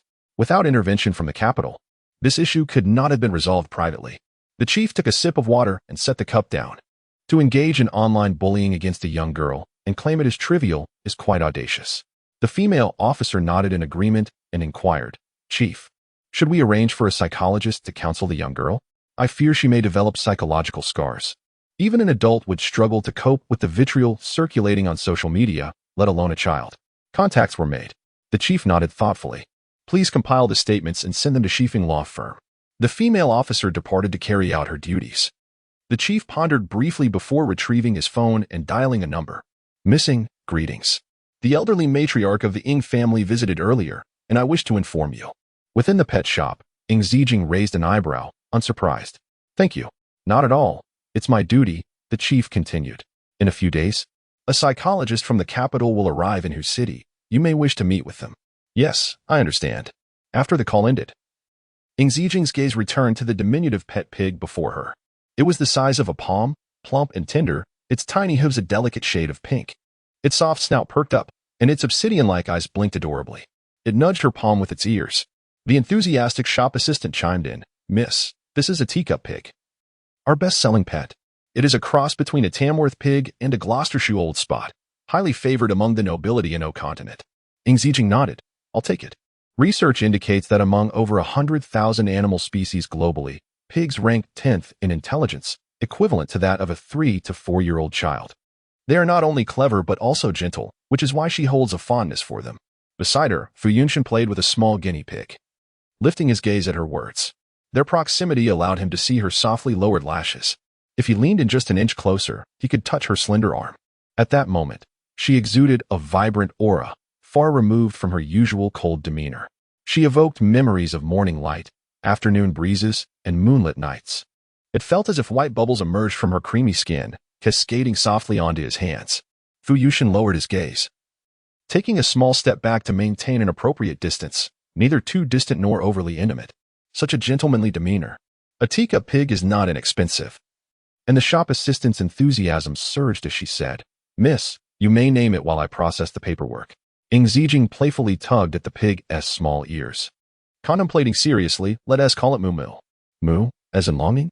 Young lady, early romance is not advisable, Fu Yunshan remarked, adopting the tone of a concerned elder. No. That's the name of my dear friend, Ing Zijing clarified, studying the teacup pig thoughtfully. I find it bears a resemblance to her in certain aspects. It can serve as a reminder of her. Fu Yunshan inquired with interest, in what way? Ing Zijing gently patted the pig's head. It's adorably foolish and loves to eat. Fu Yunshan replied, a true confidant. Ultimately, however, Ing Zijing chose a different name, Dudu. At just 2 months old, Dudu wobbled unsteadily as it walked.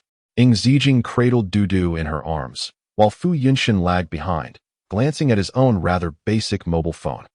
A message had just arrived, unmarked, from an unknown number. Bro, why not just eliminate the Jiang group entirely? Why hold back? Such a waste of resources. You have no idea. Losing even a dime pains my heart.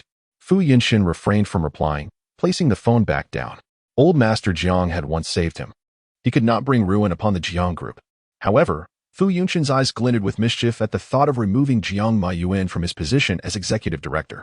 The Jiang group's stock fluctuated tumultuously for 5 consecutive days, resulting in a staggering loss of 10 billion within that brief span.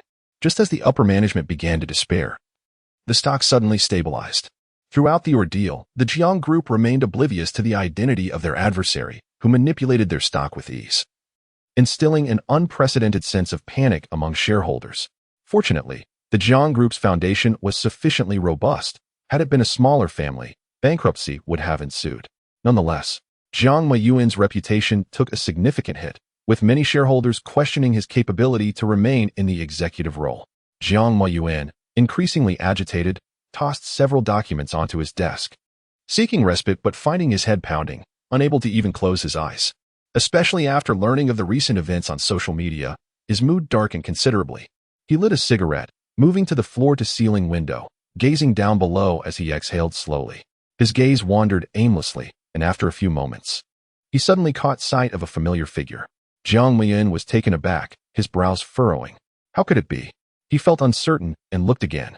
Jun Wuqian, what a harmful friend. Ing Ziqin, same to you. School has started, and I'm quite busy helping my mentor with tasks and conducting experiments. I won't be updating for the next few days, and will be saving up for a burst of updates when I do. 3. It's Monday, and I seek a recommendation vote. This book hasn't established a group yet, but I will announce it once it does. Book Reading House 062. What is it that the great Ing does not know? However, when he turned to look again, that figure had vanished. Vehicles flowed incessantly on the road, as if it had merely been a figment of his imagination. Jiang Mayuan's gaze darkened. He did not believe he had made a mistake. Yet if it truly was that person, what could she possibly be doing in Hu City? He extinguished his cigarette, his mind heavy with thoughts, feeling increasingly agitated. At that moment, there was a knock on the office door. Jiang Mian snapped back to reality, placed the cigarette but into the ashtray, and resumed his seat. Come in. Third master. The secretary approached cautiously, saying, Miss Zhang Huaping is downstairs, requesting your presence. Zhang Huaping. The mention of her name surprised Jiang Moyuan. Although she was his second sister, they were not familiar with each other, as she had moved to the capital long ago, and they had little interaction.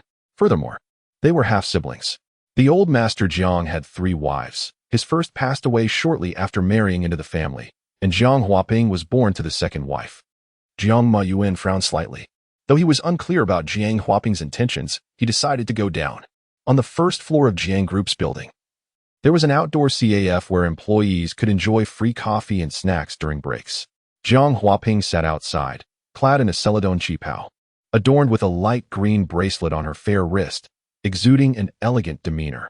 It was as if a curtain of mist from the southern rivers had descended, with the sound of rain gently falling. Jiang Moyuan sat across from her, legs crossed, his tone distant. Is there something you need?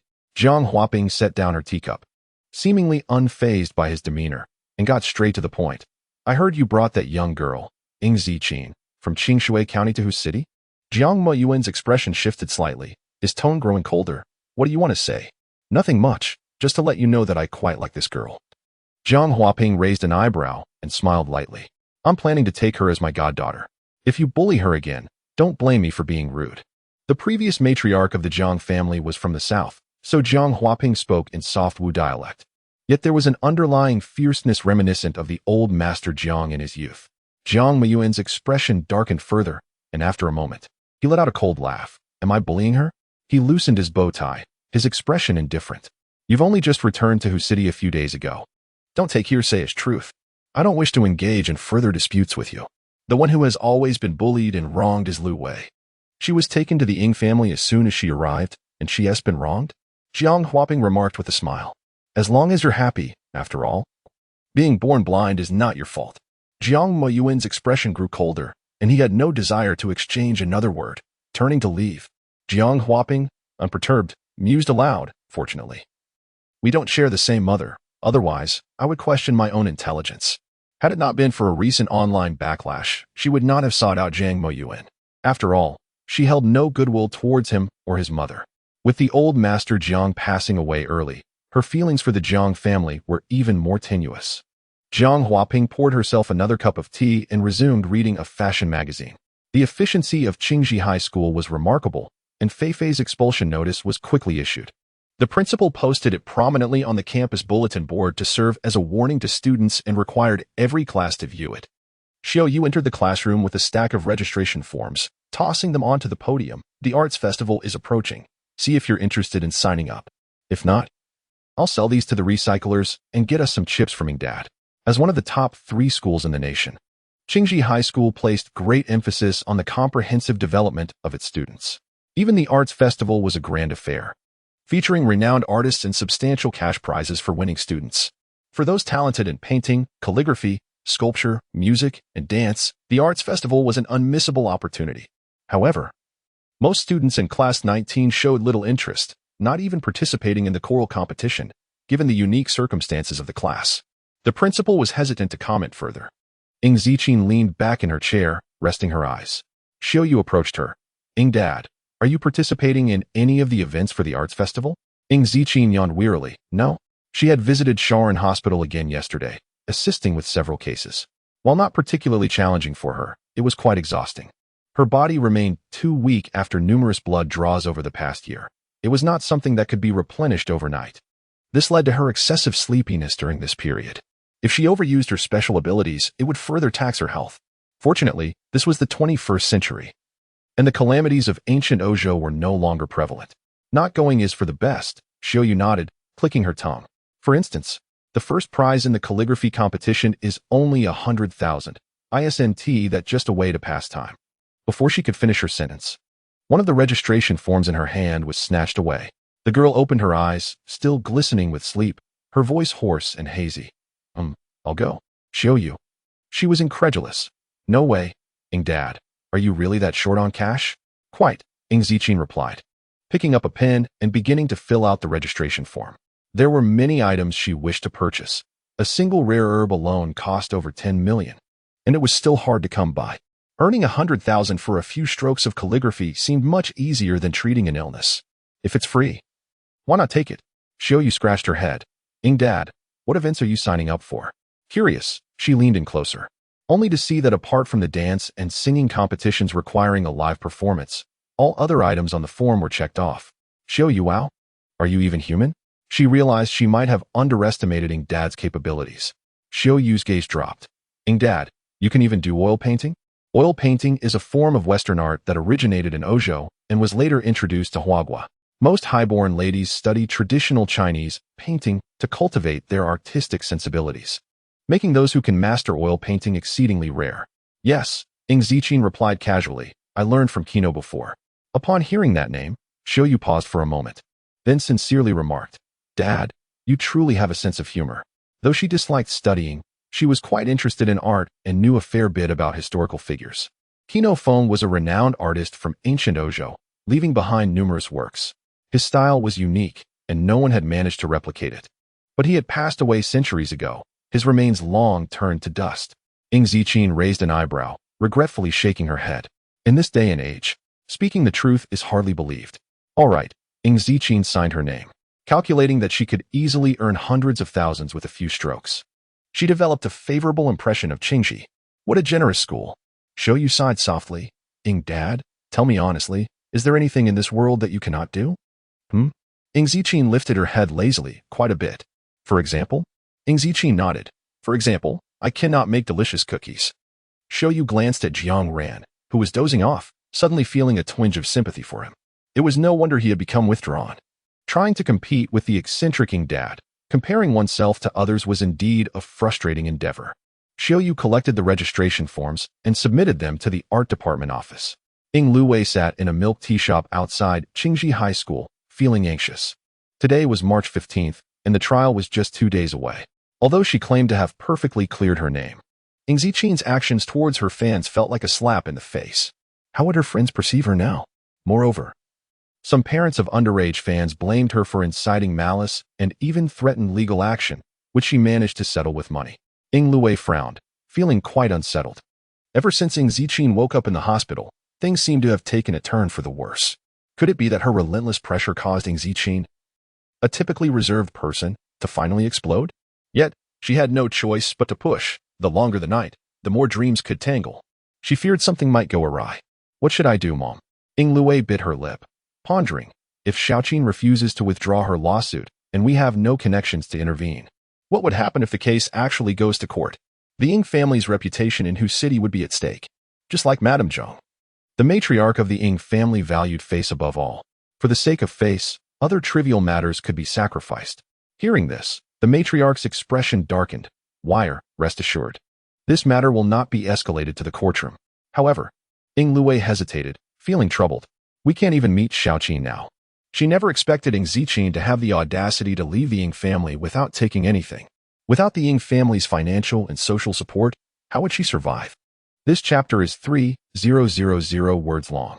I'm at a loss as I've started another competition. Can we make it this time? Votes, votes. Let us break into the top 100 for an extra update tomorrow. Darlings, please don't let the story stagnate these days. Be active and check in often so I can reward you with more updates sooner. Is she really relying on that spoiled scion Fu Yunshin? How long could that last? Reflecting on Jiang Mo Yuan's recent attitude towards her only heightened Luwei's anxiety. Though she understood that the stock market turmoil had caused significant losses for the Jiang family, she still felt apprehensive.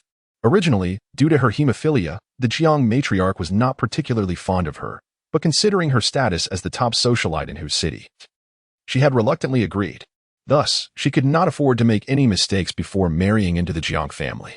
Although the recent Weibo incident would not tarnish her standing in high society, there would inevitably be whispers. The matriarch had only recently gained a daughter like Luwei.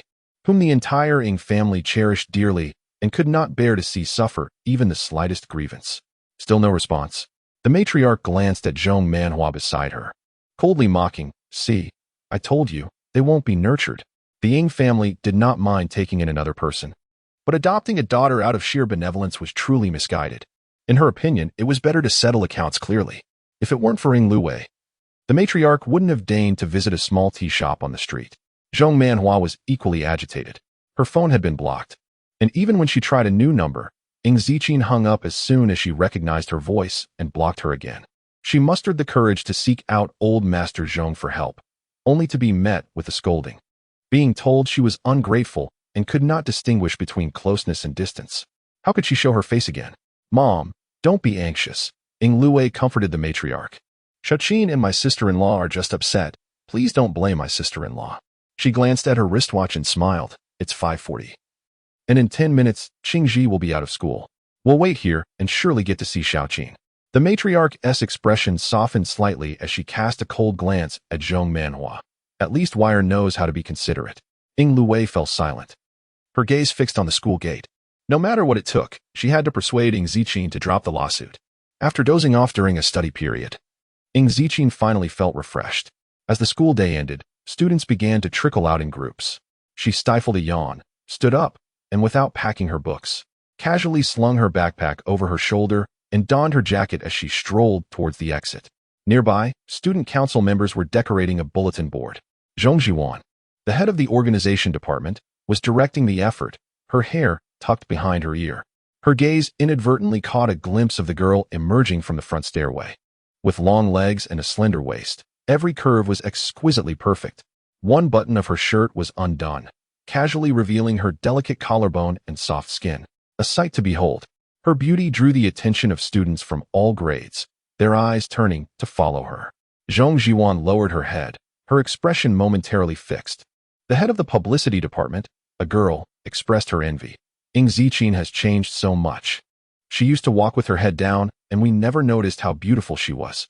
Her beauty was so striking that it evoked no jealousy among the onlookers. Zhong Zhiwan's demeanor remained indifferent. Stop staring, finish up, and head home.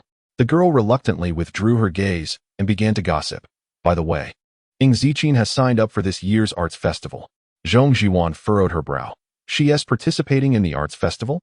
Not only signed up, but she also registered for several events." The girl continued. "She signed up for calligraphy, traditional Chinese painting, and even oil painting. Isn't that impressive?" "You're overthinking it." Zhong Zhiwan shook her head. "She probably needs money." The girl paused. "Needs money? She had a fight with my aunt and ran away from home." Zhong Zhiwan absent-mindedly doodled on her paper. Perhaps she sees the arts festival's prize money as an opportunity. She didn't believe Ing Ziqin possessed any artistic talent. Regardless of calligraphy or traditional painting, to achieve proficiency, one needed both talent and a great teacher. Yet who in a small county could afford to hire a renowned master? That's unfortunate. I thought she would have some talent, the girl mused. Zhong Zhiwan lowered her lashes, and after a moment, suddenly said, "Could you hand me an application form for the arts festival?" The girl was surprised. "Zhiwan, you want to sign up? Aren't you above this?" Zhong Zhiwan didn't lack money or need the festival as a stepping stone to meet artistic masters. After all, she had been exposed to these things since childhood. And the Zhang family had hired the best teachers. Zhong Zhiwan smiled faintly. "It's nothing, just for fun." As Ing Ziqin reached the school gate, her phone buzzed. A message from an unfamiliar number appeared. "Hello, Miss Ing. I am your psychologist. Are you available on the 20th? Shall we schedule a time to meet?" The tone was quite formal, without a signature.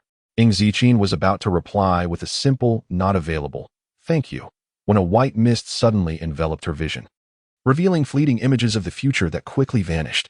She hesitated, then, raising an eyebrow, changed her response. "Yes, at 5 in the afternoon." The reply came swiftly. "Great. I will be there on time. Looking forward to meeting you." As Ing Ziqin held her phone, waiting for the traffic light to change, she caught sight of Ing Luwei rushing across the street. "Xiaoqin." The girl instinctively sidestepped. Ing Luwei stumbled slightly, almost losing her balance, her hand frozen in midair. Yet she quickly regained her composure, forcing a smile, her concern evident. "Xiaoqin, where have you been these days? You didn't even let us know. We've been worried sick about you." "Yes, I understand," Ing Ziqin nodded. "I was worried you might run out of live blood supplies and die." Ying Lui's smile faltered, her usually gentle demeanor cracking. She had never anticipated Ying Ziqin would speak so bluntly, especially in front of a crowd of students waiting for the light, several of whom overheard her words and were now casting curious glances. The prick of embarrassment made her feel like a needle was stuck in her back. Ying Lui pursed her lips, lowering her voice. Xiaoqin, I don't mind if you have grievances against me, but mom and sister-in-law are waiting over there for you. Could you please just see them? She had already devised a plan. If Ying Ziqin refused, with so many people around, she could easily leverage the ties of family to morally coerce her. Unexpectedly for Ying Lui, after a brief moment of eye contact, Ying Ziqin simply responded with a good. All the words Ying Lui had prepared were suddenly silenced. She clenched her palm, feeling a sense of reluctance as she led the girl toward the bubble tea shop. At that moment, the shop was bustling with patrons, most of whom were students from Qingji. Due to recent events on Weibo, Ying Ziqin had become a well-known figure among the students. Her striking beauty impossible to overlook. Zhong Manhua and the elderly Mrs. Ying sat at a table inside, feeling somewhat constrained. Finally arrived? What an ostentatious display, Mrs.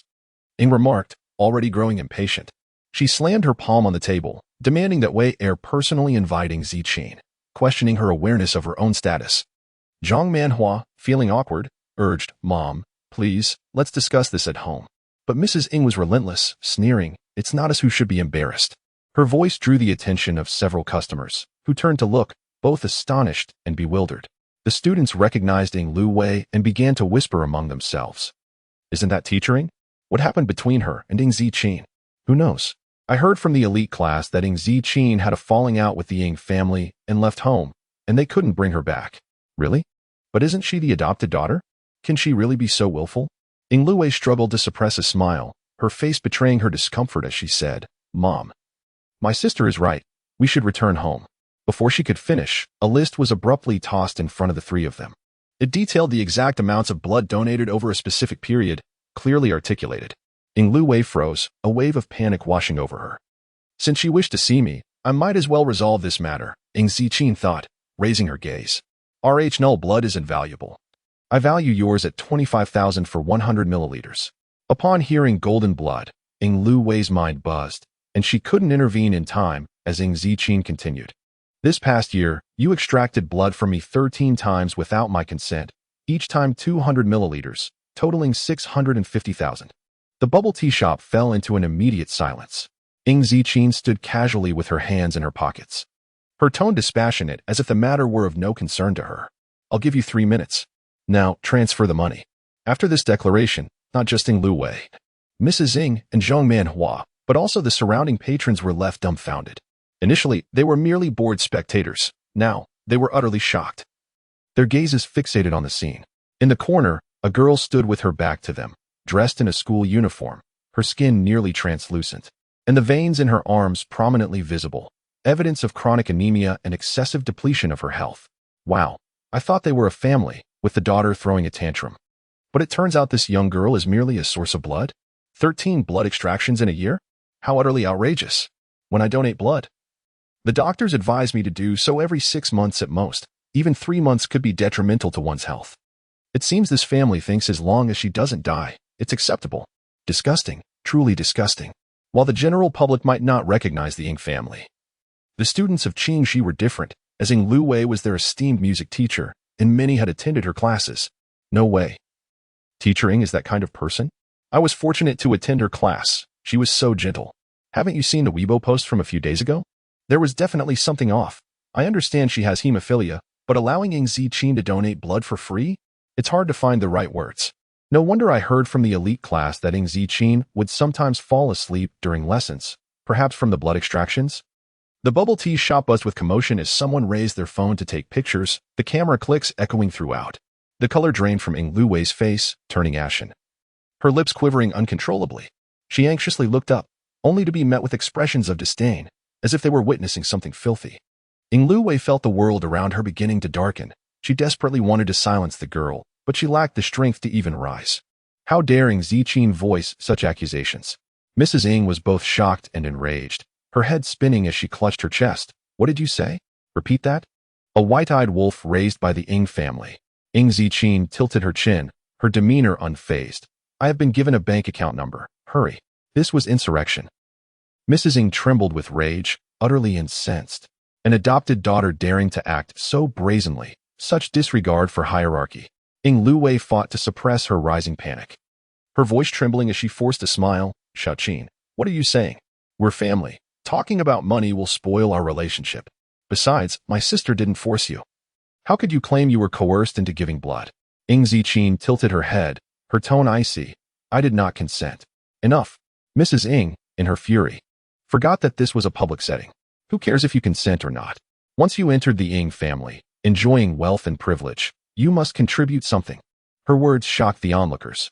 Was this elderly woman truly so shameless? Could she really demand blood donations in exchange for a life of luxury? I checked. RH0 blood can be transfused to anyone, which is why it's called golden blood, truly priceless. What kind of family is the Ng family? Relying on power and influence to act in such a manner? I couldn't bear it any longer. What kind of moral compass is that? If I offered you 5 million, would you give me your arm instead? In my opinion, 650,000 is far too little. Isn't the Ng family one of the 4 great families? They should be offering several hundred million. This was the first time Mrs. Ng had been publicly insulted. Her face flushed crimson, her heart racing as if she might faint at any moment. Mom, please stop. Ng Luwei realized that continuing would only lead to further humiliation. She reluctantly took out her phone and swiftly transferred 650,000. Ng Ziqin glanced at the notification but did not respond, turning to leave. Mrs. Ng finally managed to catch her breath, only to be filled with more anger.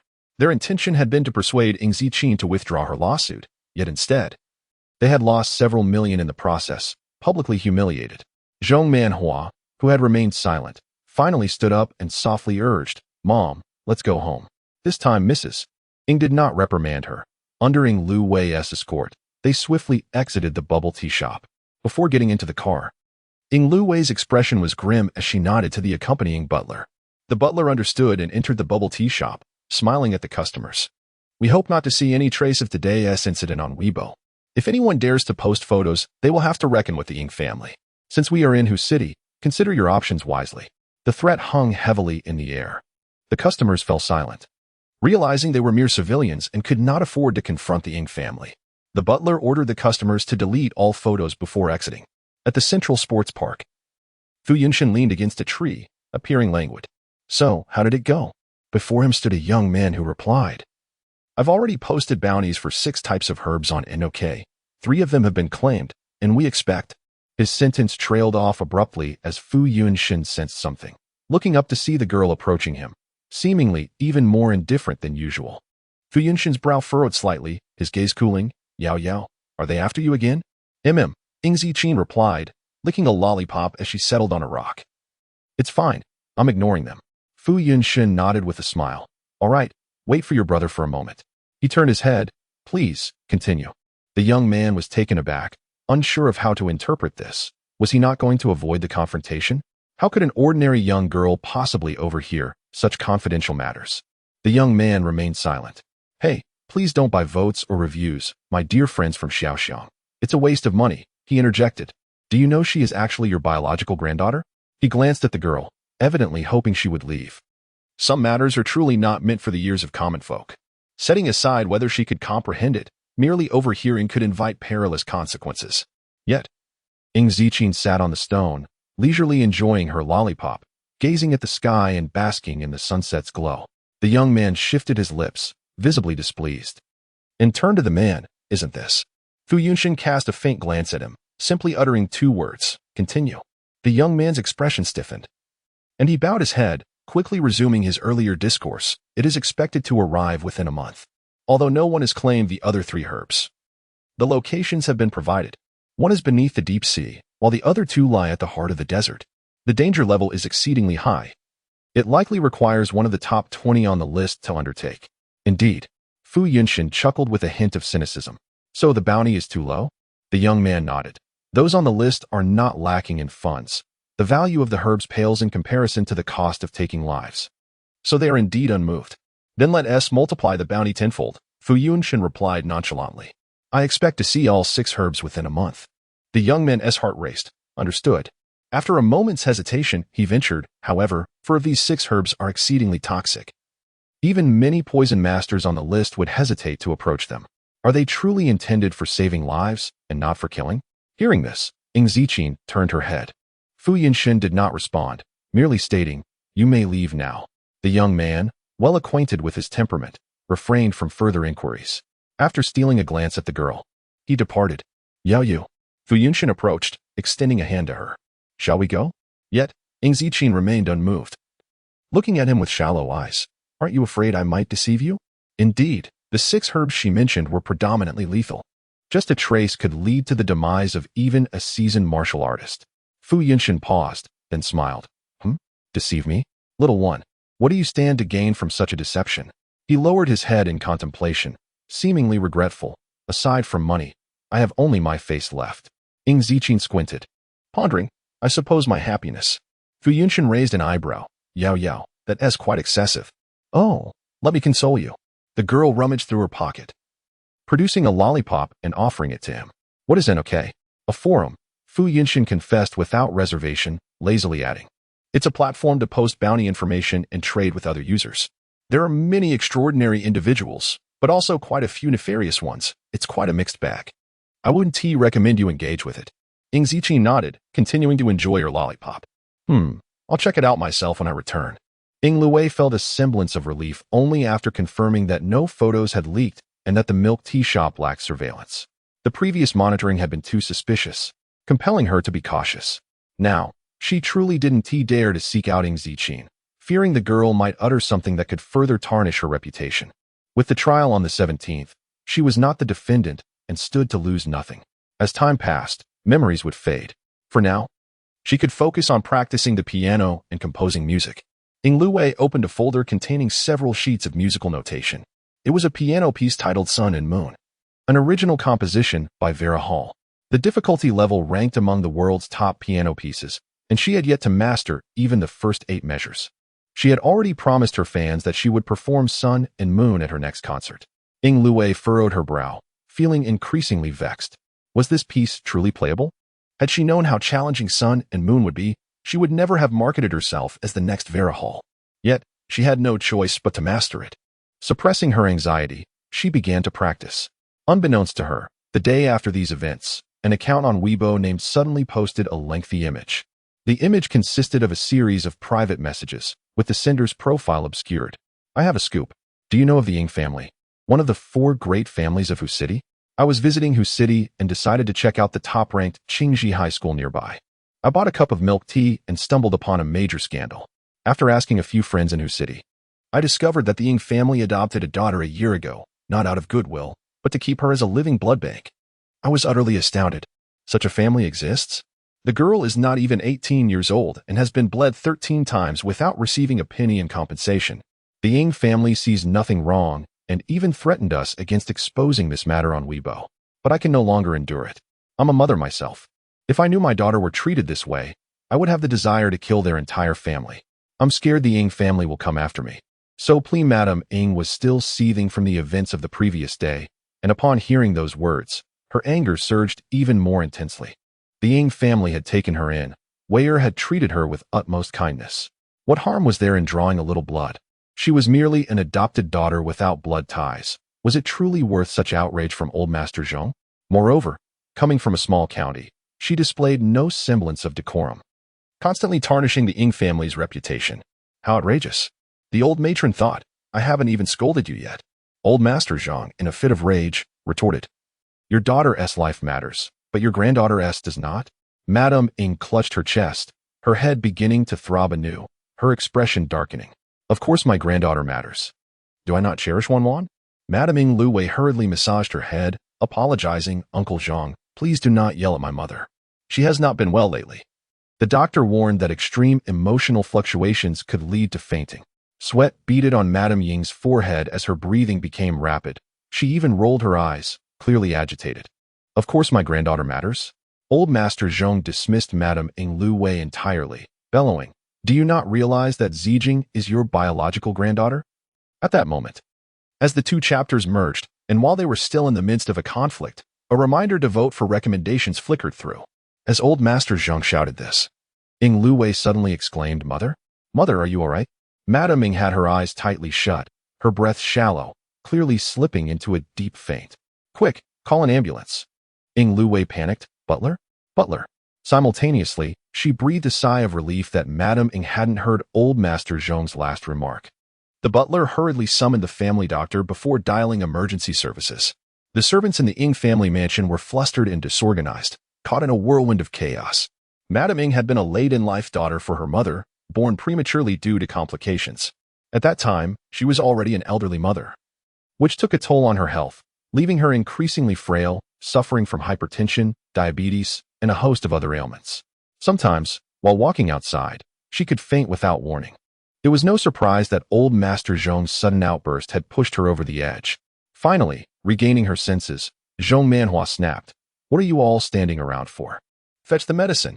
Within 3 minutes, the ambulance arrived, and the medical personnel swiftly lifted Madame Ing onto a stretcher, transporting her to the first hospital. Ing Luwei and the butler hurriedly followed, while Zhong Manhua remained behind. How could she faint now, of all times? Old Master Zhong seethed, his frustration mounting. What impeccable timing! Madame Ing was nearly a decade younger than him, and yet seemed more fragile. Father, Zhong Manhua, exasperated, lowered her voice. Why would you say that in front of Mother? If it hadn't been for a chance encounter during a conversation between her and Ing Jinting, overheard by old Master Zhong while watering plants on the balcony, they wouldn't be in this predicament today. Isn't she Zijing's grandmother? Old Master Zhong shot back, his temper flaring. Why can't I speak the truth? Father, it's not about that, Zhong Manhua countered. Mother's health is precarious. How can she withstand such emotional upheaval? What if she suffers a stroke from your words? This was precisely why they had kept Madame Ing in the dark. They couldn't risk her health. Nor was it necessary to disclose the identity of Ing Zijing, as they had no intentions of revealing it publicly. It would be too disgraceful. Old Master Zhong, well aware of Zhong Manhua's thoughts, chuckled with irony. All right, Zhong Manhua, you have your reasons, but you'd best not regret it. I don't want to hear your cries later. He, too, did not wish for that old woman to uncover the truth. What if it brought more trouble for Zijing? Fainting is just a consequence of her own misdeeds, he thought, as he swept away, not sparing her another glance. Zhong Manhua furrowed her brow but did not pursue him. She found it hard to understand his anger. While she acknowledged her own shortcomings, there was no need for such disproportionate response. As for regret, Zhong Manhua scoffed softly. How could she possibly? By the time the Ing family and Ing Luwei discovered the trending topics on Weibo, the search list was already ablaze with attention. Adopted daughter, living blood banking Luwei, hemophilia. Though it was only in the 40s, some had taken notice. Particularly the phrase living blood bank, which drew many netizens in. Oh my, this is a revelation. I had no idea such living blood banks existed. I thought it was merely fiction. Reality is indeed more sinister. This family is despicable. Do the wealthy think they can trample on the ordinary? Can they truly manipulate the world at will? This is absurd. Ing Luwei's fans are saying they sympathize with her, but the one who deserves sympathy is her sister. Well, Ing Luwei's fans are utterly deluded, of course. It's expected that her sister would donate blood. It's evident that where there is a prominent figure, there are equally fervent followers. Just days after the previous scandal, Ing Luwei's image had crumbled even further. Despite her fans diligently defending her and attempting to control the narrative, it was insufficient to withstand the backlash from reasonable onlookers. Reading these comments, Ing Luwei's expression twisted in anger for the first time. She picked up her phone and called her manager. Quickly, have the trending topic removed. Tell that so-called Expo's account to delete their post. All right, her manager replied, equally exasperated. You should avoid Weibo for now. I'll post a photo of you practicing for work later. Ing Luwei was irate, slamming her hands on the piano keys. What does this have to do with me? I didn't force Ing Zijing to donate blood. They keep blaming me. Ing Luwei refused to accept any guilt for the situation, suppressing her fury as she continued to practice. With the Ing family's influence, the trending topic was swiftly removed. Following the deletion of his post, a new one emerged, featuring a crying emoji. Poor Expo's account. It seems the wealthy are untouchable. Be careful, and perhaps consider relocating. This operation by Ing Luwei is utterly nauseating. Enough of this. I'm off to see the pig with her sister. Initially, netizens followed for the light-hearted daily posts by Ing Zijing. However, they recently found new amusement as they discovered that the enchanting sister had indeed purchased a pig, sharing photos of it. Wow, Dudu is so adorable. I want one too. Sister, are you alright? Please leave the Ing family. Don't let them drain you any further. Ing Zijing, scouring the global web, noticed many were comforting her and replied, I'm fine. Sister, could you share a photo? We haven't seen your face much, and we're quite curious. Ing Zijing raised an eyebrow, using one hand to type on her phone. It's night. Don't dream too much. Even when you retort. It's so cute. I adore you. Ing Zijing rubbed her head, contemplating whether to block those accounts. However, considering they were just young girls expressing concern, she could tolerate them for now. It seemed she needed to register another account. Turning off Weibo notifications, Ing Zijing continued her search across various websites. However, after scouring the internet, she found no forum named NOK. There was indeed something amiss. With her fingertips drumming on the table in contemplation, she was ready to infiltrate another computer across the ocean when Ing Lu Wei posted on Weibo during work. Ing Lu Wei Studio V. Here is something fresh for everyone to see. Accompanying it was a picture of Ing Lu Wei in the music room. Sheet music laid out before her. The fans immediately erupted in celebration. Sister, take a good rest. We await your concert. The orchestrated haters have reported. We must protect the finest Lu Wei. I knew Lu Wei would have mastered Vela Hall's Sun and Moon. I am so eager. Ing Zijing glanced at the deliberately enlarged musical score, her phoenix-like eyes narrowing slightly. At 7 in the evening, Ying's father asked, have you all cast your recommendation votes today? Do you know who Vela Hall is? In the reading room, it was noted that this was one of Vela Hall's 3 piano pieces, Sun and Moon, composed in 1756, a sonata. A sonata is a multi-movement musical form, typically lasting around 15 to 20 minutes. Unlike ordinary piano pieces, a sonata is inherently more complex, demanding a high level of technical prowess and expressive intensity from the performer, serving as a significant metric for assessing a musician's skill. Even a slight deficiency in ability or stamina could render a flawless performance impossible. In the global ranking of piano piece difficulties, Sun and Moon stands at 9th. Ing Zijing rested her chin on her hand, finishing the score that Ing Lu Wei had presented. After a moment of contemplation, she discerned that, while largely similar, this was not the version she had pinned. The last time she had departed Earth was in 1782, and she had not made her compositions public before leaving. It seemed that someone who attended her concert had transcribed the score, which subsequently circulated. However, relying solely on auditory recollection had led to numerous inaccuracies in the score. This explained why no one could perform Sun and Moon in its entirety. It was not inherently difficult. Ing Zijing reflected on why she had pursued piano lessons with those eminent musicians. Music allowed her to unwind, to shed the burdens of life. She had never anticipated that. After all these years, upon her return to Earth, the name she had casually chosen, Vela Hall, had become a historic figure in the music world, even becoming a subject of Ing Lu Wei's opportunism. Alas, without the authentic score, it seemed that Ing Lu Wei would never perform Sun and Moon in her lifetime. Indeed, as Ing Lu Wei's carefully crafted persona crumbled time and again, her work-related Weibo post prompted immediate ridicule from netizens. I can't take it anymore. Claiming to play Sun and Moon? Even some of the country's top pianists hesitate to assert they can perform it, and a mere ornamental pianist is posturing. Marketing her serene persona is one thing, but to claim she is the next Vela Hall, where's her dignity? I simply cannot endure her exploiting the goddess Vela. Does she possess that talent and dedication? While she professes to focus on music, she flits about, feigning high-mindedness. Learn from Ing. Understand what true composure is. This incited a fierce defense from Ing Lu Wei's fans. To the person above, we acknowledge that Lu Wei is far from Vela's level, but comparing her to a foster daughter is entirely unmerited. Can Ing Zijing even play the piano? This foster daughter came from the countryside. What piano skills does she possess to merit comparison with Lu Wei? Foolish fans. In this era, elite socialites playing the piano is hardly a novelty. They are beyond redemption. Ing Zijing, having absorbed some contemporary vernacular, set down her phone, casually tapping on the keyboard before shutting down a computer. Leaning back in her chair, she opened a bottle of cola. Across the ocean, in a basement cluttered with instant noodle boxes, a hacker found himself stifled once more, nearly choking. Tears welled in his eyes as he despaired. Sister, what now? I am utterly innocent. Had he not merely intruded on her computer out of curiosity? What sin had he committed? He received a message consisting of 3 letters, NOK. Upon seeing those letters, the hacker's expression shifted. Why was she inquiring about this? How was he to respond? He cautiously typed, Sister, how do you know about NOK? This time, Ing Zijing replied with 2 words, speed. The hacker stared at the screen, then slapped himself in frustration. She was not merely asking. She was extracting a confession. He realized that if he did not explain what NOK was, his several computers might very well be rendered useless, and his task would be jeopardized. All right, sister, I'll send the link to your computer. You can check it out. Once he sent that message, his computer returned to normal functionality. The hacker sighed, contemplating whether he should file a report. After consideration, he decided against it. After all, the child was not his. Let that man deal with the headache. He was content. The hacker resumed eating his instant noodles. At the first hospital, Zhong Manhua hurried in, asking, "How is the old lady?" The butler, waiting outside the ICU, wiped his brow and replied, "Madam, the old lady has yet to awaken. The doctors are in the midst of an emergency rescue." The reason for the old lady's coma was partly due to anger and partly due to being frightened by Zhong Laozhan. Zhong Manhua felt increasingly agitated. "Have you contacted the hospital in the capital?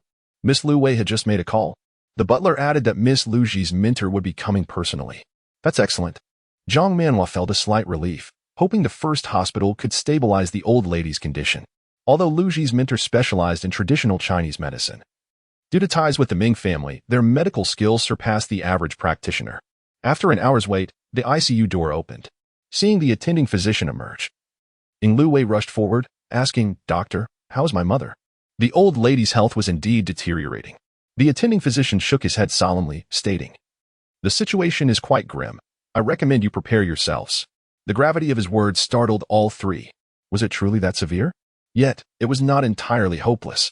The attending physician pondered briefly, asking if they had heard of Shaoran Hospital. Zhong Manhua frowned. That Chinese medicine hospital? She had indeed heard of Shaoran Hospital. It once held great prestige. However, with the rise of Western medicine, traditional Chinese practices had waned, and Shaoran Hospital was no longer what it used to be. Indeed, the attending physician confirmed, "A new doctor there possesses exceptional skills. You might consider visiting." Zhong Manhua's expression darkened slightly as she politely declined. "No need for that. Lu Ji's mentor is coming personally. What Chinese medicine could possibly surpass that?" Continue to seek recommendation votes, and remember to check in. The recent events on Weibo had truly revealed the fickleness of human nature. A mere accusation could ruin a person's reputation. As for piano sonatas, I wonder if you have heard Beethoven's Pathetique Moonlight Sonata. Good night. Good night. See you tomorrow. In the reading room, children, come along with your brother. Moreover, she had not heard of any new doctors at Shaoran Hospital boasting exceptional skills. Perhaps they were merely local remedies that had fortuitously healed patients. The old lady must not be allowed to go there. Zhong Manhua rubbed her temples, feeling an overwhelming headache and wishing to engage in no further conversation with the doctor. Noticing her aloof demeanor, the attending physician refrained from mentioning the doctor who had successfully treated a patient deemed hopeless even by their standards. Since she showed no interest, he saw no reason to elaborate. With a polite yet distant smile, the attending physician stated, "The old lady has not yet awakened. Please wait." Both Zhong Manhua and Lu Wei were distressed and did not pay attention. The butler, however, looked up in surprise, puzzled by the attending physician's swift change in demeanor. The doctors capable of treating the old lady were the top Western physicians in the city, and even the four prominent families sought to maintain good relations with them. "I will return to prepare some medicinal dishes." Zhong Manhua took her outerwear, saying, "Lu Wei, please wait here for a moment." "You're too kind, sister-in-law," Lu Wei smiled. "How could I not be concerned for mother? I have plenty of time on my hands." Zhong Manhua nodded and stepped out. Lu Wei sat quietly, waiting. A nurse, lowering her voice in confusion, remarked, "Director, why is it that they, like the Fu family, are unwilling to explore Sharon's options? After all, an additional avenue could mean an extra chance at life. What if it could truly cure him?" The attending physician shook his head, choosing silence while signaling for quiet. In his view, the circumstances of the Fu family and the Ying family were entirely dissimilar. The Fu family had evidently concluded 3 years prior that old Master Fu was beyond medical help and had begun preparations for his eventual passing. However, to their surprise, he had persisted until now. As the foremost of the 4 great families, the Fu family harbored the most convoluted of relationships. Most members eagerly awaited old Master Fu's departure, hoping to claim a larger share of the family fortune. Meanwhile, Mrs. Ying clearly dismissed his words, holding herself in high regard and inadvertently missing a life-saving opportunity. Alas, the complexities of a grand family are beyond comprehension. The nurse mumbled softly as she hurried outside with the trash. Zhong Manhua descended the steps and paused abruptly. Inquiring, "Have you inquired about that miraculous doctor mentioned by Mrs. Mu?" The steward hesitated, responding, "Madam, not yet. Even the Fu family has no information." Zhong Manhua frowned. Old Master Fu's ailment was far graver than that of old Madame Ing, as he frequently flirted with death. If the Fu family had no leads, could it be that this miraculous doctor had departed from Hu City? Never mind. With a wave of her hand, she decided to let fate take its course.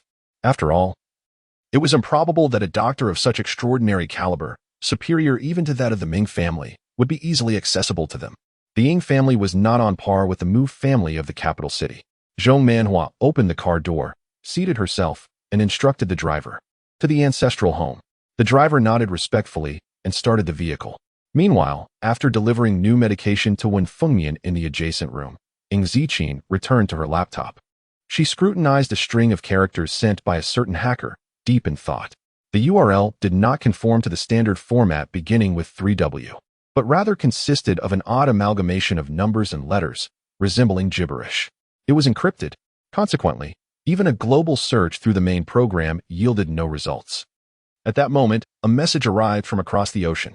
Hey, sister, I forgot to mention, NOK has a dedicated login program. You can't access it through a regular browser. I've sent that to you as well.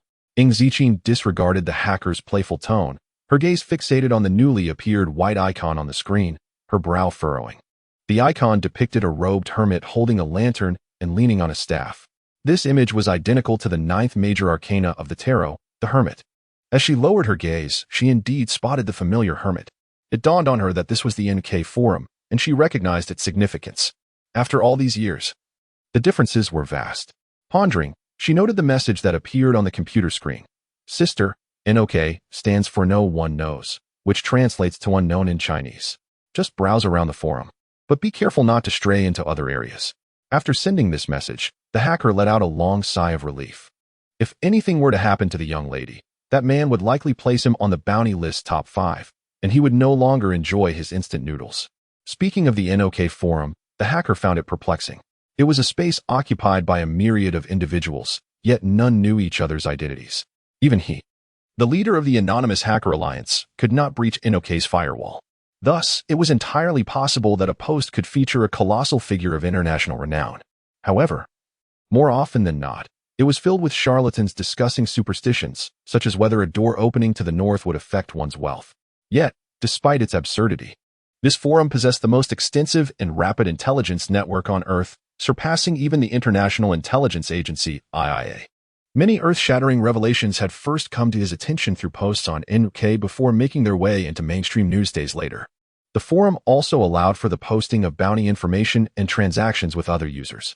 Several hunters on the bounty list had requested information on a man whose reward had reached an astounding $1 billion, offering generous compensation. He had resolutely declined their requests. Although he himself was also on the bounty list, he had not cracked the top 10. The origins of NOK remained shrouded in mystery.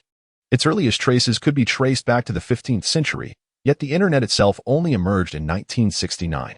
The International Bureau of Investigation, IBI, had conducted extensive inquiries but yielded no results, as if it had appeared out of thin air. Fortunately, most ordinary individuals were unaware of how to access the NOK forum, maintaining a semblance of stability. The hacker sighed, hoping the young lady was merely a casual observer. On March 17th, the Shifeng law firm posted on Weibo as scheduled. Shifeng Law Firm V. Click the link, website link, to join the live broadcast. The netizens had long been waiting. I'm here. Kudos to Feng Feng for such efficiency. This is my first time watching a court trial live. I'm quite excited. Hurry. I can't wait to see Ying Lui's brainless fans pay the price. By the way, is Ying Lui coming today? I really want to see how the pure white lotus looks when faced with adversity. TSK. She probably lacks the courage and is afraid of being pelted with rotten eggs. Upon reading this, Fu Yunshin cast a sidelong glance at the basket of eggs in Ye Xiao's hands.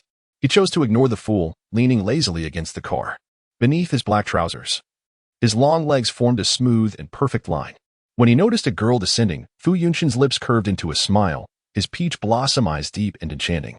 Little one, come get in the car with me. Ying Huang was still engaged in a PK. Babies, I need recommendation votes. Yesterday, Hugh seemed to have swallowed my off-topic comments. I'm desperately seeking recommendation votes. I won't be updating for the next few days, so bear with me. I'm saving up for a big update when it's published. As for the NOK forum's prototype, it was akin to the Tianya forum. Surprising, isn't it? Shuwei House 069 Fu Yunshin. I've never even touched a woman's hand. Get in the car with your brother? Nie Zhao, who was devouring food, instinctively blurted, "Seventh young master. How can you make such lewd remarks in front of a big shot? That's terribly inappropriate." Fu Yunshin tilted his head, his peach blossom eyes narrowing slightly. A moment later, he raised his leg and kicked Nie Zhao's backside. Cough, cough. Nie Zhao nearly choked, almost falling flat, and hastily pleaded, "I was wrong. Brother, spare me." It was his fault for thinking too much. Fu Yunshin shot him a glance, retrieving a paper bag from the car and handing it to the girl, his tone gentle. "Yao yao, fresh soup dumplings and yogurt. The journey to the courthouse is a bit long. Have a bite to stave off hunger." "Thank you," Ing Ziqin replied, accepting the bag and tearing open the yogurt pouch. She opened the door and settled into the passenger seat, fastening her seatbelt. Nie Zhao rolled into the back, clicking his tongue in disbelief. If the other young ladies of whose city learned that this 22-year-old playboy had developed a heart akin to that of a concerned father, it would surely break their hearts into a million pieces. The vehicle roared to life and sped away. While waiting at a red light, Fu Yunshin gazed ahead and asked, "How's your health?" Nie Zhao, unbothered, replied, "I'm fantastic. My self-healing ability is strong. Even the scars have vanished." He thought to himself how seventh young master now cared for him, a gesture previously unheard of. Yet before he could bask in the warmth of gratitude, the next moment, Fu Yunshin interjected, "I didn't ask you." Nie Zhao felt a pang in his heart. "Much better," Ing Ziqin paused, "I'm fine." She knew her body well. Upon awakening, her condition was indeed riddled with imperfections, yet these are now gradually being rectified. Fu Yunshin, maintaining his gaze forward, extended a hand to gently pat the girl's head. Chuckling softly, "That's heartening." He was cognizant of the adage that healers sometimes neglect their own well-being. Furthermore, he perceived their little one as somewhat troublesome. Despite her delicate constitution, she engaged in skirmishes, seemingly indifferent to her own physical state. Consequently, he had specifically consulted experts to prepare nourishing comestibles to aid in her recovery of vital energy. Indeed, their little one possessed a penchant for gustatory pleasures, particularly for confections. Nevertheless, this made her rather easy to care for. As the crimson traffic signal transitioned to verdant, the Maserati stood out conspicuously amidst the throng of automobiles. Nie Zhao, languidly enumerating the eggs he had brought, suddenly seemed to recall something, slapping his thigh in realization. "Seventh master, I was absolutely infuriated. Do you know who sought to assassinate me?" Fu Yunshin's eyelashes fluttered as he inquired with studied nonchalance. "Indeed? It was actually my former paramour." Nie Zhao exclaimed indignantly. "I parted ways with her amicably, even bestowing upon her 1,000,000 as a severance. Yet she promptly resorted to hiring an assassin. What sort of individual does that make her?" Fu Yunshin remained silent, his gaze deepening. Nie Zhao was unacquainted with the NOK forum and thus unaware of the existence of a bounty board. Nor did he realize that only those with NOK accounts could place bounties on targets. He had no recollection of Nie Zhao's former flame, though he vaguely recalled that they were all either daughters of prominent families in the capital seeking to ingratiate themselves with the Nie family or celebrities from the entertainment industry. However, neither the former nor the latter would have access to the NOK forum, let alone be able to place a bounty on Nie Zhao and enlist a hunter from the God Rifle rankings.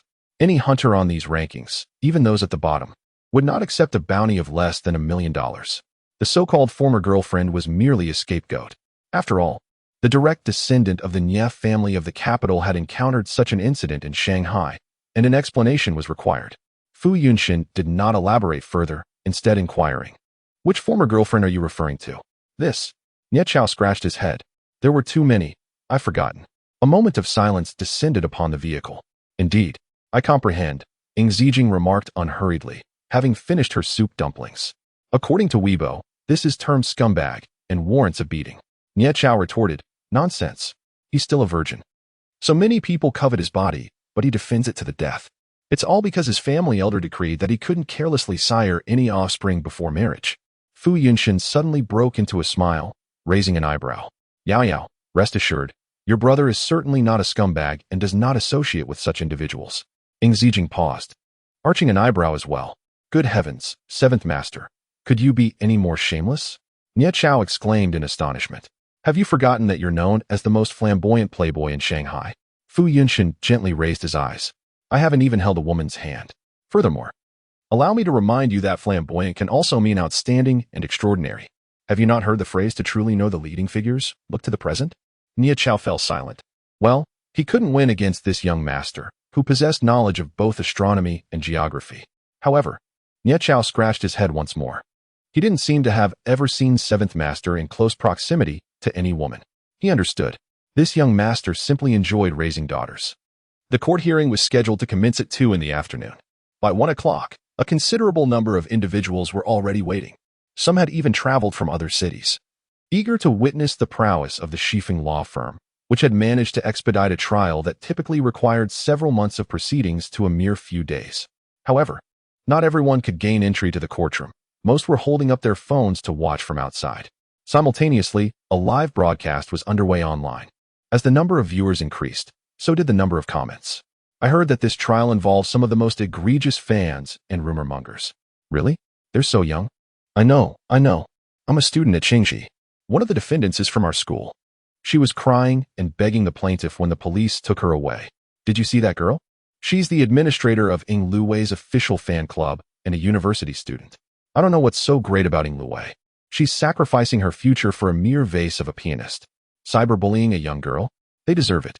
I've long been disgusted by some of the keyboard warriors online. Hey, did you guys see Ying Luwei? I didn't see her.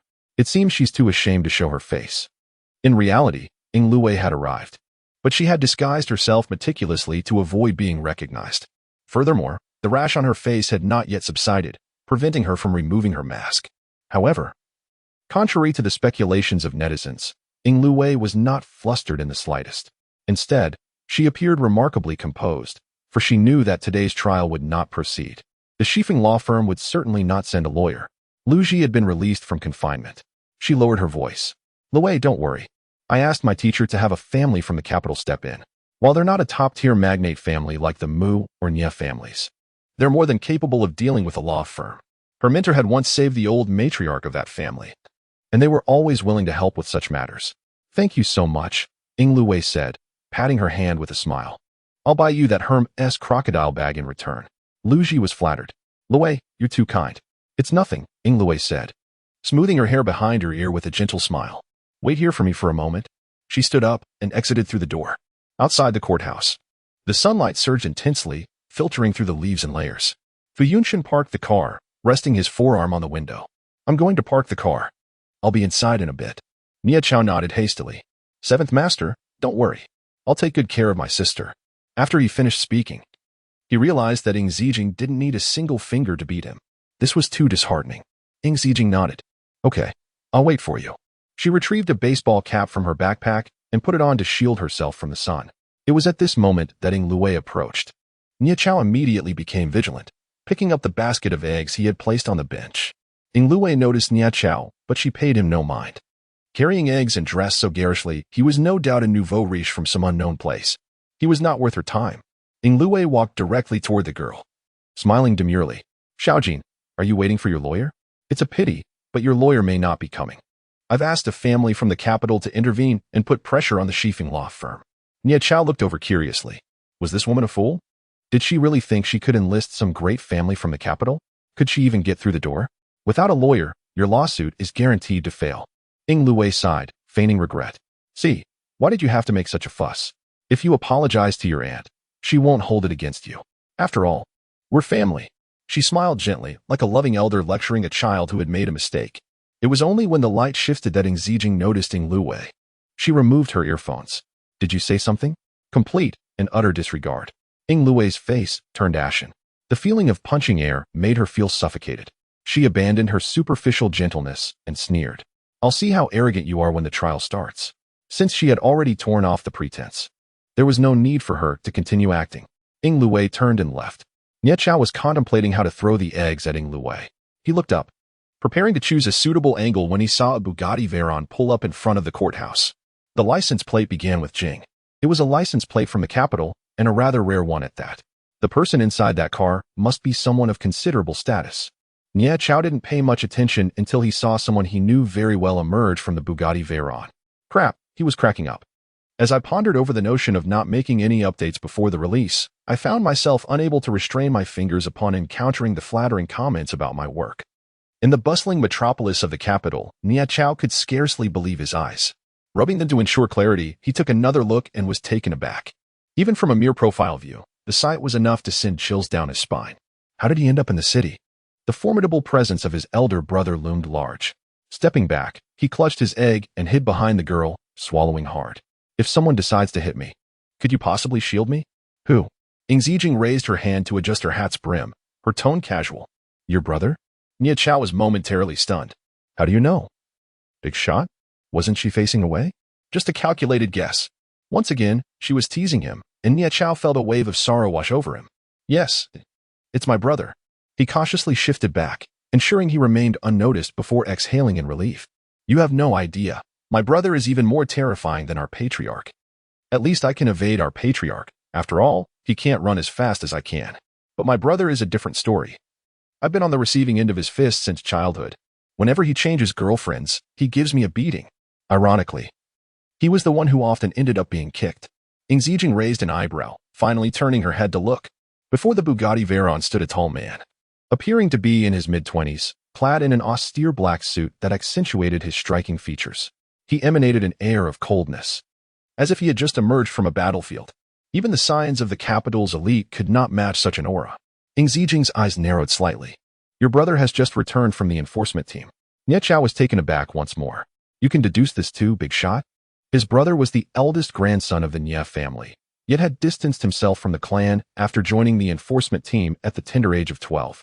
Those who entered the enforcement team were bound to maintain impartiality, even towards their own family. Their patriarch was both furious and pleased, angry that the Nia family had no successors, yet proud of his grandson's accomplishments. He was unaware of his brother's current standing within the enforcement team, but once, upon encountering an agent from the International Bureau of Investigation, the agent had shown great respect towards his brother, indicating his extraordinary status. However, his brother's identity was kept confidential, and even the heirs of other prominent families in the capital might not be privy to it. Furthermore, what could possibly warrant his brother's involvement in a mundane lawsuit? Nia Chao was perplexed. It was indeed strange. He felt that his sister from the Ing family was shrouded in mystery, much like the enigmatic seventh young master. Meanwhile, Ing Luowei had not noticed the Bugatti Veyron and had returned to her seat. During this time, Lu Ji made a phone call to her mentor for confirmation, then looked up with a smile. Luowei, you needn't worry. My teacher assured me that the Wu family has contacted the West Wind law firm. There will be no mistakes. Of course, I am at ease. Ing Luowei smiled at the girl entering from outside. Do you think she is quite naive, believing that merely finding a law firm guarantees her victory? Such cases were inherently difficult to win, especially without the support of West Wind law firm. Lu Ji shrugged off the idea. The youth has yet to experience the harsh realities of society. Indeed, she is rather innocent. However, she does possess some means. Ing Luowei's smile faded as she raised her chin, disdainfully remarking, not to mention, she has already entangled herself with Fu Yunshin. Lu Ji's expression darkened. Just because of a phone call from Fu Yunshin, her bank card had been frozen by her father. As an aunt, I must promptly steer my niece back onto the right path. Ing Luowei was preoccupied with her nails, envisioning how awkward the upcoming trial would be. She absolutely would not allow events to spiral beyond her control. Lu Ji bit her lip, glancing towards the girl's position. To the right. Nia Chao was reporting to Fu Yunshin, seventh young master. You should have seen it. Ing Luowei's White Lotus just bullied my sister. Fu Yunshin's expression remained unchanged, though his gaze deepened, his voice low and husky. This is truly amusing. She actually claims to have the backing of the capital's families to pressure West Wind law firm. Nia Chao was speechless. Do you think she has lost her mind? You could pry open her mind and take a look. Fu Yunshin said no more, instead producing some prepared chocolates and placing them in the girl's hand. His fingertips brushed against her soft palm, a gentle breeze passing through. Ing Zijing lowered her eyelashes. These days, she had grown accustomed to his occasional acts of kindness. She accepted the chocolate, but did not eat it immediately, not wishing to draw attention. She did not occupy the plaintiff's seat and had donned a mask for anonymity. As the time ticked closer to 2 o'clock, the barrage of comments increased. Isn't it time yet? Where is West Wind law firm? Could something have happened on the way? Impossible. Such a professional law firm wouldn't be hindered by trivial matters. Just as the netizens voiced their confusion, several striking comments appeared. Stop waiting. West Wind law firm will not arrive. Didn't you hear? A powerful family from the capital is involved. TSK, I said long ago that Ing Zijing would not win her case, but you didn't believe me. Although it's not a lawsuit against Ing Luowei herself, suing her fans is akin to stepping on her face. Would Ing Luowei allow such a thing? Ing Zijing is truly something. It's merely a family matter of the Ying family, yet she insists on taking it to court. How pointless. To those in front, remember to play the saint when you face online abuse. Just don't sue. In the defendant's seat, Ing Feifei and the girl managing Ing Luowei's official fan club sighed in relief. As long as the trial could not proceed normally, they would not have to bear any legal consequences. At 2:20, West Wind Law Firm was still nowhere to be seen. If they exceeded 30 minutes without a valid reason, the court would rule to dismiss the plaintiff's case. Ing Luowei flicked her hair and cast a glance at the defense lawyer. The defense lawyer understood and stood up. Honorable Judge, I believe it is necessary to remind the plaintiff that if their litigation lawyer does not arrive soon, we have the right to request the opposing party to withdraw the case. Upon hearing this, murmurs spread through the courtroom. The comments became chaotic. No way. Are they really not coming? Alas, it can't be helped. After all, they have connections. Ing Luowei felt satisfied and sent a message using a new number. Xiao Jing, your aunt has already informed you that you alone are powerless. Next time, remember to obey. Otherwise, your aunt cannot guarantee what may happen to you. Ing Zijing yawned and casually blocked the number. Fu Yunshin noticed her drowsiness and nudged her shoulder. Want to lean on me? Ing Zijing slightly shook her head. Her phoenix eyes misty. I'm fine, I can manage. Fu Yunshin raised his hand and gently pressed her head against his shoulder. Your health isn't great. Don't overexert yourself. Ing Zijing decided to pull her hat lower and rest. From her corner, Ing Luowei observed this scene, shaking her head repeatedly. What time was it? How could they still be flirting? She checked the time and realized it was already 28 minutes past the hour, losing interest in staying any longer. She stood to leave. Just as Ing Luowei rose, the courtroom door suddenly swung open. A young lawyer entered, clutching a folder. He approached his seat leisurely. I'm sorry for the delay. There was an accident on the way. Adjusting his glasses with a smile, he addressed the honorable judge.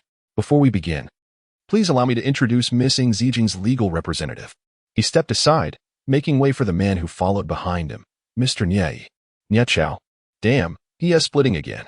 Having already made his move, how far could they go? In the final moments, the courtroom fell into a profound silence. Ing Luowei abruptly turned her head, gazing incredulously at the plaintiff's seat. The barrage of comments in the live stream halted for a few seconds before exploding in a frenzy. WOC. Who is that? Did you all hear that clearly? Am I mistaken? To the person in front, you heard correctly.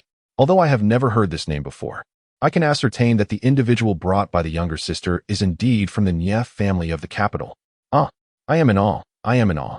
It turns out they weren't absent. They were simply biding their time for a grand reveal.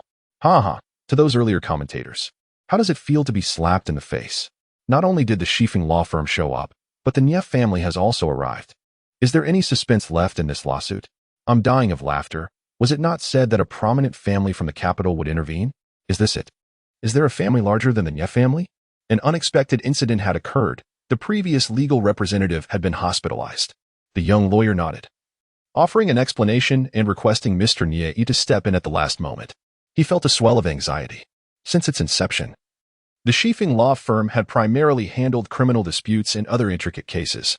This was their first encounter with cases of online harassment and defamation. Even though winning the case seemed straightforward, it was treated with utmost seriousness. Therefore, the firm not only dispatched a top-tier team of lawyers, but also provided a legal representative.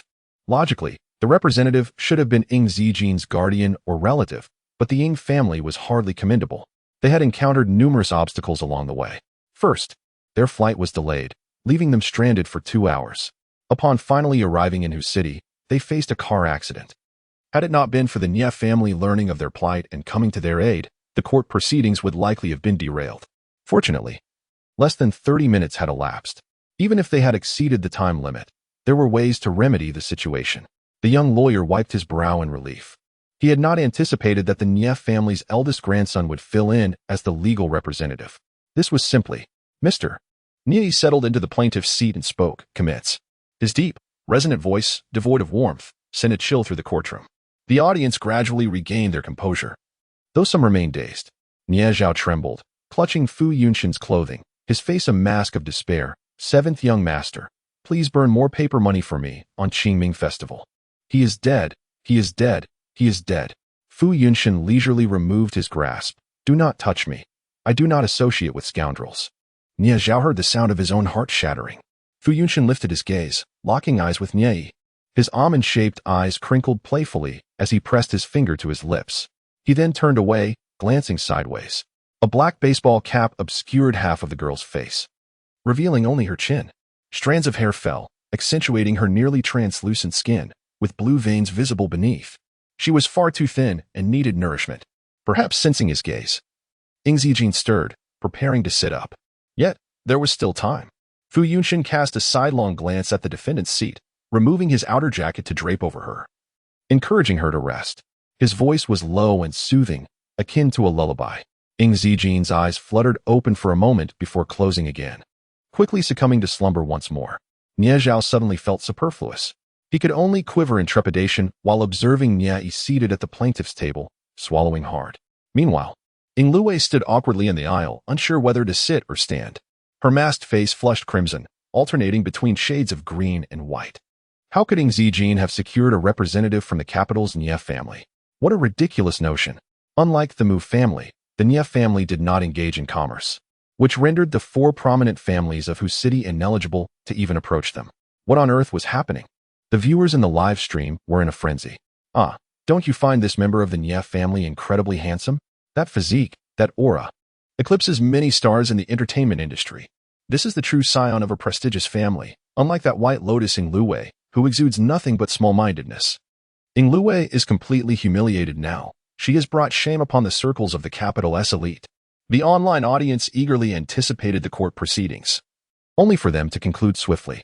The defense lawyers were afforded no opportunity to argue, utterly dominated from start to finish by the young lawyers sent by Shifeng law firm.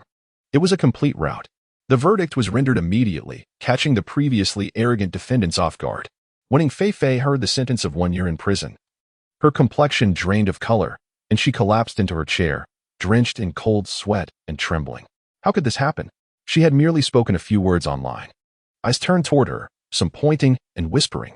Ing Feifei, unable to bear the weight of the moment, fainted. Feifei, Mrs. Ing, seated in the defendant's area, broke down in tears. What will I do if you go to prison, my dear? The girl responsible for Ing Luwei's official support group, who had instigated the online bullying, was sentenced to 3 years in prison. More critically, she would be expelled from university, her degree revoked, and her future irreparably shattered. As fear gripped her, confusion set in. Was it truly worth it to sacrifice so much for a stranger? Had she not fought so fiercely for Ing Luwei, she would never have found herself in this predicament. The girl suddenly cried out in anguish. The young lawyer rose, offering a gentle smile. If the defendants dispute the verdict, they may appeal. Haha. I doubt they would dare to appeal. That would only add another 3 years. Shifeng law firm is truly formidable. I admire them greatly. It's a pity Ing Luwei wasn't present to witness how green her face has turned. Ing Luwei trembled with rage as she read the online comments. Her teeth clenched. Didn't you say your teacher had contacted the Wu family in the capital? The outcome of the trial had utterly obliterated her reputation. The words she had directed at Ing Zijin now served only as mockery, with countless people likely laughing at her. Lu Ji, too, was left in shock. Her limbs cold. I had no idea either. Why did the Nie family come?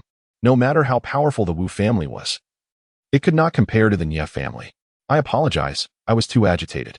Ing Luwei struggled to contain her inner fury, softening her tone to regain her usual gentleness. It is not your fault. I failed to consider the situation thoroughly. But what was truly going on with the Nie family?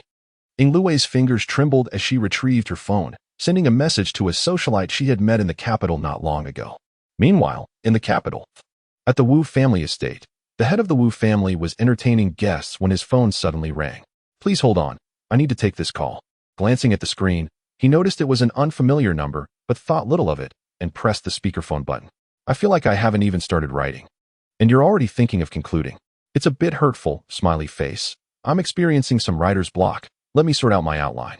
However, upon answering, there was only silence on the other end. The guests exchanged puzzled glances. The head of the Wu family, suppressing his irritation, spoke up. Hello? Do you not realize I am busy right now?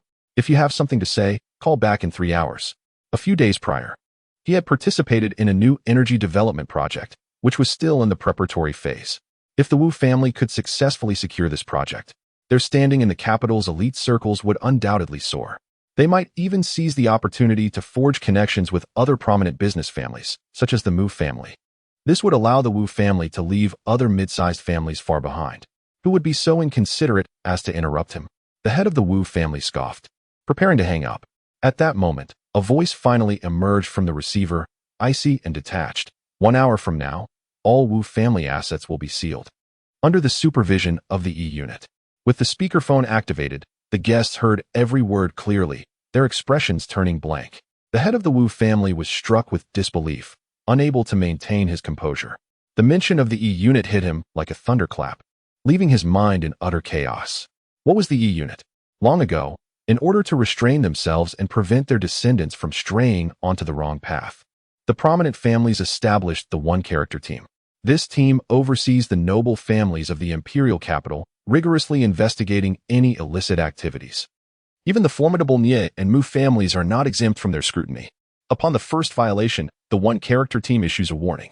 Only in the event of serious infractions will they seal off the entire family.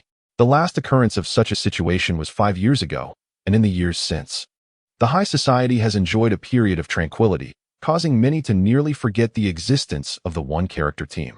It must be a misunderstanding, thought the head of the Wu family, beads of cold sweat forming on his forehead as he spoke in a low, submissive tone, smiling apologetically. The Wu family has always acted with caution. Why would they face the prospect of having their assets sealed? Your family has embezzled 300 million, illegally employed child labor. And you dare claim there is no misunderstanding? Just wait. The call ended, leaving the hall in a heavy silence. The guests exchanged glances, sensing the gravity of the situation, and began to take their leave. Old Wu, I have matters to attend to, so I must leave. Me too. I have a bit of a headache and need to visit the hospital. With the one-character team mobilized, who would dare associate with the Wu family now? The head of the Wu family slumped onto the chair, drenched in sweat. At that moment, another call came in. Brother, help me. The people from the one-character team say I am maliciously obstructing the trial and want to arrest me. Brother, you must have a way, right? Quickly have the family bail me out. Those people from the one-character team. The rest of the plea faded into a ringing in his ears. His mind blanked, leaving only 2 words. It's over. The Wu family is finished. In the corridor, Nie stood before the window, a cigarette pinched between his fingers, unlit. Boss, we have confirmed it. The airport and the accident were both orchestrated by the Wu family.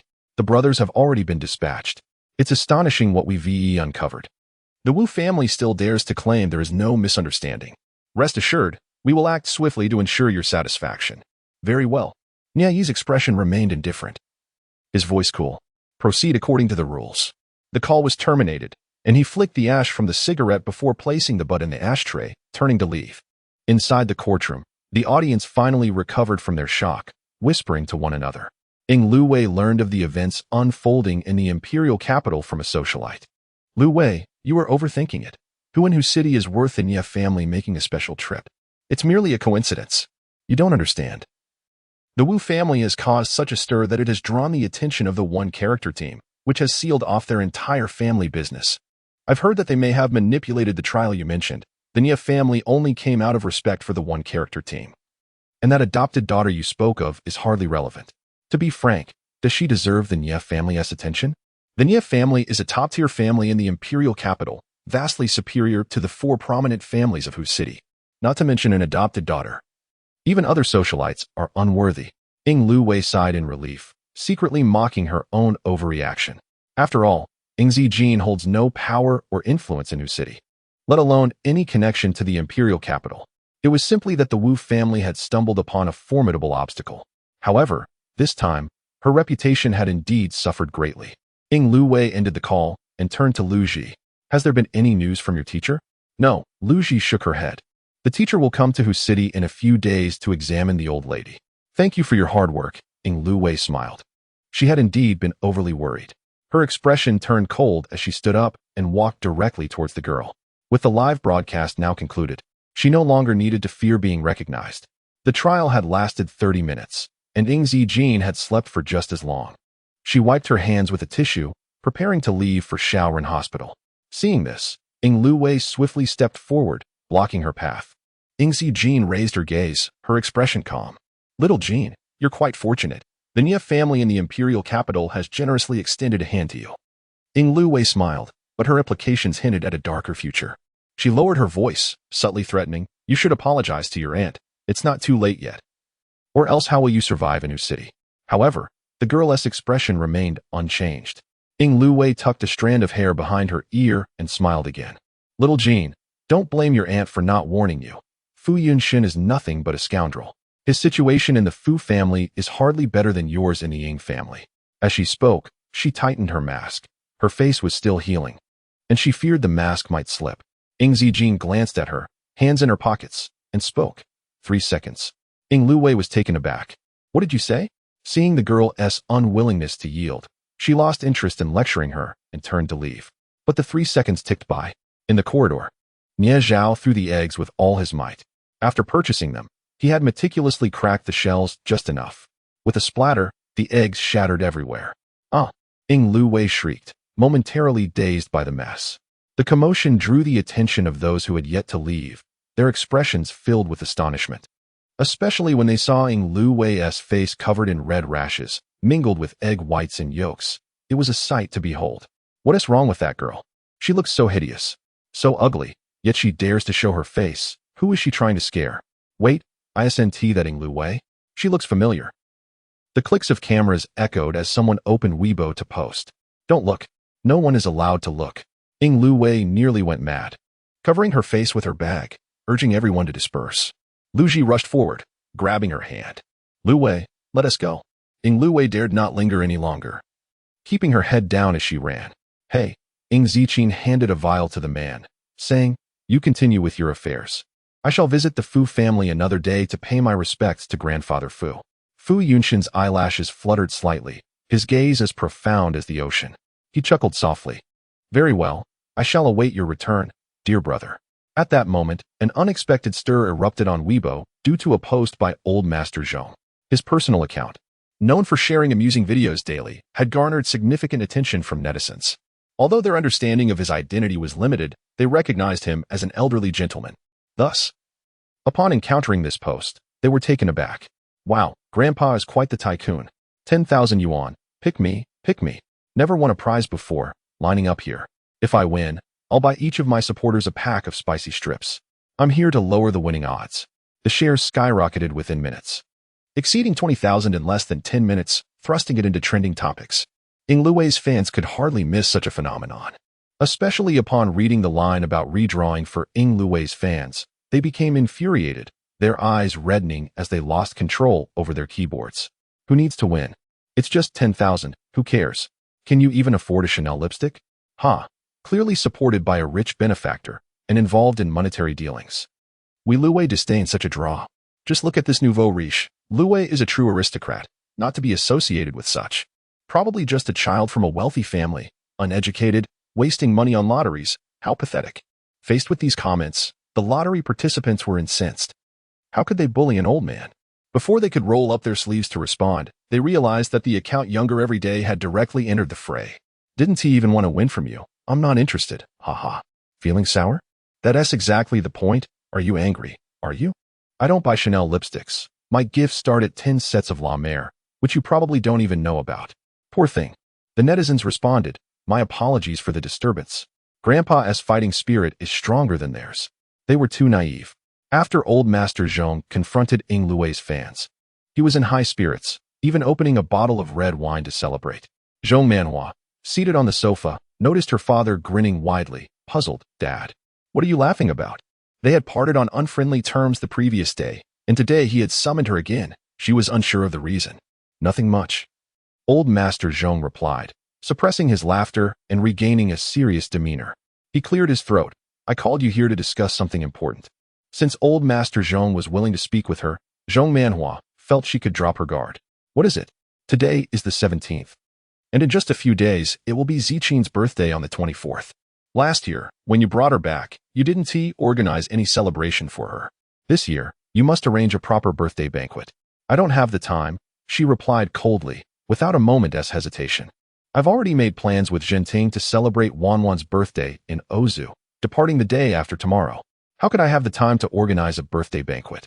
Old Master Zhong said, today I'm feeling generous. I'll casually take out 1 million for the lottery. Ing Ziqin pondered, so why should I earn money? The operations officer had been secured, yet they still needed a discipline assistant, someone with ample time available both day and night. Zhong Manhua was acutely aware that the true adopted daughter was Ing Ziqin. A round trip to Ozu would take at least 10 days. Moreover, the Ing family had consistently claimed that Ing Ziqin was their adopted daughter. If she were to throw a lavish birthday party for her, wouldn't that invite public scrutiny? The scandal surrounding the Ing family from over a decade ago would surely resurface. Old Master Zhong's expression darkened. No time? Dad. Wanwan has been spoiled by Jinting and me since childhood. She has never faced hardship. She is all alone in a foreign land during her birthday. How could I allow her to celebrate it alone? Wanwan. Old Master Zhong slammed the table in anger. This is Ziqin's nickname. You dare to say such things after giving her away as an adopted daughter. Wanwan symbolizes virtue and elegance. That is why we chose this name. Dad. Zhong Manhua pressed her temples, realizing she had to change her wording. If it weren't for Xiaoxian, I might have ended up in a mental institution. After losing her baby, her mental health deteriorated. She couldn't sleep or eat properly. If Ing Jinting hadn't adopted a child, she questioned whether she could have endured. That was your own doing. Old Master Zhong retorted angrily. Didn't you know Ziqin was only a year old at the time? Why did both of you have to leave? He took a moment to calm his temper, but the anger still throbbed in his head. I truly don't understand how you could abandon your biological daughter for an adopted one. Zhong Manhua, you are something else. Zhong Manhua was furious and embarrassed. Dad. I did bring Ziqin back, didn't I? Yes, I admit I was wrong regarding the blood donation, but have I deprived her of food, clothing, or shelter? You shouldn't have deprived her at all. Old Master Zhong laughed in fury. You should make amends. Yet what have you done? You allowed an adopted daughter to stand above your biological daughter. Have you lost your mind? Zhong Manhua's expression changed, her voice cooling. Dad, you always treated Xiaoxian well. Why are you? Regardless, Ziqin is my biological granddaughter, Old Master Zhong replied coldly. How much suffering has she endured over the years? I cannot allow an adopted daughter to surpass her. He was fully aware of who the true adopted daughter was. Zhong Manhua remained silent. It wasn't that she didn't care for Ing Ziqin. After all, she was a part of her. Yet every time she compared Ing Ziqin with Xiaoxian, she felt both anger and frustration.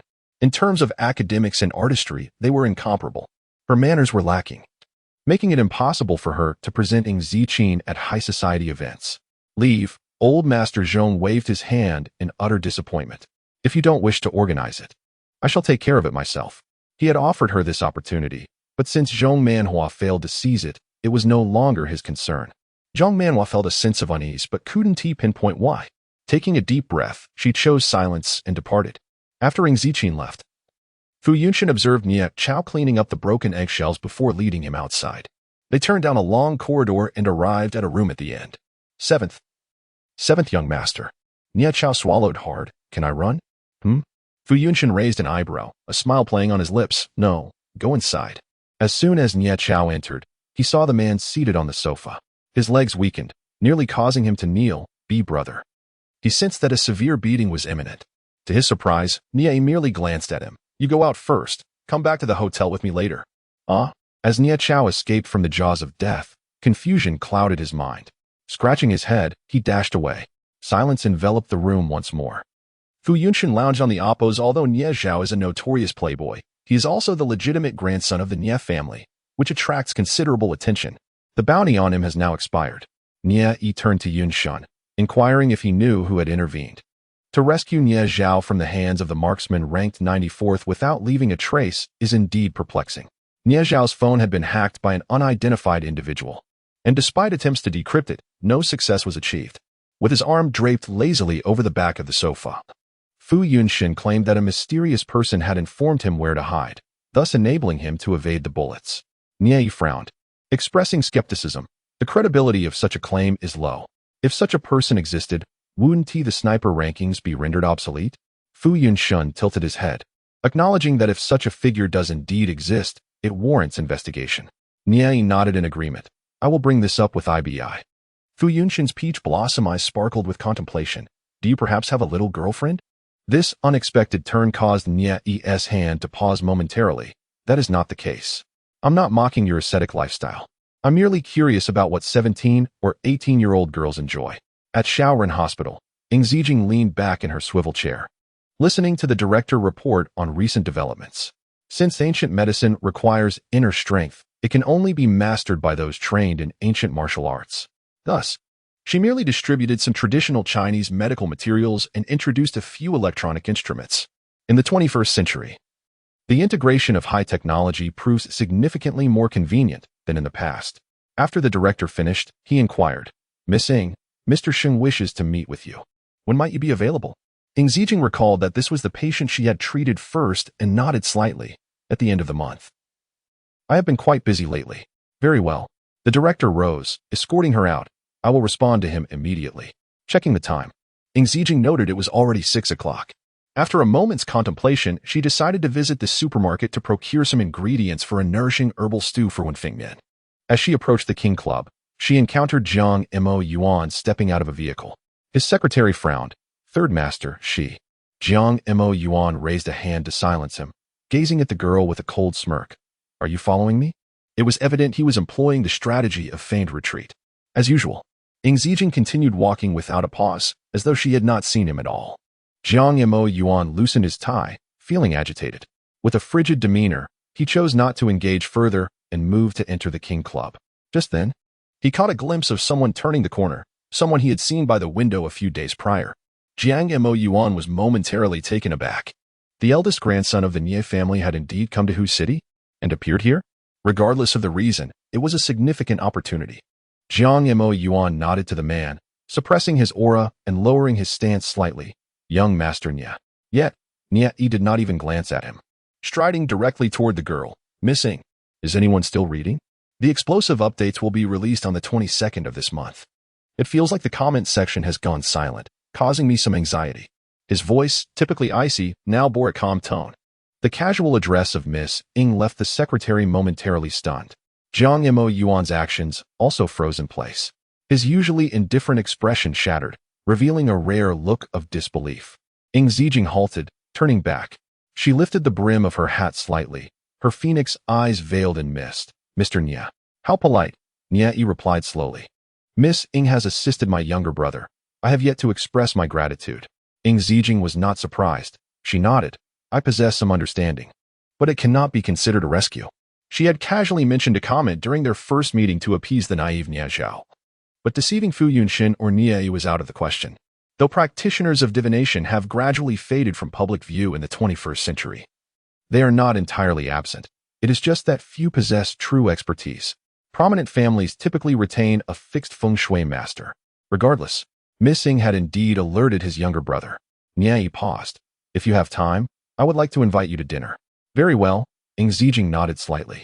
"If Mr. Nie has no further matters, I shall take my leave." There is indeed something. Nie mused for a moment before posing an unchanged question. "What is Miss Ng enjoy?" Jiang Mo Yuan clenched his jaw, his expression darkening. The secretary was taken aback, his mind buzzing as he struggled to comprehend Nie's question. After all, he had accompanied Jiang Mo Yuan to Qinshui County to fetch Ng Zijing. So how could he not know her worth? She struggled academically while aiming to ascend through her connections with men, which was quite displeasing. But now, the legitimate eldest grandson of the Nie family was inquiring about Ng Zijing's preferences. Wasn't that a direct slap to their faces? Ng Zijing raised an eyebrow. "Delicious food. I understand." Nie contemplated briefly, realizing how to respond to Fu Yunxin.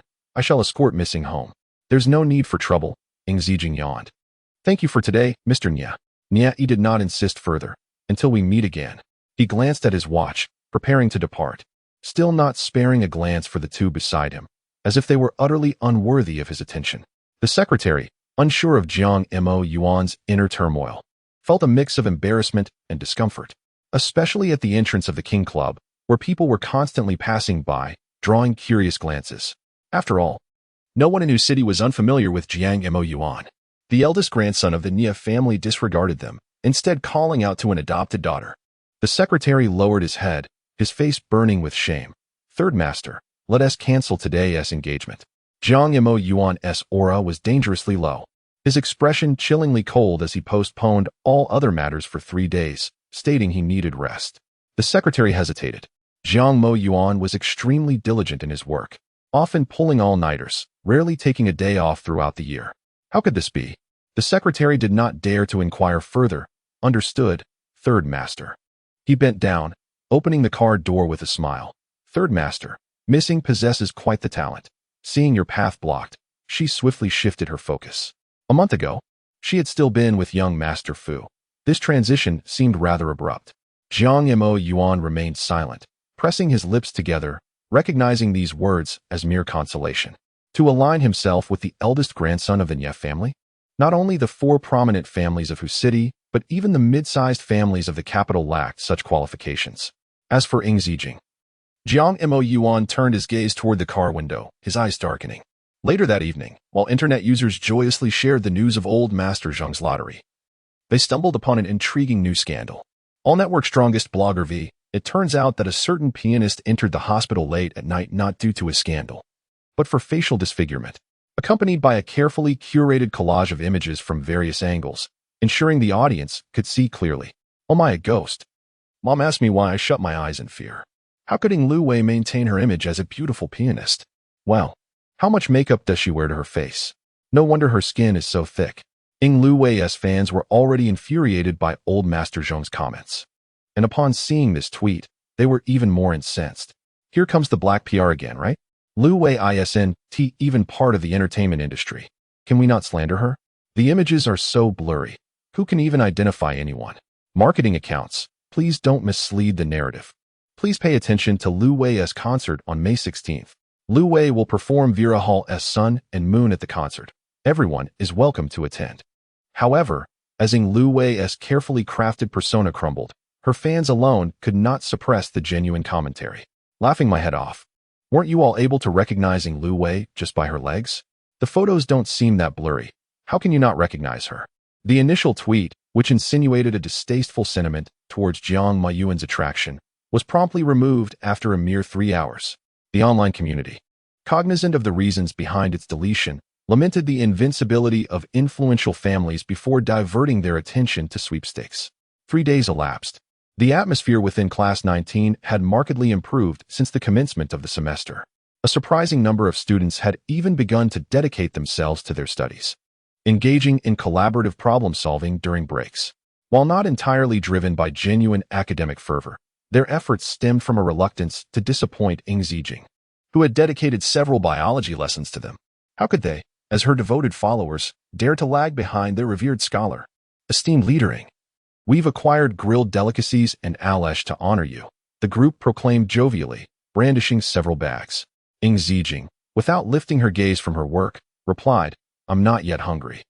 Partake yourselves. No matter, we can always procure more when you're ready, one of the group members responded, before inquiring, where is Sister Yu? Ing Zijing responded. Still engrossed in her work, she's occupied with escorting the pig. The group collectively expressed their dismay. Such injustice. We, too, desire to accompany the pig, fueled by indignation. One member marched outside, dialing a number. Sister Yu, where might you be? Ah, near East Lake, I see. Very well. Before he could depart, Ing Zijing abruptly rose, her voice laced with an icy resolve. I shall accompany you.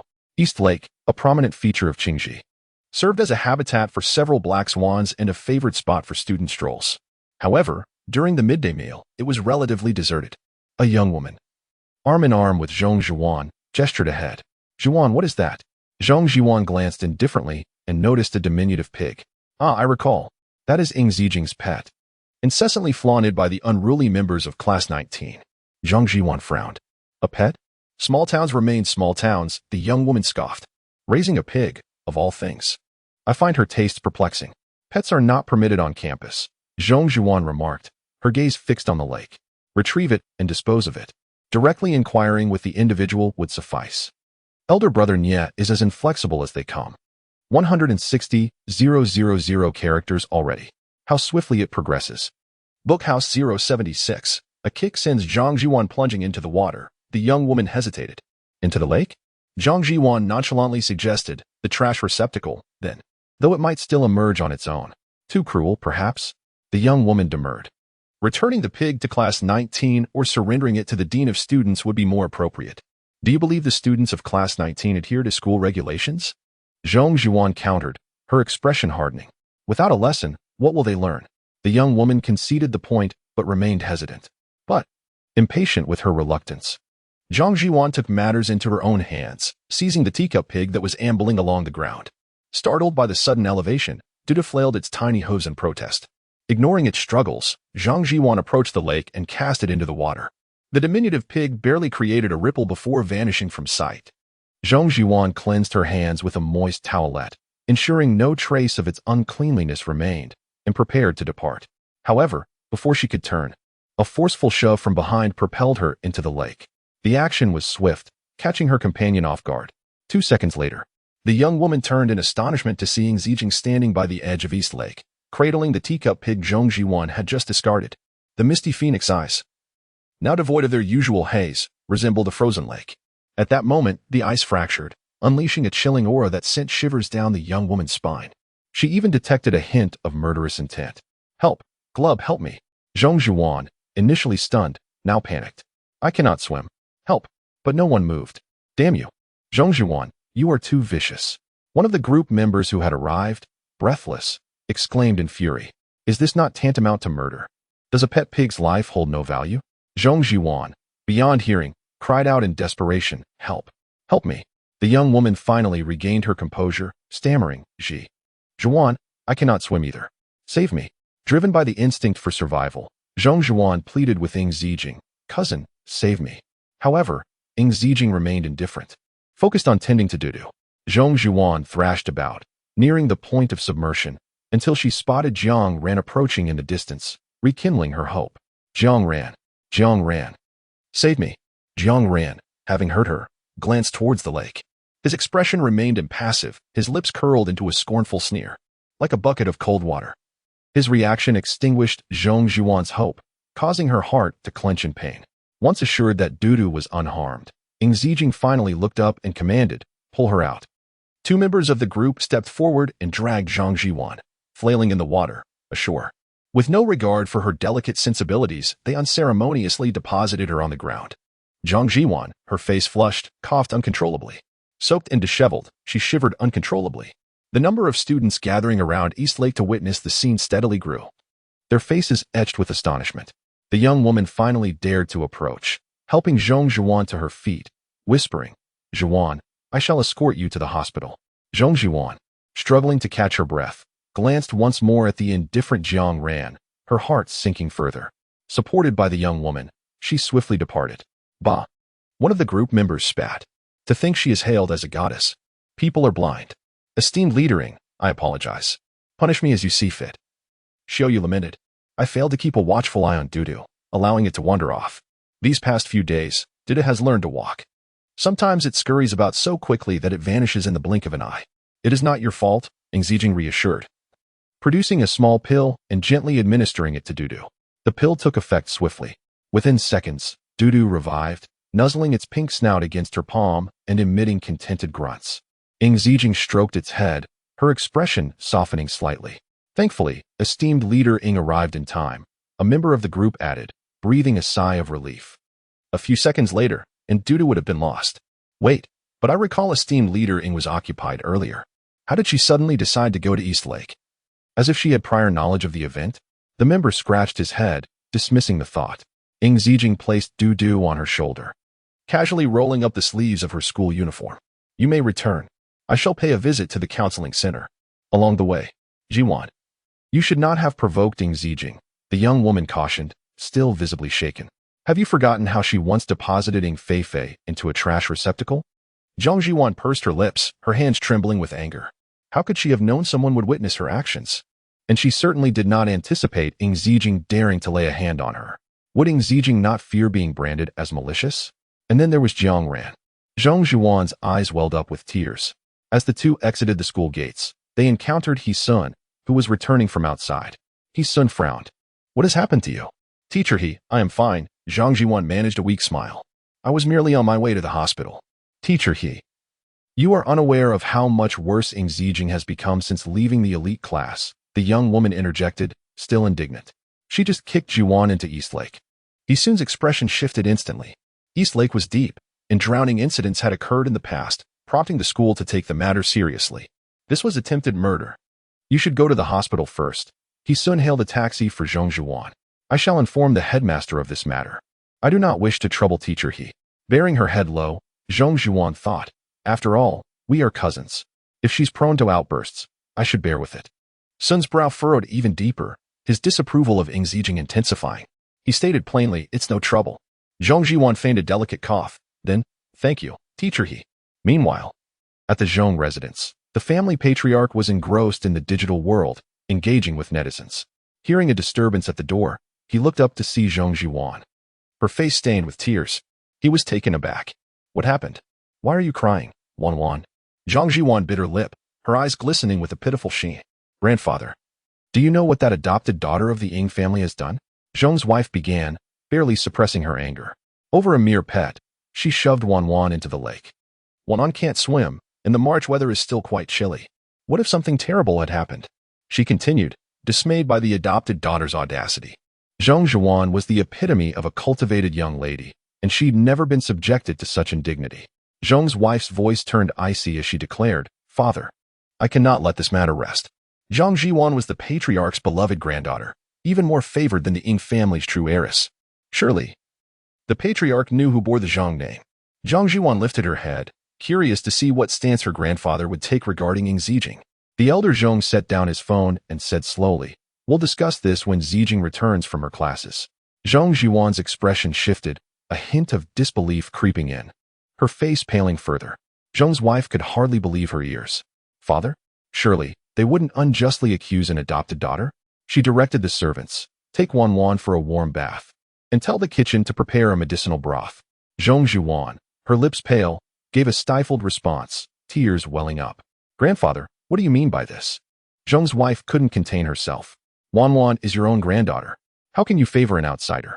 How could the elder Zhong be so biased? The matter must be investigated thoroughly before a judgment is made. The elder Zhong gave her a stern look.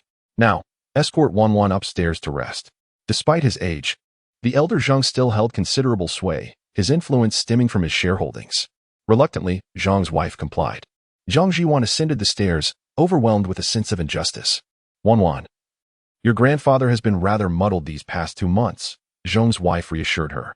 He likely feels sorry for that adopted daughter. Once he sees her true colors, will he still indulge her? Mother, I understand, Zhang Jiwan wiped away her tears. I just can't accept grandfather being so kind to her. Why? An adopted daughter, whom the Ying family disregards, is treated like a treasure by grandfather? Wan, don't worry. Zhang's wife remained composed. Blood ties are undeniable. Your grandfather dotes on you the most. He might be waiting for her return to discipline her on your behalf. Zhang Jiwan, however, was less convinced. Her nails digging into her palms. The memory of hearing that she was the rightful heir resurfaced, and she withheld the information from Zhong's wife. In the principal's office, the principal, having just concluded a phone call, inquired, Teacher he, what brings you here at this hour? He soon briefly recounted the incident. Principal, I believe disciplinary action is warranted. This matter. The principal wasn't surprised, as the recent phone call had been about the same issue. Teacher he, you've likely only heard one side of the story. He soon looked up, his eyes behind his gold-rimmed glasses icy. What do you mean, principal? The events unfolded as follows. After the principal's explanation, he concluded, it was Miss Zhong who erred first. While Miss Ying's actions were excessive, they don't warrant expulsion. He Sun's brow furrowed. He was unaware of the full details. But surely, the life of a pet pig cannot be equated to that of a person? Teacher he, the principal said. Choosing his words carefully, you should know that Class 19 has always been a class where the school doesn't care much. And you really don't need to pay too much attention to Ying. His tone was gentle. After all, Ying didn't go to the international class. The unspoken implication was clear. Focus on the students in the international class. He Sun's expression stiffened, a moment of awkwardness passing quickly. He raised a hand to his brow.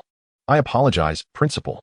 He disliked many students who didn't apply themselves, including Jiang Ran and Xiaoyu from Class 19, but Ying Zijing left the worst impression. Be it academically or morally, she had violent tendencies and was a repeat offender, unrepentant despite repeated warnings.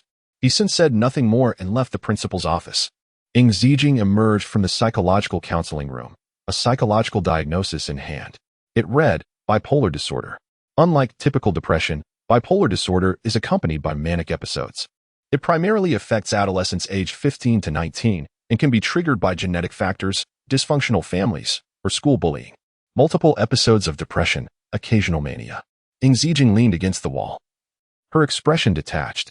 She was both a healer and a poison master, yet she had paid little attention to psychological issues, as she had never experienced such problems before. The psychologist had noted that she should have only experienced depressive episodes, but her mood had been elevated more frequently in the past month, indicating bipolar disorder, albeit in a mild form. Ing Zijing understood the cause. It was because she had fully awakened and was no longer controlled by the Ing family. However, the Ing family's oppression had indeed caused irreparable psychological damage. No wonder she had struggled to control her emotions upon returning to Earth and why her body was so weak. She was ill. During depressive episodes, she lost her appetite and interest in things, becoming a mere puppet, as if already dead. This also slowed the dissolution of her karmic ties with the Ing family. Her phone buzzed, and Ing Zijing saw a message from Fu Yunshin. How did it go? Yo-yo? Fu Yunshin knew she had scheduled an appointment with a psychologist, and she hadn't kept it a secret. Bipolar disorder, not severe. After sending the message, there was a long silence. Ing Zijing frowned slightly. She could calculate the past and the future, but her divine calculation abilities hadn't fully recovered, allowing her to see only events within the next 2 weeks, with anything beyond that remaining blurry. Therefore, she couldn't see Fu Yunshin's past, but she had heard that. Apart from the elder Fu, the rest of the Fu family treated him poorly. A minute later, her phone buzzed again. It's nothing. You'll be happy every day from now on. Ing Zijing lowered her gaze and sent a sticker of a sad, sprouting plant. This time, Fu Yunshin replied instantly, as he always did. Has my little friend become more adorable lately? Sometimes, she really didn't want to talk to him. After folding the psychological diagnosis and putting it away, Ing Zijing returned to class 19, retrieving her newly purchased iPad. Xiaoyu, helping to feed corn kernels to Do, leaned over. Ing, are you going to play games? No. Ing Zijing opened the Shark live streaming platform. Live streaming to earn money. Meanwhile, back in the office, He-sun returned to find a young boy peering at his computer screen. The sound turned up. Teacher I'm so sorry. My child is too mischievous. A female teacher quickly picked up the boy, apologizing profusely. He touched her computer. I'm really sorry. It's nothing. He-sun pressed his temple, struggling to articulate his thoughts. As he sat down, he noticed a young boy engrossed in watching a gaming live stream on his computer. He abhorred such forms of entertainment and instinctively moved the mouse to close it, but inadvertently clicked on a pop-up screen that displayed a meteor shower. This was triggered by a substantial reward. The page refreshed, revealing an academic live stream. It lacked the flamboyance of gaming streams and was notably serene. Only a piece of paper was visible, accompanied by a hand that was strikingly beautiful. This was a narrative of mutual redemption and healing, devoid of any torment. It appeared that many readers mistakenly believed that Ing Lu Wei and Zhong Jiwan were both daughters of Zhong Manhua, although the public word limit restricted frequent updates. Each chapter contained a wealth of information, urging readers to pay close attention. He preferred fewer updates to avoid inundating them with superficial content. The hand was delicate, with fingers elongated and tips luminous, akin to translucent congealed fat, seemingly enveloped in a soft glow. However, what captured Yi-sun's attention was not the hand but a particular problem inscribed on the paper, one of the 7 great unsolved mathematical problems of the world, the Riemann hypothesis. Proposed in 1859, it was not until 2016 that a mathematician proved this conjecture.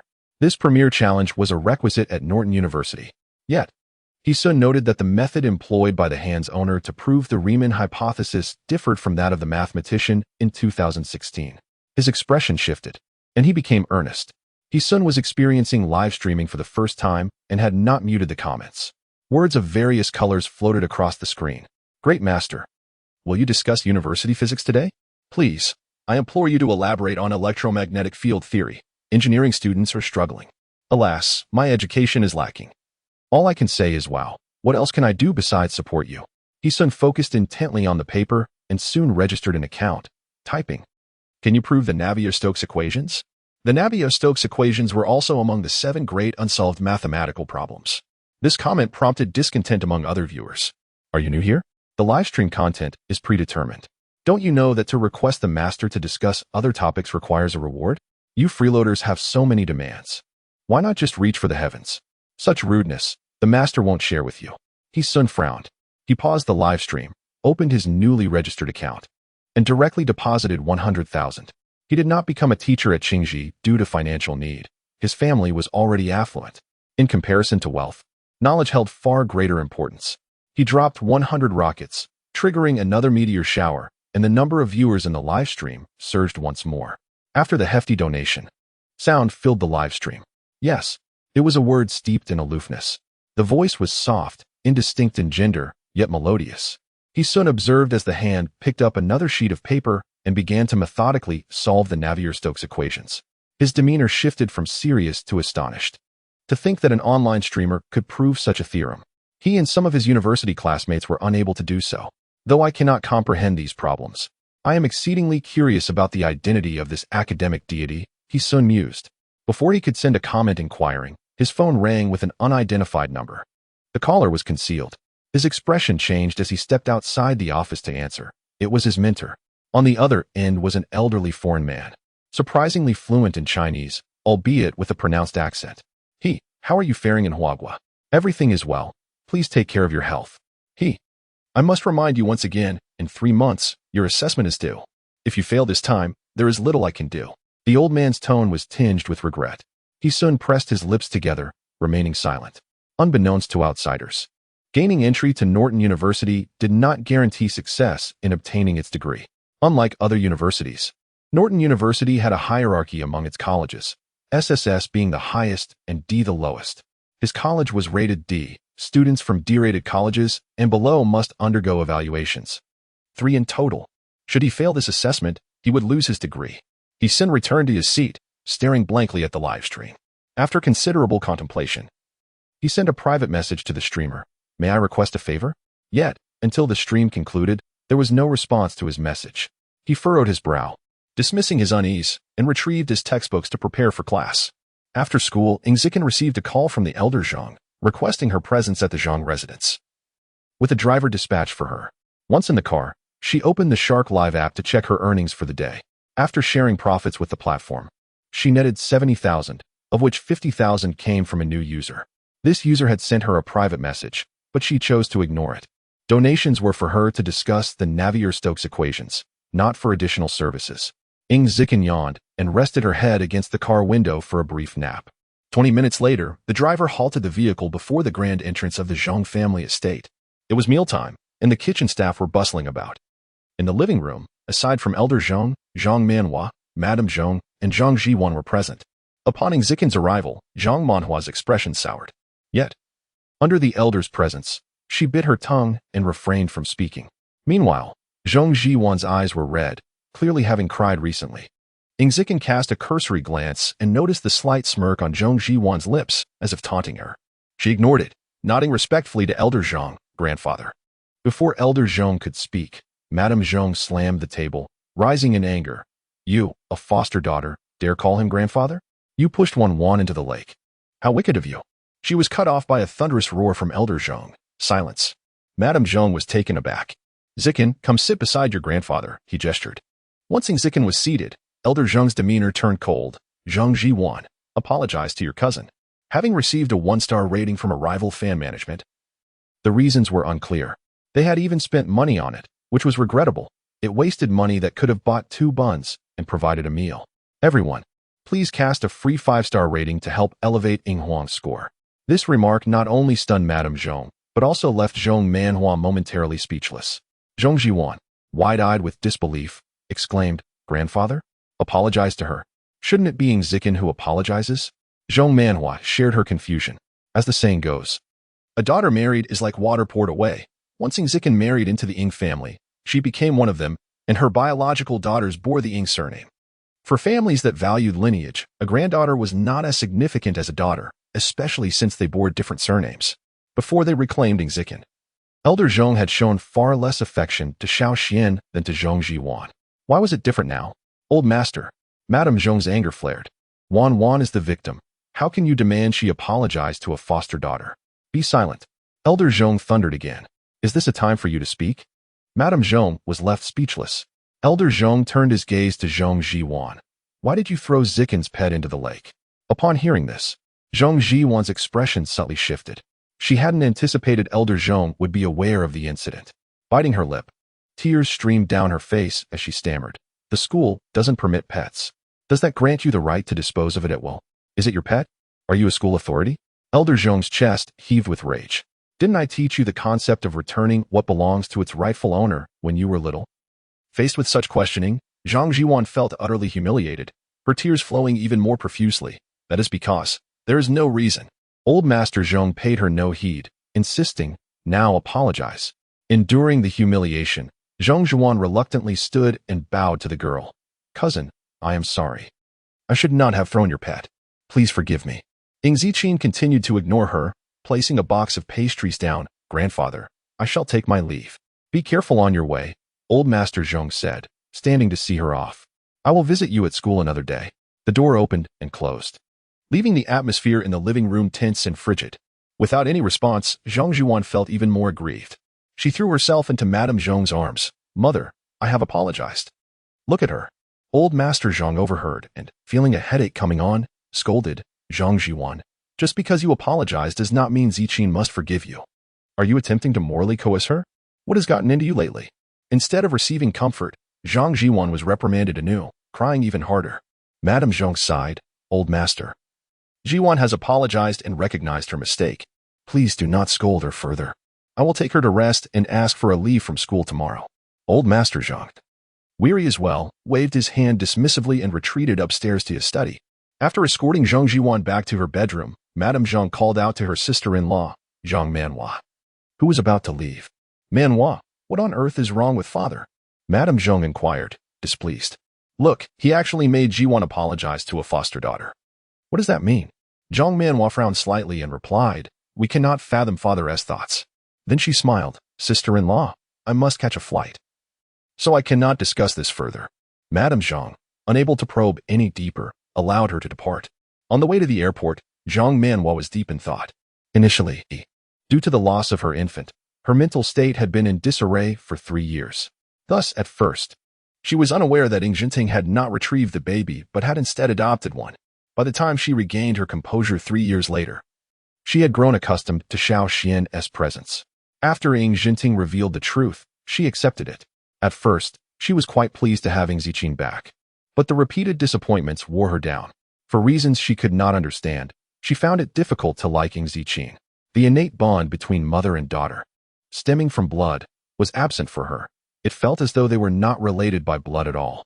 Frustrated, Zhang Manhua exhaled slowly, massaging her temples. Fortunately, she would be heading to O Continent tomorrow, away from the domestic turmoil, where out of sight would mean out of mind. At Qingji Middle School at that moment, aside from the boarding students, the school was deserted. The lights remained on in the third-floor activity center, the psychological counseling room. The psychologist from the capital placed a stack of papers before the man, remarking, compared to your previous state, this is indeed not severe. Fu Yunshin accepted the documents, examining them one by one, his expression gradually cooling. After a moment of contemplation, the psychologist spoke. She is quite peculiar. Fu Yunshin lifted his gaze. Oh? Because over the past month, she has made considerable strides in self-recovery. The psychologist nodded, continuing, typically, someone with severe depression would not exhibit such progress without external treatment. He paused. Given her prior condition, it is a blessing she did not take her own life. Fu Yunshin's expression shifted abruptly. The psychologist coughed lightly, stepping back to evade the man's palpable tension, smiling. Thus, I say she is quite peculiar. You need not worry about her having suicidal tendencies. Fu Yunshin did not respond, organizing the reports before returning them. Leaning back in his chair, he lowered his lashes, lost in thought. The psychologist then added, my hypnosis technique failed with her. Fu Yunshin pinched the bridge of his nose, slightly exasperated. I was nearly reverse hypnotized. Oh? Fu Yunshin's brows arched, a smile finally breaking through. It's quite amusing that you are ranked second among NOK hypnotists, yet cannot even handle my little friend. The psychologist, unperturbed, chuckled. His tone tinged with nostalgia. I find her reminiscent of someone. Do the little ones remember? There was a 7th hypnotist who sought to harm Fu Yaoniao. Fu Yunshin had known the psychologist for several years, and it was the first time he had witnessed such an expression from him. As a hunter on the NOK hypnotist ranking as well as a psychologist, he was impeccable in controlling his expression. After all, even the briefest micro-expression, lasting a mere 0.5 seconds, could be read by a hypnotist to reveal the thoughts within. Hypnotists could effortlessly take lies while conducting deep hypnosis on others. Fu Yunshin raised an eyebrow, lazily inquiring, what kind of person? The psychologist sighed softly, a patient of mine, whom I have not seen in quite some time. I wonder how she is faring now. He fell silent for a moment, shaking his head, clearly unwilling to elaborate, thus changing the subject. Her situation is unique. I did not prescribe her medication, the psychologist stated. After all, medications related to mental and psychological health have significant side effects. Fu Yunshin responded with a nonchalant him. However, the psychologist hesitated before continuing. She asked me to help treat her brother. Fu Yunshin looked up, leaning back. What did you say? I agreed. The psychologist smiled, but not because of you. Rather, because of her. You might not believe it, but her control over micro-expressions surpasses even my own. Fu Yunshin maintained a calm demeanor, nearly smiling. It seems my little friend is indeed remarkable, managing to impress even you. The hunters renowned on the NOK forum, particularly those in the top 3, could not be persuaded even with substantial monetary offers. Their whereabouts were elusive. Thus, even with a bounty of $10 billion, the top hunters remained unmoved. The difference between the 3rd and 4th ranked was immeasurable, not to mention the 1st ranked on any list.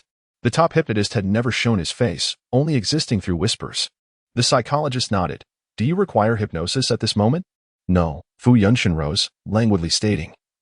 I believe being with my little friend lifts my spirits and aids in my recovery, saving you the trouble of hypnosis and sparing me the expense. The following day, Ing Ziqin requested a class leave for Wen Tinglan, bringing him to the psychological counseling room. Sister, the boy tugged at the corner of her school uniform. His lips pressed tightly together. I do not want to go. It's all right, Ing Ziqin reassured him, patting his shoulder. You do not need to talk to him. Just take a nap. If you feel uncomfortable, you can hit him. Wen Tinglan, feeling that his sister had become increasingly violent. Ultimately, Ing Ziqin promised him an additional slice of cake each day, and only then did he release his grip and enter. Ing Ziqin glanced at the tightly shut door, leaning on the railing, gazing at the sky. When he was 5, his mother returned once, and then he did not ask. Fu Yunshin paused for a moment, then smiled gently. Yao, do not fret. It is never too late for treatment, and you will recover. He softened his tone. I have been through it as well. And I came out fine. Your brother will be all right. HM? This was the first time Ing Ziqin heard him speak of his past. She furrowed her brow, curious about what he meant. He always wore a smile, expertly concealing his emotions, so much so that she had not realized he had once suffered from autism. It is nothing to fret about, Fu Yunshin replied nonchalantly. Although you are gradually improving, it is best to avoid negativity. Once you are well, I will share more with you. Ing Ziqin glanced at him, then took out her phone. Fu Yunshin, intrigued, asked, What new web drama are you watching now? Not that. Ing Ziqin replied as she opened her alarm app. I'm just setting a reminder. Fu Yunshin raised an eyebrow. For what? To remind me not to forget. She responded leisurely. After all, I am 5 years older than you. The results of the first hypnosis treatment were promising, when Tinglan's mood had improved significantly.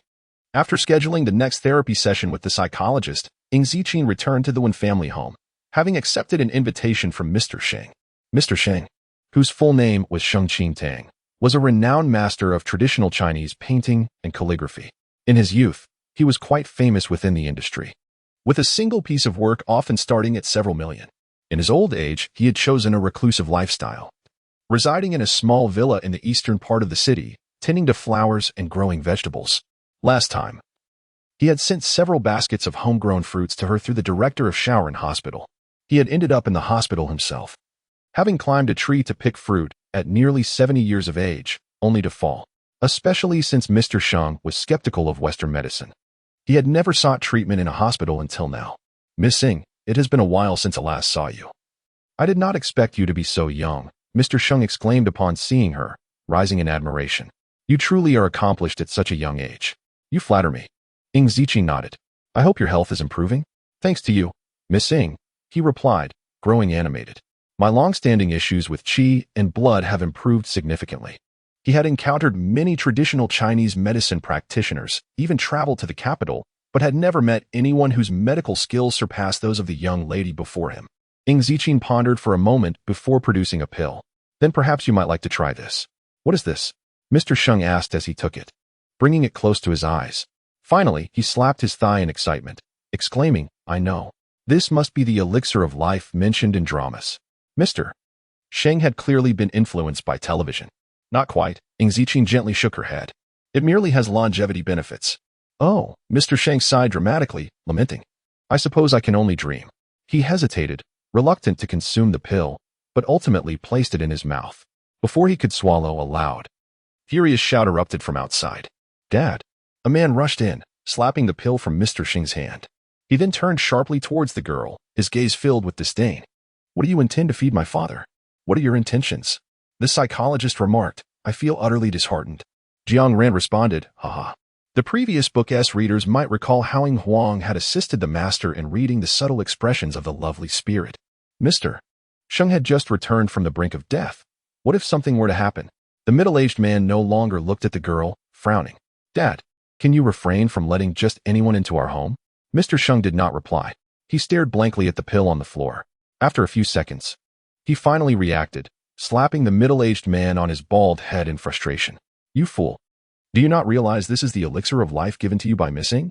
Is it because your father maintains better habits than you, that you fear he will outlive you? The middle-aged man was stunned. What elixir of life? Dad, I've already told you to watch less. Silence. Mr. Sheng slapped him again. This is the divine healer Ing. Without her, you would have already met the king of hell. The middle-aged man was bewildered. Dad, are you serious? You mean this little girl is the divine healer Ing? You're not joking? Of course not, Mr. Sheng replied irritably. Quickly, pick up the pill. No sooner had he spoken than the middle-aged man knelt before her. Divine healer Ing, he cried, tears streaming down his face. You are like my reborn parents without you. I truly do not know what I would do. Mr. Sheng looked on, bewildered. Isn't your biological father still present? This man is easily deceived by health product salesmen. The middle-aged man lamented, wiping his tears. I sincerely apologize for my actions. Ing Ziqin, overwhelmed by the enthusiasm, took a step back. It's nothing. Please get up. Mr. Sheng, having secured his pill, angrily swallowed it, and said, let him stay on his knees. I have not had the chance to meet you, divine healer Ing. It is my oversight, the middle-aged man said, feeling ashamed. Since it is getting late, why not stay for dinner? There's no need. Ing Ziqin gently shook her head. I still need to return to school. Very well, the middle-aged man said hastily. Allow me to see missing out. As Ing Ziqin picked up the scroll she had placed on the coffee table to leave, Mr. Sheng's keen eyes caught sight of it. Missing, wait. Ing Ziqin turned back. I smell the fragrance of ink. Mr. Sheng rubbed his hands together. May I ask if you are holding a piece of fine ink treasure? Ing Ziqin nodded. Just something I wrote for fun. May I have a look? Mr. Sheng coughed lightly. This unfilial son has not let me touch a brush in ages.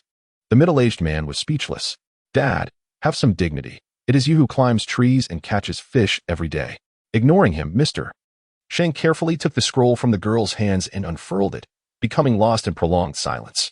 The middle-aged man, puzzled, leaned in to see, exclaiming in shock, Dad, this calligraphy. Get out of the way. Mr. Sheng's expression turned serious. Missing, may I offer you 1 million to purchase this piece? Ing Ziqin paused for a moment. How much did you say? Assuming she thought it insufficient, Mr. Sheng replied, 2 million will also suffice. The middle-aged man was displeased. Dad, why have you grown so stingy with age? I see that Miss Ying's writing is far better than yours when you were young. You sold your worst piece for 8 million. Look at this. The strokes flow like water, deeply ingrained, possessing the spirit of the Wei and Jin dynasties. Even with over 30 years of practice, one might not achieve such mastery. Mr. Sheng, exasperated, retorted, unfilial child. Miss Ying, do not let my father's antics bother you. I will buy this piece. The middle-aged man declared boldly, 1 million. I assure you, you will not lose out. Ing Ziqin pondered briefly. I apologize. This piece is for an art festival at my school. If you truly wish, I can write another. For an art festival? Mr. Sheng exclaimed in despair. Such a waste. Such a waste. Finally, he reluctantly added, then I must trouble you, Miss Ying, to write another. May I take a picture with this one? In the end, when Ing Ziqin left with 1 million, she felt something was amiss. She sighed softly and pressed her temples. Why should I bother refining medicine when I can earn money so easily by writing? 3 days later, at noon, Ing Ziqin received a call from old Master Zhong. Ziqin, tomorrow is your birthday. Your grandfather is planning a birthday banquet for you. Do you have time to look at dresses later? Hearing this, Ing Ziqin suddenly remembered that her birthday was March 24th. In the past, during their time in Chishui County, despite the modest means of the Wen family, Wen Fingmian would never neglect his children, Wen Ziqing and Wen Tinglan. Each year, he would celebrate their birthdays, albeit with only a baked pancake instead of a cake. Yet the atmosphere was always filled with joy. Over a year ago, she was taken back to the Ying family and had not celebrated her birthday since. As no one in the Ying family remembered her, moreover, old Master Zhong was not in Huqing at that time and remained unaware. Grandfather. There's no need to go through so much trouble. Ing Ziqing chuckled softly, suggesting, why not join my father and the others at the Wen family for a meal? I prefer simplicity over extravagance. After a lengthy silence, Old Master Zhong finally replied, very well, a gathering with family is sufficient. He would pick her up from school tomorrow and accompany her to the Wen residence. After hanging up, Ing Ziqing pondered for a moment and decided to call Fu Yunshin. At that moment, he was at the Fu family home, keeping company with Old Master Fu. Upon receiving her call, he was quite surprised. What did she say? What did she say? Old Master Fu eagerly inquired. First, I'm not your granddaughter-in-law, so do not entertain such thoughts. I have no intention of marrying, Ing Ziqing retorted. Second, it wasn't a message for me, it was for you. Yao Ao invited you to her birthday cake. Really?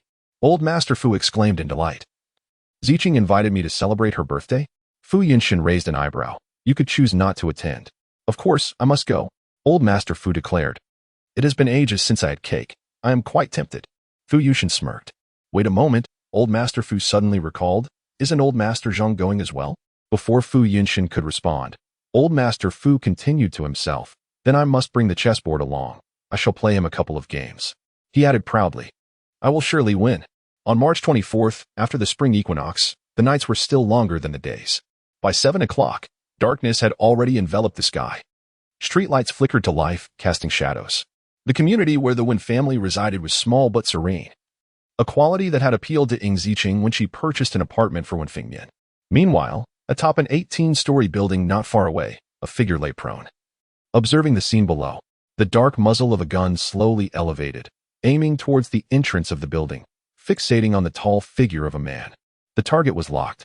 Ing Ziqing mused, I find it hard to comprehend what holds value these days.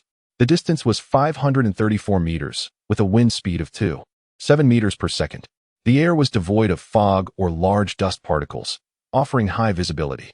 Such conditions and distance presented an exceptional opportunity for a sharpshooter.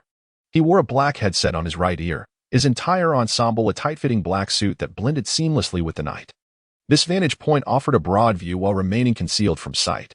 A voice crackled through his earpiece. Are you ready to make your move? Not yet, the sharpshooter replied. Frowning as he adjusted his binoculars, an elderly man accompanied him, and he added, I will act when he is alone. This was not out of concern for collateral damage, but rather to minimize the commotion. The voice continued, do you truly not require my assistance? If you provide me with his information, we can coordinate.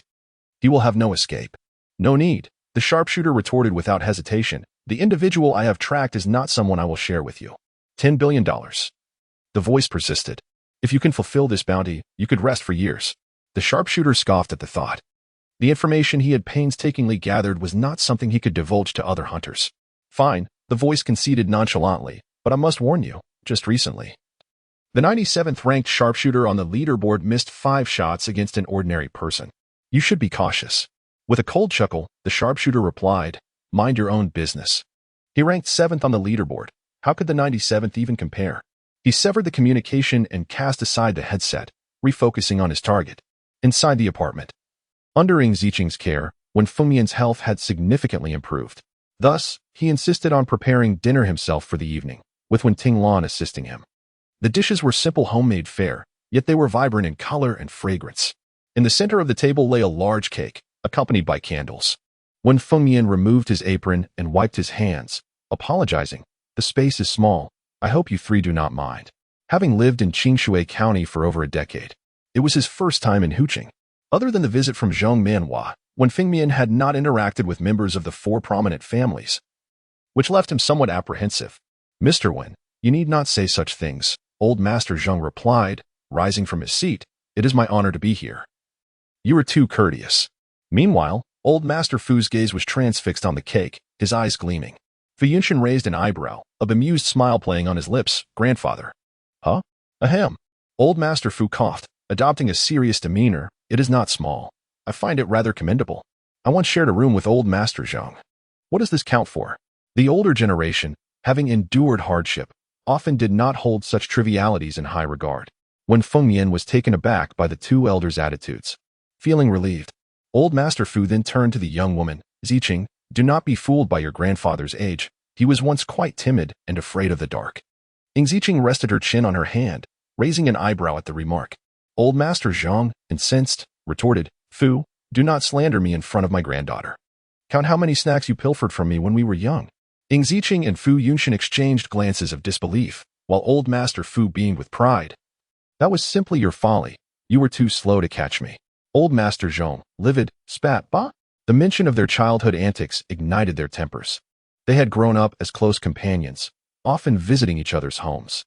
However, after each of Old Master Fu's visits to the Zhang family, the snacks would mysteriously vanish. Only later did Old Master Zhang discover that Old Master Fu was the culprit, stealing his malt candy, his pea cakes, and even making off with entire bags, leaving him with nothing. Is this the act of a gentleman? Finally, when Ting Lan, who had remained silent, lifted his head, his expression revealing a hint of concern. He needed to safeguard the small treats his sister had bought for him.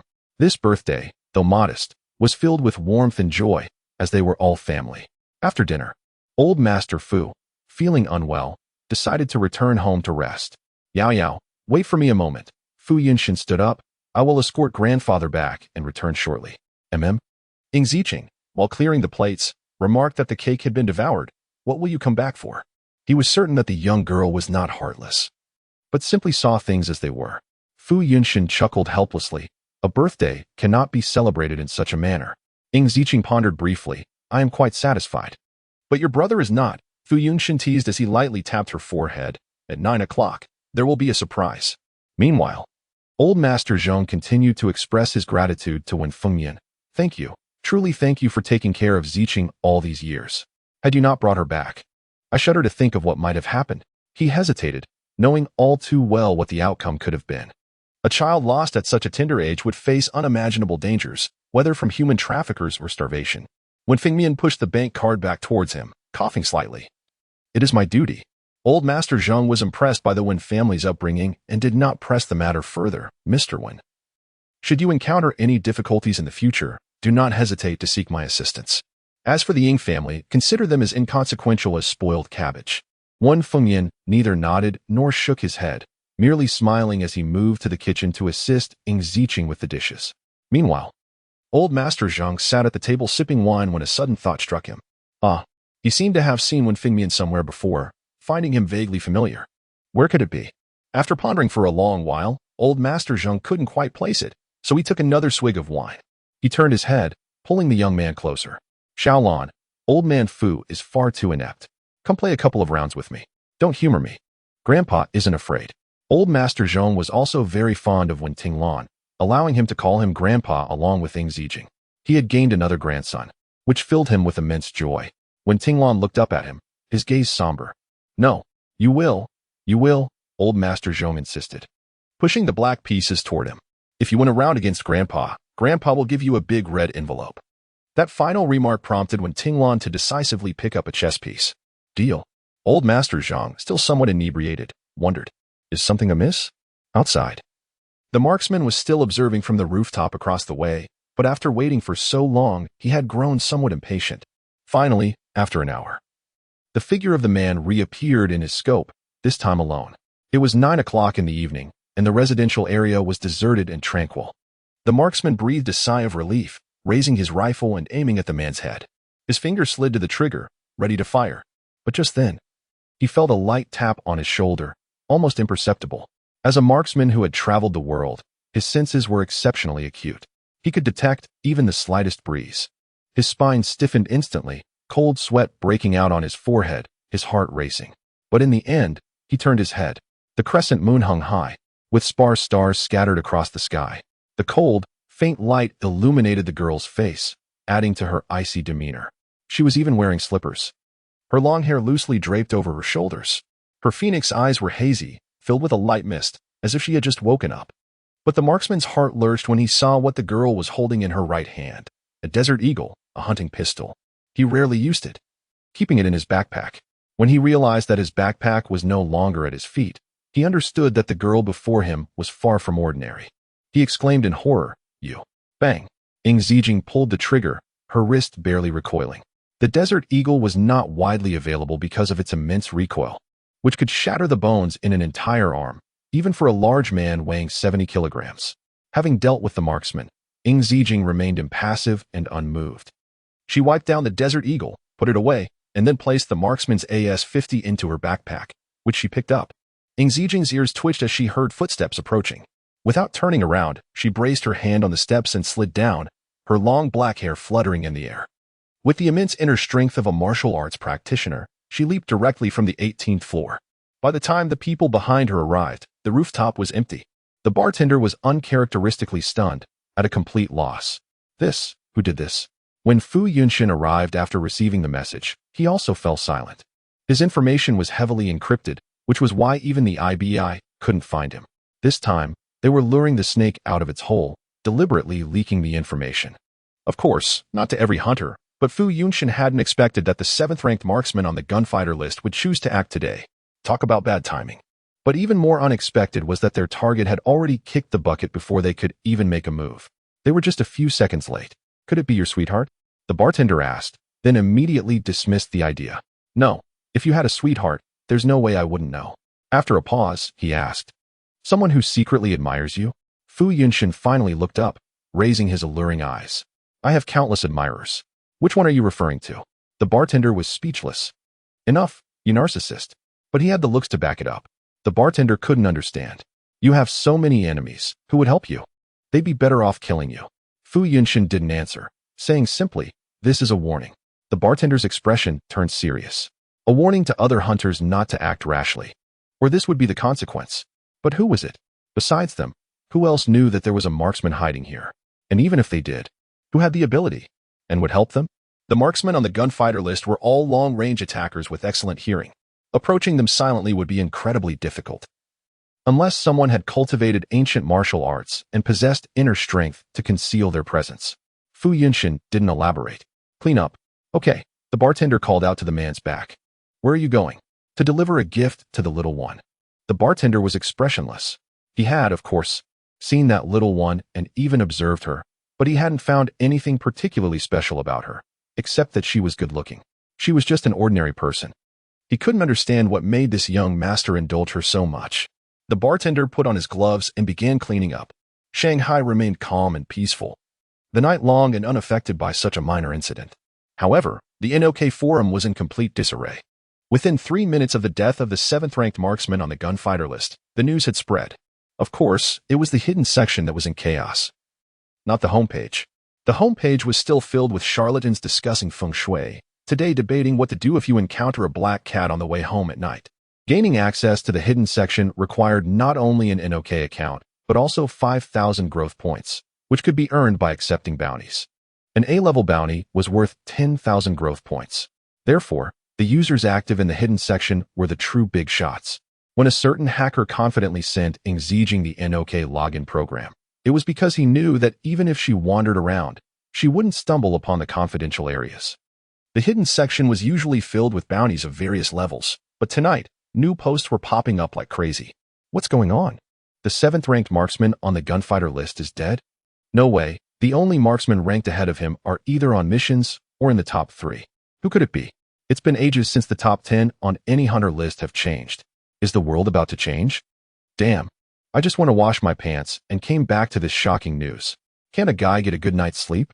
The only ones who could kill a top 10 marksman on the gunfighter list are hypnotists or puppeteers, right?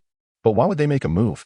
Hunters on the list generally don't attack each other unless there's a conflict of interest or NOK issues a bounty that the hunters need to compete for. I don't believe it. I don't believe it. I don't believe it. The screen was filled with I don't believe it. Until, a minute later, a new post appeared.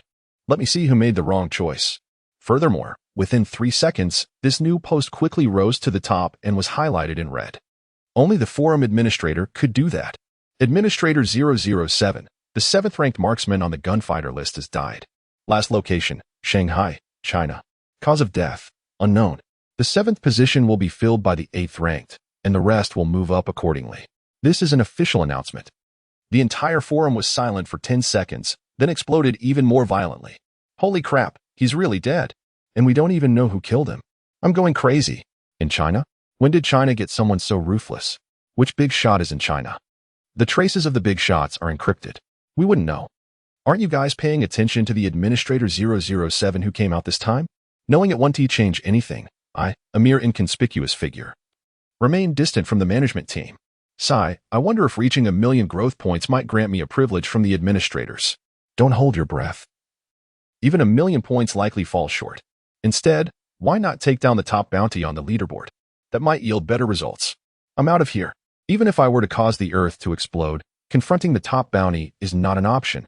I value my life too much. It struck me that the 7th on the sharpshooter list accepted a bounty to hunt the 7th on the bounty list. Could it be that the target turned the tables and eliminated them instead? Who knows? In this line of work, one could easily end up losing their life. It's far safer for those of us in administrative roles. Come on, do you really think being a hacker exempts you from being hunted? Why not try to infiltrate Norton University?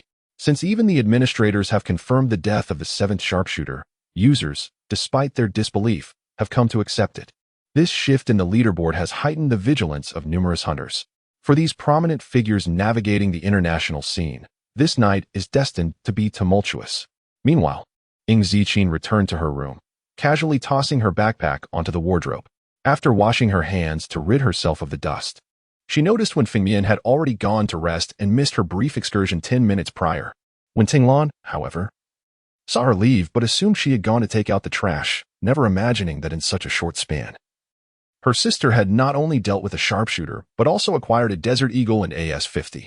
Ing Ziqin prepared fruit juice, serving a glass to both Wen Tinglan and Old Master Zhong, while she settled onto the sofa to watch television, appearing utterly engrossed, as if nothing had transpired. When Fu Yunshin returned, he encountered this scene. With a languid expression, he spoke in a low voice, "Yao Yao." Ing Ziqin did not turn, but raised a glass of juice towards him. He accepted it and sat beside her, saying, "I've placed your gift in your room. Remember to open it." Ing Ziqin nodded, continuing her focused viewing of the show. Is this television show truly more captivating than I am? Fu Yunshin raised an eyebrow at the drama unfolding on screen. Finally, Ing Ziqin turned her head, pausing before replying. Indeed, it's more captivating. The plot is intricate and melodramatic, just to my liking. Fu Yunshin flicked her forehead playfully, little ungrateful one. Ing Ziqin shot him a glance and took the juice from his hand, stating, "Then don't drink it." He once again experienced the coldness of the little one. "Tomorrow at noon, I'll treat you and your classmates to lunch," he said, patting her head with a smile. The chef from Ozhou is quite the culinary expert. Ozhou. Ing Ziqin looked up, curious about the establishment. Fu Yunshin leaned back on the sofa. The Gordon Ramsay, a rather famous Michelin 3-star restaurant. I've contacted their head chef. Ing Ziqin pondered for a moment. Oh, I've never heard of it. The living room fell silent for several seconds until Ing Ziqin slowly spoke. In the future, you can ask me directly. Fu Yunshin raised an eyebrow. Don't be afraid. She yawned. I want to ridicule you. On the other side of the living room, Old Master Zhong was engrossed in a chess game with a young man, oblivious to how many matches he had lost.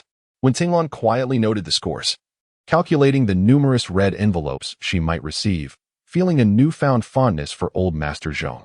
It seemed he was quite amiable. Meanwhile, in Ozhou, in Y country, the sun hung low in the sky, casting brilliant rays. Zhong Manhua arrived at the Gordon Ramsay restaurant, a Michelin 3-star establishment that typically required reservations 2 months in advance. Thus, she had secured her booking back in January before arriving in Ozhou. Named after its founder, a world-renowned culinary master known for his fiery temperament. The Gordon Ramsay has been dubbed the Hell's chef by the media. Zhong Manhua and Ing Jinting were both fond of dining here, having brought their children on several occasions. For their daughter's birthday, they had decided to celebrate at this esteemed venue. Approaching the counter, Zhong Manhua presented her passport. I have a reservation for a table of 3 this evening, with the chef's menu. The receptionist looked up in surprise, smiling politely. I'm afraid you might not be aware, ma'am. Zhong Manhua frowned. What is the matter? The chef's team just flew to whose city this morning. The receptionist apologized, explaining that due to unforeseen circumstances, they could not provide the chef's menu. Zhong Manhua struggled to maintain her composure. What about my reservation? The receptionist continued. This unexpected situation is indeed the restaurant's fault. She expressed her confusion, unsure which notable figure could have summoned the entire chef team. Adhering to the principle that the customer is king, the receptionist added, however, when you booked the chef's menu, it had already become unavailable. As the restaurant has been participating in a culinary television program, leaving the chefs with little time. She paused briefly before gently stating, upon closer inspection, your reservation is actually for the sous chef's menu. Zhong Manhua was taken aback. Checking her phone, She confirmed that she had indeed booked the sous chef's menu, heat rising to her face in embarrassment. Although the difference between the chef's and sous chef's menu is subtle in name, the disparity in quality is vast. The receptionist pointed out, "I see you're from whose city. Coincidentally, the chef team will be there for 3 days." Zhang Manhua was incredulous. They went to whose city? Having traveled far to Ozhou, only to find the chef sent elsewhere? You noted a birthday cake request when making the reservation. It must be for a celebration? The receptionist nodded, confirming that the chef team was indeed heading to whose city for another birthday celebration. Zhang Manhua felt increasingly humiliated.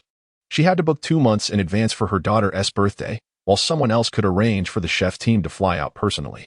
What a glaring disparity.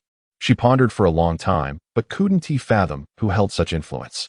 While she was adamant about dining at the Gordon Ramsay, there are many Michelin 3-star restaurants globally, her decision to not go was akin to a rejection.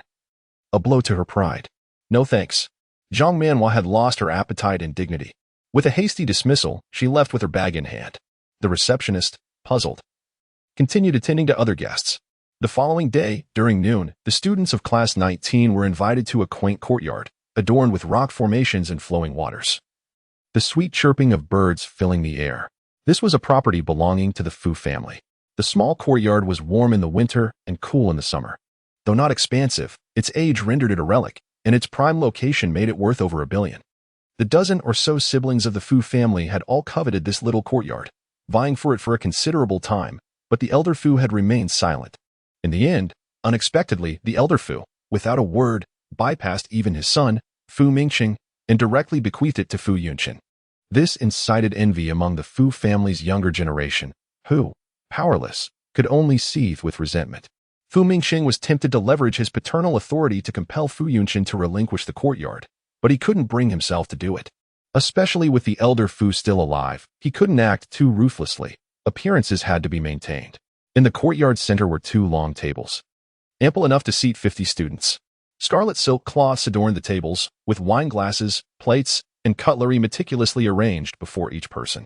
Lobster tails, scallops with white asparagus and white sauce, spicy red wine-braised lamb shanks, and truffle chocolates were served. Several bottles of Domaine de la Romanée Conti wine, each valued at over 30,000 US dollars, were also provided. Moreover, waiters in tailcoats stood by, creating an atmosphere reminiscent of a regal European court banquet. Even Jiang Ran was astounded. It wasn't that he lacked experience. He had even had the privilege of dining at a state banquet in the capital. However, who would host such an opulent and high-end affair in a traditional courtyard?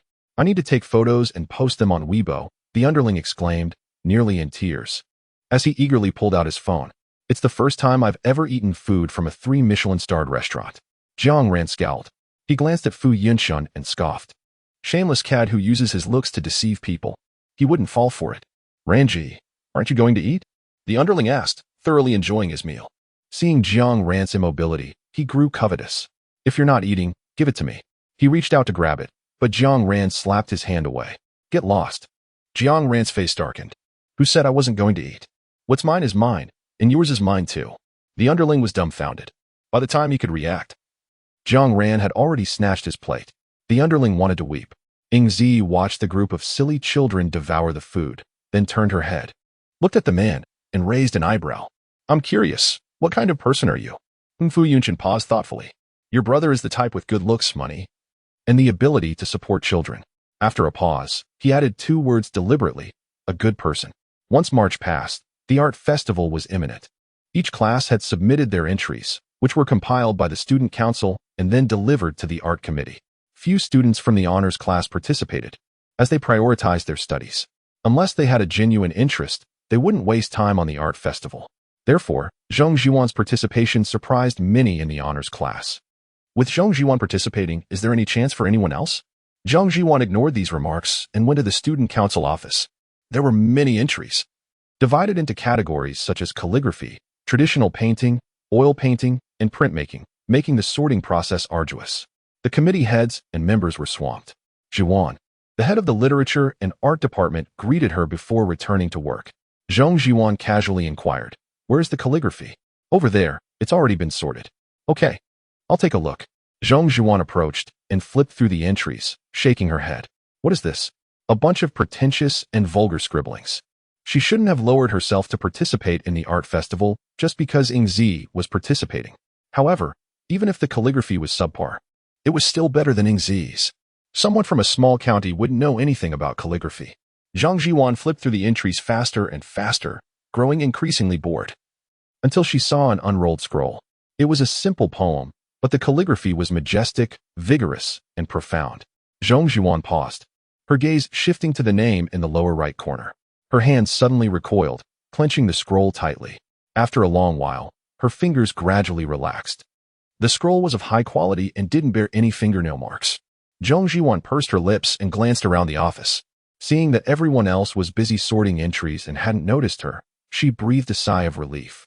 She had almost lost her composure. After re-rolling the scroll, Zhang Jiwan's expression was indifferent. To say that Ingzi had written this, Zhang Jiwan didn't answer, but asked again, Lin Shixiao, tell me, what do you think of this calligraphy? Lin Shi pondered for a moment, then shook his head. It's hard to say. Zhang Jiwan was taken aback. Why is it hard to say? This calligraphy may seem casual, but the calligrapher has a strong foundation. Look here, Lin Shi said, picking up the scroll and pointing to a line of the poem. This dot and stroke. The structure and layout can be described as exquisite. Moreover, it's clear that the calligrapher wrote it in one breath, without even pausing. He sighed softly. To be able to write so perfectly is truly impressive.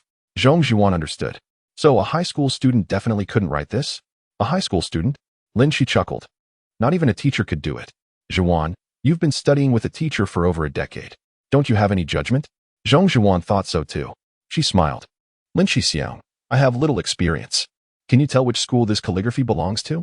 Every master calligrapher has their own style, especially those that are unique and inimitable. Lin Shi frowned, examining it carefully again. This is running script, with a deep foundation, but the style isn't obvious. It must be a work by Master Wei Ho. As he spoke, he took another scroll from the bookshelf in the study and opened it. Look, this is a work by Master Wei Ho that I obtained from the teacher. Zhang Jiwan looked at it, trying to suppress the smile on her lips. It does look similar. Actually, it wasn't very similar. At least in her opinion, the calligraphy that Ingzi had plagiarized was better than what Wei Ho had written. Zhang Jiwan considered it and said, Lin Shixiao, can we go see Master Wei Ho now? Lin Shi pondered for a moment. Okay. He first made a phone call to confirm that Wei Ho was at home before driving Zhang Jiwan to Wei Ho's residence. At this time, Wei Ho was sunbathing in the courtyard. He was over 50 years old and held a prominent position in the art world. However, Wei Ho hadn't touched a brush in recent years and hadn't produced any new works, for unknown reasons. Master Wei Ho, Lin Shi greeted. This is my shimmy, Zhang Jiwan. Wei Ho squinted, putting on airs. What is it? Lin Shi stepped forward and handed him the scroll. Is this your work? Wei Ho hadn't paid much attention to it. But when he saw the calligraphy on the scroll, his eyes lit up. This is my practice piece. He held the scroll and smiled amiably. Shaolin. How did it get to you? Jiwan brought it, Lin Shi said with a smile. Master Wei Ho, after all these years, your skill has improved again. Naturally. Wei Ho waved his hand. If there's nothing else, you can leave. Lin Shixiao, I have something to say to Master Wei Ho, Zhang Jiwan said, pursing her lips. I'll be out in a moment. Lin Shi didn't ask and nodded before leaving. Only Wei Ho and Zhang Jiwan remained in the room. Zhang Jiwan spoke directly. Master Wei Ho, I know this calligraphy wasn't written by you. Wei Ho was taken aback and embarrassed. Xiao Zhong, what are you saying? But this calligraphy can be written by you, Zhang Jiwan said with a smile, implying something. Master Wei Ho has his own seal, right? April 6th. Qingji had arranged for the venue to be set up early, and a billboard was hung at the school gate. Today, not only will masters from the art world be present, but numerous media representatives will also attend. The Qingji Art Festival, in its pursuit of impartiality, has consistently opted for online live streaming. This facilitates the participation of artists who are unable to attend in person, allowing them to discover promising talents. Ing Ziqin leaned back in her chair, yawning and pulling the brim of her baseball cap down to shield her eyes from the sun. Though her health had notably improved, boredom still tempted her to doze off. The opening ceremony was scheduled for 9 o'clock, with the first award to be presented in the afternoon.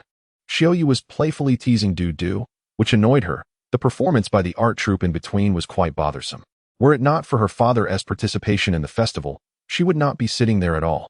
Ing Ziqin half closed her eyes, simultaneously promoting the flow of energy within her body. I've treated you to a meal, she said. Her younger brother, drooling with anticipation, asked, Father, is there enough for me? Xiaoyu kicked him lightly, chiding, "All you think about is food. Dudu is far more industrious." Dudu wrinkled her pink nose and let out a little snort, prancing about to demonstrate her own athleticism. The younger brother retorted, "Humans are inferior to pigs." "Father, do you think we have a chance at the first prize?" Ing Ziqin replied lazily, "It should be all right." Zhong Zhuan was approaching with a folder, accompanied by several members of the student council. Upon hearing their conversation, she turned and smiled. "Then I wish my cousin good luck in achieving an excellent result."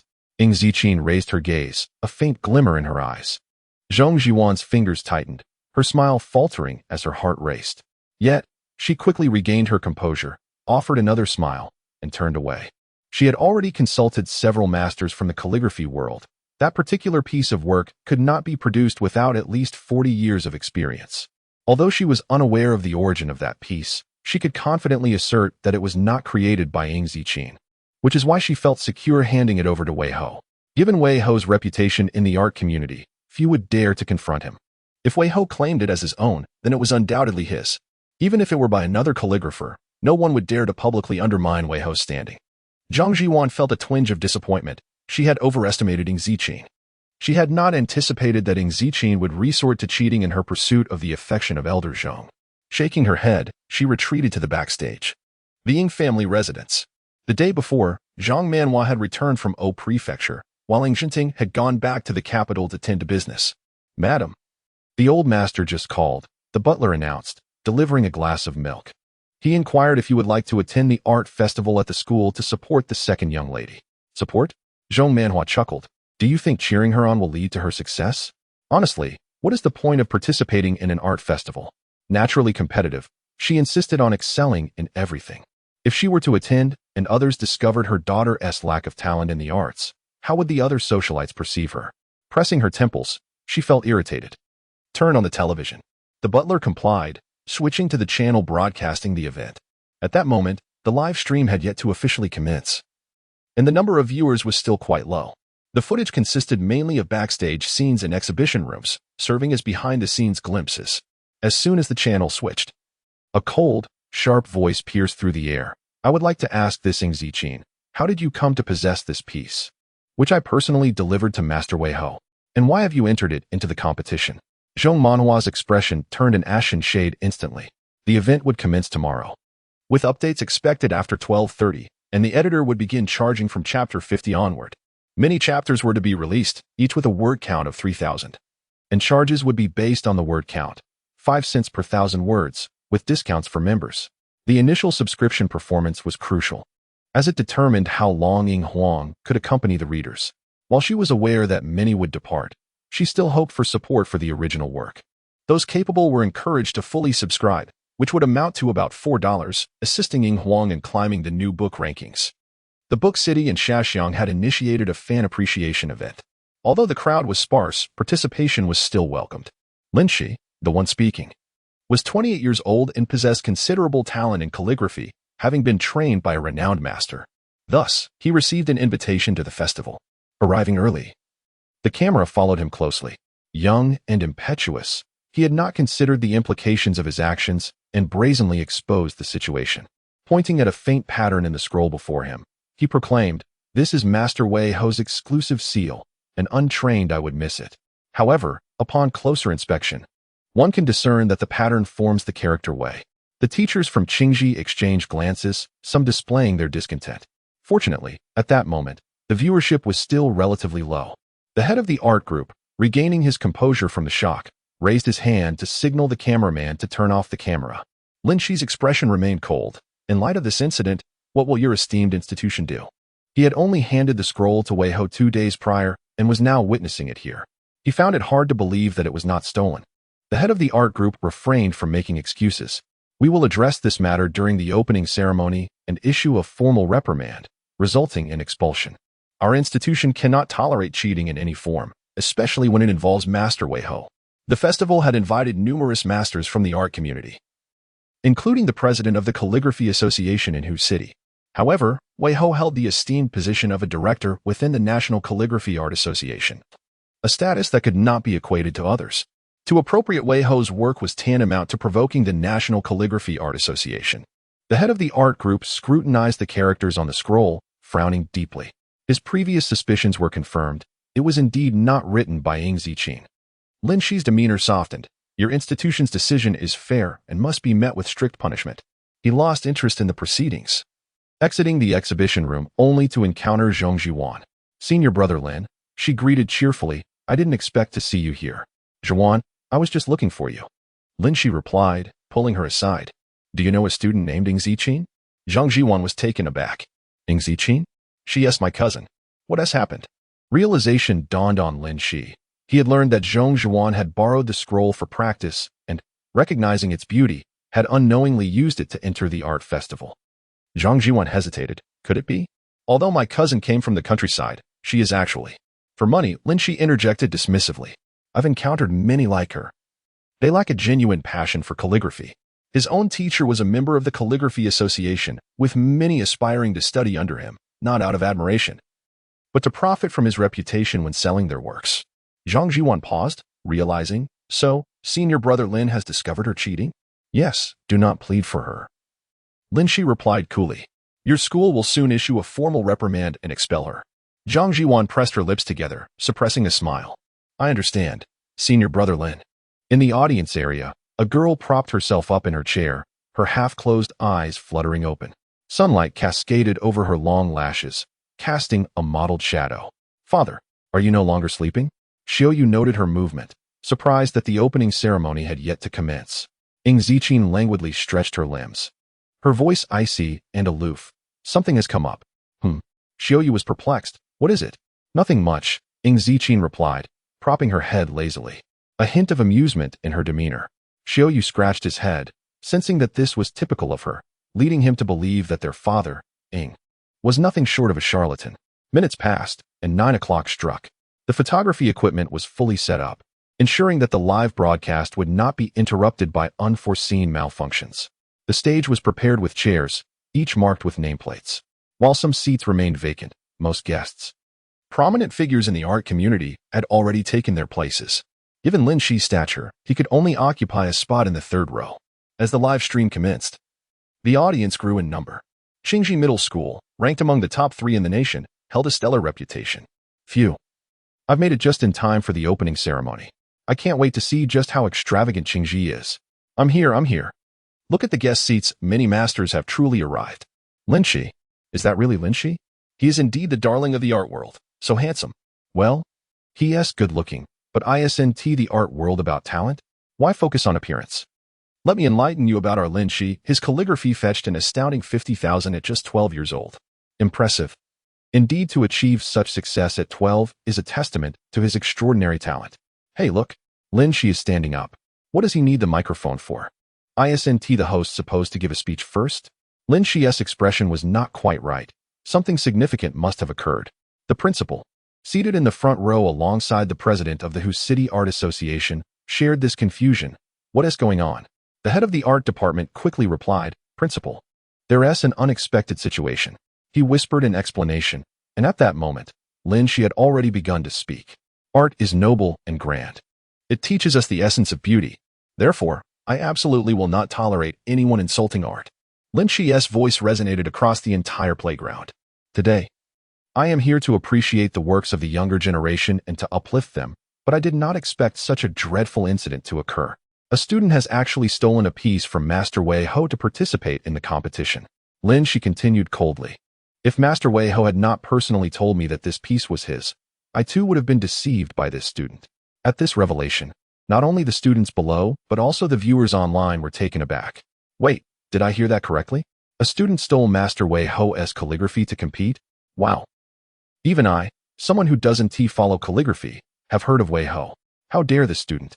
Looks like their essay show to watch. Xiaoyu was astonished. Who could be so audacious? Ng Ziqin shifted her position. That would be me. Xiaoyu was taken aback. Father, please don't joke. You've already given me a heart attack with your antics. I can help you remove it and replace it with a mechanical one. On stage, Lin Shi had stepped aside, and the head of the art department took the microphone. Regarding this cheating incident, the school will not show leniency. After discussion, Ng Ziqin's qualifications for the competition are hereby revoked, and she will face expulsion. An apple slipped from Xiaoyu's grasp with a thud. Jiang Ren slowly raised his head, his eyes narrowed. The surrounding murmurs intensified. Ing Ziqin, why her? She wouldn't be foolish enough to cheat, would she? Perhaps she wanted to compete because she saw Zhuan participating, always needing to one-up her. She really is asking for trouble. Jiang Ran felt vexed. He abruptly stood up, his tongue pressing against his teeth in irritation. What nonsense is this? Everyone, be quiet. The students fell silent immediately. What kind of punishment is this? Jiang Ran turned, his gaze flickering with barely concealed rage. Do you have evidence? You're just expelling her? What kind of teacher are you? Who is this person, so confrontational? Must be the school bully from Qingxi, not studying well. Birds of a feather flock together. Of course, there is evidence. Lin Shi, unaware of Jiang Ran's identity, pulled out a scroll, unfurling it to project onto the big screen. He sneered, take a good look. Here is Master Wei Ho's seal. Ask her if she wrote this. Ming Ziqin finally spoke, glancing dismissively. It's indeed not my work. Jiang Ran frowned, while Xiaoyu quickly pulled him back to his seat. Let father speak. Don't interrupt. Jiang Ran. Zhang Jiwan paused, astonished. She hadn't anticipated that Ing Ziqin would so readily admit to it. Did she think that by confessing, she could lessen the punishment? How naive. The comments flooded with mockery. I can't believe she actually had the audacity to say she didn't write it. How does that excuse cheating? She really has thick skin. Qingxi did the right thing by expelling such a student. Is she really slapping her own face like this? I want to comment. Perhaps there will be a twist. And you all will be the ones with egg on your faces. Did you hear that? Before Lin Shi could finish, he heard the girl's voice rise calmly and indifferently. I wouldn't be able to write something so trashy. Suddenly, the entire venue fell silent. Zhang Jiwan was taken aback. Did Ing Ziqin realize what she was saying? This calligraphy was something even her teacher couldn't replicate. Ing Ziqin actually called it trash? What? She thinks she is someone special? I'm astounded by her arrogance. How dare she speak of Master Wei Ho in such a manner? Who does she think she is? I'm dying of laughter. If you can't write something so trashy, then demonstrate. Show us just how superior your skills are. Lin Xianti expected that the girl would not only refuse to admit her mistakes, but would act so haughtily. He was so incensed that he let out a cold command. Set up a table, bring ink and paper, let her write. Finally, I can ask for votes now. For those reading, please cast a vote for Ing Huang. Don't forget to participate in the floor to win customized merchandise, like the kind that hangs on Ing Huang's bag. Before long, someone brought the 4 treasures of the study to the high platform, setting up a table before the guest seats. Lin Shi looked at the girl, clearly displeased. Since you've made such a claim, I'll give you a chance. Come up and write. Xiaoyu suddenly became furious. No need. Ing Ziqin placed a hand on her shoulder, signaling her to remain still. She then stood up and walked forward. Seeing this scene, the students below became agitated, eager to witness the unfolding drama, their expressions brimming with excitement. Jiang Ran suppressed the turmoil within him, calming his agitation. Her hands are so painful when hitting. What can she write? The hands used for writing must be well protected. Right? I've never seen it, but father surely knows everything. Jiang Ran found it hard to refute this statement. He had been withdrawn for quite some time, so he settled down to observe the stage. On the other side, Zhang Jiwan furrowed her brows in confusion. She couldn't comprehend why Ing Ziqin would dare to step forward after admitting to cheating. Having studied under the same master as Lin Shi, she knew well his temperament. Lin Shi was usually gentle but was strict with academic matters. Even she had been reprimanded several times. Ing Ziqin had directly offended Lin Shi. She would find it impossible to make any strides in the art world thereafter. The elite circles were intertwined with the art community. Would the Zhong family still favor a foster daughter who had offended the art world? Ing Ziqin glanced at the inkstone, discovering that the ink had already been ground for her, which made things easier. She lifted her chin slightly, pointing at the scroll. How much is this calligraphy worth? Lin Shi, struggling to contain his anger, replied, at least 500,000. Write your own. Ing Ziqin nodded. All right, remember that. She lowered her head, selecting a wolf hair brush from the pen holder. The audience watching the live stream was utterly confused. What does she mean? What should Lin Shi remember? I don't quite understand, but her audacity is commendable. What audacity? Isn't she just throwing caution to the wind? If she can't produce impressive calligraphy soon, it will be quite embarrassing. Lin Shi observed coldly. Behind him, the principal turned to the head of the art department. When was the expulsion discussed? How could I, as the principal, not know about this? Such trivial matters should not trouble you, principal. The head of the art department chuckled. Cheating had been pinned on Master Wei Ho. How could expulsion not be warranted? The principal frowned. There must be more to this story. Isn't she currently writing? The head of the art department dismissed it, saying, "You'll see soon enough, she's from the county." What else could she do? The voice suddenly cut off, and the live streaming comments halted as well. At that moment, anyone watching the stage saw the girl raise her left hand again, grasping another wolf hair brush. She pressed the rice paper down with a weight, stepped back as if observing something, and then leaned down. In the next second, both brushes moved simultaneously. What the heck? Is she writing with both hands? Has she lost her mind? She couldn't even manage that, and she is only 17 this year? What a spectacle! This is an insult to art, perpetrated by such individuals. Photographer, stop taking pictures of her face. Capture her writing instead, quickly. Let us see how good it truly is. Everyone, be patient. Once she finishes, we'll know what it looks like. Zhang Jiwan shook her head, feeling increasingly disappointed.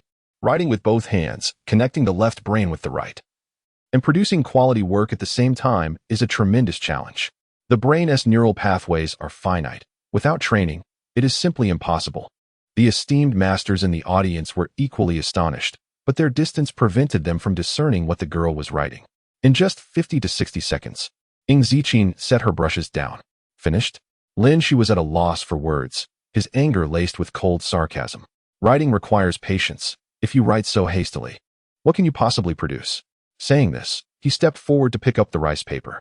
Upon leaning down to examine it, his expression froze instantly. The camera had been following Shi closely, magnifying his facial expression, capturing the tremors of every muscle. Shi appears quite stunned. What has he seen? It can't be that it looks terrible, can it? I'm too curious. Let us see what she has written. As Shi gazed at the characters on the rice paper, his pupils dilated with disbelief, and his fingers began to tremble. It was simply incredible. The rice paper was divided into two columns. One side showcased seal script, while the other displayed regular script. The two styles were entirely contrasting. The strokes flowed like dragons and danced like clouds, each character carved deeply into the paper. Had he not seen it with his own eyes, Shi would never have believed that a 17-year-old high school student could produce such work. Moreover, she was writing with both hands simultaneously. How could this be possible? Not to mention, the characters bore an imposing grandeur, as if thunder was cascading from them, exuding a powerful aura that overwhelmed Shi, making him reluctant to gaze for too long. As seconds passed, he remained rooted in place. The photographer approached, somewhat astonished, and quietly reminded him, "Mr. Lin, please lift it up for the camera." Shi, still in a daze, unfurled the rice paper. The two pieces of writing were projected onto the large screen, fully revealing themselves to all. Zhang Jiwan was engaged in conversation with the head of the literary department when she looked up. Her smile faltered, her mind buzzing. All sounds around her seemed to vanish in that moment. The entire venue fell into a profound silence once more. The comments on the live stream paused for a few seconds before surging back to life. What on earth? These characters, to be frank, in comparison. Wei Ho's work indeed pales in comparison. Writing with both hands in one continuous motion, producing two different scripts. Now that is impressive. With such exquisite calligraphy. Does she even need to cheat? I'm not being conspiratorial, but how can I not suspect that someone swapped her work, intentionally framing her with a cheating accusation? The prior mockery had been harsh, and now the backlash was equally strong, especially from those who had been awaiting a turnaround.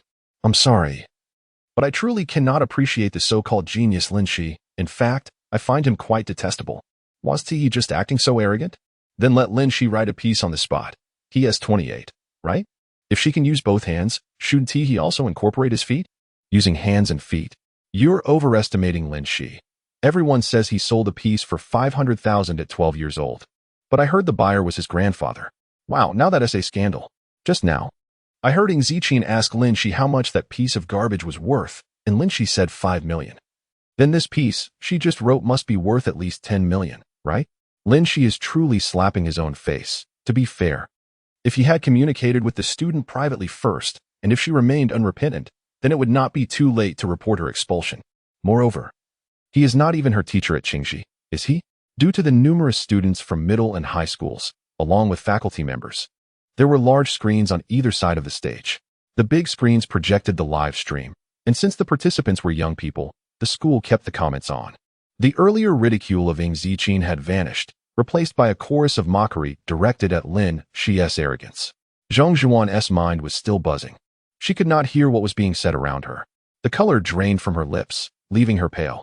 How could this be? Ing Ziqin really could write like this? It's not a trick, is it? Mr. Lin, I don't understand why you are so convinced that Ing classmate cheated with Master Wei Ho's work. The principal shot a cold glance at the head of the art department, but now the situation was quite clear. You have tarnished her reputation. Shouldn't you apologize to Ing classmate? Oh, I like this principal. He is not one to prioritize appearances, nor is he one to curry favor. Lin, she should apologize. Fortunately, the young girl has a strong psychological resilience. The news of that student's suicide a few days ago left me breathless. Lin Shi's body stiffened. He felt quite awkward. Yet he did not apologize, instead stating, but this piece of writing is indeed by Master Wei Ho. Even if Ing Ziqin writes well, it does not prove she did not steal it. Before the principal could speak again, suddenly, the president of the Shanghai Arts Association stood up, astonished. President Sheng? Ing Ziqin turned her head and saw a few meters away, Sheng Qitang, wearing a straw hat and flip-flops, striding toward the guest area. The president of the Shanghai Arts Association hurried to greet him. President Sheng, what brings you here? In terms of status in the art world, Sheng Qitang is undeniably among the top. Although he has retired from the Huagua Calligraphy Art Association, people still respectfully refer to him as President Sheng. Just came to have a look. Sheng Qitang waved his hand, saying he was just bored today. He would admit that he wanted to use his esteemed name to bring Ing Shini's piece back home. Such fine work shouldn't be wasted on an art festival. It should be framed and hung on the wall for daily admiration. Do these people understand the essence of that piece? He scoffed. But what had he just heard? Sheng Lao was furious. Lin Shi was also taken aback. Senior Sheng Qitang, however, ignored him and pointed at the scroll, enunciating each word. You say this piece was written by Wei Ho? Although Sheng Qitang is primarily known for his calligraphy, his accomplishments in traditional Chinese painting and sculpture are also remarkable, placing him in a unique echelon within the art world.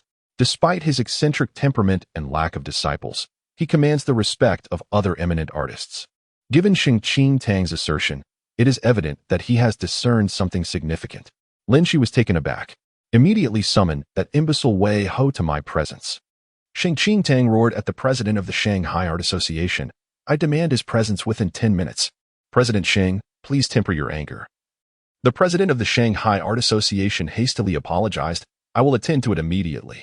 You were recently discharged from the hospital and should not agitate yourself.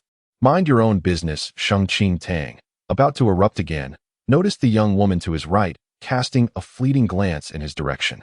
A light, almost imperceptible look. Sheng Qitang immediately fell silent. Disaster. He had forgotten that divine physician Ing was present. Should he inadvertently injure his head again, there would be no one to treat him. Ahem, Sheng Qitang said with a touch of guilt, waving his hand and adopting a stern countenance. Be quick about it. Yes, sir. The president of the Shanghai Art Association hurried away. The digital comments section erupted once more. Good heavens, who is this old man? Why does the president of the Shanghai Art Association treat him with such deference? Furthermore, he declared that Wei Ho is unworthy to have written those characters. Although I am uncertain as to the reason, it is strangely convincing. Ah, it's Sheng Qitang. I am utterly bewildered. Who is Sheng Qitang? Allow me to enlighten you. Sheng Qitang is the former president of the China Calligraphy Association, proficient in various scripts including official script, regular script, cursive script, greater seal script, and lesser seal script. Each of his works commands prices starting in the millions. He is also skilled in traditional Chinese painting, printmaking, and sculpture. He was once invited to compete in a sculpture competition in Europe, where he surpassed other nations and claimed the crown. 3 years ago, Sheng Qitang relinquished his position as president of the China Calligraphy Association and retreated into seclusion. Even his colleagues were unable to locate him. Who would have imagined that we would encounter him here today? To surpass other nations in Europe, how formidable must his sculpture be? Good heavens. Qing Ji even managed to invite Sheng Qitang. The principal is truly remarkable. It was worth skipping work to watch this live broadcast. Consequently, the digital comments section overflowed with praise for the principal's prowess. The principal. It wasn't me. I had no such influence. I am equally bewildered. Downstage. Zhong Zhuan's nails dug into her palms. Her eyes reddened with anger. Sheng Qitang recognized that the calligraphy was not Wei Ho's. But why would Sheng Qitang deign to come here? Could it be that Sheng Qitang himself had written the calligraphy? Zhong Zhuan frowned. Unlikely.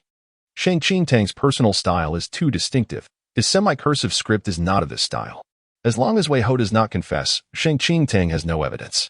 Even if something were to occur, it would not implicate her. After all, it was Wei Ho himself who sought to misappropriate it. Zhang Jiwan steadied her nerves, breathing a sigh of relief. Before 10 minutes had elapsed, the president of the Shanghai Art Association returned, accompanied by 2 staff members supporting Wei Ho as he made his way over. Wei Ho's complexion was pale and ashen, a result of motion sickness. He had vomited several times earlier. Lin Shi called out, "Master Wei Ho." Wei Ho, ever arrogant, would never acknowledge a junior. He did not even glance at Lin Shi, coughing a few times as he stepped forward, exhibiting great deference. "President Sheng, I was unaware of your esteemed presence. Wei Ho apologizes for failing to greet you properly. Please forgive my tardiness." Failing to greet me properly? Sheng Qingtang's gaze was frigid. If you had come to greet me, I would be the one facing an early demise. Wei Ho's expression darkened. "President Sheng, what is the meaning of this?" Was Sheng Qingtang not merely leveraging his 20-year seniority to seize the position of president of the China Calligraphy Association? Had they been contemporaries? Could Sheng Qingtang have surpassed him? "What do I mean?" Sheng Qingtang scoffed, picking up the scroll. "He claims that this calligraphy is of your making. You tell me." Wei Ho glanced over, his eyelids twitching. He had a profound impression of this calligraphy. It was a level of artistry that he could not attain even with another decade of practice. Wei Ho, having established his reputation in the art world, knew many individuals and could immediately discern that this calligraphy did not belong to any renowned calligrapher. Those of lower status than him would not dare to contradict him, and could only relinquish this calligraphy to him. Thus, when Lin Shi presented it, Wei Ho immediately recognized its value. His prolonged seclusion was due to encountering a creative impasse. This calligraphy would serve to solidify his position in the art world. Indeed, Wei Ho maintained his denial. "This calligraphy is indeed a casual piece of my own practice. What would President Shang like to inquire?" He did not see that, as he spoke, the words rubbish were superimposed on the screen behind him. Wei Ho is 50 years old this year, is he not? His calligraphy is inferior to that of a 17-year-old high school student. No wonder he was labeled as rubbish. Ha ha ha. He even publicly admitted it. He probably doesn't know what happened earlier. This is quite the slap in the face. I recall that Wei Ho is also a member of the China Calligraphy Association, is he not? His position is not low. It seems Sheng Qingtang's gaze grew colder. "So, you were also aware that a student used your calligraphy to cheat in a competition?" Wei Ho frowned, recalling Zhong Jiwan's words from that day, and remained composed. "My calligraphy was lent to a student for practice." "What? Was it stolen by someone?" "President Sheng." This is truly Master Wei Ho's Lin Shi attempted to argue, but was silenced by a glare from Sheng Qingtang. "Am I not permitted to interrupt when I am speaking?" Rebuked in public, Lin Shi's face flushed crimson, but he dared not say anything. Sheng Qingtang turned to Wei Ho once more. "When did you write it?" "4 days ago, when I was struck by inspiration." Wei Ho grew impatient. If President Sheng is merely inquiring about such trivial matters, I, Wei Ho, will not indulge you. "Very well." Sheng Qingtang slammed the table in anger. "You claim that you wrote this calligraphy 4 days ago, but I saw it a week ago and even took a photograph. Did you travel back in time to write it?" He opened his mobile phone, retrieved the photograph from that day, and thrust it in front of the camera. "See clearly. This was taken at my home. This is my balding, unfilial son. These are my watermelons and apples." Sheng Qingtang sneered. "Wei Ho, do you even know which way my door swings open? How dare you claim this calligraphy as a casual piece of your own practice?" The screen magnified the photograph, allowing viewers to clearly see that the calligraphy in the photograph was identical to that which Lin Shi had displayed earlier, without the slightest discrepancy. Wei Ho looked up, unconcerned, but upon seeing it, his mind went blank. No one had anticipated such a reversal, and all were astonished. Zhong Jiwan's face paled, her lips trembling violently. There was actually evidence? Was this not too coincidental? The digital comments section erupted even more violently. Good heavens, so this rubbish calligraphy was not even written by Wei Ho. How rubbish must his actual calligraphy be? So who actually wrote this calligraphy? Is it a mystery of the century? No. The main point is, why would Wei Ho claim it as his own? What does he gain from it? I now deeply suspect that Wei Ho's previous achievements were also fabricated. Wei Ho is a disgrace to the art world. We demand that the China Calligraphy Association conduct a thorough investigation. Speak. Sheng Qingtang pressed forward, sneering repeatedly. "This calligraphy is a casual piece of your own practice?" Wei Ho was drenched in cold sweat, unable to stand steadily. He wanted to speak, but could not utter a single word. Lin Shi, standing beside him, was also shocked. "You dare to deceive me and slander students for cheating." Sheng Qingtang turned abruptly, You call the China Calligraphy Association immediately. I demand Wei Ho's punishment now. The president of the Shanghai Art Association wiped his brow and retrieved his mobile phone. President Xing. Wei Ho's expression changed drastically. President Sheng is being excessive. Had he known that Sheng Qingtang possessed a photograph, he would not have claimed it as his own. A joke. If I had not come today, would you not have forced this student to confess to cheating? Sheng Qingtang would not listen. And you, Lin Shi. Is it? You publicly demanded that Qing Ji expel a student without conducting a thorough investigation. I must also inquire of your teacher whether this is how he normally instructs you. Lin Shi pursed his lips, clenching his fingers, and said nothing. How could he have doubted Wei Ho's words? Although his actions in this matter were somewhat impulsive. The calligraphy piece he presented was just recently shown to me by a young classmate, who mentioned it would be submitted for the arts festival. Sheng Qingtang's voice was icy as he confronted Wei Ho, inquiring about the presence of his seal on the artwork. His frustration was palpable. Such a beautiful piece of calligraphy was marred by Wei Ho's stamp, causing him immense heartache. Lin Shi abruptly turned his head. Ying Zijing leaned against a pillar, serene and composed. Sunlight filtered through the leaves, casting fragmented shadows upon her skin, enveloping her in a soft golden glow that seemed ethereal, almost otherworldly. As if sensing something, she slowly turned her gaze this way, her phoenix-like eyes shimmering with brilliance, captivating as a sunset. The surroundings were eerily quiet, even the photographers momentarily lost in their actions. After a prolonged silence, the first comment finally appeared on the screen. So, is this me being harsh, even criticizing myself? The comments continued to flow. Wait. Is this piece truly written by her? How can she call such a masterpiece garbage? You wouldn't understand, as an art student. I often look back at my earlier works and find them lacking. I feel the same. I can't believe I produced such hideous art. Incredible! This classmate has won my admiration. Didn't you say this wasn't my work? Then let me declare that what you consider good is trash. And I'll create a piece right here to slap your face. Does it hurt? Ouch, my face is turning blue. Lin Shi, renowned at a young age, carried an air of pride. He had been guided by a master calligrapher who was of the same generation as Sheng Qingtang, and now he faced this unprecedented reprimand. It was merely a result of a cheating incident. Lin Shi was no fool. His gaze swept across the audience until it landed on Zhong Zhuan, whose expression turned pale as she instinctively avoided his gaze, trembling with anxiety. The head of the arts department noticed her distress and inquired with concern, Zhuan, are you all right? Zhong Zhuan forced a smile. I'm fine. Clenching her palms, she directed her attention to the stage. Sheng Qingtang held a prestigious position in the art world, having evaded even the likes of Zhong's grandfather. How could someone like Ying Zijing have such a connection? It felt incredibly unfair. After 14 years of studying calligraphy, she was still considered a novice in the eyes of true masters. Ying Zijing, raised in a remote area, had no teacher and yet could produce such exceptional work. Zhang Zhuan's grip on her uniform tightened as she sat uneasily, a storm of jealousy brewing within her. Wei Ho fared no better. Sheng Qingtang's barrage of inquiries left him flustered, with no room for redemption. His public admission that the work was indeed his only worsened his predicament. And the evidence was a fatal blow. Wei Ho had never anticipated being accused of stealing Ying's artwork. Sheng Qingtang's anger flared even more as he pressed on. You dare to claim this as your own? This is not stolen. Wei Ho retorted, his face flushed as he protested, someone gave it to me. The comments swiftly turned against him. So, you accepted it just because it was offered to you? How shameless. Let us investigate Wei Ho and his students. I suspect there is more to uncover. And where are those who previously praised Wei Ho? He is nothing but a disgrace. Is he even comparable to this talented high school girl? Look at her calligraphy. Can keyboard warriors even comprehend? Enough, Sheng Qingtang declared, unwilling to hear another word from Wei Ho. You're merely a nuisance here. 2 staff members promptly escorted Wei Ho off the stage.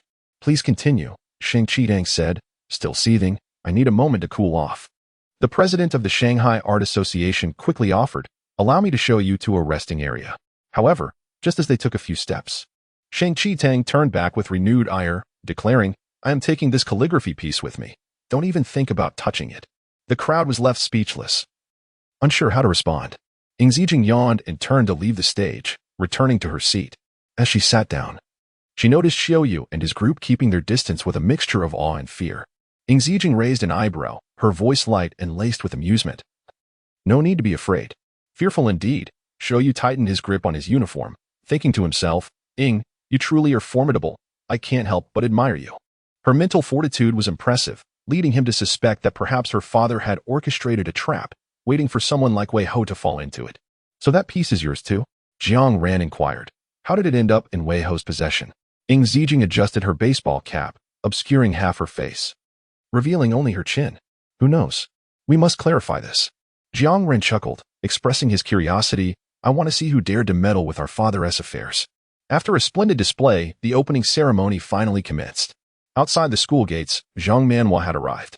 Dismounting from her vehicle, she felt dizzy with rage, nearly colliding with a tree. Luckily, the steward was quick to intervene, saying, "Madam, be careful." Zhang Manhua took a moment to compose herself. When does the opening ceremony conclude? She was unwilling to enter at this moment, fearing her connection to Ing Zijing would be exposed. If it started at 9, it should end by 10:30. The steward glanced at his watch, noting it was 9:30. "Madam, would you like to wait at the nearby CAF?" "Let us go," Zhang Manhua nodded. She intended to wait in the CAF until the ceremony concluded, then confront Ing Zijing about her transgressions. Cheating. Zhang Manhua's expression soured at the thought. How could her own daughter engage in such unscrupulous behavior? What would the elite circles think of her? "Madam Ing," a voice called from ahead, prompting Zhang Manhua to instinctively consider hiding, but it was too late. A socialite approached her, visibly delighted. "Madam Ing, is that really you?" Zhang Manhua stiffened momentarily before responding. "What a coincidence. You probably don't remember me." The socialite continued warmly. "I met you at the New Year's banquet." Zhang Manhua's demeanor turned frosty. She had little interest in conversing with those she deemed beneath her. As she attempted to leave, the socialite remarked, "Madam Ing, you truly are impressive. I never expected your adopted daughter to be so talented. Clearly, you've taught her well." Zhang Manhua froze in disbelief, questioning her own hearing. "What did you say?" Such compliments were not unfamiliar to her. After all, Xiaoxian often garnered praise from acquaintances. But Ing Zijing, as long as she didn't cause trouble, that was sufficient. How could she be considered outstanding? "Madam Ing, you aren't aware?" The socialite seemed astonished. "Miss Ing Zijing is not your adopted daughter? I just saw the live broadcast and she—" "I'm sorry, I'm in a hurry." Zhang Manhua interrupted, hastily departing without entering the CAF, opting instead to return to her vehicle, shutting the door with an air of finality. The socialite, left behind, felt the sting of rejection, her expression darkening. Within the lounge, the award list would be posted at 4 o'clock that afternoon, with trophies and prizes to be distributed the following day. "President Xing, since you are here, would you like to officiate the award ceremony tomorrow?" The president of the Shanghai Art Association asked respectfully. "Alongside many talented students, you might find someone to your liking." "I want to be attending. I have no time," came the curt response. Sheng Qingtang did not hesitate to refuse, declaring his intent to return to his gardening. The president of the Shanghai Arts Association was at a loss for words and could only respond, "Very well," regarding Master Wei Ho's situation. "This matter is far from over." Sheng Qingtang's fury reignited. He would show no mercy, for those who act must also bear the consequences. The president of the Shanghai Arts Association understood that Sheng Qingtang's attitude would directly influence the stance of the Huagua Calligraphy Artists Association, sealing Wei Ho's fate. After a moment of contemplation, the president cautiously suggested, "Chairman Xing, are you considering taking that student Ing Zijing as your disciple?" "What?" Sheng Qingtang was taken aback, incredulous that one might think he was worthy of being her teacher. The president replied, "There's no need for that. Please, you should leave quickly." Sheng Qingtang, impatient, urged him to depart. "I have yet to finish my melon." Meanwhile, several esteemed figures from the art community, along with instructors from the art department, had divided into groups to judge various categories of awards. The calligraphy group needed no deliberation. Even Sheng Qingtang had praised the works. And if the first prize were not awarded to Ing Zijing, then to whom else could it be bestowed? It was a pity. One art instructor picked up a piece written by Zhong Zhuan, noting her talent. Had Ing Zijing not participated, this first prize would surely have been hers. How could that compare? Another instructor interjected. Zhong Zhuan's calligraphy is indeed commendable, yet merely at an entry level. She is still far from Lin Shi, let alone Ing Zijing. Surprisingly, Ing Zijing, though young, possessed remarkable calligraphy skills that even astonished Sheng Qingtang. Truly, her talent was extraordinary. After a while, the head of the art department entered the room. He first greeted the masters politely before inquiring, "Has the list of award winners been released?" "Yes," several instructors hesitated. "This year's list is somewhat unusual." "What makes it so special?" The head of the art department took the list, beginning to read. His gaze suddenly froze. Calligraphy, first prize, 1 winner class 19, grade 2. Yingziqin. Traditional Chinese painting, first prize, 1 winner class 19, grade 2, Yingziqin. Printmaking, first prize, 1 winner class 19, grade 2, Yingziqin. Oil painting, first prize, 1 winner class 19, grade 2, Yingziqin. Sketching. As he continued to read, he fell silent, rendered speechless by the astonishing realization that Yingziqin had secured first place in every competition category. One of the instructors responsible for the selection cleared his throat. Indeed, this is quite special. In previous years, many talented students emerged, but none had ever swept more than 3 awards. To achieve even one first prize was a remarkable feat. To claim all first places was nearly impossible, as each discipline requires specialized skills. No one excels in every field. Yet, here was a student who had genuinely accomplished this extraordinary feat. The evaluators and art masters exchanged glances, unanimously agreeing that awarding her a first prize was still an understatement. The head of the art department remained silent for a moment before finally murmuring, "Let us post this on the bulletin board." Once the opening ceremony concluded, the art festival became irrelevant for most students. Many packed their bags, cheering as they exited the school. Before leaving, they took a moment to boast in front of the senior students, inciting frustration among the third-year students who wished to abandon their pens but had no choice. The college entrance examination loomed, and they had to continue with their papers. Wenting Lan, however, was not in class. As a specially recruited student at Qingji, he enjoyed certain privileges. Due to him, Qingji had even made a special trip to Qishui County in hopes of placing him in the elite class. As long as Wenting Lan could participate in the college entrance examination, nothing else mattered. Therefore, even if he wished to skip midterm or final exams, he was permitted to do so. There were students in the elite class who voiced their grievances about this arrangement, but it mattered little. For Wenting Lan was capable of achieving full marks on the notoriously difficult papers. They were scholars, while Wenting Lan was an enigma that could only choose to remain silent. Thus, while other students worked on their assignments, Wenting Lan was accompanying Old Master Zhong in the student corridor, enjoying a moment of respite. Old Master Zhong arrived at school by 8:30 but missed the opening ceremony, having been taken away by Yingziqin at Wenting Lan's behest. Although Wenting Lan was unsure why his sister had done so, Old Master Zhong settled into a rocking chair, comfortably lounging beneath the shade of a tree. "Xiaolan, that day you won quite a few red envelopes from your grandfather. You ought to promise him something, right?" Wenting Lan gazed at him silently. Old Master Zhong then pulled out his phone and opened Weibo. "Come, let us follow each other." Wenting Lan, expressionless, replied, "I don't use Weibo." "Oh?" Old Master Zhong mumbled, "You young people not using Weibo are even more outdated than I am." He felt a sense of loss with one less follower. Wenting Lan lowered his lashes, pursing his lips. He desired to engage, but was also apprehensive about interacting with the outside world. "Xiaolan, why don't you share some interesting stories about Ziqin when she was young?" Old Master Zhong chuckled. "Did she ever tumble out of bed while sleeping?" He received no answer. Only a look from the youth that suggested he found the old man foolish.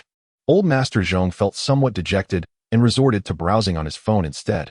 His greatest joy each day was to indulge in fresh gossip with young netizens. "Oh, what is Wei Ho done?" Old Master Zhong adjusted his reading glasses, astonished that the Huagua Calligraphy Artists Association had publicly addressed the issue. Wenting Lan raised his gaze to look over. Huagua Calligraphy Artists Association v. Following reports, I will remove council member Wei Ho for engaging in unfair competition. Falsely claiming student works as his own, a grave situation warranting expulsion from the association and a permanent ban. Any future occurrences will not be tolerated. An announcement bearing the seal of the Huagua Calligraphy Artists Association accompanied this statement, along with the signatures of the president and vice president. The Huagua Calligraphy Artists Association is the central organization, while the Shanghai Arts Association is merely a local branch. The president of the Shanghai Arts Association could not even be compared to a member of the Huagua Calligraphy Artists Association. Those who enter the Huagua Calligraphy Artists Association are esteemed calligraphers, representing the pinnacle of Chinese calligraphy. Talents like Lin Shi now lacked even the qualifications for assessment. Most older calligraphers are low-key. Since the Huagua Calligraphy Artists Association was established, they had only posted 10 Weibo updates, 9 of which were retweets. The first original post was an automated greeting. The second was the announcement regarding Wei Ho's punishment.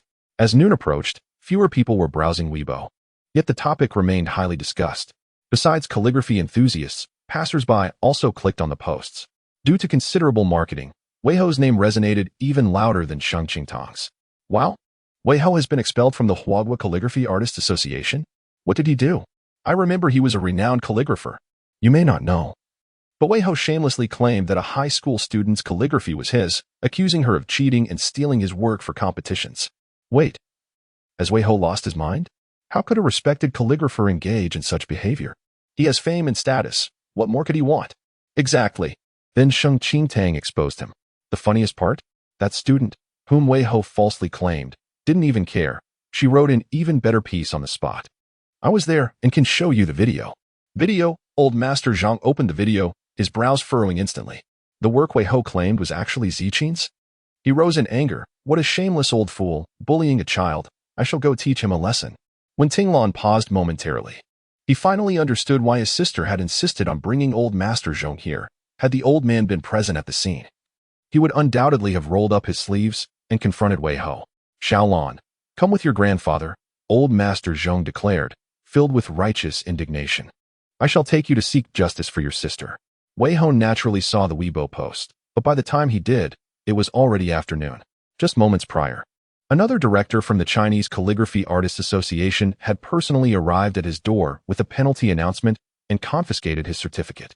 Wei Ho's face turned pale, utterly unprepared for the escalation of events. He had previously engaged in similar misdeeds. His qualification assessment for the Chinese Calligraphy Artists Association did not actually feature his own work, but rather that of another candidate. However, that candidate lacked his fame, evidence, and connections, leaving him powerless as Wei Ho appropriated the work, with no avenue for recourse. Afterwards, Wei Ho had even flaunted his honorary certificate from the association to that candidate, thinking, what could they do? Yet now, Sheng Qingtang demanded a thorough investigation from the association, and the truth of the past had resurfaced. He was not only expelled, but had also completely ruined his reputation. He found himself utterly disgraced. What mattered most to Wei Ho were his reputation and financial gain, and now he faced the loss of both. It was all Lin Shi's junior sister's doing. Wei Ho's eyes turned cold as he picked up his phone and requested the contact number of Zhong Zhuan from Lin Shi. He dialed, his voice icy. Zhong Zhuan. If you dare to set me up, let me tell you, if I suffer, you shall not escape unscathed. That piece of calligraphy was given to me by you. Which means you stole it. There's no way you can evade responsibility.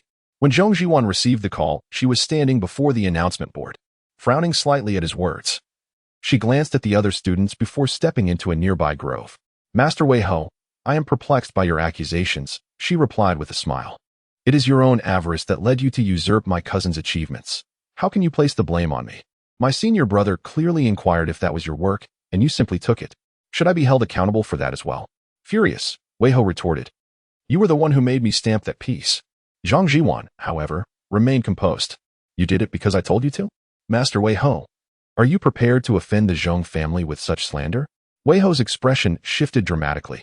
He was well aware of the Zhong family, one of the 4 prominent families in whose city, holding a position of high esteem. In the past, he would not have feared them. They would have shown him respect.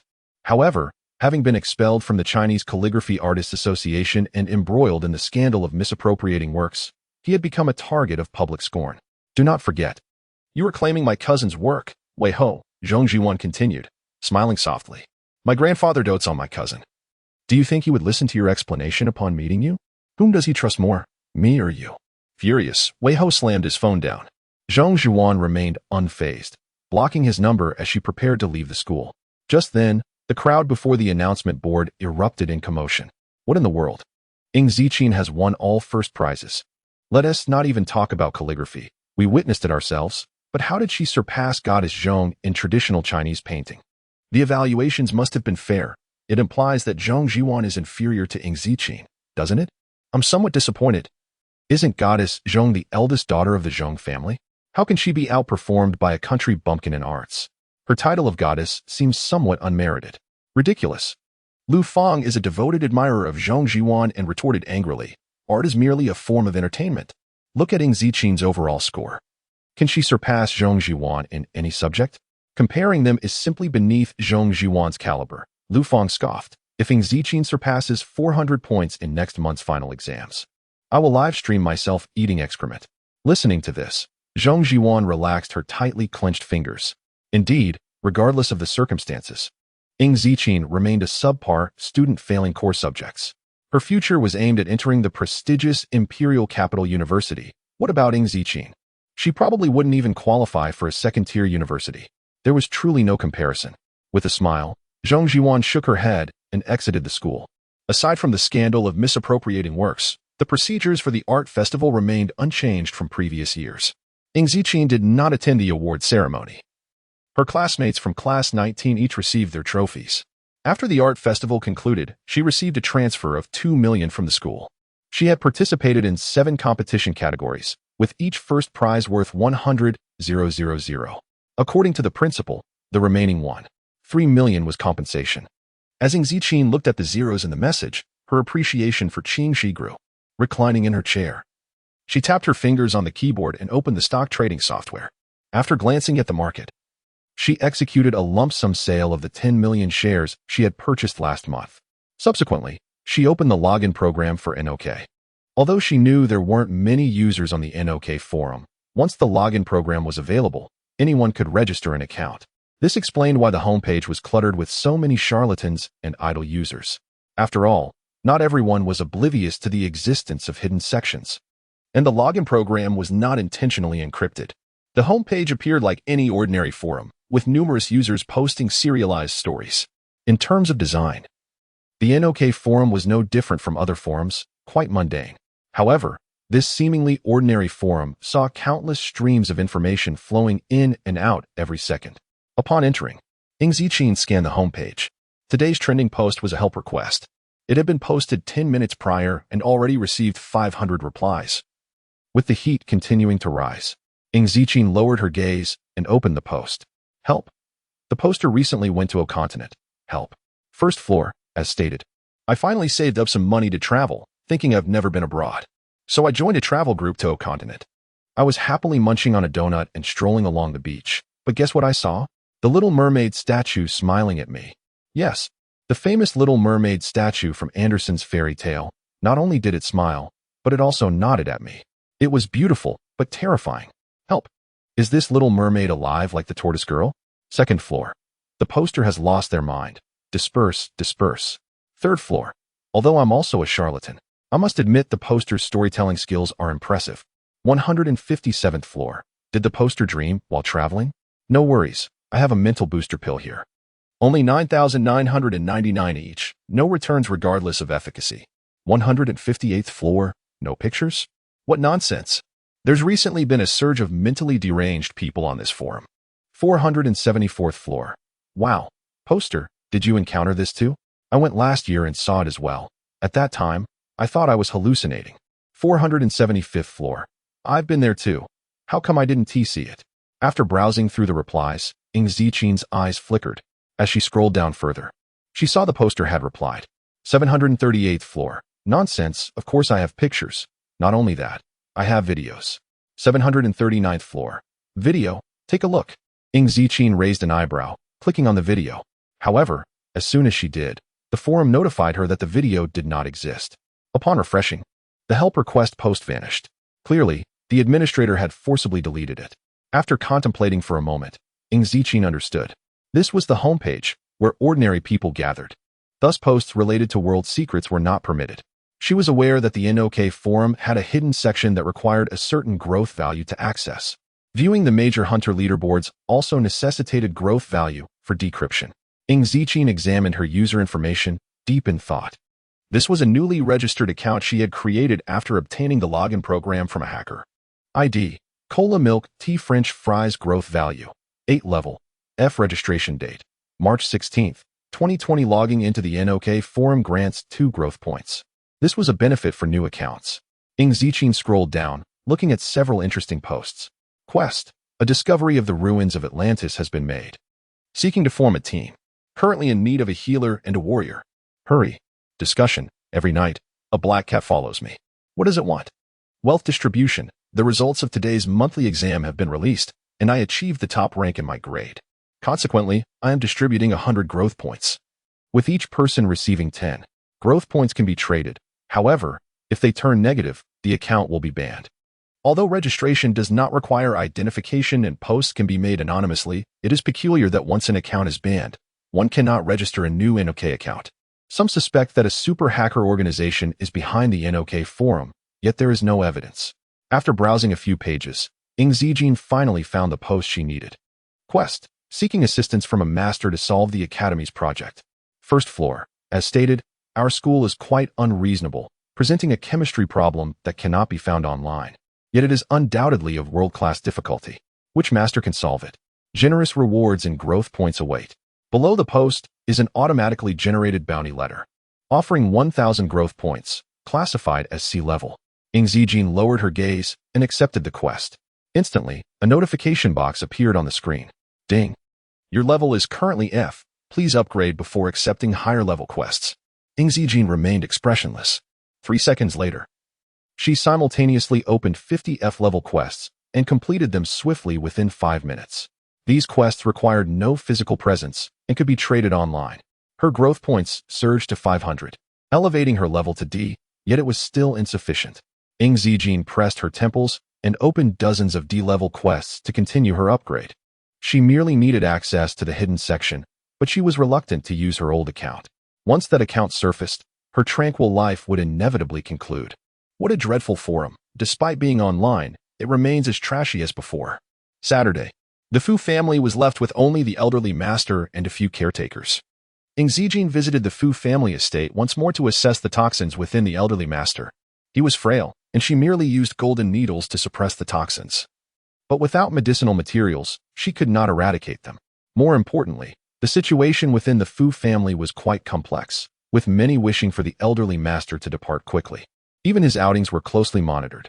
The last time she treated him to cake, numerous bodyguards followed him. After ensuring the elderly master was asleep, Ing Zijin stepped outside. Fu Yinshin was waiting and smiled upon seeing her. Yao Yao, thank you. No need for thanks. Ing Zijin slightly shook her head. When will the medicinal materials arrive? On the way, Fu Yinshin replied without hesitation.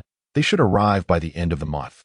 The bounty amount had multiplied tenfold, making it hard for hunters to resist the temptation. Thus, even if the materials were in the desert or deep sea, they would still pursue them. Ing Zijin nodded. The elderly master is asleep. His emotions must not fluctuate greatly, or the toxins could worsen. Brother knows about this. Fu Yunshin's gaze darkened briefly, then softened with a smile. Let's head to the mall. I'll buy you some clothes as a birthday gift. The two got into the car. Ing Zijin took the passenger seat, leaned against the window, and soon fell into a deep slumber. Fu Yunshin turned his head slightly, his peach blossom eyes lowered. The girl's skin remained nearly translucent, but the sickly pallor had vanished.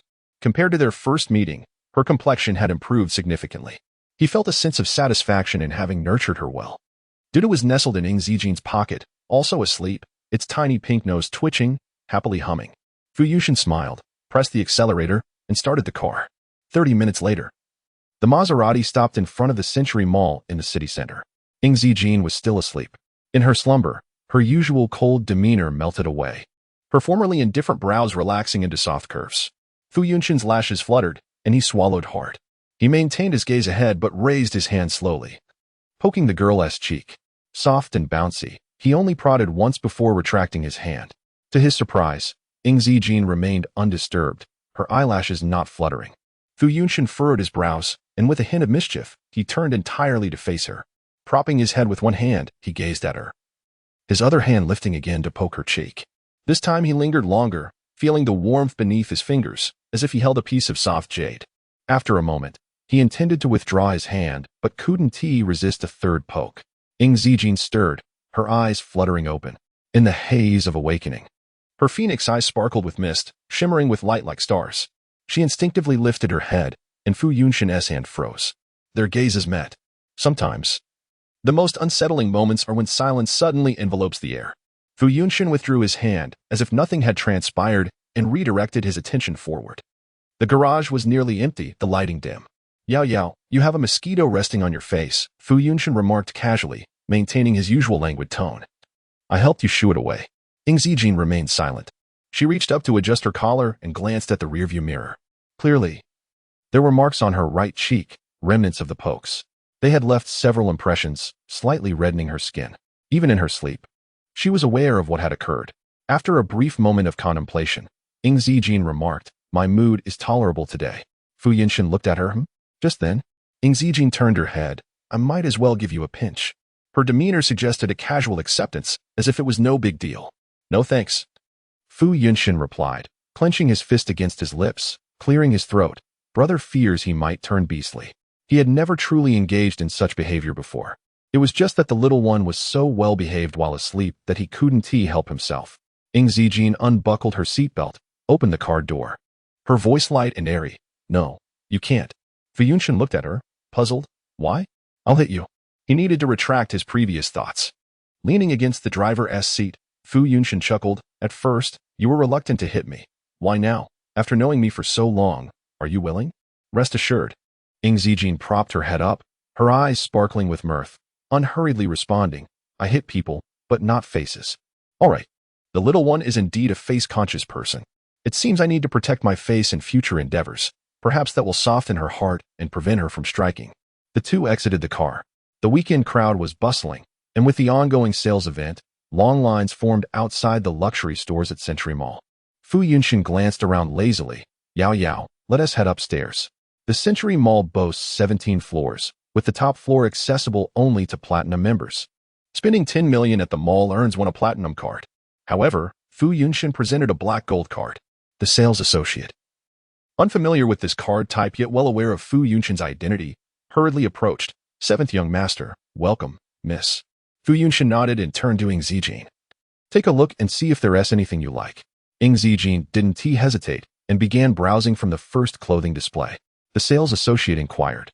Seventh young master, would you like something to drink? Fu Yunshin shook his head and settled into his sofa in the lobby to wait. His mere presence was impossible to overlook. After 10 minutes, Ing Zijin returned, holding a garment. After pondering for a moment, she stated, I think this one is quite good. Fu Yunshin raised his hand, loosening his collar as he looked over. He then saw a long black garment resembling an Arabian robe. He mused. It appears my little friend's taste may need some refinement. She seems to struggle with dressing well, though the young lady donned a school uniform. She exuded an aura of haute couture. Fu Yunshin felt acutely that nurturing his little one was quite the undertaking, yet the commensurate sense of accomplishment was greatly amplified. Madam, this garment is not befitting of someone your age.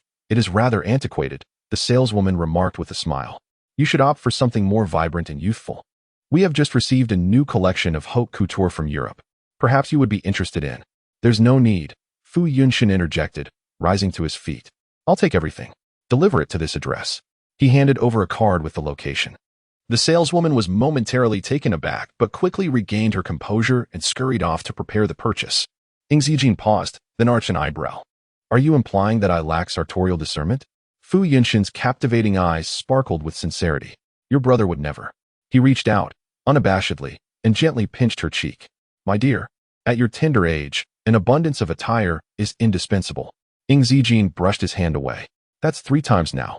After the transaction was completed, the saleswoman escorted them out, only to encounter the 17th floor manager upon her return. Was that young Master Fu, the 7th scion of the Fu family? The manager inquired. Indeed, the saleswoman confirmed enviously. He purchased over 10 million yuan worth of clothing without batting an eye. Such is the privilege of the 4 prominent families. Of little consequence, the manager scoffed. His wealth is entirely derived from the Fu patriarch. He himself is a mere dilettante, idling away his time.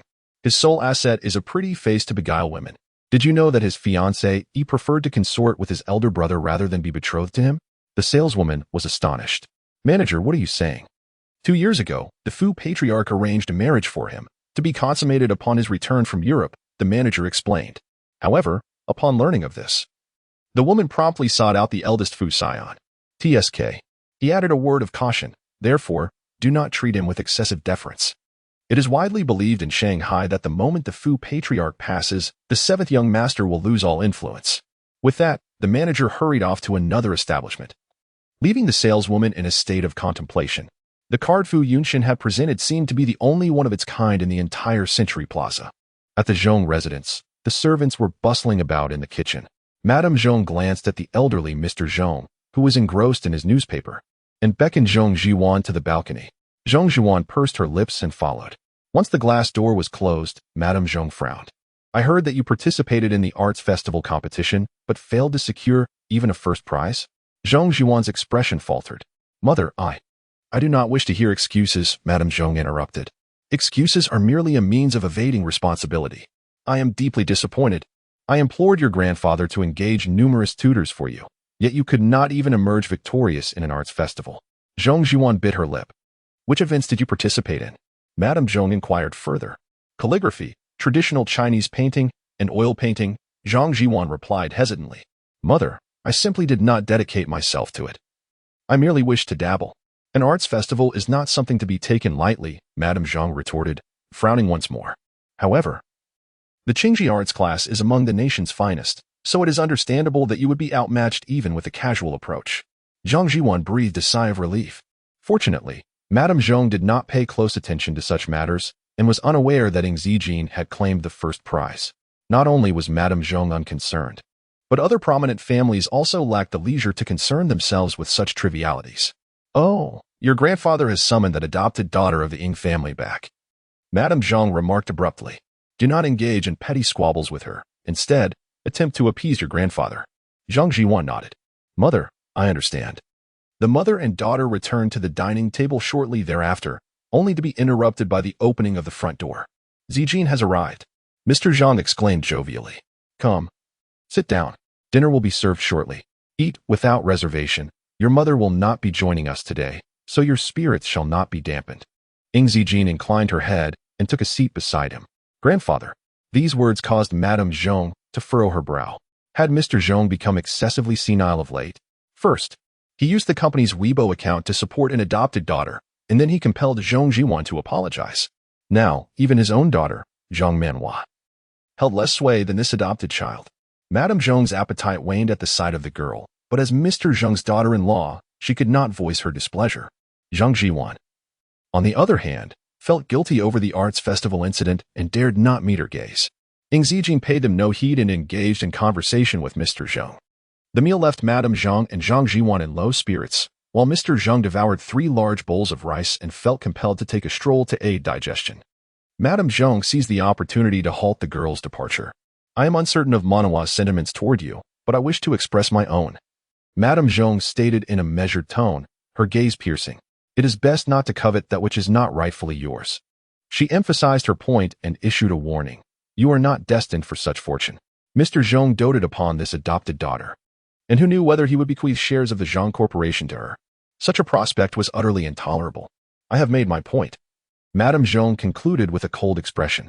I trust that you are an intelligent individual who understands your place and knows what is permissible and what is not. Do you comprehend? As she uttered these words, Mr. Zhong approached from afar, humming a tune. Madame Zhong's nerves tensed, and she greeted him with a smile. Father, why are you standing here? Mr. Zhong inquired with a frown. Why are you not keeping Jiwan company? Jiwan is in low spirits and refuses to confide in me. So I was inquiring whether something transpired at school, Madame Zhong replied with a smile. I shall go now. Father, please take care of your health. Mr. Zhong waved his hand dismissively, indicating that he had no desire for her to linger. Madame Zhong breathed a sigh of relief, relieved that Mr. Zhong had not overheard her. She turned to ascend the stairs. A cool voice resonated softly. Madame Zhong, before admonishing others, I suggest you attend to your own daughter. Madame Zhong paused, turned back, and her countenance hardened. What do you mean by that? An adopted daughter is hardly comparable to the Zhong family's heiress, she sneered. You have clearly been spoiled by Mr. Zhong to the point of arrogance. Ng Zijin tossed her phone lightly and pressed a button. The silent stairwell filled with a distinct and audible conversation. It was a recording of a telephone conversation between Zhang Jiwan and Wei Ho. Zhang Jiwan, though silent and unmoving, had been observing Ng Zijin intently. She had witnessed Madame Zhong's approach to Ng Zijin and knew that her mother intended to support her and caution Ng Zijin. After all, Ng Zijin was merely an adopted daughter, lacking the status and position to compare to her. However, Zhang Jiwan had never anticipated that Ng Zijin would not only withstand Madame Zhong's threats but would also redirect the blame onto her. Zhang Jiwan was beyond obstruction. She was incapable of even coherent thought. Her mind was blank, and her ears were ringing. She listened to Wei Ho's enraged roar in the recording. This calligraphy was given to me by you, which means you stole it. You cannot escape responsibility. You instructed me to affix my seal to that calligraphy. Then, she heard her own voice. I instructed you, and you complied? Master Wei Ho, are you prepared to offend the Zhong family by slandering me in this manner? My grandfather is very fond of my cousin. Do you believe he would listen to your explanation upon seeing you? Would he believe me, or would he believe you? Zhang Jiwan stood at the bend in the staircase, her limbs icy. The color drained from her face, and intense shame and embarrassment brought her to the verge of tears. Madame Zhong was both shocked and enraged. She glared at the girl. What are you doing? Give me that phone. Ing Zijin clenched her fist, and the phone naturally fell into her palm. Madame Zhong, out of respect for my grandfather, I have refrained from making this public. She tilted her head slightly, her voice laced with an icy demeanor. That does not mean you can provoke me. Mrs. Zhang's expression darkened. As one ages, the greatest desire is for one's descendants to bring joy and comfort in their later years, a sentiment shared by the elder Mr. Zhong. Despite the years spent together, the bond he shared with Zhong Zhuan could not be dismissed easily. Although he had reprimanded her recently, he had also shown concern for her health, even going so far as to summon a doctor. Mrs. Zhong understood her husband's temperament well. He was a man of strict principles, meting out both rewards and punishments without bias, even to his own son. Jin Jiwan, the elder Mr. Zhang, was genuinely enraged, incredulous that she had stolen her cousin's painting and given it to Wei Ho. Grandfather. Tears welled in Zhong Zhuan's eyes, her gaze clouded with sorrow. I merely acted out of a moment of jealousy. She bore no ill intent. Silence. The elder Mr. Zhong's chest heaved with agitation, clearly infuriated. Now at once. Go to the attic and reflect on your actions. You may only emerge once you have recognized your errors. At this, genuine tears streamed down Zhong Jiwan's cheeks, her surprise evident. Grandfather? Butler. The elder Mr. Zhong did not even glance back, roaring for the butler to escort the young lady to the attic. Zhong Jiwan was taken away before she could defend herself. And you? The elder Mr. Zhong turned once more. Do not think I am unaware of your secret machinations. You should take the time to educate Wanwan properly. Observe her behavior of late. Mrs. Zhang's expression stiffened, a mixture of embarrassment and discomfort washing over her, her face burning with shame. The earlier bravado had evaporated as she lowered her head. It is my fault, my lord. I have indeed neglected Wanwan's upbringing lately. I will not entertain such empty pleasantries, the elder Mr. Zhang retorted, still fuming. A mother must take responsibility for her daughter's upbringing. Apologize to Zijing. Mrs. Zhang's demeanor shifted again. After years of marriage to the Zhong family, when had she ever been compelled to apologize? And to a mere adopted daughter, no less.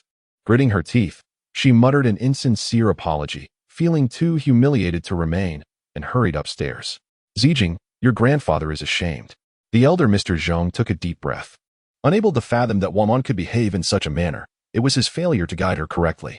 It is not your fault, Zijing replied softly, offering him a cup. Grandfather, drink some water. After sipping, the elder Mr. Zhong forgot what he had intended to say. Grandfather, I will return to my father's side now. Zijing nodded slightly. I will visit you whenever I can. Thanks to Zhong Jiwan, the elder Mr. Zhong had vented all his pent-up frustrations, and with some medicinal aid, his health was fully restored. Good, good. The elder Mr. Zhong's ire dissipated, a smile returning to his face. Zijing, should you find yourself in need of anything, do not hesitate to inform your grandfather. After Zijing departed, the elder Mr. Zhong drank another glass of water, mumbling to himself. How peculiar. He felt remarkably lighter after releasing his temper.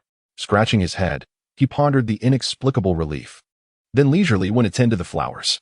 In the attic, Zhang Jiwan had been kneeling for an hour. She desperately wiped her tears, feeling utterly wronged. Was it truly such a grave offense? Moreover, Zijing had stepped on Wei Ho and earned accolades from Sheng Qingtang. Half an hour later, Mrs. Zhong ascended to bring Zhong Jiwan warm milk. She placed the cup on the table, then raised her hand and struck Zhong Jiwan sharply across the face. Her voice cold. Do you understand where you went wrong? Zhong Jiwan covered her face, tears streaming more fiercely. I should not have been so blinded by jealousy. Slap. Before she could finish, another slap landed on her face. Wrong again. Mrs. Zhong shook her head, disappointment etched on her features. Your mistake lies in your inability to keep your actions discreet, leaving behind evidence, and in your jealousy of an adopted daughter, lowering yourself to act against her. Zhang Jiwan was taken aback. Jiwan, you are the esteemed daughter I have nurtured. How can you be outdone by an adopted child? Mrs. Zhong crouched down, sighing deeply. Your grandfather is right. You must reflect seriously. Your competition lies among the noble ladies of the capital, not with that adopted girl. She is not worth your earnest regard. Do you understand? Zhang Jiwan bit her lip. Mother, but what about grandfather? Your grandfather has grown old and muddled, clouded by emotions. Mrs. Zhang suppressed her anger, but he has watched you grow. he would never truly punish you. Kneel a while longer. I shall plead on your behalf. Zhang Jiwan responded sullenly. Moreover, Mrs. Zhong stood. Your aunt does not wish for that adopted girl to offend the young master of the Mu family, so she will be staying with us next month. The Mu family represents what in the capital, Zhuan? No need for me to elaborate, right? Zhong Zhuan wiped her tears. I understand. Only then did Mrs. Zhong leave, satisfied. A few days later, the students of Class 19 learned of Zhong Zhuan's actions. They unanimously agreed that on a moonless night, she should be bundled in a sack and have her head smashed by Jiang Ran.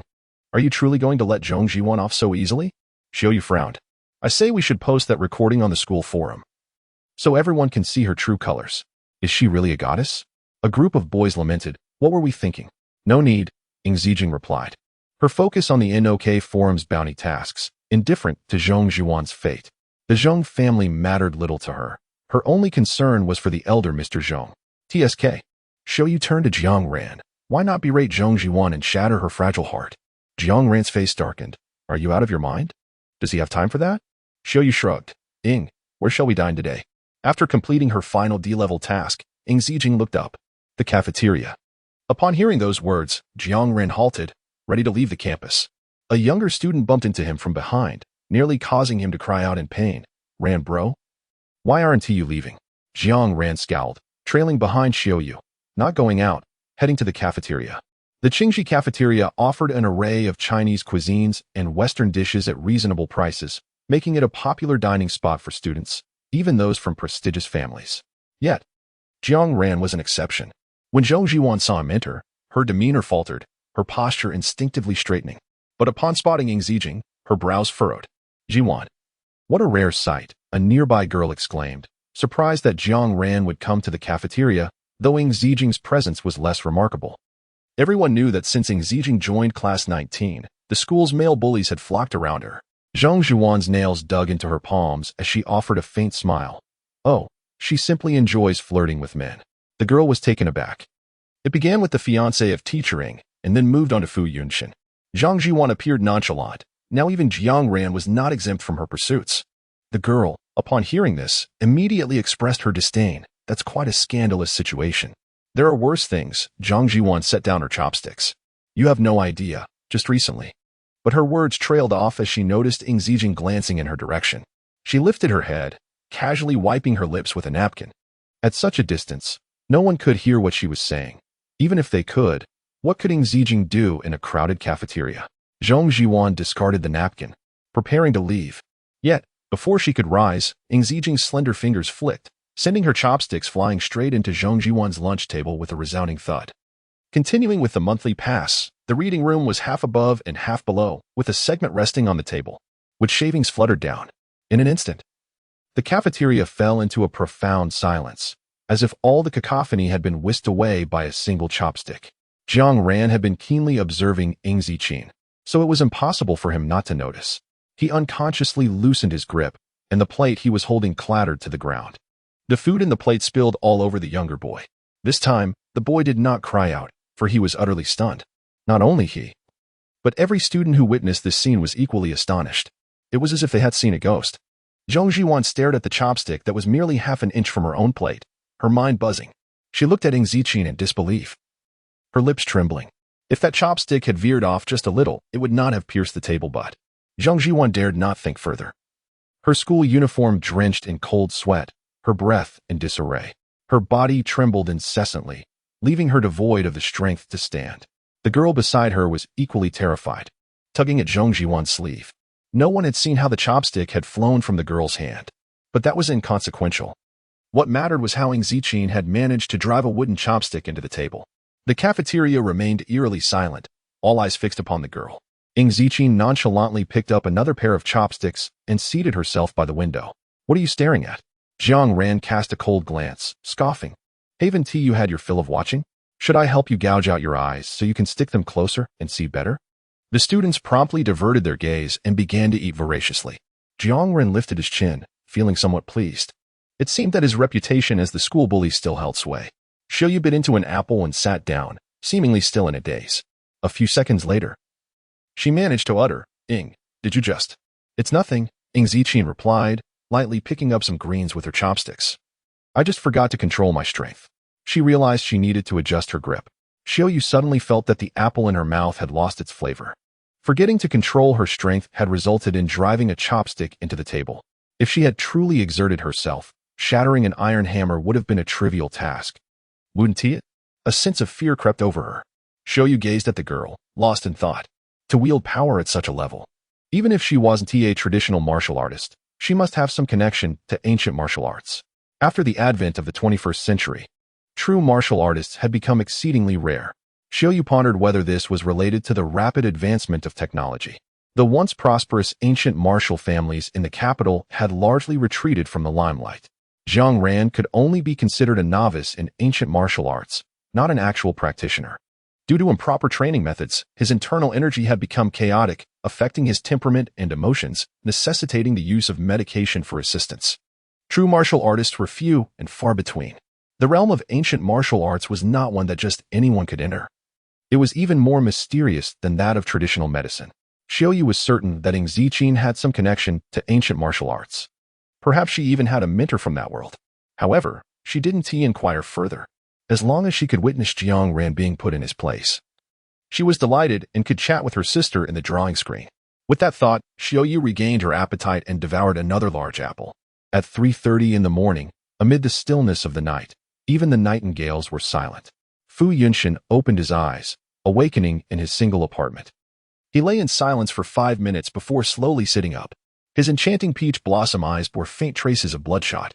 He had lost count of how many times he had experienced this nightmare. Despite undergoing 3 years of intensive hypnotherapy, he remained unable to escape its clutches. Every time he closed his eyes, he was engulfed by a scene of bloodshed.